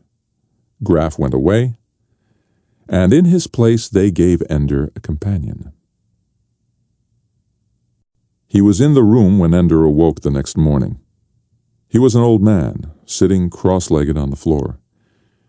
Ender looked at him expectantly, waiting for the man to speak. He said nothing. Ender got up and showered and dressed, content to let the man keep his silence if he wanted. He had long since learned that when something unusual was going on, something that was part of someone else's plan and not his own, he would find out more information by waiting than by asking. Adults almost always lost their patience before Ender did. The man still hadn't spoken when Ender was ready and went to the door to leave the room. The door didn't open. Ender turned to face the man sitting on the floor. He looked to be about 60, by far the oldest man Ender had seen on Eros. He had a day's growth of white whiskers that grizzled his face only slightly less than his close-cut hair. His face sagged a little, and his eyes were surrounded by creases and lines. He looked at Ender with an expression that bespoke only apathy. Ender turned back to the door and tried again to open it. "All right," he said, giving up. "Why's the door locked?" The old man continued to look at him blankly. "So this is a game," thought Ender. "Well, if they want me to go to class, they'll unlock the door, and if they don't, they won't. I don't care." Ender didn't like games where the rules could be anything and the objective was known to them alone, so he wouldn't play. He also refused to get angry. He went through a relaxing exercise as he leaned on the door, and soon he was calm again. The old man continued to watch him impassively. It seemed to go on for hours, Ender refusing to speak, the old man seeming to be a mindless mute. Sometimes Ender wondered if he were mentally ill, escaped from some medical ward somewhere in Eros, living out some insane fantasy here in Ender's room. But the longer it went on, with no one coming to the door, no one looking for him, the more certain he became that this was something deliberate, meant to disconcert him. Ender did not want to give the old man the victory. To pass the time, he began to do exercises. Some were impossible without the gym equipment, but others, especially from his personal defense class, he could do without any aids. The exercises moved him around the room. He was practicing lunges and kicks. One move took him near the old man, as he had come near him before, but this time the old claw shot out and seized Ender's left leg in the middle of a kick. It pulled Ender off his feet and landed him heavily on the floor. Ender leapt to his feet immediately, furious. He found the old man sitting calmly, cross-legged, not breathing heavily, as if he had never moved. Ender stood poised to fight. But the other's immobility made it impossible for Ender to attack. What, kick the old man's head off? And then explain it to Graf. Oh, the old man kicked me and I had to get even. He went back to his exercises. The old man kept watching. Finally, tired and angry at this wasted day, a prisoner in his room, Ender went back to his bed to get his desk. As he leaned over to pick up the desk, he felt a hand jab roughly between his thighs and another hand grab his hair. In a moment he had been turned upside down. His face and shoulders were being pressed into the floor by the old man's knee, while his back was excruciatingly bent and his legs were pinioned by the old man's arm. Ender was helpless to use his arms. He couldn't bend his back to gain slack so he could use his legs. In less than 2 seconds, the old man had completely defeated Ender Wiggin. "All right," Ender gasped. "You win." The man's knee thrust painfully downward. "Since when," asked the man, his voice soft and rasping, "do you have to tell the enemy when he has won?" Ender remained silent. "I surprised you once, Ender Wiggin. Why didn't you destroy me immediately afterward? Just because I looked peaceful? You turned your back on me. Stupid. You have learned nothing. You have never had a teacher." Ender was angry now, and made no attempt to control or conceal it. "I've had too many teachers. How was I supposed to know you'd turn out to be an enemy, Ender Wiggin?" whispered the old man. "I am your enemy, the first one you've ever had who is smarter than you. There is no teacher but the enemy. No one but the enemy will teach you what the enemy is going to do. No one but the enemy will ever teach you how to destroy and conquer. Only the enemy shows you where you are weak. Only the enemy tells you where he is strong. And the rules of the game are what you can do to him or what you can stop him from doing to you. I am your enemy from now on. From now on, I am your teacher." Then the old man let Ender's legs fall. Because he still held Ender's head to the floor, the boy couldn't use his arms to compensate, and his legs hit the surface with a loud crack and a sickening pain. Then the old man stood and let Ender rise. Slowly, Ender pulled his legs under him with a faint groan of pain. He knelt on all fours for a moment, recovering. Then his right arm flashed out, reaching for his enemy. The old man quickly danced back, and Ender's hand closed on air as his teacher's foot shot forward to catch Ender on the chin. Ender's chin wasn't there. He was lying flat on his back, spinning on the floor, and during the moment that his teacher was off balance from his kick, Ender's feet smashed into the old man's other leg. He fell in a heap, but close enough to strike out and hit Ender in the face. Ender couldn't find an arm or a leg that held still long enough to be grabbed, and in the meantime blows were landing on his back and arms. Ender was smaller. He couldn't reach past the old man's flailing limbs. Finally he managed to pull away and scramble back near the door. The old man was sitting cross-legged again, but now the apathy was gone. He was smiling. "Better this time, boy, but slow. You will have to be better with a fleet than you are with your body, or no one will be safe with you in command. Lesson learned?" Ender nodded slowly. He ached in 100 places. "Good," said the old man. "Then we'll never have to have such a battle again. All the rest with the simulator. I will program your battles now, not the computer. I will devise the strategy of your enemy, and you will learn to be quick and discover what tricks the enemy has for you. Remember, boy, from now on, the enemy is more clever than you. From now on, the enemy is stronger than you. From now on, you are always about to lose." The old man's face grew serious again. "You will be about to lose, Ender, but you will win. You will learn to defeat the enemy. He will teach you how." The teacher got up. "In this school, it has always been the practice for a young student to be chosen by an older student. The two become companions, and the older boy teaches the younger one everything he knows. Always they fight, always they compete, always they are together. I have chosen you." Ender spoke as the old man walked to the door. "You're too old to be a student." "One is never too old to be a student of the enemy. I have learned from the buggers. You will learn from me." As the old man palmed the door open, Ender leaped into the air and kicked him in the small of the back with both feet. He hit hard enough that he rebounded onto his feet as the old man cried out and collapsed on the floor. The old man got up slowly, holding on to the door handle, his face contorted with pain. He seemed disabled, but Ender didn't trust him.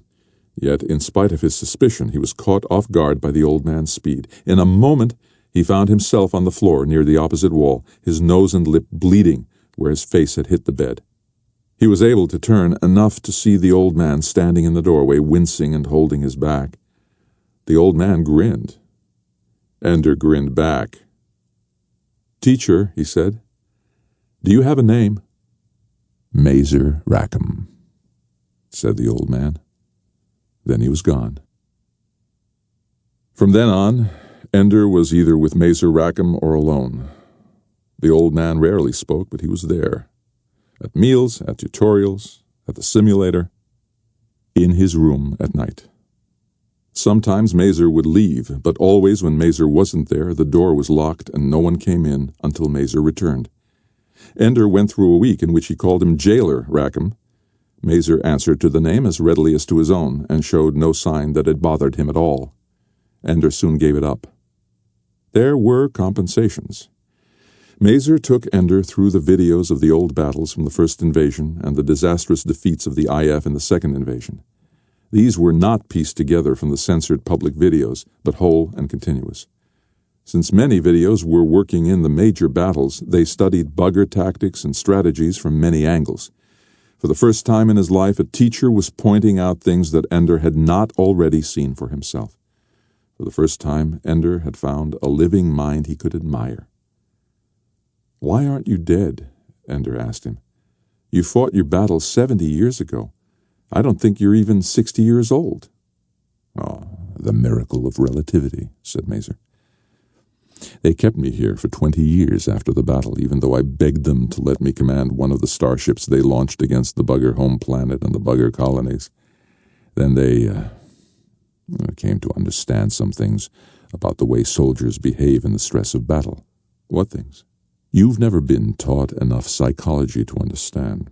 Enough to say that they realized that even though I would never be able to command the fleet, I'd be dead before the fleet even arrived. I was still the only person able to understand the things I understood about the buggers. I was, they realized, the only person who had ever defeated the buggers by intelligence rather than luck. They needed me here to teach the person who would command the fleet. So they sent you out in a starship, got you up to a relativistic speed, and then I turned around and came home. A very dull voyage, Ender.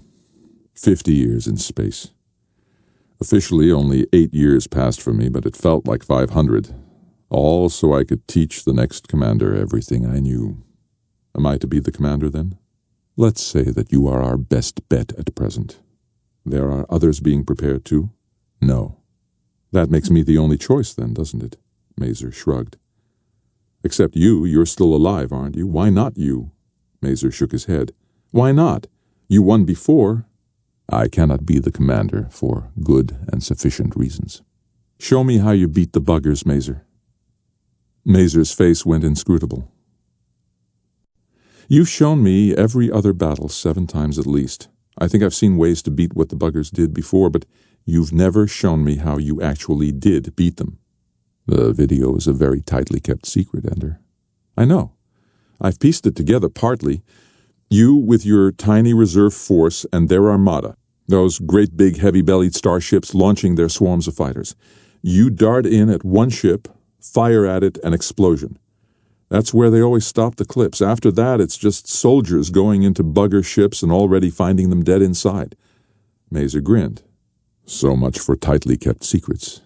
Come on, let's watch the video. They were alone in the video room, and Ender palmed the door locked. All right, let's watch.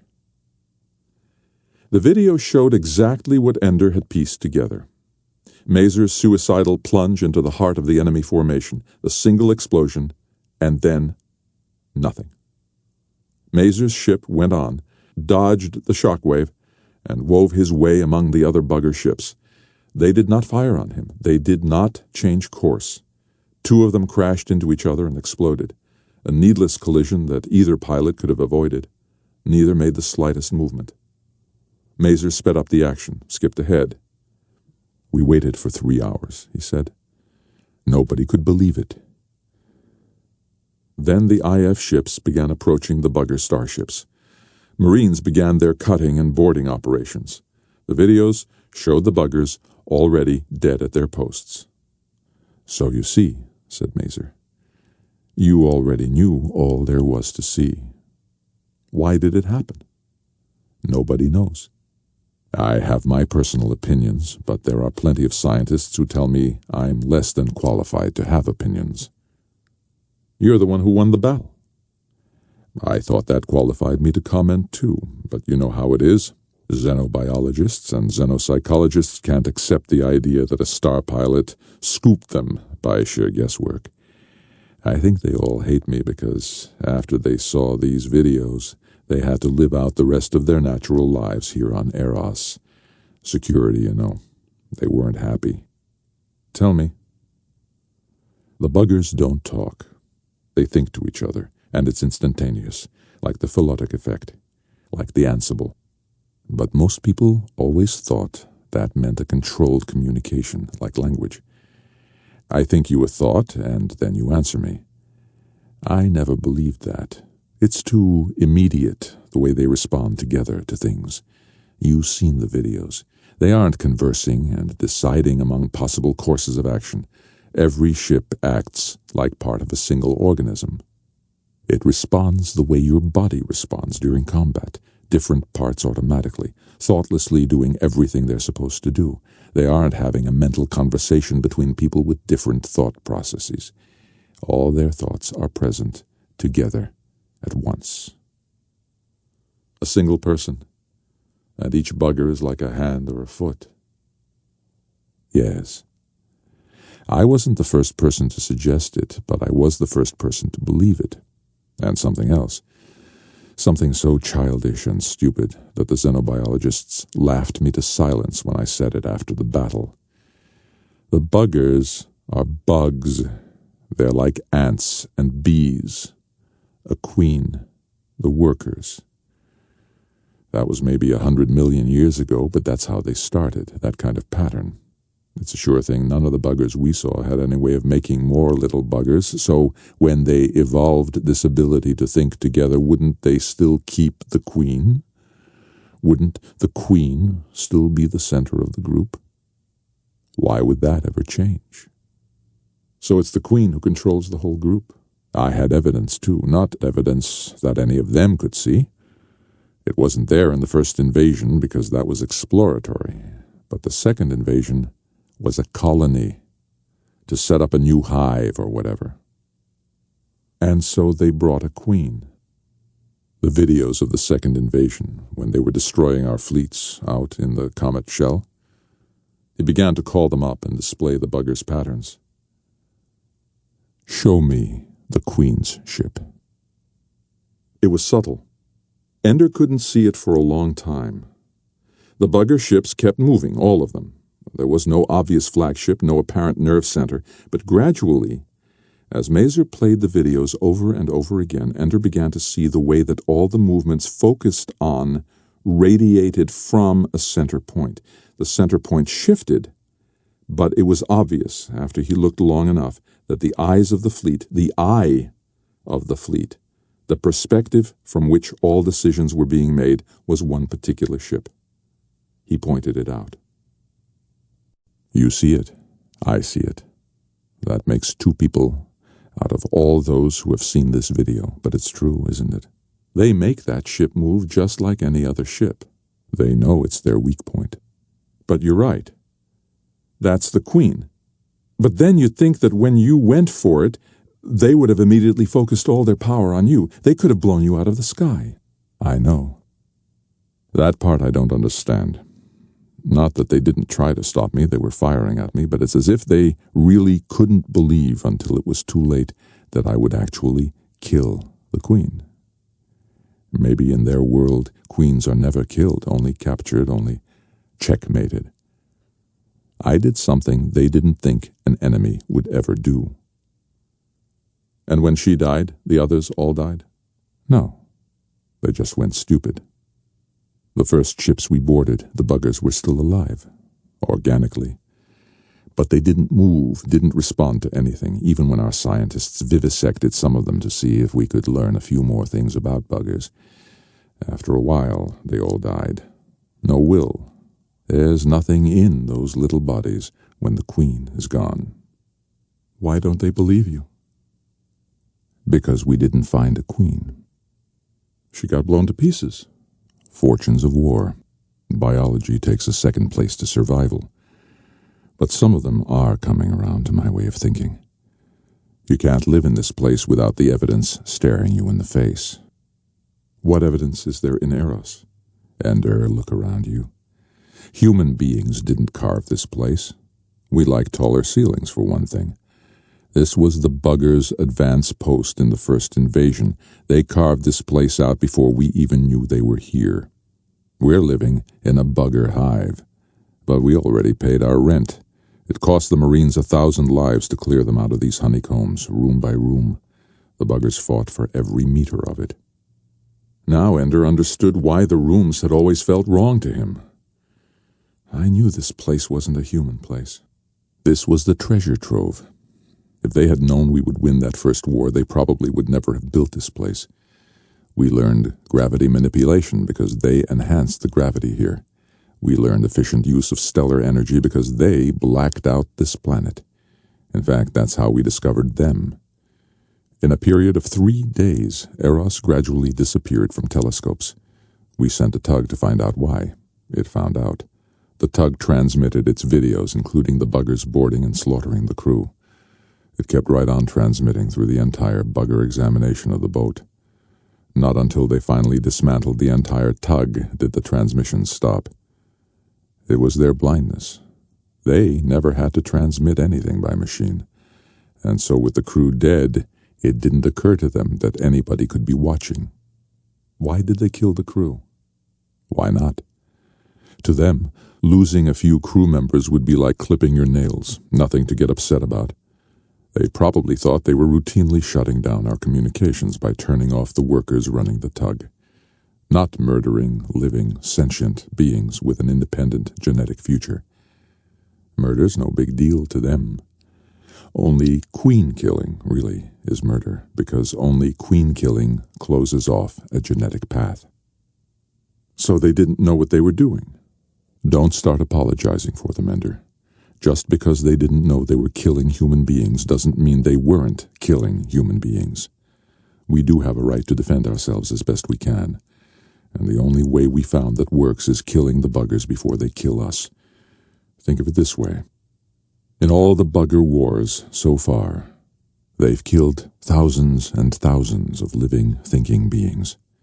And in all those wars, we've killed only one. If you hadn't killed the Queen, Mazer, would we have lost the war? I'd say the odds would have been 3-2 against us. I still think I could have trashed their fleet pretty badly before they burnt us out. They have great response time and a lot of firepower, but we have a few advantages too. Every single one of our ships contains an intelligent human being who's thinking on his own. Every one of us is capable of coming up with a brilliant solution to a problem. They can only come up with one brilliant solution at a time. The buggers think fast, but they aren't smart all over. But on our side, even when some incredibly timid and stupid commanders lost the major battles of the second invasion, some of their subordinates were able to do real damage to the bugger fleet. What about when our invasion reaches them? Will we just get the Queen again? The buggers didn't learn interstellar travel by being dumb. That was a strategy that could work only once. I suspect that we'll never get near a Queen unless we actually make it to their home planet. After all, the Queen doesn't have to be with them to direct a battle. The Queen only has to be present to have little baby buggers. The second invasion was a colony.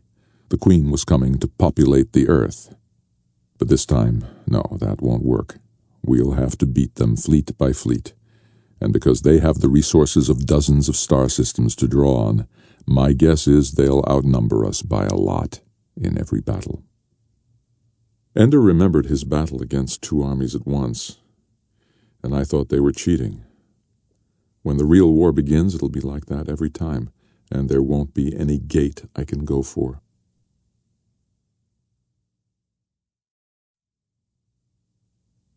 We've only got two things going for us, Ender. We don't have to aim particularly well. Our weapons have great spread. Then we aren't using the nuclear missiles from the first and second invasions. Dr. Device is much more powerful. Nuclear weapons, after all, were weak enough to be used on Earth at one time. The little doctor could never be used on the planet. Still, I wish I'd had one during the second invasion. How does it work? I don't know. Not well enough to build one. At the focal point of two beams, it sets up a field in which molecules can't hold together anymore. Electrons can't be shared. How much physics do you know at that level? Well, we spent most of our time on astrophysics, but I know enough to get the idea. The field spreads out in a sphere, but it gets weaker the farther it spreads, except that where it actually runs into a lot of molecules, it gets stronger and starts over. The bigger the ship, the stronger the new field. So each time the field hits a ship, it sends out a new sphere, and if their ships are too close together, it can set up a chain that wipes them all out. Then the field dies down, the molecules come back together, and where you had a ship, you now have a lump of dirt with a lot of iron molecules in it. No radioactivity, no mess, just dirt. We may be able to trap them close together on the first battle, but they learn fast. They'll keep their distance from each other. So Dr. Device isn't a missile. I can't shoot around corners. That's right. Missiles wouldn't do any good now. We learned a lot from them in the first invasion, but they also learned from us how to set up the ecstatic shield, for instance. The little doctor penetrates the shield as if it weren't there.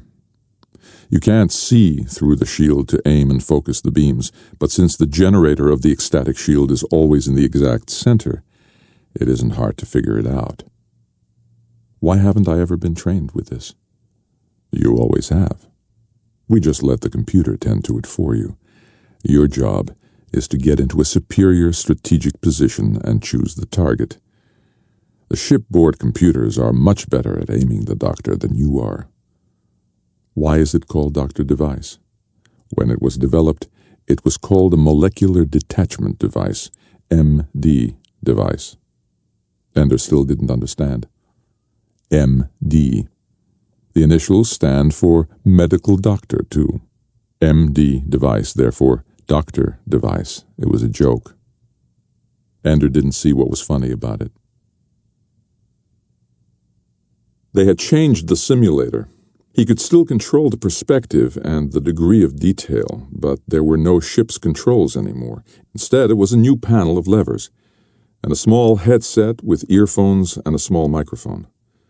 The technician who was waiting there quickly explained how to wear the headset. "But how do I control the ships?" asked Ender. Mazer explained. He wasn't going to control ships anymore. "You've reached the next phase of your training. You have experience in every level of strategy, but now it's time for you to concentrate on commanding an entire fleet. As you worked with toon leaders in battle school, so now you will work with squadron leaders. You have been assigned 36 such leaders to train. You must teach them intelligent tactics. You must learn their strengths and limitations. You must make them into a whole." "When will they come here?" "They're already in place in their own simulators. You will speak to them through the headset. The new levers on your control panel enable you to see from the perspective of any of your squadron leaders. This more closely duplicates the conditions you might encounter in a real battle, where you will know only what your ships can see. How can I work with squadron leaders I never see? And why would you need to see them? To know who they are, how they think. You'll learn who they are and how they think from the way they work with the simulator. But even so, I think you won't be concerned. They're listening to you right now. Put on the headset so you can hear them. Ender put on the headset. "Salam," said a whisper in his ears. "A lie," said Ender. "And me, the dwarf, Bean. And Petra and Dink, Crazy Tom, Shen, Hot Soup, Fly Molo, Karn Carby, all the best students Ender had fought with or fought against, every one that Ender had trusted in battle school. "I didn't know you were here," he said. "I didn't know you were coming." "They've been flogging us through the simulator for 3 months now," said Dink. "You'll find that I'm by far the best tactician," said Petra. "Dink tries, but he has the mind of a child." So they began working together, each squadron leader commanding individual pilots, and Ender commanding the squadron leaders. They learned many ways of working together as the simulator forced them to try different situations. Sometimes the simulator gave them a larger fleet to work with. Ender set them up then in 3 or 4 toons that consisted of 3 or 4 squadrons each. Sometimes the simulator gave them a single starship with its 12 fighters, and he chose 3 squadron leaders with 4 fighters each. It was pleasure. It was play. The computer-controlled enemy was none too bright, and they always won despite their mistakes, their miscommunications. But in the 3 weeks they practiced together, Ender came to know them very well. Dink, who deftly carried out instructions but was slow to improvise. Bean, who couldn't control large groups of ships effectively, but could use a few like a scalpel, reacting beautifully to anything the computer threw at him. Alai, who was almost as good a strategist as Ender and could be entrusted to do well with half a fleet and only vague instructions. The better Ender knew them, the faster he could deploy them, the better he could use them. The simulator would display the situation on the screen. In that moment, Ender learned for the first time what his own fleet would consist of and how the enemy fleet was deployed. It took him only a few minutes now to call the squadron leaders that he needed, assign them to certain ships or groups of ships, and give them their assignments. Then, as the battle progressed, he would skip from one leader's point of view to another's, making suggestions and occasionally giving orders as the need arose. Since the others could see only their own battle perspective, he would sometimes give them orders that made no sense to them, but they, too, learned to trust Ender. If he told them to withdraw, they withdrew, knowing that either they were in an exposed position or their withdrawal might entice the enemy into a weakened posture. They also knew that Ender trusted them to do as they judged best when he gave them no orders. If their style of fighting were not right for the situation they were placed in, Ender would not have chosen them for that assignment. The trust was complete, the working of the fleet quick and responsive. And at the end of 3 weeks, Mazer showed him a replay of their most recent battle, only this time from the enemy's point of view. This is what he saw as you attacked. What does it remind you of? The quickness of response, for instance. We look like a bugger fleet. You match them, Ender. You're as fast as they are. And here, look at this. Ender watched as all his squadrons moved at once, each responding to its own situation, all guided by Ender's overall command, but daring, improvising, feinting, attacking with an independence no bugger fleet had ever shown. The bugger hive mind is very good, but it can only concentrate on a few things at once. All your squadrons can concentrate a keen intelligence on what they're doing, and what they've been assigned to do is also guided by a clever mind. So you see that you do have some advantages. Superior, though not irresistible weaponry, comparable speed, and greater available intelligence. These are your advantages. Your disadvantage is that you will always be outnumbered. And after each battle, your enemy will learn more about you, how to fight you, and those changes will be put into effect instantly. Ender waited for his conclusion. So, Ender, we will now begin your education. We have programmed the computer to simulate the kinds of situations we might expect in encounters with the enemy. We are using the movement patterns we saw in the second invasion, but instead of mindlessly following these same patterns, I will be controlling the enemy simulation. At first, you will see easy situations that you are expected to win handily. Learn from them, because I will always be there, one step ahead of you, programming more difficult and advanced patterns into the computer so that your next battle is more difficult, so that you are pushed to the limit of your abilities. And beyond? The time is short. You must learn as quickly as you can. When I gave myself to starship travel, just so I would still be alive when you appeared, my wife and children all died, and my grandchildren were my own age when I came back. I had nothing to say to them. I was cut off from all the people that I loved, everything I knew, living in this alien catacomb, and forced to do nothing of importance but teach student after student, each one so hopeful, each one ultimately a weakling, a failure. I teach, but no one learns. You too have great promise, like so many students before you, but the seeds of failure may be in you too. It's my job to find them, to destroy you if I can. And believe me, Ender, if you can be destroyed, I can do it. So I'm not the first? No, of course you're not. But you're the last. If you don't learn, there will be no time to find anyone else. So I have hope for you, if only because you are the only one left to hope for. What about the others, my squadron leaders? Which of them is fit to take your place? A lie? Be honest. Ender had no answer then. I am not a happy man, Ender. Humanity does not ask us to be happy. It merely asks us to be brilliant on its behalf. Survival first, then happiness, as we can manage it. So, Ender, I hope you do not bore me during your training with complaints that you are not having fun. Take what pleasure you can in the interstices of your work, but your work is first. Learning is first. Winning is everything, because without it there is nothing. When you can give me back my dead wife, Ender, then you can complain to me about what this education cost you. I wasn't trying to get out of anything. Oh, but you will, Ender, because I am going to grind you down to dust, if I can. I am going to hit you with everything I can imagine, and I will have no mercy, because when you face the buggers, they will think of things I can't imagine, and compassion for human beings is impossible for them. You can't grind me down, Mazer. Oh, can't I? Because I'm stronger than you. Mazer smiled. We'll see about that, Ender.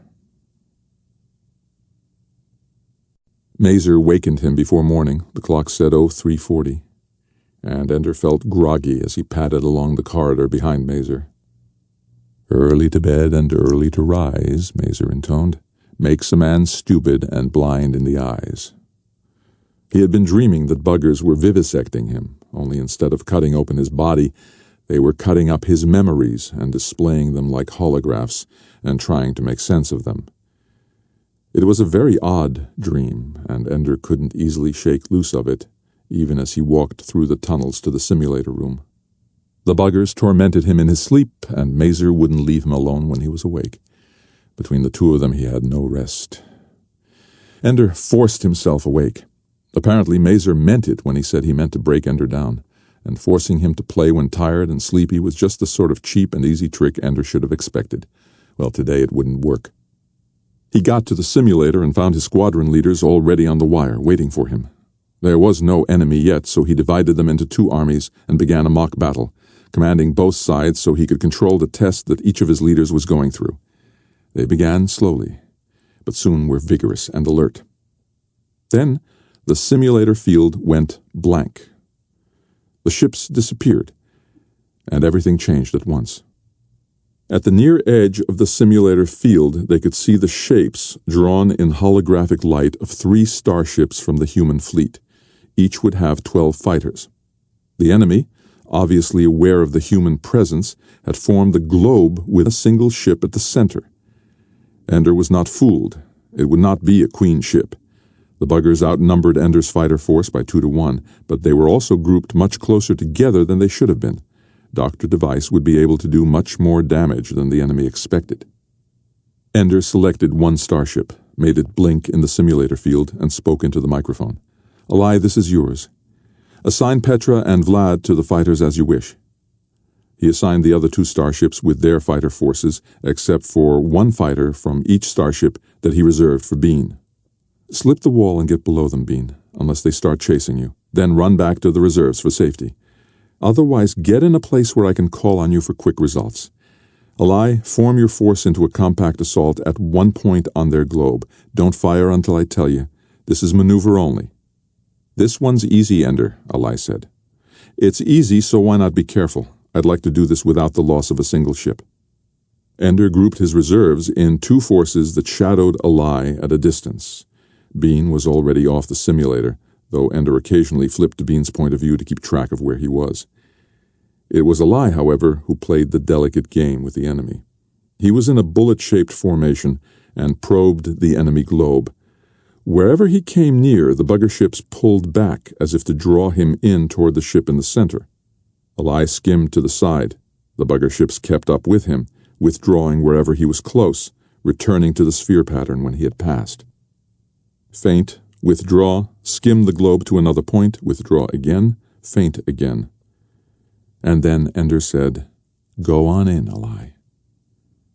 His bullet started in, while he said to Ender, "You know they'll just let me through and surround me and eat me alive. Just ignore that ship in the middle. Whatever you say, boss." Sure enough, the globe began to contract. Ender brought the reserves forward. The enemy ships concentrated on the side of the globe nearer the reserves. "Attack them there, where they're most concentrated," Ender said. "This defies 4,000 years of military history," said Alai, moving his fighters forward. "We're supposed to attack where we outnumber them. In this simulation, they obviously don't know what our weapons can do. It'll only work once, but let's make it spectacular. Fire at will." Alai did. The simulation responded beautifully. First 1 or 2, then a dozen, then most of the enemy ships exploded in dazzling light as the field leapt from ship to ship in the tight formation. "Stay out of the way," Ender said. The ships on the far side of the globe formation were not affected by the chain reaction, but it was a simple matter to hunt them down and destroy them. Bean took care of the stragglers that tried to escape toward his end of space. The battle was over. It had been easier than most of their recent exercises. Mazer shrugged when Ender told him so. "This is a simulation of a real invasion. There had to be one battle in which they didn't know what we could do. Now your work begins. Try not to be too arrogant about the victory. I'll give you the real challenges soon enough." Ender practiced 10 hours a day with his squadron leaders, but not all at once. He gave them a few hours in the afternoon to rest. Simulated battles under Mazer's supervision came every 2 or 3 days, and as Mazer had promised, they were never so easy again. The enemy quickly abandoned its attempt to surround Ender, and never again grouped its forces closely enough to allow a chain reaction. There was something new every time, something harder. Sometimes Ender had only a single starship and 8 fighters. Once the enemy dodged through an asteroid belt. Sometimes the enemy left stationary traps, large installations that blew up if Ender brought one of his squadrons too close, often crippling or destroying some of Ender's ships. "You cannot absorb losses," Mazer shouted at him after one battle. "When you get into the real battle, you won't have the luxury of an infinite supply of computer-generated fighters. You will have what you brought with you and nothing more. Now get used to fighting without unnecessary waste." "It wasn't unnecessary waste," Ender said. "I can't win battles if I'm so terrified of losing a ship that I never take any risks." Mazer smiled. "Excellent, Ender. You're beginning to learn. But in a real battle, you would have superior officers and, worst of all, civilians shouting those things at you. Now, if the enemy had been at all bright, they would have caught you here and taken Tom's squadron." Together they went over the battle.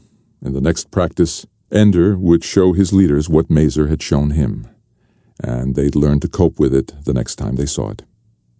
They thought they had been ready before, that they had worked smoothly together as a team.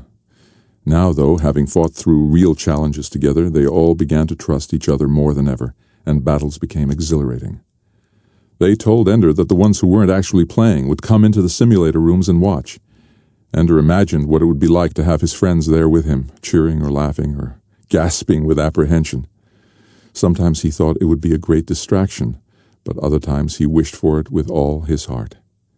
Even when he had spent his days lying out in the sunlight on a raft in a lake, he had not been so lonely. Mazer Rackham was his companion, was his teacher, but was not his friend. He made no complaint, though. Mazer had told him there would be no pity, and his private unhappiness meant nothing to anyone. Most of the time it meant nothing even to Ender. He kept his mind on the game, trying to learn from the battles, and not just the particular lessons of that battle, but what the buggers might have done if they had been more clever, and how Ender would react if they did it in the future. He lived with past battles and future battles both, waking and sleeping, and he drove his squadron leaders with an intensity that occasionally provoked rebelliousness. "You're too kind to us," said Eli one day. "Why don't you get annoyed with us for not being brilliant every moment of every practice? If you keep coddling us like this, we'll think you like us." Some of the others laughed into their microphones. Ender recognized the irony, of course, and answered with a long silence. When he finally spoke, he ignored Eli's complaint. "Again," he said, and this time without self-pity. They did it again, and did it right. But as their trust in Ender as a commander grew, their friendship, remembered from the battle school days, gradually disappeared. It was to each other that they became close. It was with each other that they exchanged confidences. Ender was their teacher and commander, as distant from them as Mazer was from him, and as demanding. They fought all the better for it, and Ender was not distracted from his work. At least not while he was awake. As he drifted off to sleep each night, it was with thoughts of the simulator playing through his mind. But in the night he thought of other things.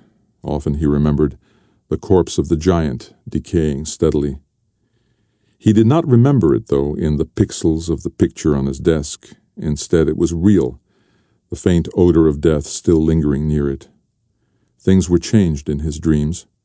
The little village that had grown up between the giant's ribs was composed of buggers now, and they saluted him gravely, like gladiators greeting Caesar before they died for his entertainment. He did not hate the buggers in his dream, and even though he knew that they had hidden their queen from him, he did not try to search for her. He always left the giant's body quickly, and when he got to the playground, the children were always there, wolven and mocking. They wore faces that he knew. Sometimes Peter, and sometimes Bonzo, sometimes Stilson and Bernard. Just as often, though, the savage creatures were Eli and Shen, Dink and Petra. Sometimes one of them would be Valentine, and in his dream he also shoved her under the water and waited for her to drown. She writhed in his hands, fought to come up, but at last was still. He dragged her out of the lake and onto the raft, where she lay with her face in the rictus of death. He screamed and wept over her, crying again and again that it was a game he was only playing. Then Mazer Rackham shook him awake. "You were calling out in your sleep," he said. "Sorry," Ender said. "Never mind. It's time for another battle." Steadily the pace increased. There were usually 2 battles a day now, and Ender held practices to a minimum. He would use the time while the others rested to pore over the replays of past games, trying to spot his own weaknesses, trying to guess what would happen next. Sometimes he was fully prepared for the enemy's innovations, sometimes he was not. "I think you're cheating," Ender told Mazer one day. "Oh?" "You can observe my practice sessions. You can see what I'm working on. You seem to be ready for everything I do." "Most of what you see is computer simulations," Mazer said. "The computer is programmed to respond to your innovations only after you use them once in battle. Then the computer is cheating. You need to get more sleep, Ender." But he could not sleep. He lay awake longer and longer each night, and his sleep was less restful. He woke too often in the night. Whether he was waking up to think more about the game or to escape from his dreams, he wasn't sure. It was as if someone rode him in his sleep, forcing him to wander through his worst memories, to live in them again as if they were real. Nights were so real that days began to seem dreamlike to him. He began to worry that he would not think clearly enough, that he would be too tired when he played. Always, when the game began, the intensity of it awoke him. But if his mental abilities began to slip, he wondered, would he notice it? And he seemed to be slipping. He never had a battle anymore in which he did not lose at least a few fighters. Several times the enemy was able to trick him into exposing more weakness than he meant to. Other times the enemy was able to wear him down by attrition until his victory was as much a matter of luck as strategy. Mazer would go over the game with a look of contempt on his face. "Look at this," he would say. "You didn't have to do this." And Ender would return to practice with his leaders, trying to keep up their morale, but sometimes letting slip his disappointment with their weaknesses, the fact that they made mistakes. "Sometimes we make mistakes," Petra whispered to him once. It was a plea for help. "And sometimes we don't," Ender answered her. If she got help, it would not be from him. He would teach, let her find her friends among the others. Then came a battle that nearly ended in disaster. Petra led her force too far. They were exposed, and she discovered it in a moment when Ender wasn't with her. In only a few moments she had lost all but 2 of her ships. Ender found her then, ordered her to move them in a certain direction. She didn't answer. There was no movement, and in a moment those 2 fighters too would be lost. Ender knew at once that he had pushed her too hard.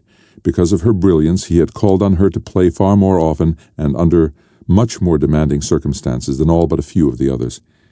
But he had no time now to worry about Petra or to feel guilty about what he had done to her. He called on Crazy Tom to command the 2 remaining fighters, then went on, trying to salvage the battle. Petra had occupied a key position, and now all of Ender's strategy came apart. If the enemy had not been too eager and clumsy in exploiting their advantage, Ender would have lost. But Shen was able to catch a group of the enemy in too tight a formation and took them out with a single chain reaction. Crazy Tom brought his 2 surviving fighters in through the gap and caused havoc with the enemy, and though his ships, and Shen's as well, were finally destroyed, Fly Molo was able to mop up and complete the victory. At the end of the battle, he could hear Petra crying out, trying to get a microphone. "Tell him I'm sorry. I was just so tired. I couldn't think. That was all. Tell Ender I'm sorry." She was not there for the next few practices, and when she did come back, she was not as quick as she had been, not as daring. Much of what had made her a good commander was lost. Ender couldn't use her anymore, except in routine, closely supervised assignments. She was no fool. She knew what had happened. But she also knew that Ender had no other choice, and told him so. The fact remained that she had broken, and she was far from being the weakest of his squad leaders. It was a warning. He could not press his commanders more than they could bear. Now, instead of using his leaders whenever he needed their skills, he had to keep in mind how often they had fought. He had to spell them off, which meant that sometimes he went into battle with commanders he trusted a little less. As he eased the pressure on them, he increased the pressure on himself. Late one night he woke up in pain. There was blood on his pillow, the taste of blood in his mouth. His fingers were throbbing. He saw that in his sleep he had been gnawing on his own fist. The blood was still flowing smoothly. "Mazer," he called. Rackham woke up and called at once for a doctor. As the doctor treated the wound, Mazer said, "I don't care how much you eat, Ender. Self-cannibalism won't get you out of this school." "I was asleep," Ender said. "I don't want to get out of command school." "Good. The others, the ones who didn't make it, what are you talking about?" "Before me. Your other students who didn't make it through the training, what happened to them?" "They didn't make it, that's all. We don't punish the ones who fail. They just don't go on." "Like Bonzo?" "Bonzo." "He went home." "Not like Bonzo." What then? What happened to them? When they failed? Why does it matter, Ender? Ender didn't answer. None of them failed at this point in their course, Ender. You made a mistake with Petra. She'll recover. But Petra is Petra, and you are you. Part of what I am is her, is what she made me. You won't fail, Ender. Not this early in the course. You've had some tight ones, but you've always won. You don't know what your limits are yet. But if you've reached them already, you're a good deal feebler than I thought. Do they die? Who? The ones who fail? No, they don't die. Good heavens, boy, you're playing games. I think that Bonzo died. I dreamed about it last night. I remembered the way he looked after I jammed his face with my head. I think I must have pushed his nose back into his brain. The blood was coming out of his eyes. I think he was dead right then. It was just a dream. Mazer, I don't want to keep dreaming these things. I'm afraid to sleep. I keep thinking of things that I don't want to remember. My whole life keeps playing out as if I were a recorder and someone else wanted to watch the most terrible parts of my life. We can't drug you if that's what you're hoping for. I'm sorry if you have bad dreams. Should we leave the light on at night? Don't make fun of me, Ender said. I'm afraid I'm going crazy. The doctor was finished with the bandage. Mazer told him he could go. He went. Are you really afraid of that? Mazer asked. Ender thought about it and wasn't sure. In my dreams, said Ender, I'm never sure whether I'm really me. Strange dreams are a safety valve, Ender. I'm putting you under a little pressure for the first time in your life.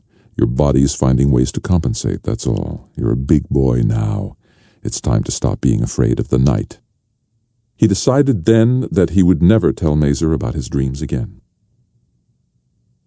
The days wore on, with battles every day, until at last Ender settled into the routine of the destruction of himself. He began to have pains in his stomach. They put him on a bland diet, but soon he didn't have an appetite for anything at all. Eat, Mazer said, and Ender would mechanically put food in his mouth. But if nobody told him to eat, he didn't eat. 2 more of his squadron leaders collapsed the way that Petra had. The pressure on the rest became all the greater. The enemy outnumbered them by 3 or 4 to 1 in every battle now. The enemy also retreated more readily when things went badly, regrouping to keep the battle going longer and longer. Sometimes battles lasted for hours before they finally destroyed the last enemy ship.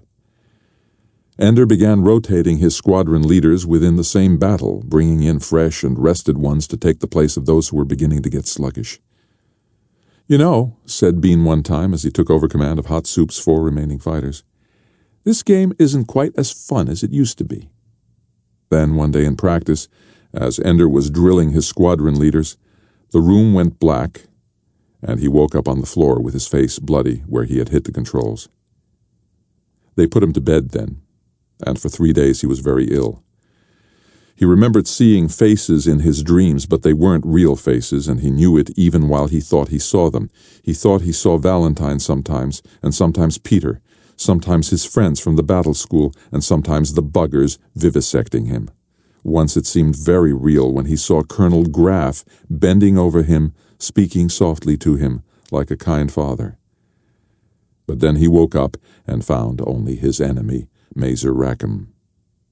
I'm awake, said Ender. So I see, Mazer answered. Took you long enough. You have a battle today. So Ender got up and fought the battle and won it. But there was no second battle that day, and they let him go to bed earlier. His hands were shaking as he undressed. During the night he thought he felt hands touching him gently, hands with affection in them and gentleness. He dreamed he heard voices. You haven't been kind to him. That wasn't the assignment. How long can he go on? He's breaking down. Long enough, it's nearly finished. So soon? A few days and then he's through. How will he do when he's already like this? Fine. Even today, he fought better than ever. In his dream, the voices sounded like Colonel Graff and Mazer Rackham. But that was the way dreams were. The craziest things could happen because he dreamed he heard one of the voices saying, I can't bear to see what this is doing to him. And the other voice answered, I know. I love him too. And then they changed into Valentine and the lie. And in his dream they were burying him. Only a hill grew up where they laid his body down, and he dried out and became a home for buggers like the giant was. All dreams. If there was love or pity for him, it was only in his dreams. He woke up and fought another battle and won. Then he went to bed and slept again and dreamed again. And then he woke up and won again and slept again, and he hardly noticed when waking became sleeping, nor did he care. The next day was his last day in command school, though he didn't know it. Mazer Rackham was not in the room with him when he woke up. He showered and dressed and waited for Mazer to come unlock the door. He didn't come. Ender tried the door. It was open. Was it an accident that Mazer had let him free this morning? No one with him to tell him he must eat, he must go to practice, he must sleep. Freedom!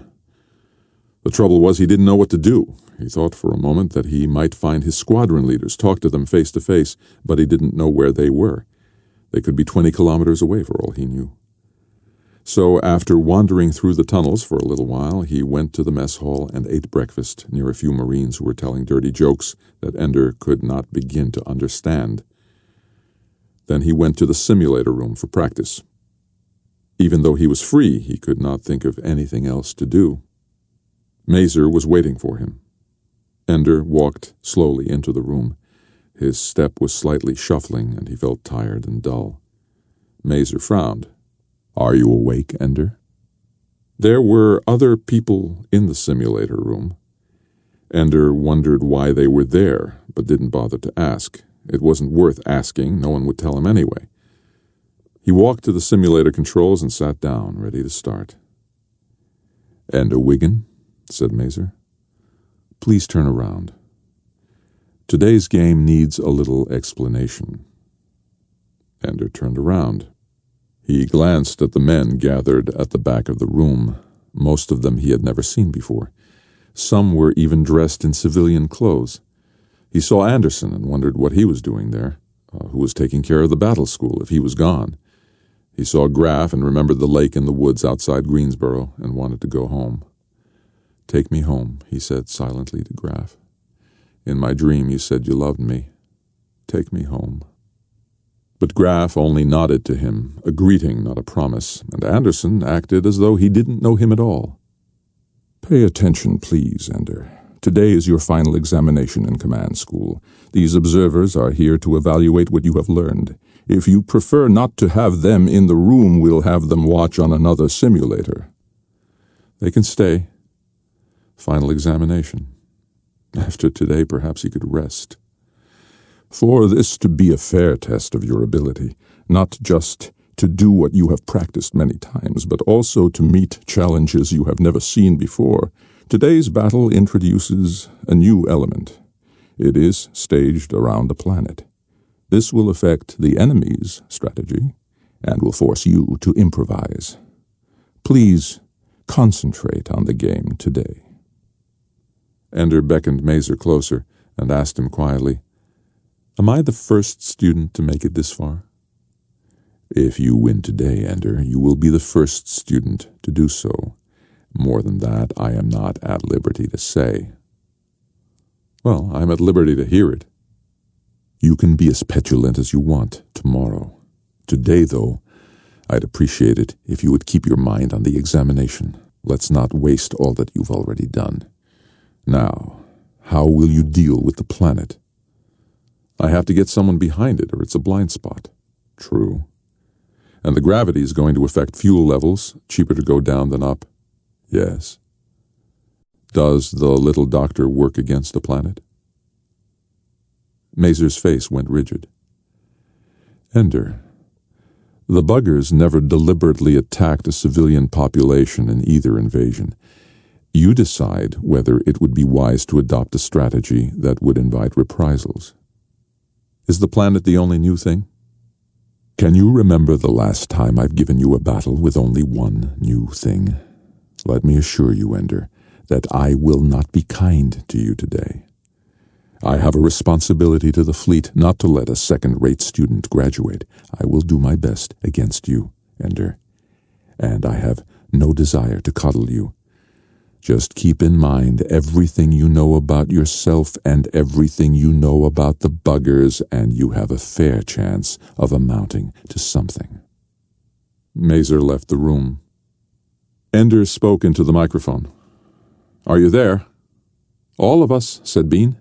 "Kind of late for practice this morning, aren't you?" So they hadn't told the squadron leaders. Ender toyed with the idea of telling them how important this battle was to him, but decided it would not help them to have an extraneous concern on their minds. "Sorry," he said, "I overslept." They all laughed. They didn't believe him. He led them through maneuvers, warming up for the battle ahead. It took him longer than usual to clear his mind, to concentrate on command. But soon enough he was up to speed, responding quickly, thinking well. Or at least, he told himself, "I think that I'm thinking well." The simulator field cleared. Ender waited for the game to appear. What will happen if I pass the test today?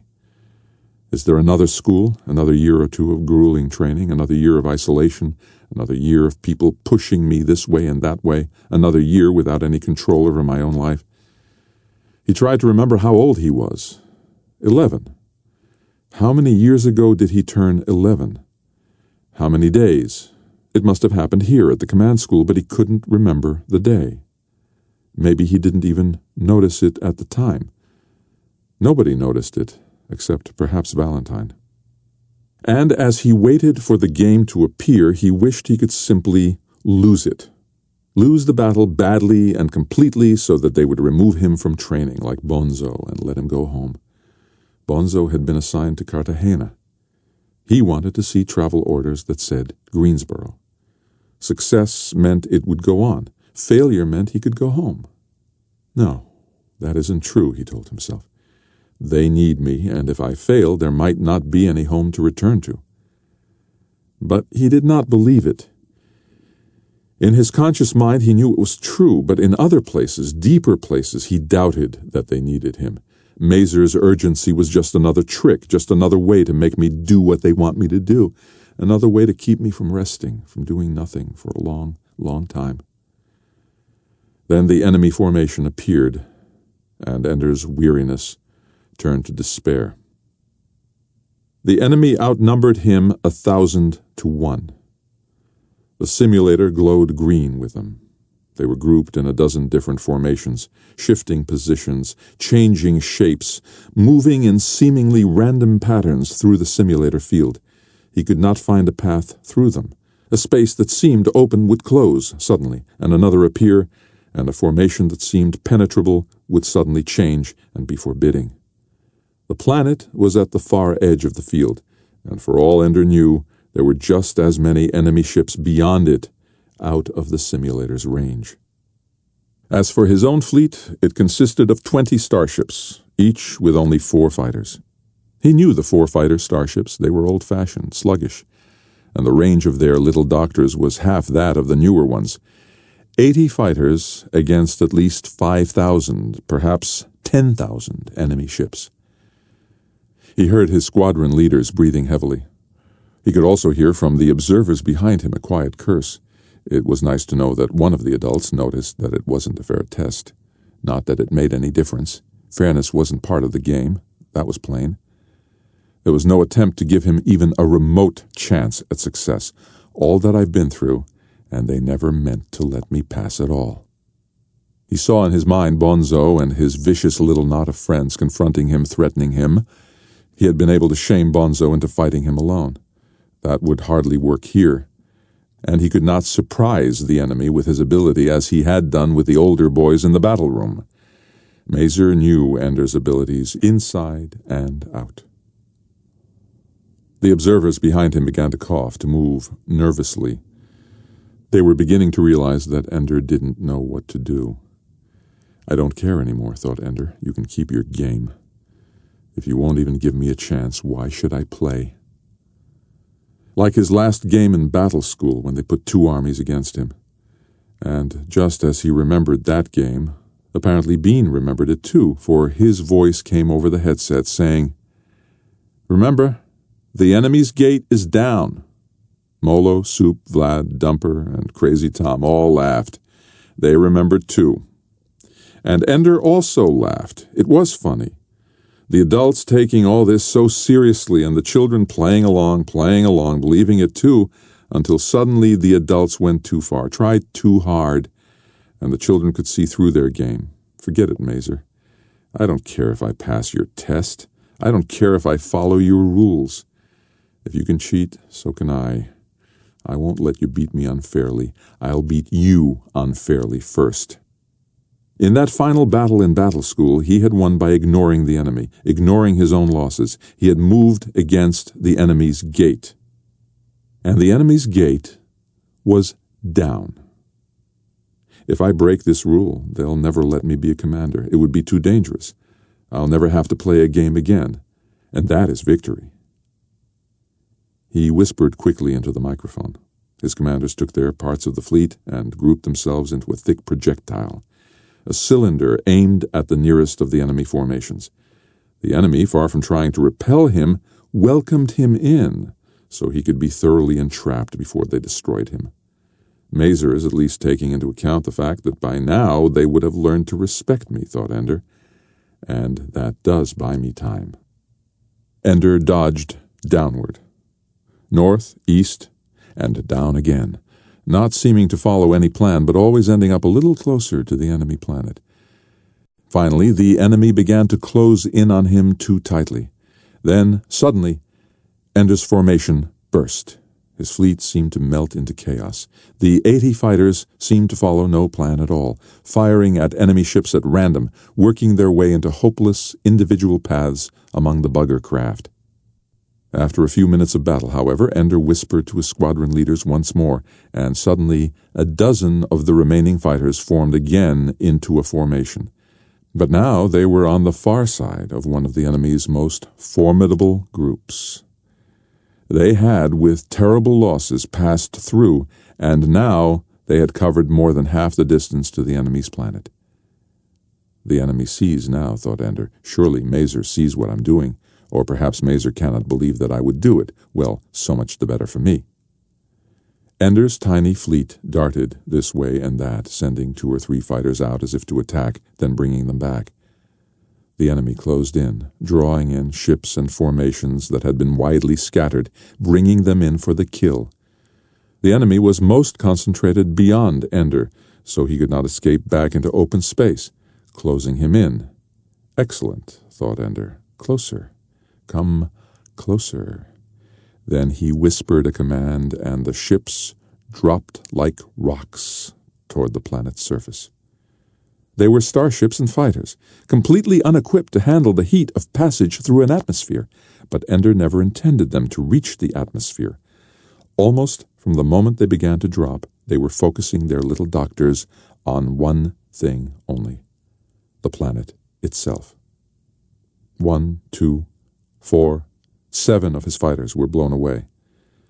It was all a gamble now whether any of his ships would survive long enough to get in range. It would not take long once they could focus on the planet's surface. Just a moment with Dr. Device, that's all I want.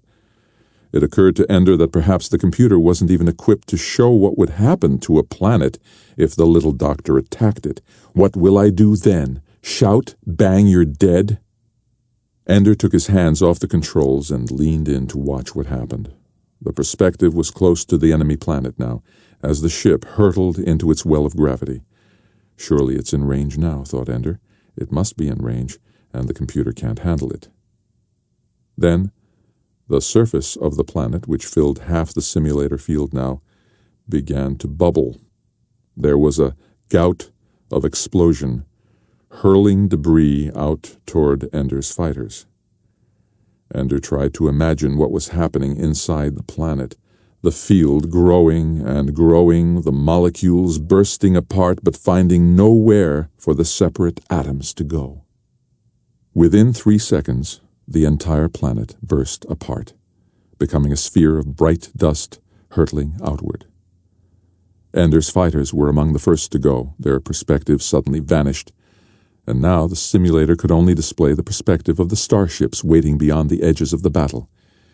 It was as close as Ender wanted to be. The sphere of the exploding planet grew outward faster than the enemy ships could avoid it, and it carried with it the little doctor, not so little any more, the field taking apart every ship in its path, erupting each one into a dot of light before it went on. Only at the very periphery of the simulator did the MD field weaken. 2 or 3 enemy ships were drifting away. Ender's own starships did not explode, but where the vast enemy fleet had been, and the planet they protected, there was nothing meaningful. A lump of dirt was growing as gravity drew much of the debris downward again. It was glowing hot and spinning visibly. It was also much smaller than the world had been before. Much of its mass was now a cloud still flowing outward. Ender took off his headphones, filled with the cheers of his squadron leaders, and only then realized that there was just as much noise in the room with him. Men in uniform were hugging each other, laughing, shouting. Others were weeping. Some knelt or lay prostrate, and Ender knew they were caught up in prayer. Ender didn't understand. It seemed all wrong. They were supposed to be angry. Colonel Graff detached himself from the others and came to Ender. Tears streamed down his face, but he was smiling. He bent over, reached out his arms, and to Ender's surprise he embraced him, held him tightly, and whispered, "Thank you. Thank you, Ender. Thank God for you, Ender." And others soon came too, shaking his hand, congratulating him. He tried to make sense of this. Had he passed the test after all? It was his victory, not theirs, and a hollow one at that, a cheat. Why did they act as if he had won with honor? The crowd parted, and Mazer Rackham walked through. He came straight to Ender and held out his hand. "You made the hard choice, boy. All or nothing. End them or end us. But heaven knows there was no other way you could have done it. Congratulations. You beat them, and it's all over." All over. Beat them. Ender didn't understand. "I beat you." Mazer laughed, a loud laugh that filled the room. "Ender, you never played me. You never played a game since I became your enemy." Ender didn't get the joke. He had played a great many games, at a terrible cost to himself. He began to get angry. Mazer reached out and touched his shoulder. Ender shrugged him off. Mazer then grew serious and said, "Ender, for the past few months you have been the battle commander of our fleets. This was the third invasion. There were no games. The battles were real, and the only enemy you fought was the buggers. You won every battle, and today you finally fought them at their home world, where the Queen was, all the queens from all their colonies. They all were there, and you destroyed them completely. They'll never attack us again. You did it. You. Real. Not a game." Ender's mind was too tired to cope with it all. They weren't just points of light in the air. They were real ships that he had fought with, and real ships he had destroyed, and a real world that he had blasted into oblivion. He walked through the crowd, dodging their congratulations, ignoring their hands, their words, their rejoicing. When he got to his own room, he stripped off his clothes, climbed into bed, and slept. Ender awoke when they shook him. It took a moment to recognize them, Graff and Rackham. He turned his back on them. "Let me sleep." "Ender, we need to talk to you," said Graff. Ender rolled back to face them. "They've been playing out the videos on Earth all day, all night since the battle yesterday." Yesterday? He had slept through until the next day. "You're a hero, Ender. They've seen what you did, you and the others. I don't think there's a government on Earth that hasn't voted you their highest medal." "I killed them all, didn't I?" Ender asked. "All who?" asked Graff. "The buggers?" "That was the idea." Mazer leaned in close. That's what the war was for. All their queens. So I killed all their children, all of everything. They decided that when they attacked us. It wasn't your fault. It's what had to happen. Ender grabbed Mazer's uniform and hung onto it, pulling him down so they were face to face. I didn't want to kill them all. I didn't want to kill anybody. I'm not a killer. You didn't want me, you bastards. You wanted Peter. But you made me do it. You tricked me into it.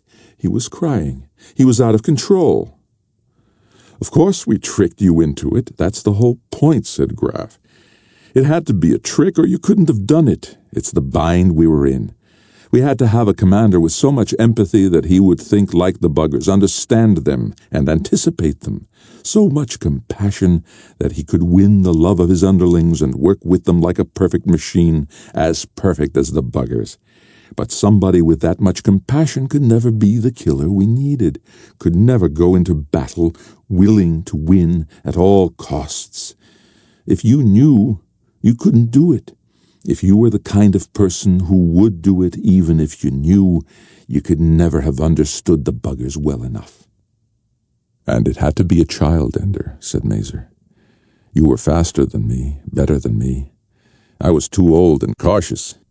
Any decent person who knows what warfare is can never go into battle with a whole heart. But you didn't know. We made sure you didn't know. You were reckless and brilliant and young. It's what you were born for. We had pilots with our ships, didn't we? Yes. I was ordering pilots to go in and die, and I didn't even know it. They knew it, Ender. And they went anyway. They knew what it was for. You never asked me. You never told me the truth about anything.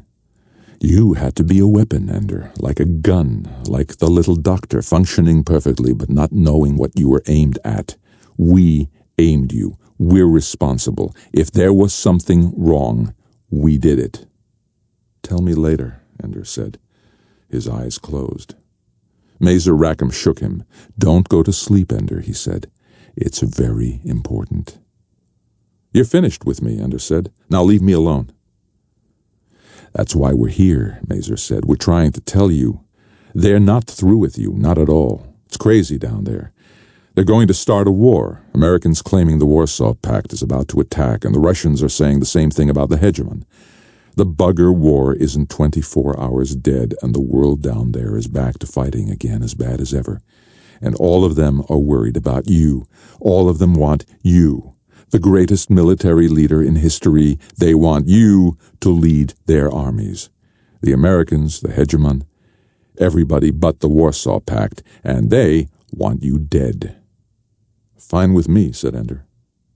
We have to take you away from here. There are Russian Marines all over Eros, and the Polemark is Russian. It could turn to bloodshed at any time. Ender turned his back on them again. This time they let him. He did not sleep, though. He listened to them. I was afraid of this, Rackham. You pushed him too hard. Some of those lesser outposts could have waited until after. You could have given him some days to rest. Are you doing it too, Graf? Trying to decide how I could have done it better? You don't know what would have happened if I hadn't pushed. Nobody knows. I did it the way I did it, and it worked. Above all, it worked. Memorize that defense, Graf. You may have to use it too. Sorry. I can see what it's done to him.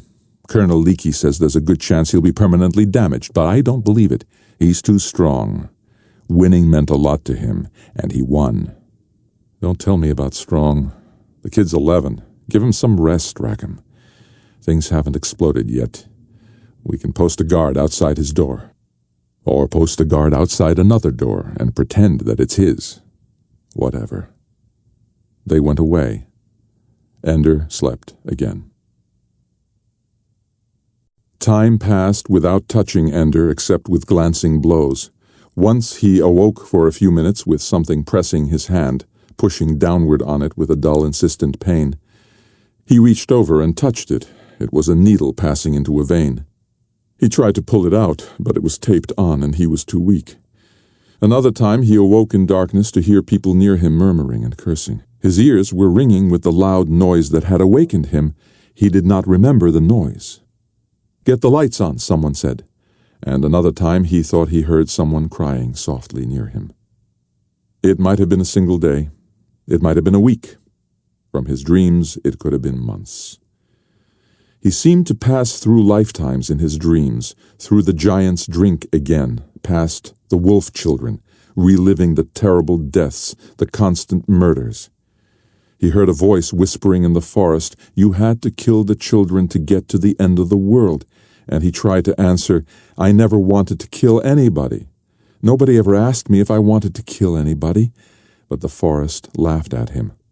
And when he leapt from the cliff at the end of the world, sometimes it was not clouds that caught him, but a fighter that carried him to a vantage point near the surface of the bugger's world, so he could watch over and over the eruption of death when Dr. Device set off a reaction on the planet's face. Then, closer and closer, until he could watch individual buggers explode, turn to light, then collapse into a pile of dirt before his eyes. And the Queen, surrounded by infants, only the Queen was Mother, and the infants were Valentine and all the children he had known in battle school. One of them had Bonzo's face, and he lay there bleeding through the eyes and nose, saying, "You have no honor." And always the dream ended with a mirror, or a pool of water, or the metal surface of a ship, something that would reflect his face back to him. At first it was always Peter's face, with blood and a snake's tail coming from the mouth. After a while, though, it began to be his own face, old and sad, with eyes that grieved for a billion murders. But they were his own eyes, and he was content to wear them. That was the world Ender lived in for many lifetimes during the 5 days of the League War. When he awoke again, he was lying in darkness. In the distance, he could hear the thump of explosions. He listened for a while, then he heard a soft footstep. He turned over and flung out a hand to grasp whoever was sneaking up on him. Sure enough, he caught someone's clothing and pulled him down toward his knees, ready to kill him if need be. "Ender, it's me. He knew the voice. It came out of his memory as if it were 1,000,000 years ago. A lie. "Salam, pinprick. What were you trying to do, kill me?" "Yes. I thought you were trying to kill me. I was trying not to wake you up. Well, at least you have some survival instinct left. The way Mazer talks about it, you were becoming a vegetable." "I was trying to." "What's the thumping?" "There's a war going on here. Our section is blacked out to keep us safe." Ender swung his legs out to sit up. He couldn't do it, though. His head hurt too bad. He winced in pain. "Don't sit up, Ender. It's all right. It looks like we might win it. Not all the Warsaw Pact people went with the Polemark. A lot of them came over when the Strategos told them you were loyal to the IF." "I was asleep."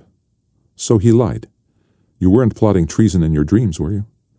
Some of the Russians who came in told us that when the Polemark ordered them to find you and kill you, they almost killed him. Whatever they may feel about other people, Ender, they love you. The whole world watched our battles, videos, day and night. I've seen some, complete with your voice giving the orders. It's all there, nothing censored. Good stuff. You've got a career in the vids." "I don't think so," said Ender. "I was joking. Hey, can you believe it? We won the war. We were so eager to grow up so we could fight in it, and it was us all the time. I mean, we're kids, Ender, and it was us." Alai laughed. "It was you, anyway. You were good, Bosch. I didn't know how you'd get us out of that last one, but you did. You were good." Ender noticed the way he spoke in the past. "I was good. What am I now, Alai?" "Still good. At what?" "At anything. There's 1,000,000 soldiers who'd follow you to the end of the universe." "I don't want to go to the end of the universe." "So where do you want to go? They'll follow you." "I want to go home," thought Ender, "but I don't know where it is." The thumping went silent. "Listen to that," said Alai. They listened. The door opened. Someone stood there, someone small. "It's over," he said. It was Bean. As if to prove it, the lights went on. "Ho, Bean. Ho, Ender." Petra followed him in, with Dink holding her hand. They came to Ender's bed. "Hey, the hero's awake," said Dink. "Who won?" said Ender. "We did, Ender," said Bean. "You were there." "He's not that crazy, Bean. He meant who won just now." Petra took Ender's hand. "There was a truce on Earth. They've been negotiating for days. They finally agreed to accept the Locke proposal." "He doesn't know about the Locke proposal." "It's very complicated, but what it means here is that the IF will stay in existence, but without the Warsaw Pact in it. So the Warsaw Pact Marines are going home. I think Russia agreed to it because they're facing a revolt in the Islamic states.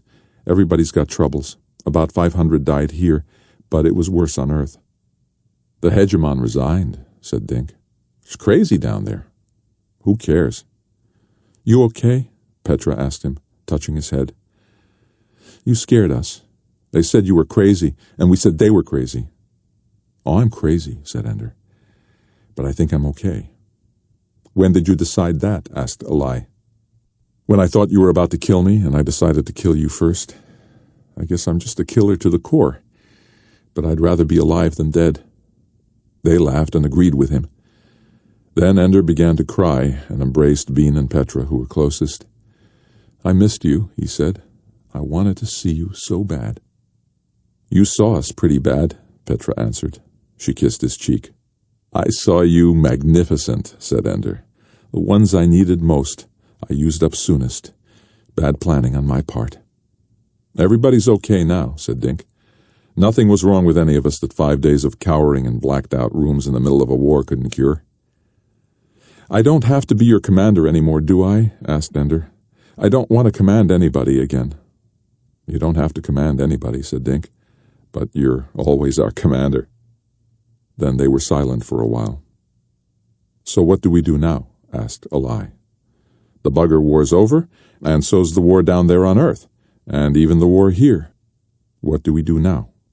"We're kids," said Petra. "They'll probably make us go to school. It's a law. You have to go to school until you're 17. They all laughed at that. Laughed until tears streamed down their faces. The lake was still. There was no breeze. The two men sat together in chairs on the floating dock. A small wooden raft was tied up at the dock. Graf hooked his foot in the rope and pulled the raft in, then let it drift out, then pulled it in again. "You've lost weight." "One kind of stress puts it on, another takes it off. I'm a creature of chemicals." "It must have been hard." Graf shrugged. "Not really. I knew I'd be acquitted." "Some of us weren't so sure. People were crazy for a while there. Mistreatment of children, negligent homicide. Those videos of Bonzo's and Stilson's deaths were pretty gruesome. To watch one child do that to another. As much as anything, I think the videos saved me. The prosecution edited them, but we showed the whole thing. It was plain that Ender was not the provocateur. After that, it was just a second-guessing game. I said I did what I believed was necessary for the preservation of the human race, and it worked. We got the judges to agree that the prosecution had to prove beyond doubt that Ender would have won the war without the training we gave him. After that, it was simple. The exigencies of war. Anyway, Graf, it was a great relief to us. I know we quarreled, and I know the prosecution used tapes of our conversations against you, but by then I knew you were right, and I offered to testify for you. I know, Anderson. My lawyers told me. So what will you do now? I don't know. I'm still relaxing. I have a few years of leave accrued, enough to take me to retirement, and I have plenty of salary that I never used, sitting around in banks. I could live on the interest. Maybe I'll do nothing. It sounds nice, but I couldn't stand it. I've been offered the presidency of 3 different universities, on the theory that I'm an educator. They don't believe me when I say that all I ever cared about at the battle school was the game. I think I'll go with the other offer. Commissioner. Now that the wars are over, it's time to play games again. It'll be almost like vacation anyway. Only 28 teams in the league. Though after years of watching those children flying, football is like watching slugs bash into each other. They laughed. Graf sighed and pushed the raft with his foot. That raft. Surely you can't float on it. Graf shook his head. Ender built it. That's right. This is where you took him. It's even been deeded over to him. I saw to it that he was amply rewarded. He'll have all the money he ever needs, if they ever let him come back to use it. They never will. With Demosthenes agitating for him to come home, Demosthenes isn't on the nets anymore. Anderson raised an eyebrow. What does that mean? Demosthenes has retired. Permanently. You know something, you old fart-eater. You know who Demosthenes is. Was. Well, tell me. No. You're no fun anymore, Graf. I never was. At least you can tell me why. There were a lot of us who thought Demosthenes would be hegemon someday. There was never a chance of that. No. Even Demosthenes' mob of political cretins couldn't persuade the hegemon to bring Ender back to Earth. Ender is far too dangerous. He's only 11, 12 now. All the more dangerous, because he could so easily be controlled. In all the world, the name of Ender is one to conjure with. The child god, the miracle worker, with life and death in his hands. Every petty tyrant-to-be would like to have the boy, to set him in front of an army and watch the world either flock to join or cower in fear.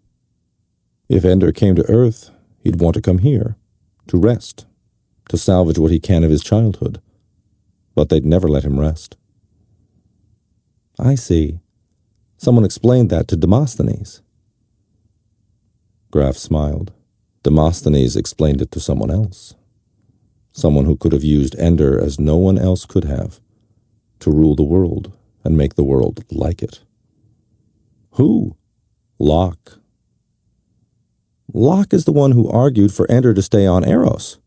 All is not always as it seems. It's too deep for me, Graf. Give me the game. Nice, neat rules. Referees, beginnings and endings, winners and losers, and then everybody goes home to their families. Get me tickets to some games now and then, all right? You won't really stay here and retire, will you? No. You're going into the hegemony, aren't you? I'm the new Minister of Colonization. So they're doing it. As soon as we get the reports back on the bugger colony worlds. I mean, there they are, already fertile, with housing and industry in place. And all the buggers dead. Very convenient.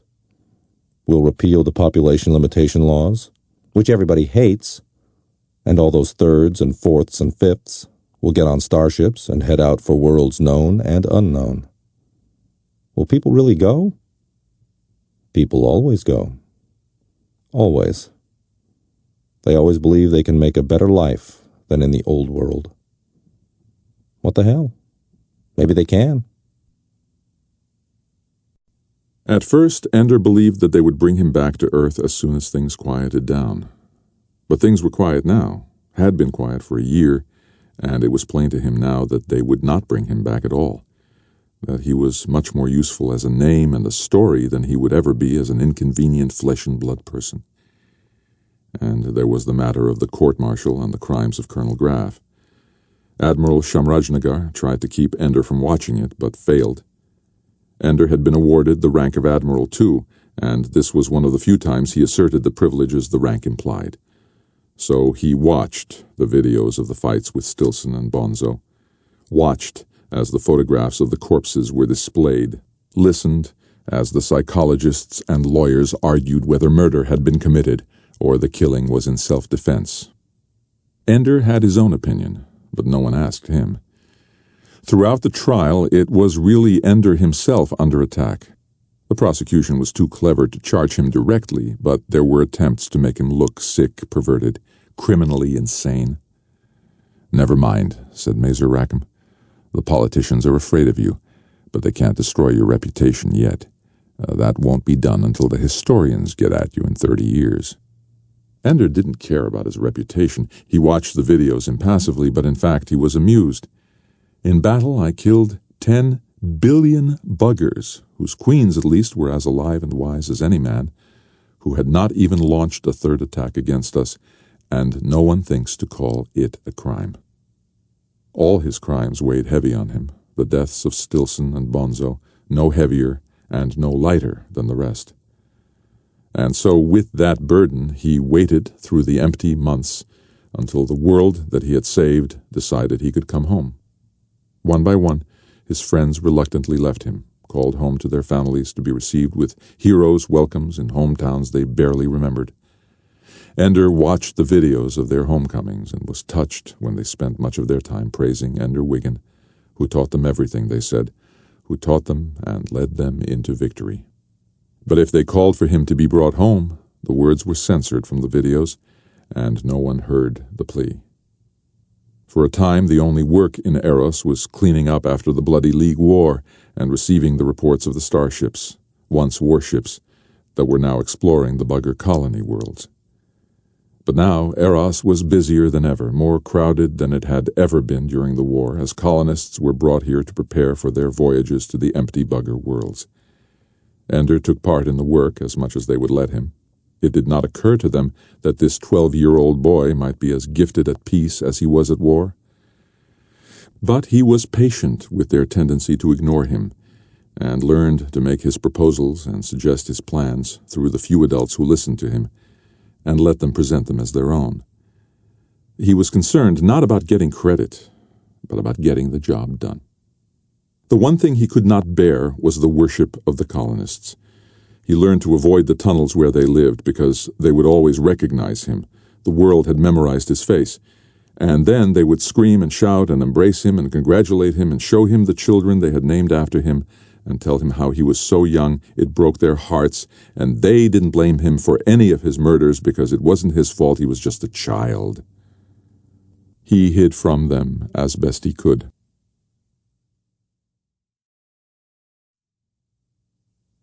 There was one colonist, though, he couldn't hide from. He wasn't inside Eros that day. He had gone up with a shuttle to the new ISL, where he had been learning to do surface work on the starships. It was unbecoming to an officer to do mechanical labor, Shamrajnagar told him, but Ender answered that since the trade he had mastered wasn't much called for now, it was about time he learned another skill. They spoke to him through his helmet radio and told him that someone was waiting to see him as soon as he could come in. Ender couldn't think of anyone he wanted to see, and so he didn't hurry. He finished installing the shield for the ship's ansible, and then hooked his way across the face of the ship and pulled himself up into the airlock. She was waiting for him outside the changing room. For a moment he was annoyed that they would let a colonist come to bother him here, where he came to be alone. Then he looked again and realized that if the young woman were a little girl, he would know her. "Valentine," he said. "Hi, Ender." "What are you doing here?" "Demosthenes retired. Now I'm going with the first colony." "It's 50 years to get there." "Only 2 years, if you're aboard the ship." "And if you ever came back, everybody you knew on Earth would be dead." "That was what I had in mind.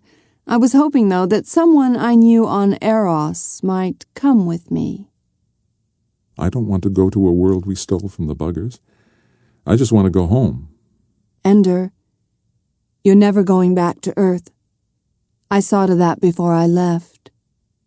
He looked at her in silence. "I tell you that now so that if you want to hate me, you can hate me from the beginning." They went to Ender's tiny compartment in the ISL, and she explained. Peter wanted Ender back on Earth under the protection of the Hegemon's Council. "The way things are right now, Ender, that would put you effectively under Peter's control, since half the Council now does just what Peter wants. The ones that aren't Locke's lapdogs are under his thumb in other ways." "Do they know who he really is?" "Yes. He isn't publicly known, but people in high places know him. It doesn't matter anymore. He has too much power for them to worry about his age. He's done incredible things, Ender. I noticed the treaty a year ago was named for Locke. That was his breakthrough. He proposed it through his friends from the public policy nets, and then Demosthenes got behind it too. It was the moment he had been waiting for, to use Demosthenes' influence with the mob and Locke's influence with the intelligentsia to accomplish something noteworthy. It forestalled a really vicious war that could have lasted for decades. He decided to be a statesman. I think so. But in his cynical moments, of which there are many, he pointed out to me that if he had allowed the League to fall apart completely, he'd have to conquer the world piece by piece. As long as the hegemony existed, he could do it in one lump. Ender nodded. That's the Peter that I knew. Funny, isn't it? That Peter would save millions of lives. While I killed billions. I wasn't going to say that. So he wanted to use me? He had plans for you, Ender. He would publicly reveal himself when you arrived, going to meet you in front of all the videos. Ender Wiggins' older brother, who also happened to be the great Locke, the architect of peace. Standing next to you, he would look quite mature. And the physical resemblance between you is stronger than ever. It would be quite simple for him, then, to take over. Why did you stop him? Ender, you wouldn't be happy spending the rest of your life as Peter's pawn? Why not? I've spent my life as someone's pawn. Me too. I showed Peter all the evidence that I had assembled, enough to prove in the eyes of the public that he was a psychotic killer. It included full-color pictures of tortured squirrels and some of the monitor videos of the way he treated you. It took some work to get it all together, but by the time he saw it, he was willing to give me what I wanted. What I wanted was your freedom and mine. It's not my idea of freedom to go live in the house of the people that I killed. Ender, what's done is done.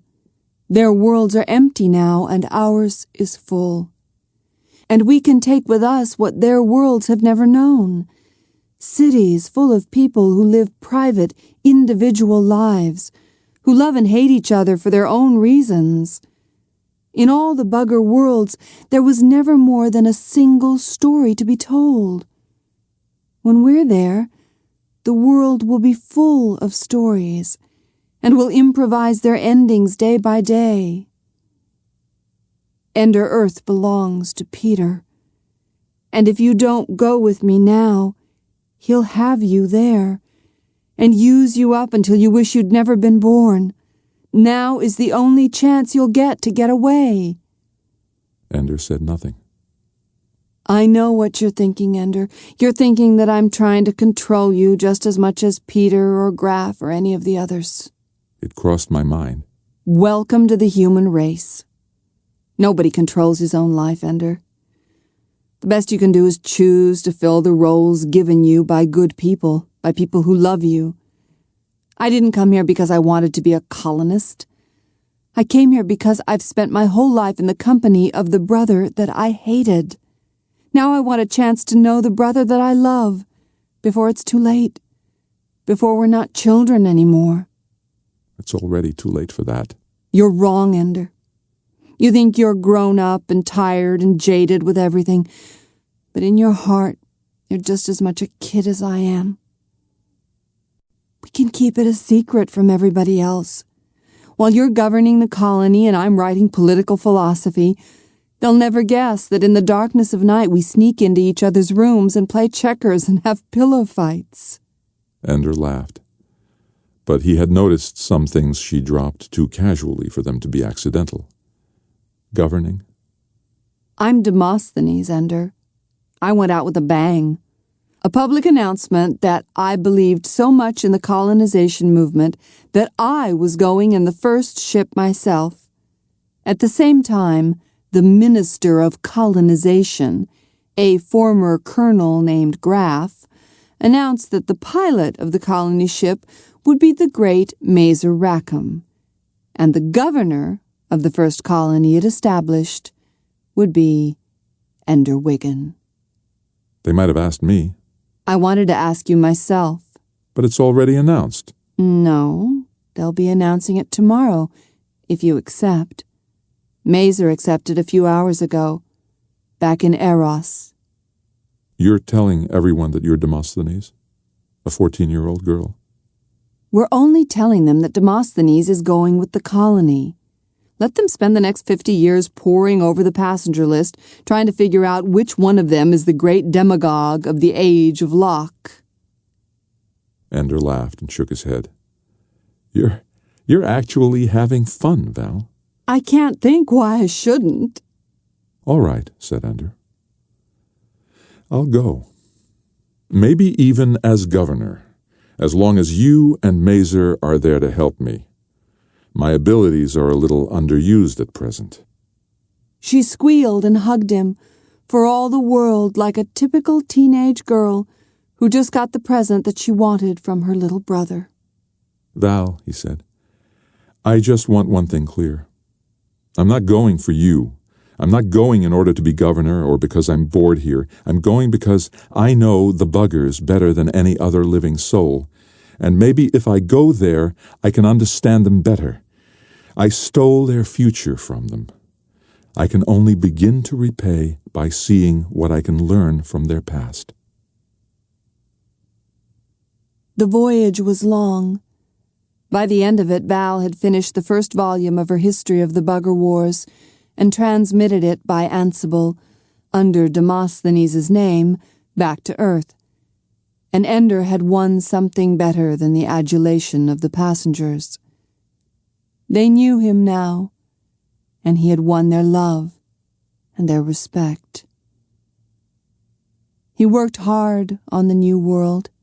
He quickly understood the differences between military and civilian leadership, and governed by persuasion rather than fiat, and by working as hard as anyone at the tasks involved in setting up a self-sustaining economy.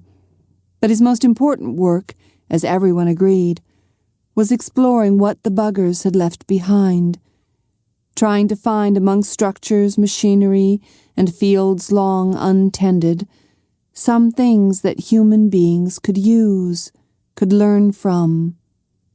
There were no books to read. The buggers never needed them. With all things present in their memories, all things spoken as they were thought, when the buggers died, their knowledge died with them. And yet, from the sturdiness of the roofs that covered their animal sheds and their food supplies, Ender learned that winter would be hard, with heavy snows. From fences with sharpened stakes that pointed outward, he learned that there were marauding animals that were a danger to the crops or the herds. From the mill, he learned that the long, foul-tasting fruits that grew in the overgrown orchards were dried and ground into meal. And from the slings that once were used to carry infants along with adults into the fields, he learned that even though the buggers were not much for individuality, they did care for their young. Life settled down, and years passed. The colony lived in wooden houses and used the tunnels of the bugger city for storage and manufactories.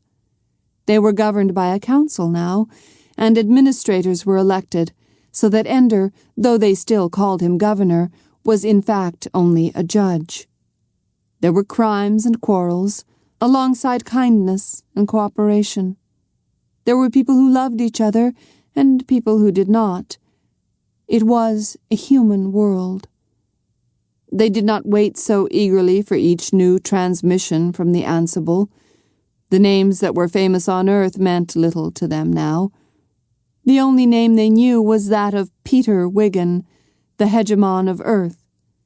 The only news that came was news of peace, of prosperity, of great ships leaving the littoral of Earth's solar system, passing the comet shield, and filling up the bugger worlds. Soon there would be other colonies on this world, Ender's world. Soon there would be neighbors. Already they were halfway here. But no one cared. They would help the newcomers when they came, teach them what they had learned. But what mattered in life now was who would marry whom, and who was sick, and when was planting time, and why should I pay him when the calf died 3 weeks after I got it? They've become people of the land, said Valentine. No one cares now that Demosthenes is sending the 7th volume of his history today. No one here will read it. Ender pressed a button and his desk showed him the next page. Very insightful, Valentine. How many more volumes until you're through? Just one. The story of Ender Wiggin. What will you do? Wait to write it until I'm dead? No. Just write it, and when I've brought it up to present day, I'll stop. I have a better idea. Take it up to the day we won the final battle. Stop it there. Nothing that I've done since then is worth writing down. Maybe, said Valentine. And maybe not. The Ansible had brought them word that the new colony ship was only a year away. They asked Ender to find a place for them to settle in, near enough to Ender's colony that the two colonies could trade, but far enough apart that they could be governed separately. Ender used the helicopter and began to explore. He took one of the children along, an 11-year-old boy named Abra. He had been only 3 when the colony was founded, and he remembered no other world than this. He and Ender flew as far away as Ender thought the new colony should be, then camped for the night and got a feel for the land on foot the next morning. It was on the 3rd morning that Ender suddenly began to feel an uneasy sense that he had been in this place before. He looked around. It was new land. He had never seen it. He called out to Abra. "Ho, Ender," Abra called. He was on top of a steep, low hill. "Come up." Ender scrambled up, the turves coming away from his feet in the soft ground. Abra was pointing downward. "Can you believe this?" he asked. The hill was hollow. A deep depression in the middle, partially filled with water, was ringed by concave slopes that cantilevered dangerously over the water. In one direction, the hill gave way to 2 long ridges that made a V-shaped valley. In the other direction, the hill rose to a piece of white rock, grinning like a skull, with a tree growing out of its mouth. "It's like a giant died here," said Abra, "and the earth grew up to cover his carcass." Now Ender knew why it had looked familiar, the giant's corpse. He had played here too many times as a child not to know this place. But it was not possible. The computer in the battle school could not possibly have seen this place. He looked through his binoculars in a direction he knew well, fearing and hoping that he would see what belonged in that place. Swings and slides. Monkey bars, now overgrown, but the shapes still unmistakable. "Somebody had to have built this," Abra said. "Look, this skull place, it's not rock. Look at it, this is concrete." "I know," said Ender. "They built it for me." "What?" "I know this place, Abra. The buggers built it for me. The buggers were all dead 50 years before we got here." "You're right. It's impossible, but I know what I know. Abra, I shouldn't take you with me. It might be dangerous. If they knew me well enough to build this place, they might be planning to get even with you? For killing them. So don't go, Ender. Don't do what they want you to do. If they want to get revenge, Abra, I don't mind.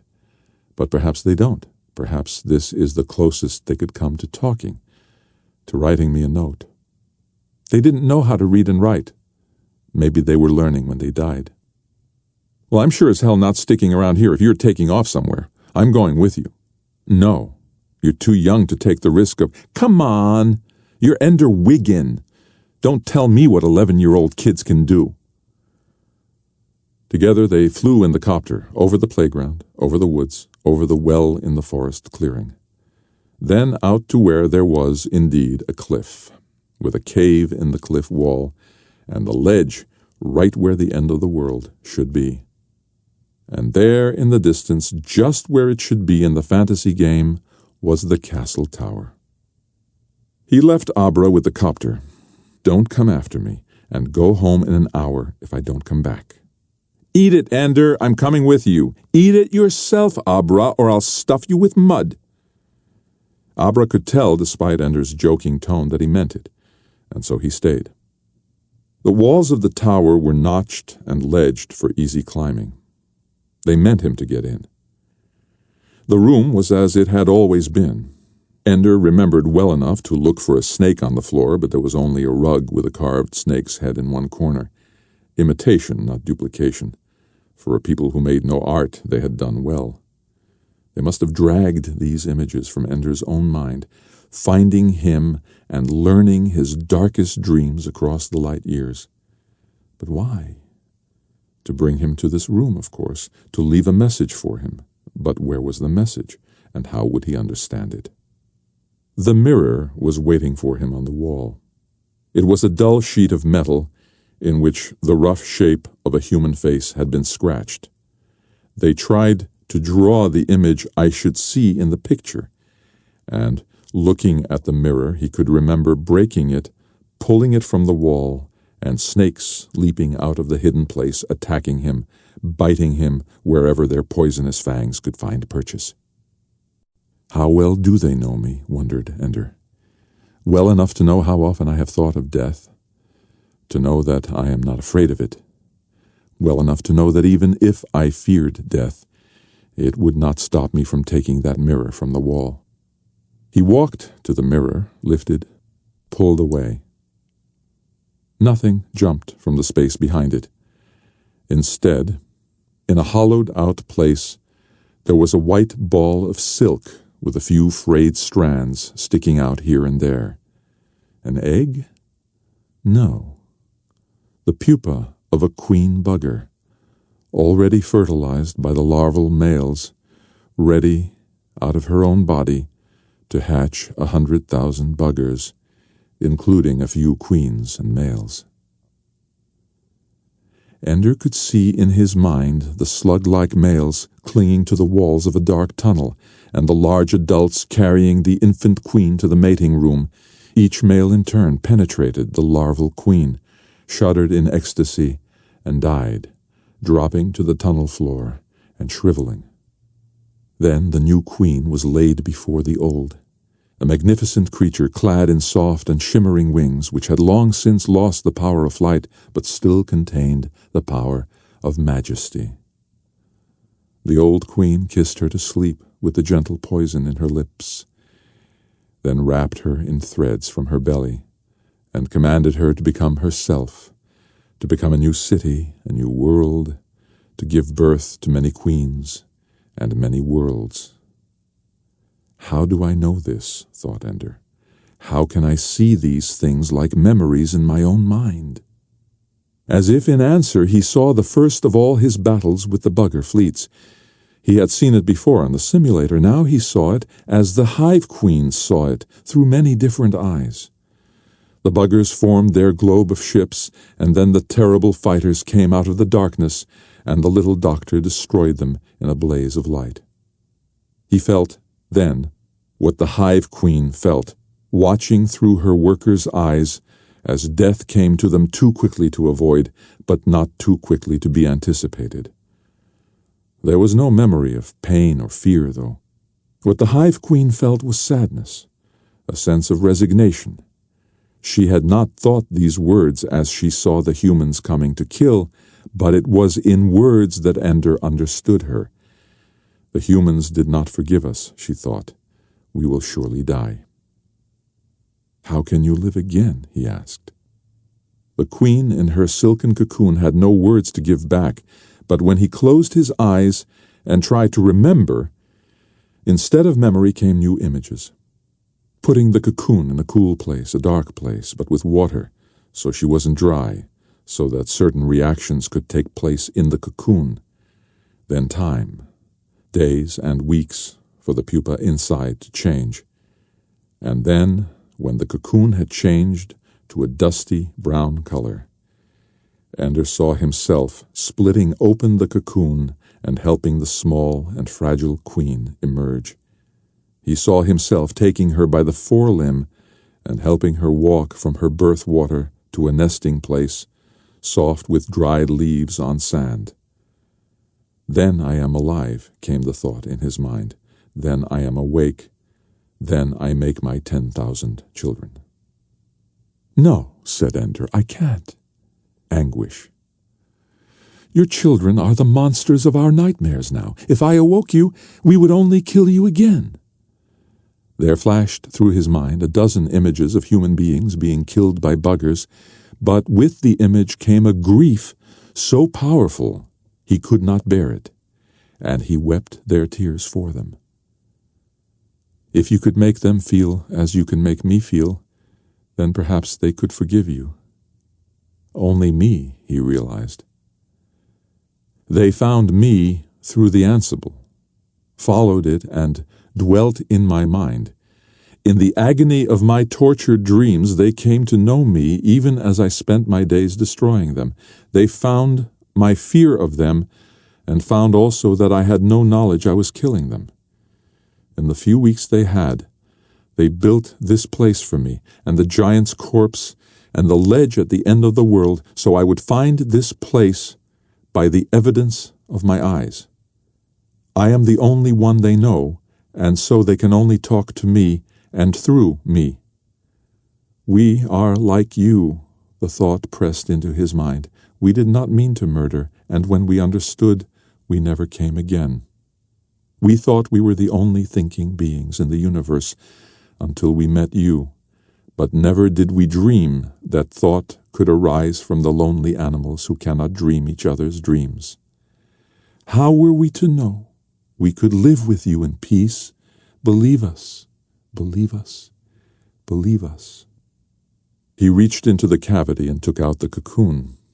It was astonishingly light, to hold all the hope and future of a great race within it. I'll carry you, said Ender. I'll go from world to world until I find a time and a place where you can come awake in safety.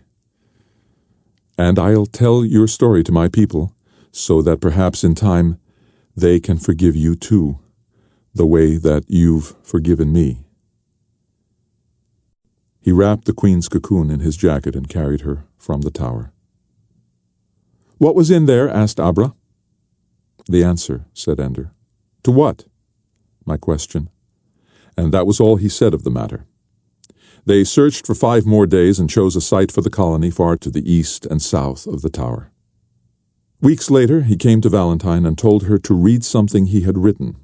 She pulled the file he named from the ship's computer and read it. It was written as if the Hive Queen spoke, telling all that they had meant to do and all that they had done. Here are our failures, and here is our greatness. We did not mean to hurt you, and we forgive you for our death. From their earliest awareness to the great wars that swept across their home world, Ender told the story quickly, as if it were ancient memory.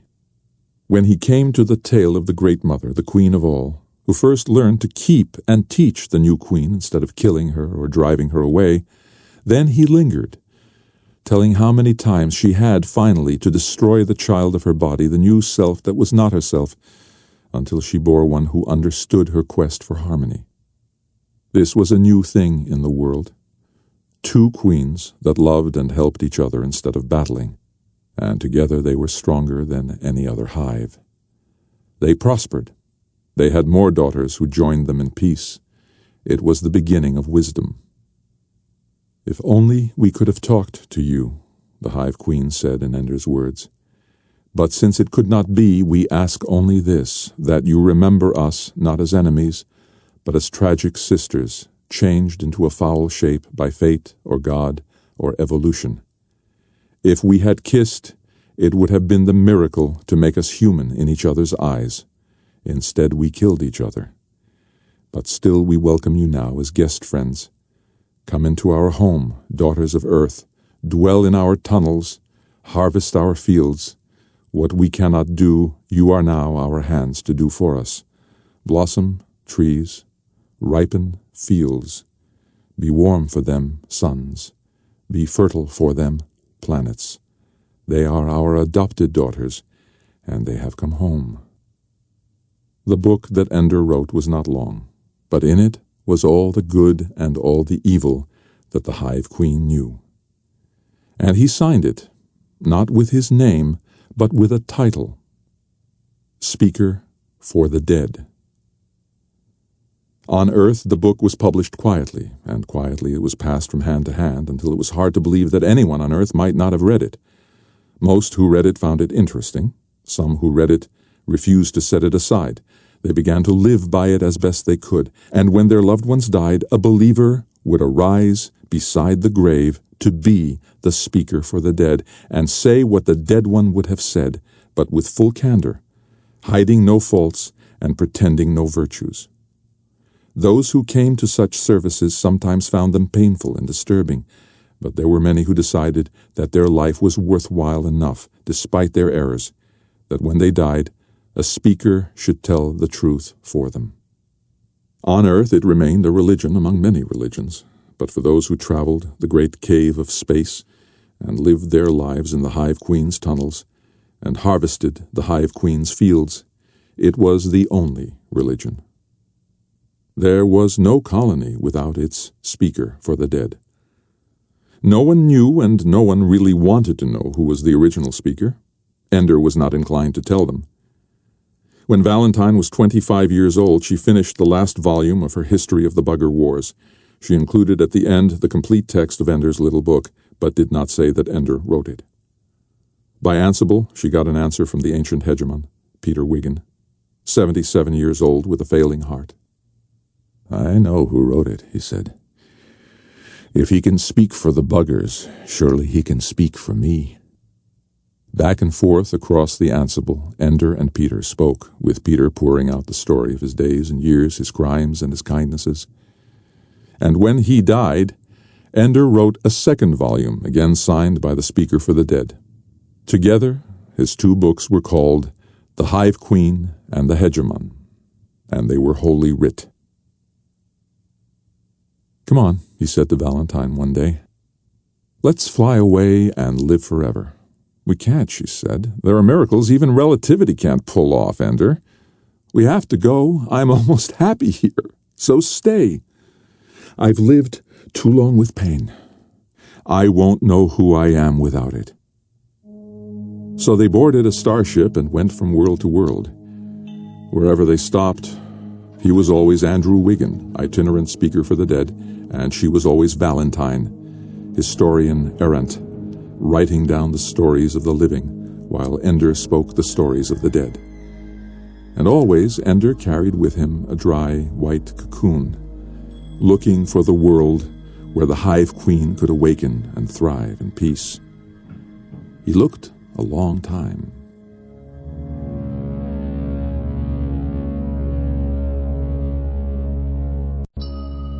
A postscript. Orson Scott Card. So, it's been 20 years since Ender's Game was first published as a hardcover novel. Of course, for me, it's been a lot longer than that. It was a short story, originally, a novelette, according to the technical definition, that came out in the August 1977 issue of Analog. But let's go back even further than that. It was 1967 when I first came up with the idea of writing Ender's Game, of the story of Ender's Game. My older brother, Bill, was dating a girl named Laura Dean Lowe, who later, of course, became Mrs. Bill Card. And at the time, she was an avid science fiction reader. Bill was interested in science fiction also.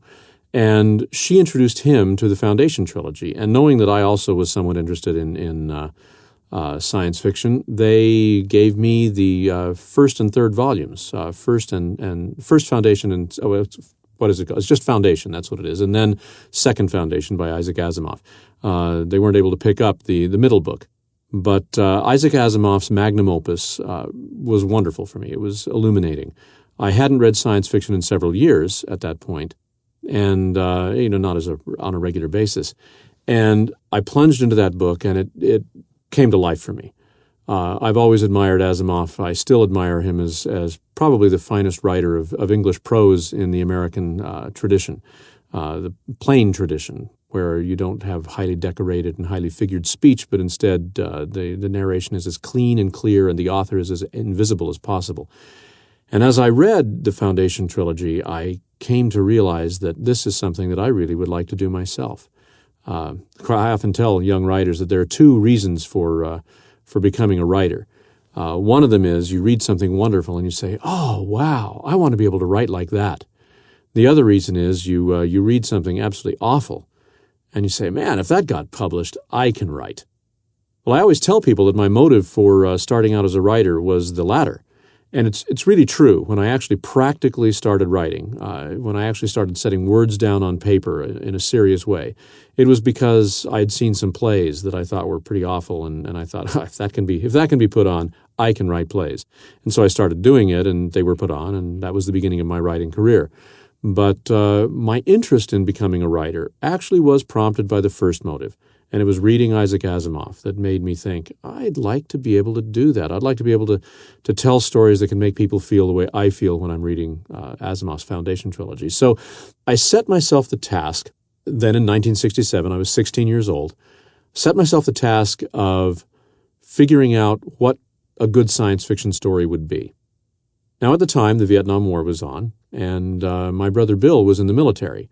In fact, he was stationed at Fort Douglas while he was dating Laura Dean, and he was recovering from a broken leg that happened while he was riding bikes with me and my younger brother, Russell, while Bill was on leave from the military. So he had already served in Korea for a while, and now he was stationed in Salt Lake City, and, close at hand. But I had been aware of all of his training. He had gone through basic training and had been an outstanding private in that setting. In fact, so outstanding that they moved him on to Officers Candidate School.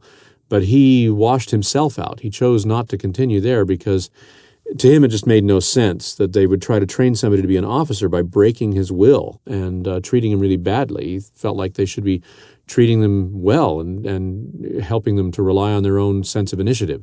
So he felt like it was a counterproductive training program, and from what he said, I believed it absolutely.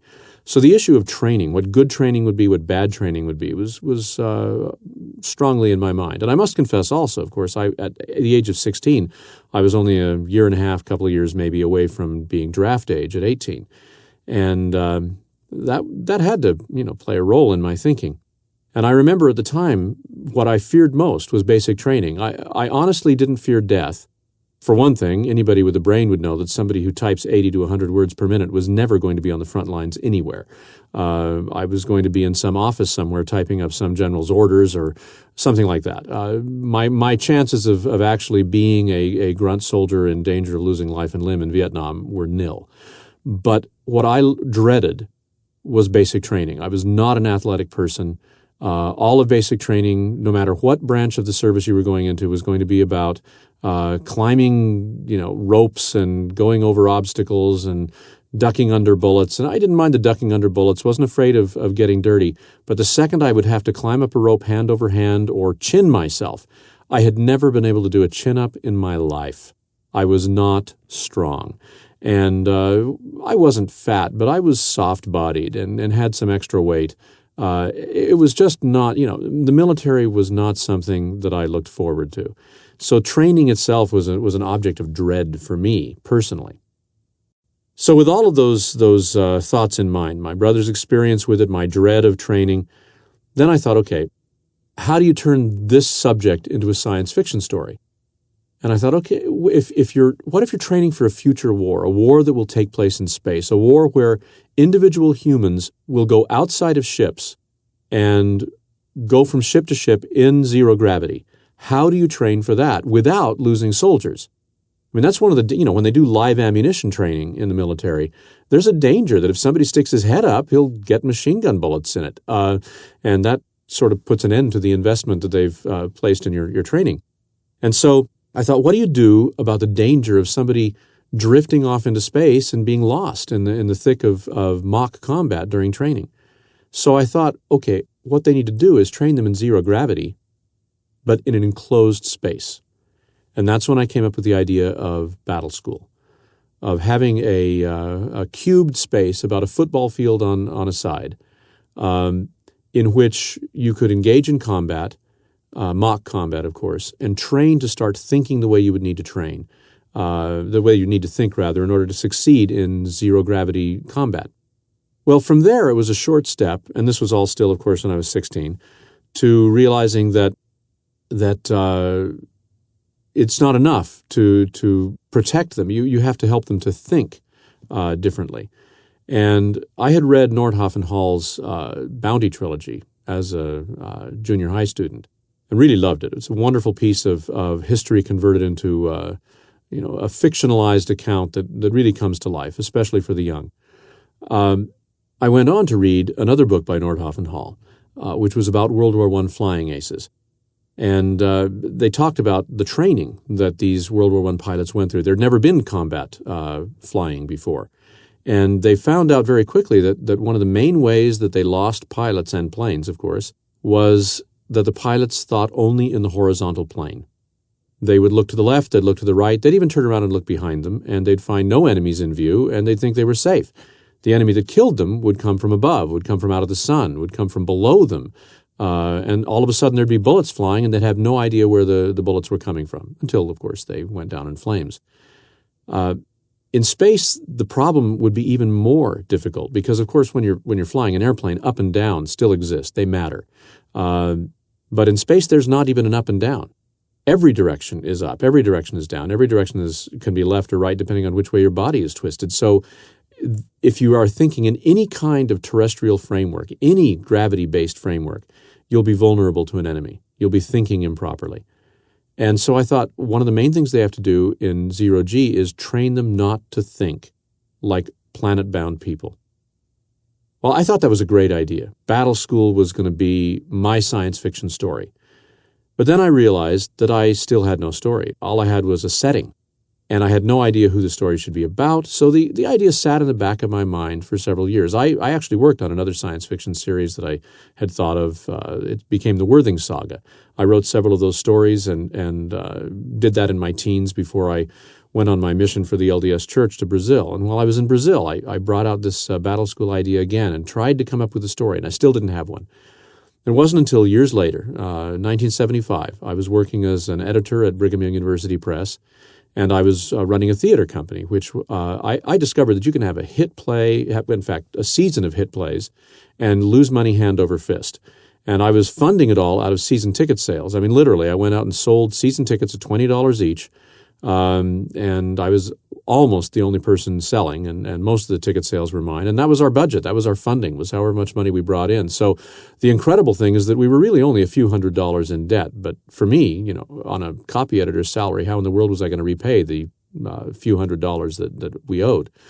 So I realized I needed a supplemental income. And since I had utterly no skills whatsoever, I had no choice but either to take a job typing in the evenings or make some money as a writer. I felt like as a playwright I had talent, but they didn't pay you for that. I was losing money at that. So I tried my hand at fiction.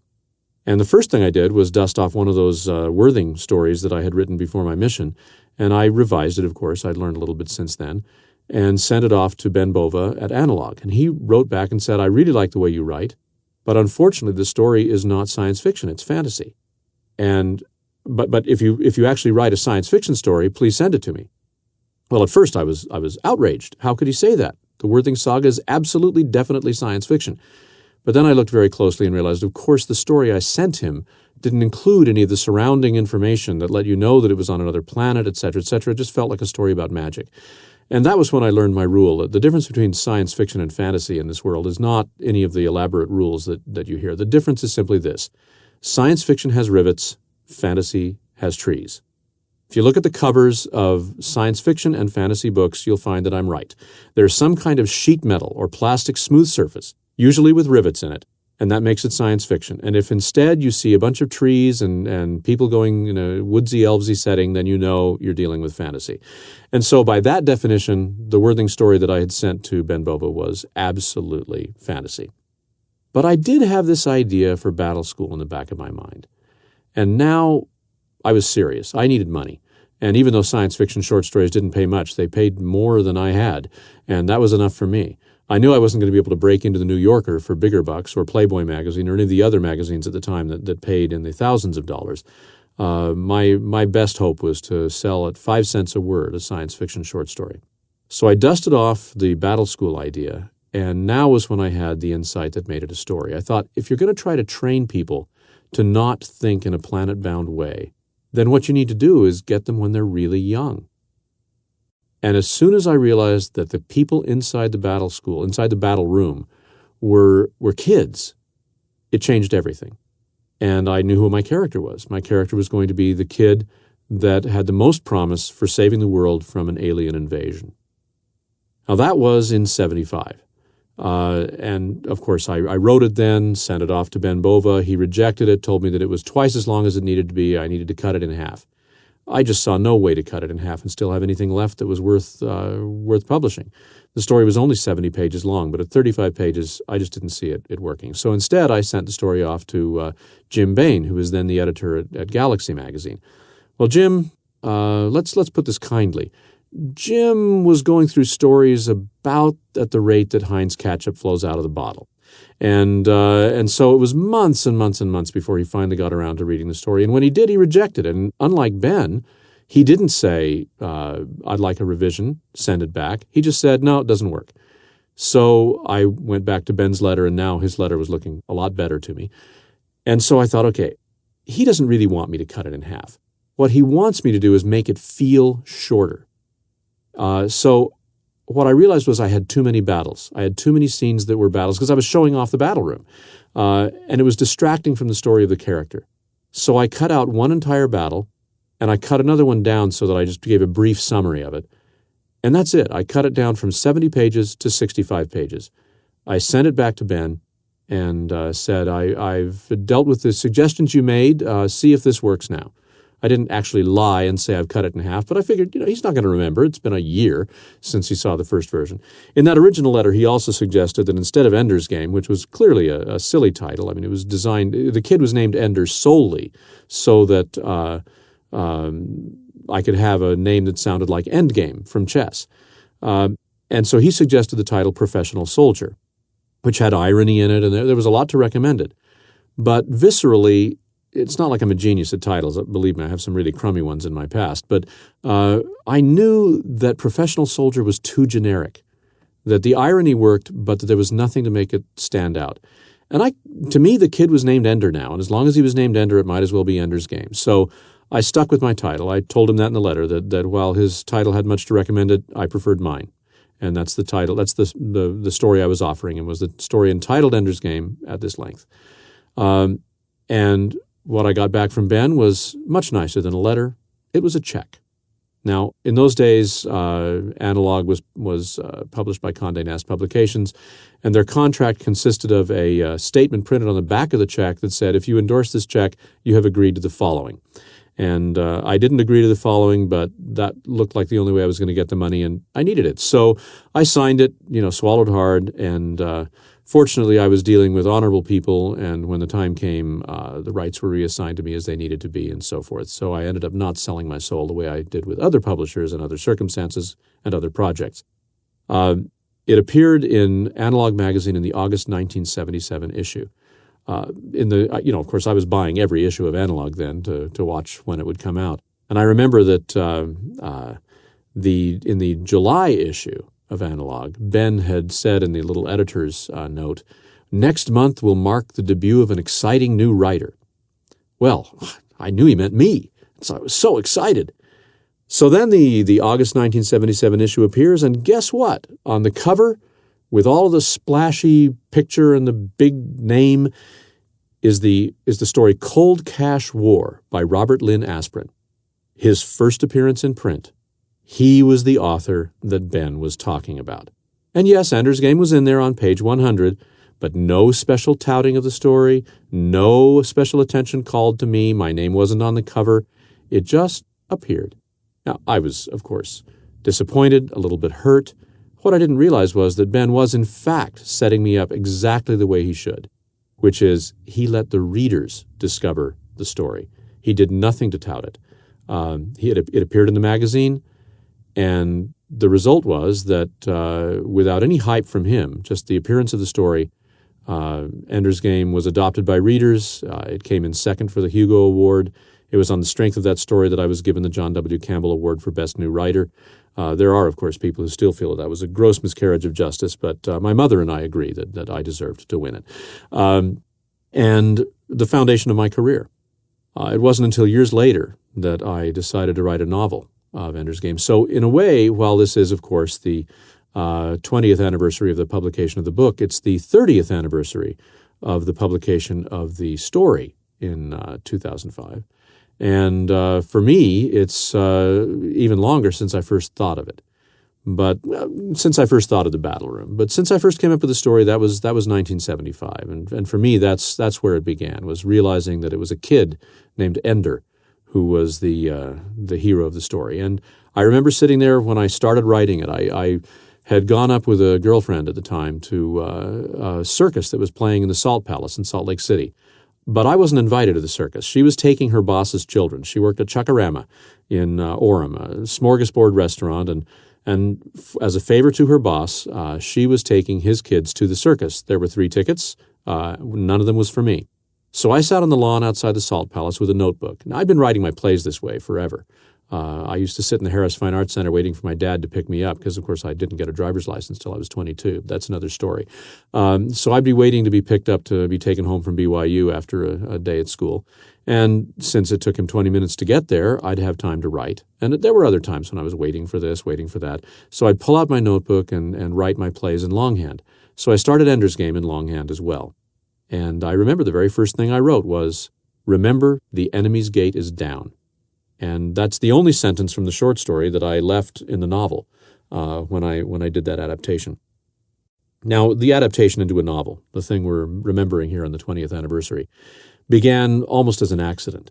For me, Ender's Game was done. I'd finished the story. It was complete. I had no desire to write a novel, but I did have another novel that I was working on called Speaker for the Dead.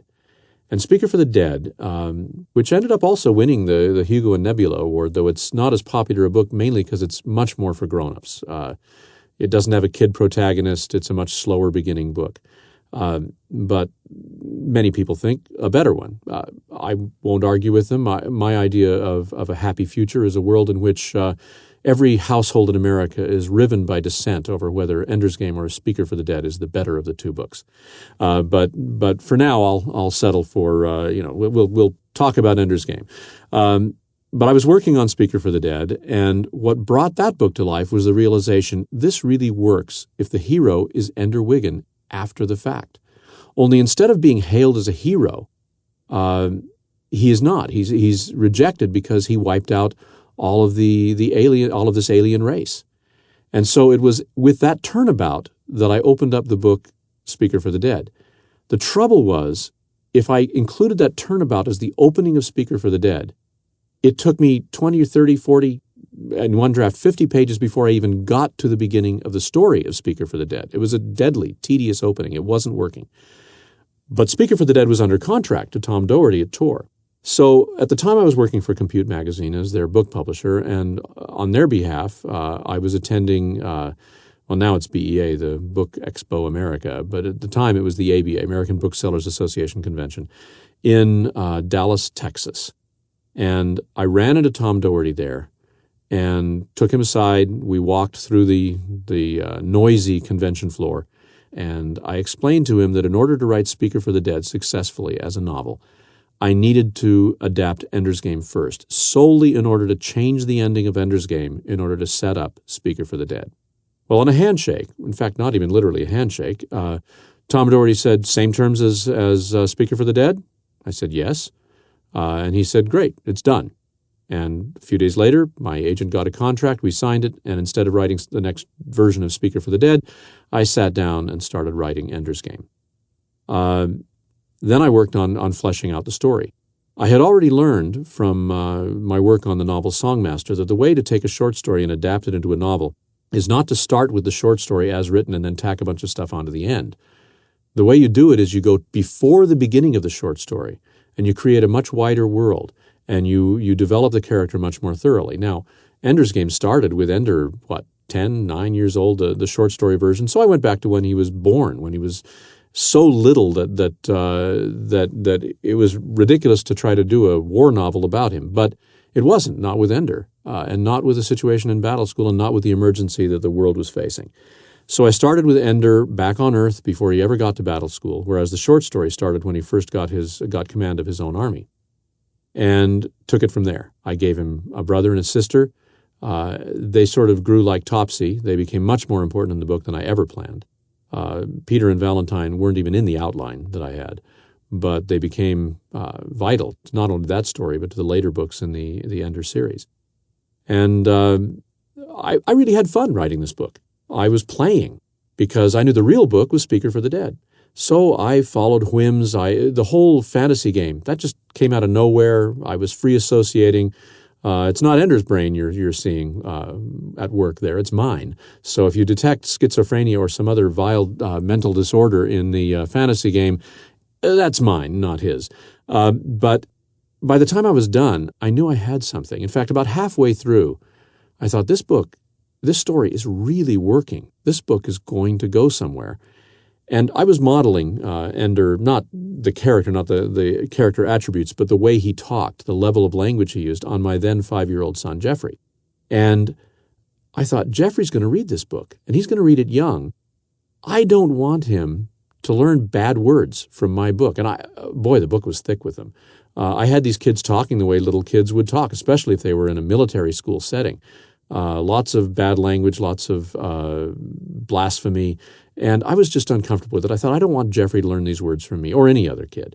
So I went through, cleaned up the language. I left in all of the bathroom humor because, you can't write about kids honestly without having that there.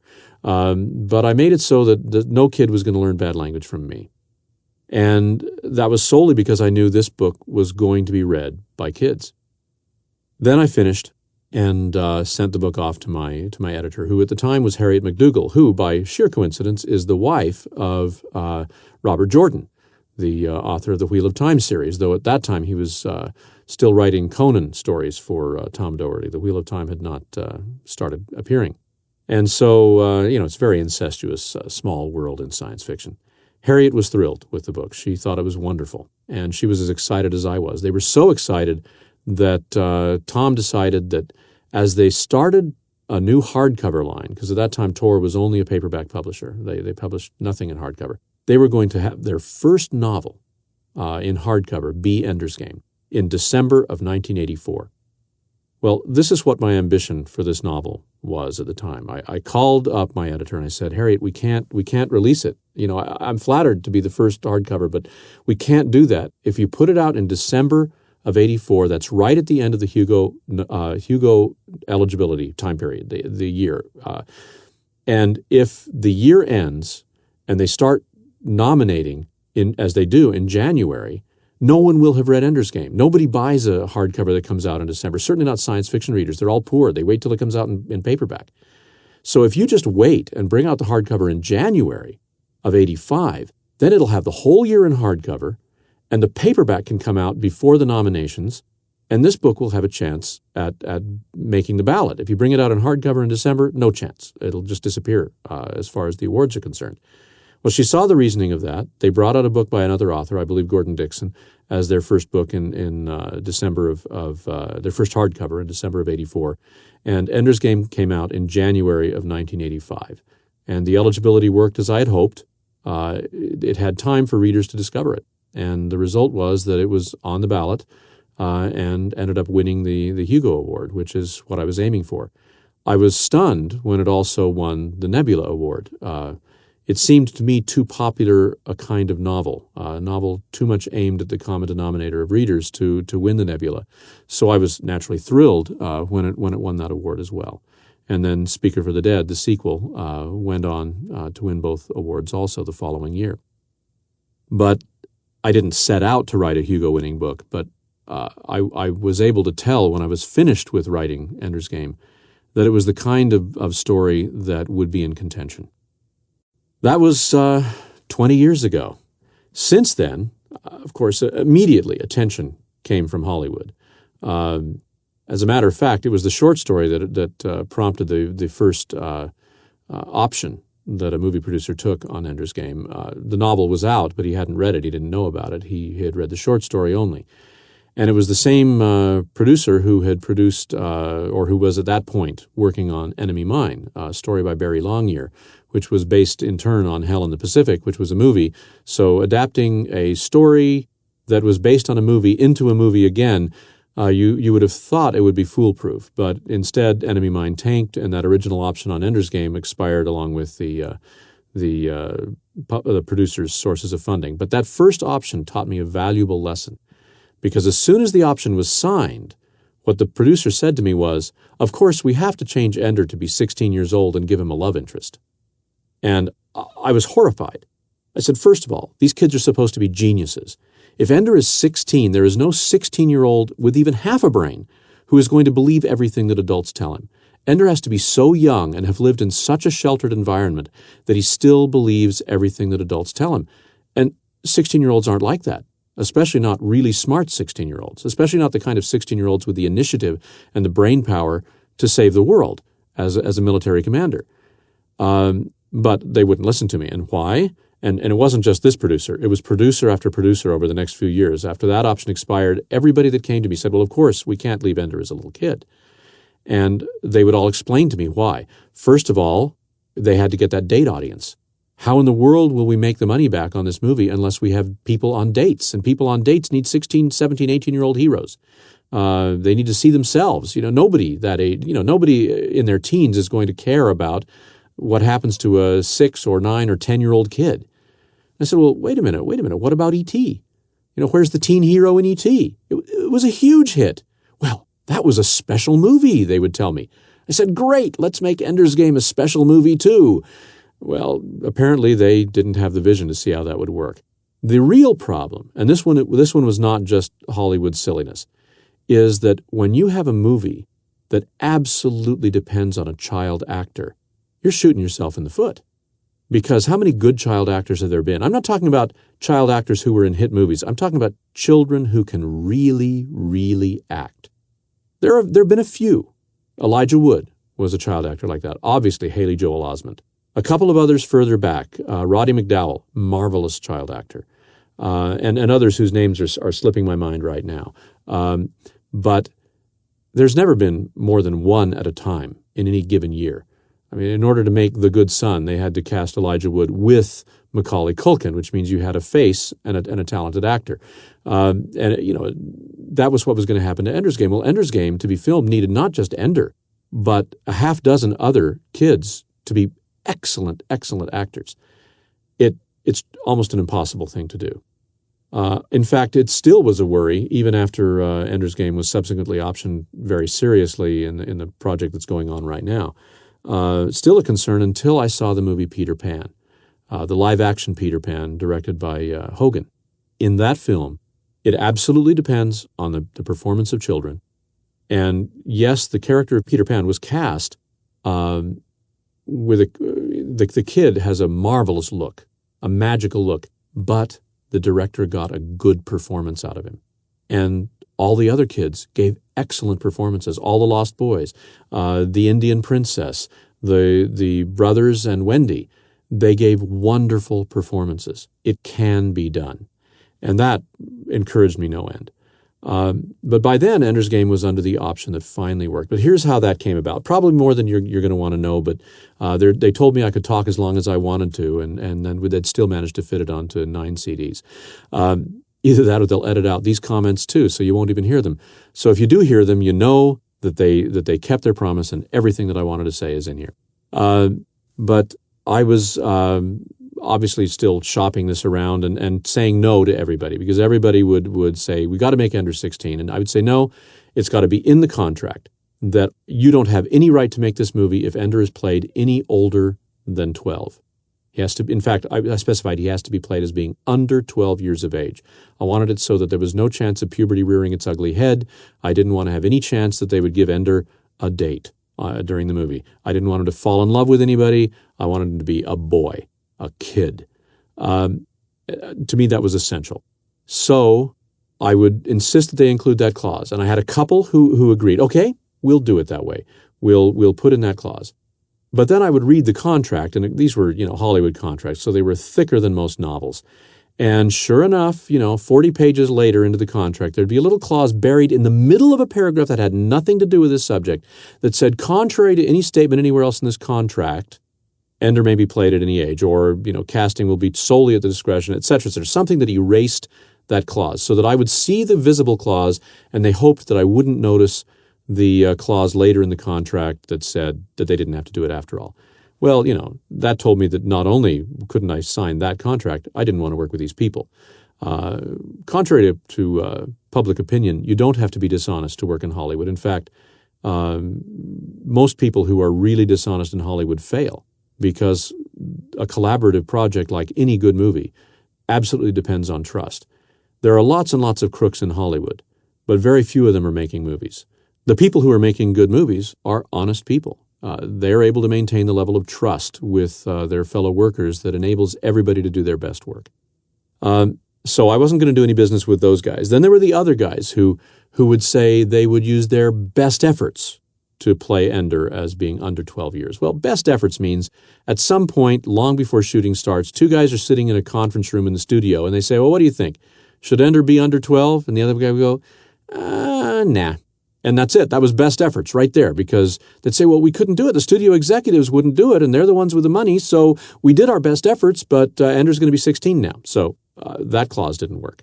And then there were the people who said, whose contract said, we'll make Ender under 12, give or take 4 years. Well, I can add, I didn't think they were going to make him under 8.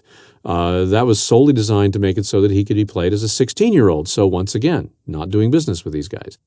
Finally, I found the producer who got it. And that's the producer that I ended up originally signing with long before the current option with the studio. That producer was Robert Chartoff.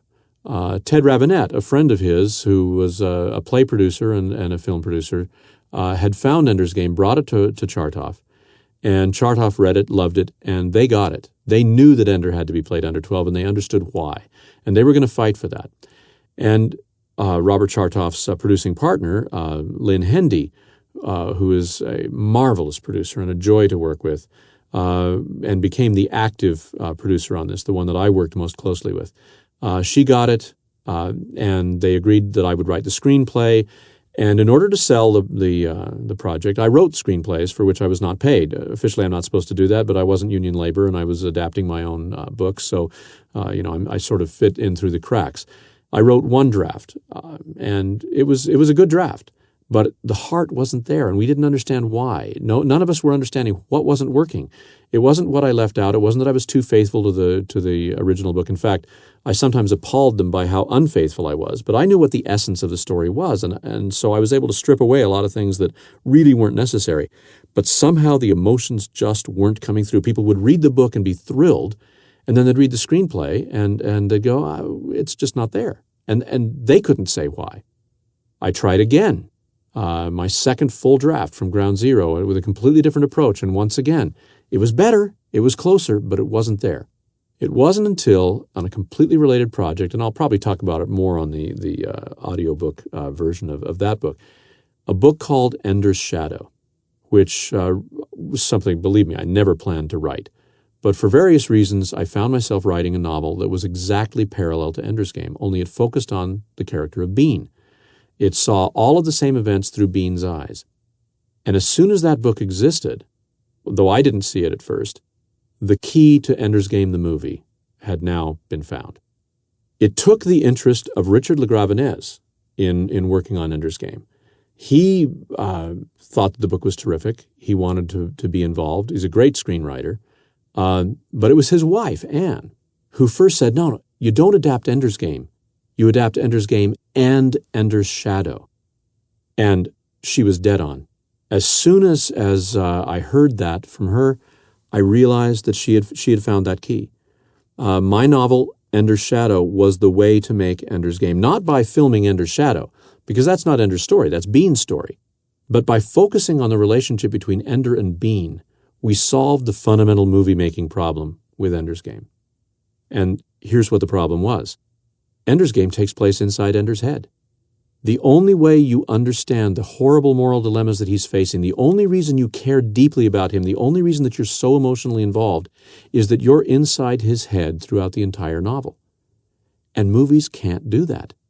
Movies can't tell you what the character is thinking. I mean, they can. They can give you voiceovers, for example. So Ender's walking along a corridor in battle school, and suddenly you hear his voice. He's not speaking, but you know you're getting his thoughts. And he says, I wonder what Peter's doing right now. What a dreadful way to handle Ender's thoughts. It wouldn't work. Or you have the character talk about his thoughts and feelings, which is the standard thing you do in movies. But with Ender's Game, Ender is a quiet guy. He doesn't reveal his feelings. If he does, he's not Ender. So there's no way to tell you what he's feeling.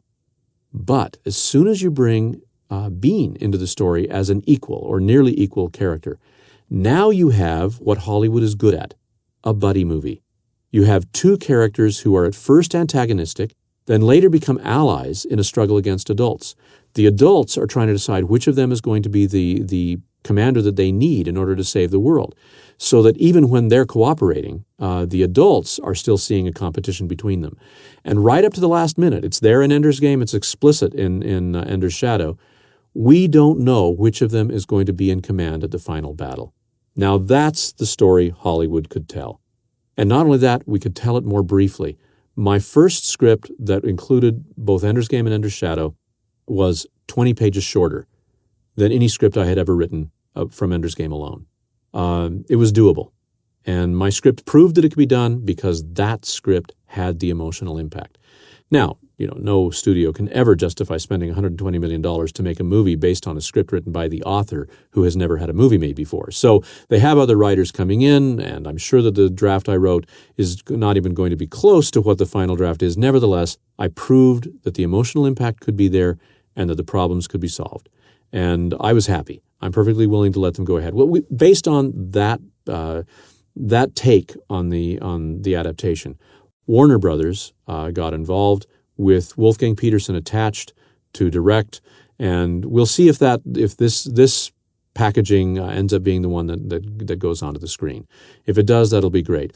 The irony, though, is that everybody who read Ender's Game immediately started saying, oh, that book is so good, it ought to be a movie. Think about it for a minute. It's already a book. Shakespeare stuff was great before it was a movie. Dickens's novels were great before they were made into a movie, but in America today, film is the premier art form. Anything that we think is wonderful, we want to turn into a movie so that it can be made perfect, because that's what we view as the epitome, the acme of art, of the storytelling art. And I accept that. I'm an American. I want to see these things filmed. I wanted to see the Harry Potter movie, and was delighted when finally, with the third Harry Potter movie, they got it right. We want to see movies made from books, but the fact of the matter is, film is not the ideal setting for a book by Orson Scott Card. And that's because my background is in theater, and when I'm writing books, I'm not really writing prose. What I'm doing is I'm improvising a performance, an oral performance. My narration is meant to be read aloud. I'm never happier than when people tell me, oh, when I was reading the Alvin Maker books, or when I read Ender's Game, my wife and I read it aloud to each other, or my dad read this book to us at bedtime when I was a kid, or my teacher read Ender's Game to us in our classes. That's what I want to hear, because my stuff needs to be read aloud. And that's why, for me, I hope the film is wonderful. I'll make a lot of money if it is. But for me, the ideal presentation of any book of mine is to have excellent actors perform it in an audio-only format. And that's what you have right here. That's what you just listened to.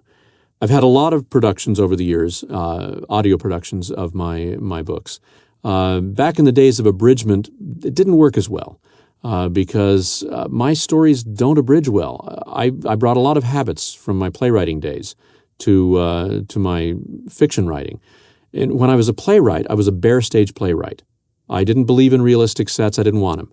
I wanted all my plays performed on Shakespeare's stage. I wanted it so that you knew what setting you were in because of the words that were said and the dialogue between the actors. If I wanted you to think you were in the Forest of Arden, then like Shakespeare, I would say, well, here we are in the Forest of Arden. But unless it was essential to the story, you would never see anything. So I don't describe. You know, I've had people say, I hated the graphic descriptions of violence in your book. Well, I will challenge them. Where? What graphic description? And they can't find it. And I say, well, then guess where the graphic description of the violence came from? Came from your head. You imagined it. Well, of course, I wanted them to imagine it, and I really am still responsible to a degree for what they see in their minds when they read my books. But there's no description. There are no incidents that are there as filler. There's no fluff. There's no empty dialogue. I try to write with the discipline of a playwright so that if there's dialogue, it's because the words that are said are essential to understand the forward movement of the story or to understand the characters. So my books do not abridge well. Even so, I was still delighted to have my books coming out in audio, even in abridged format. There was one in particular, one abridged production of my novel Lost Boys, read by Robbie Benson. He did a splendid job, and even though enormous swaths of the book, whole characters, were cut out in order to make the abridgment, I felt like the story worked. But I have to say, I'm delighted that finally my books are coming out regularly in unabridged format with excellent productions. And I have to give credit to the man who was the main reader of this book, Stefan Rudnitsky, who is not just the reader, he's also the producer, the director. When he looks at these books, he doesn't look at them as just having some guy come in and read them. He looks at the theatrical potential. He's somebody who understands oral storytelling. He casts the voices splendidly, with the one exception that he allowed me to make my vanity cameo. Just see if you can guess which voice in this production that you just heard was mine, because I'm in it.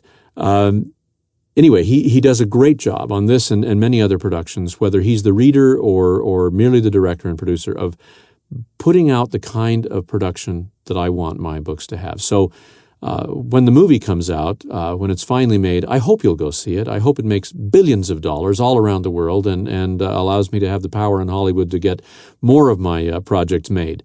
But in the meantime, you already have what I think of as the ideal presentation of my novel Ender's Game, which is the audiobook that you have just heard.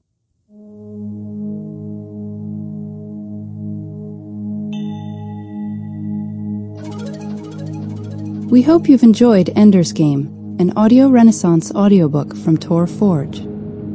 This program was produced by Stefan Rudnicki and remastered by Tim Franklin. Text copyright 1977, 1985, and 1981 by Orson Scott Card. Production copyright 2002 and 2004 by Audio Renaissance, a division of Holtzbrink Publishers, LLC. All rights reserved.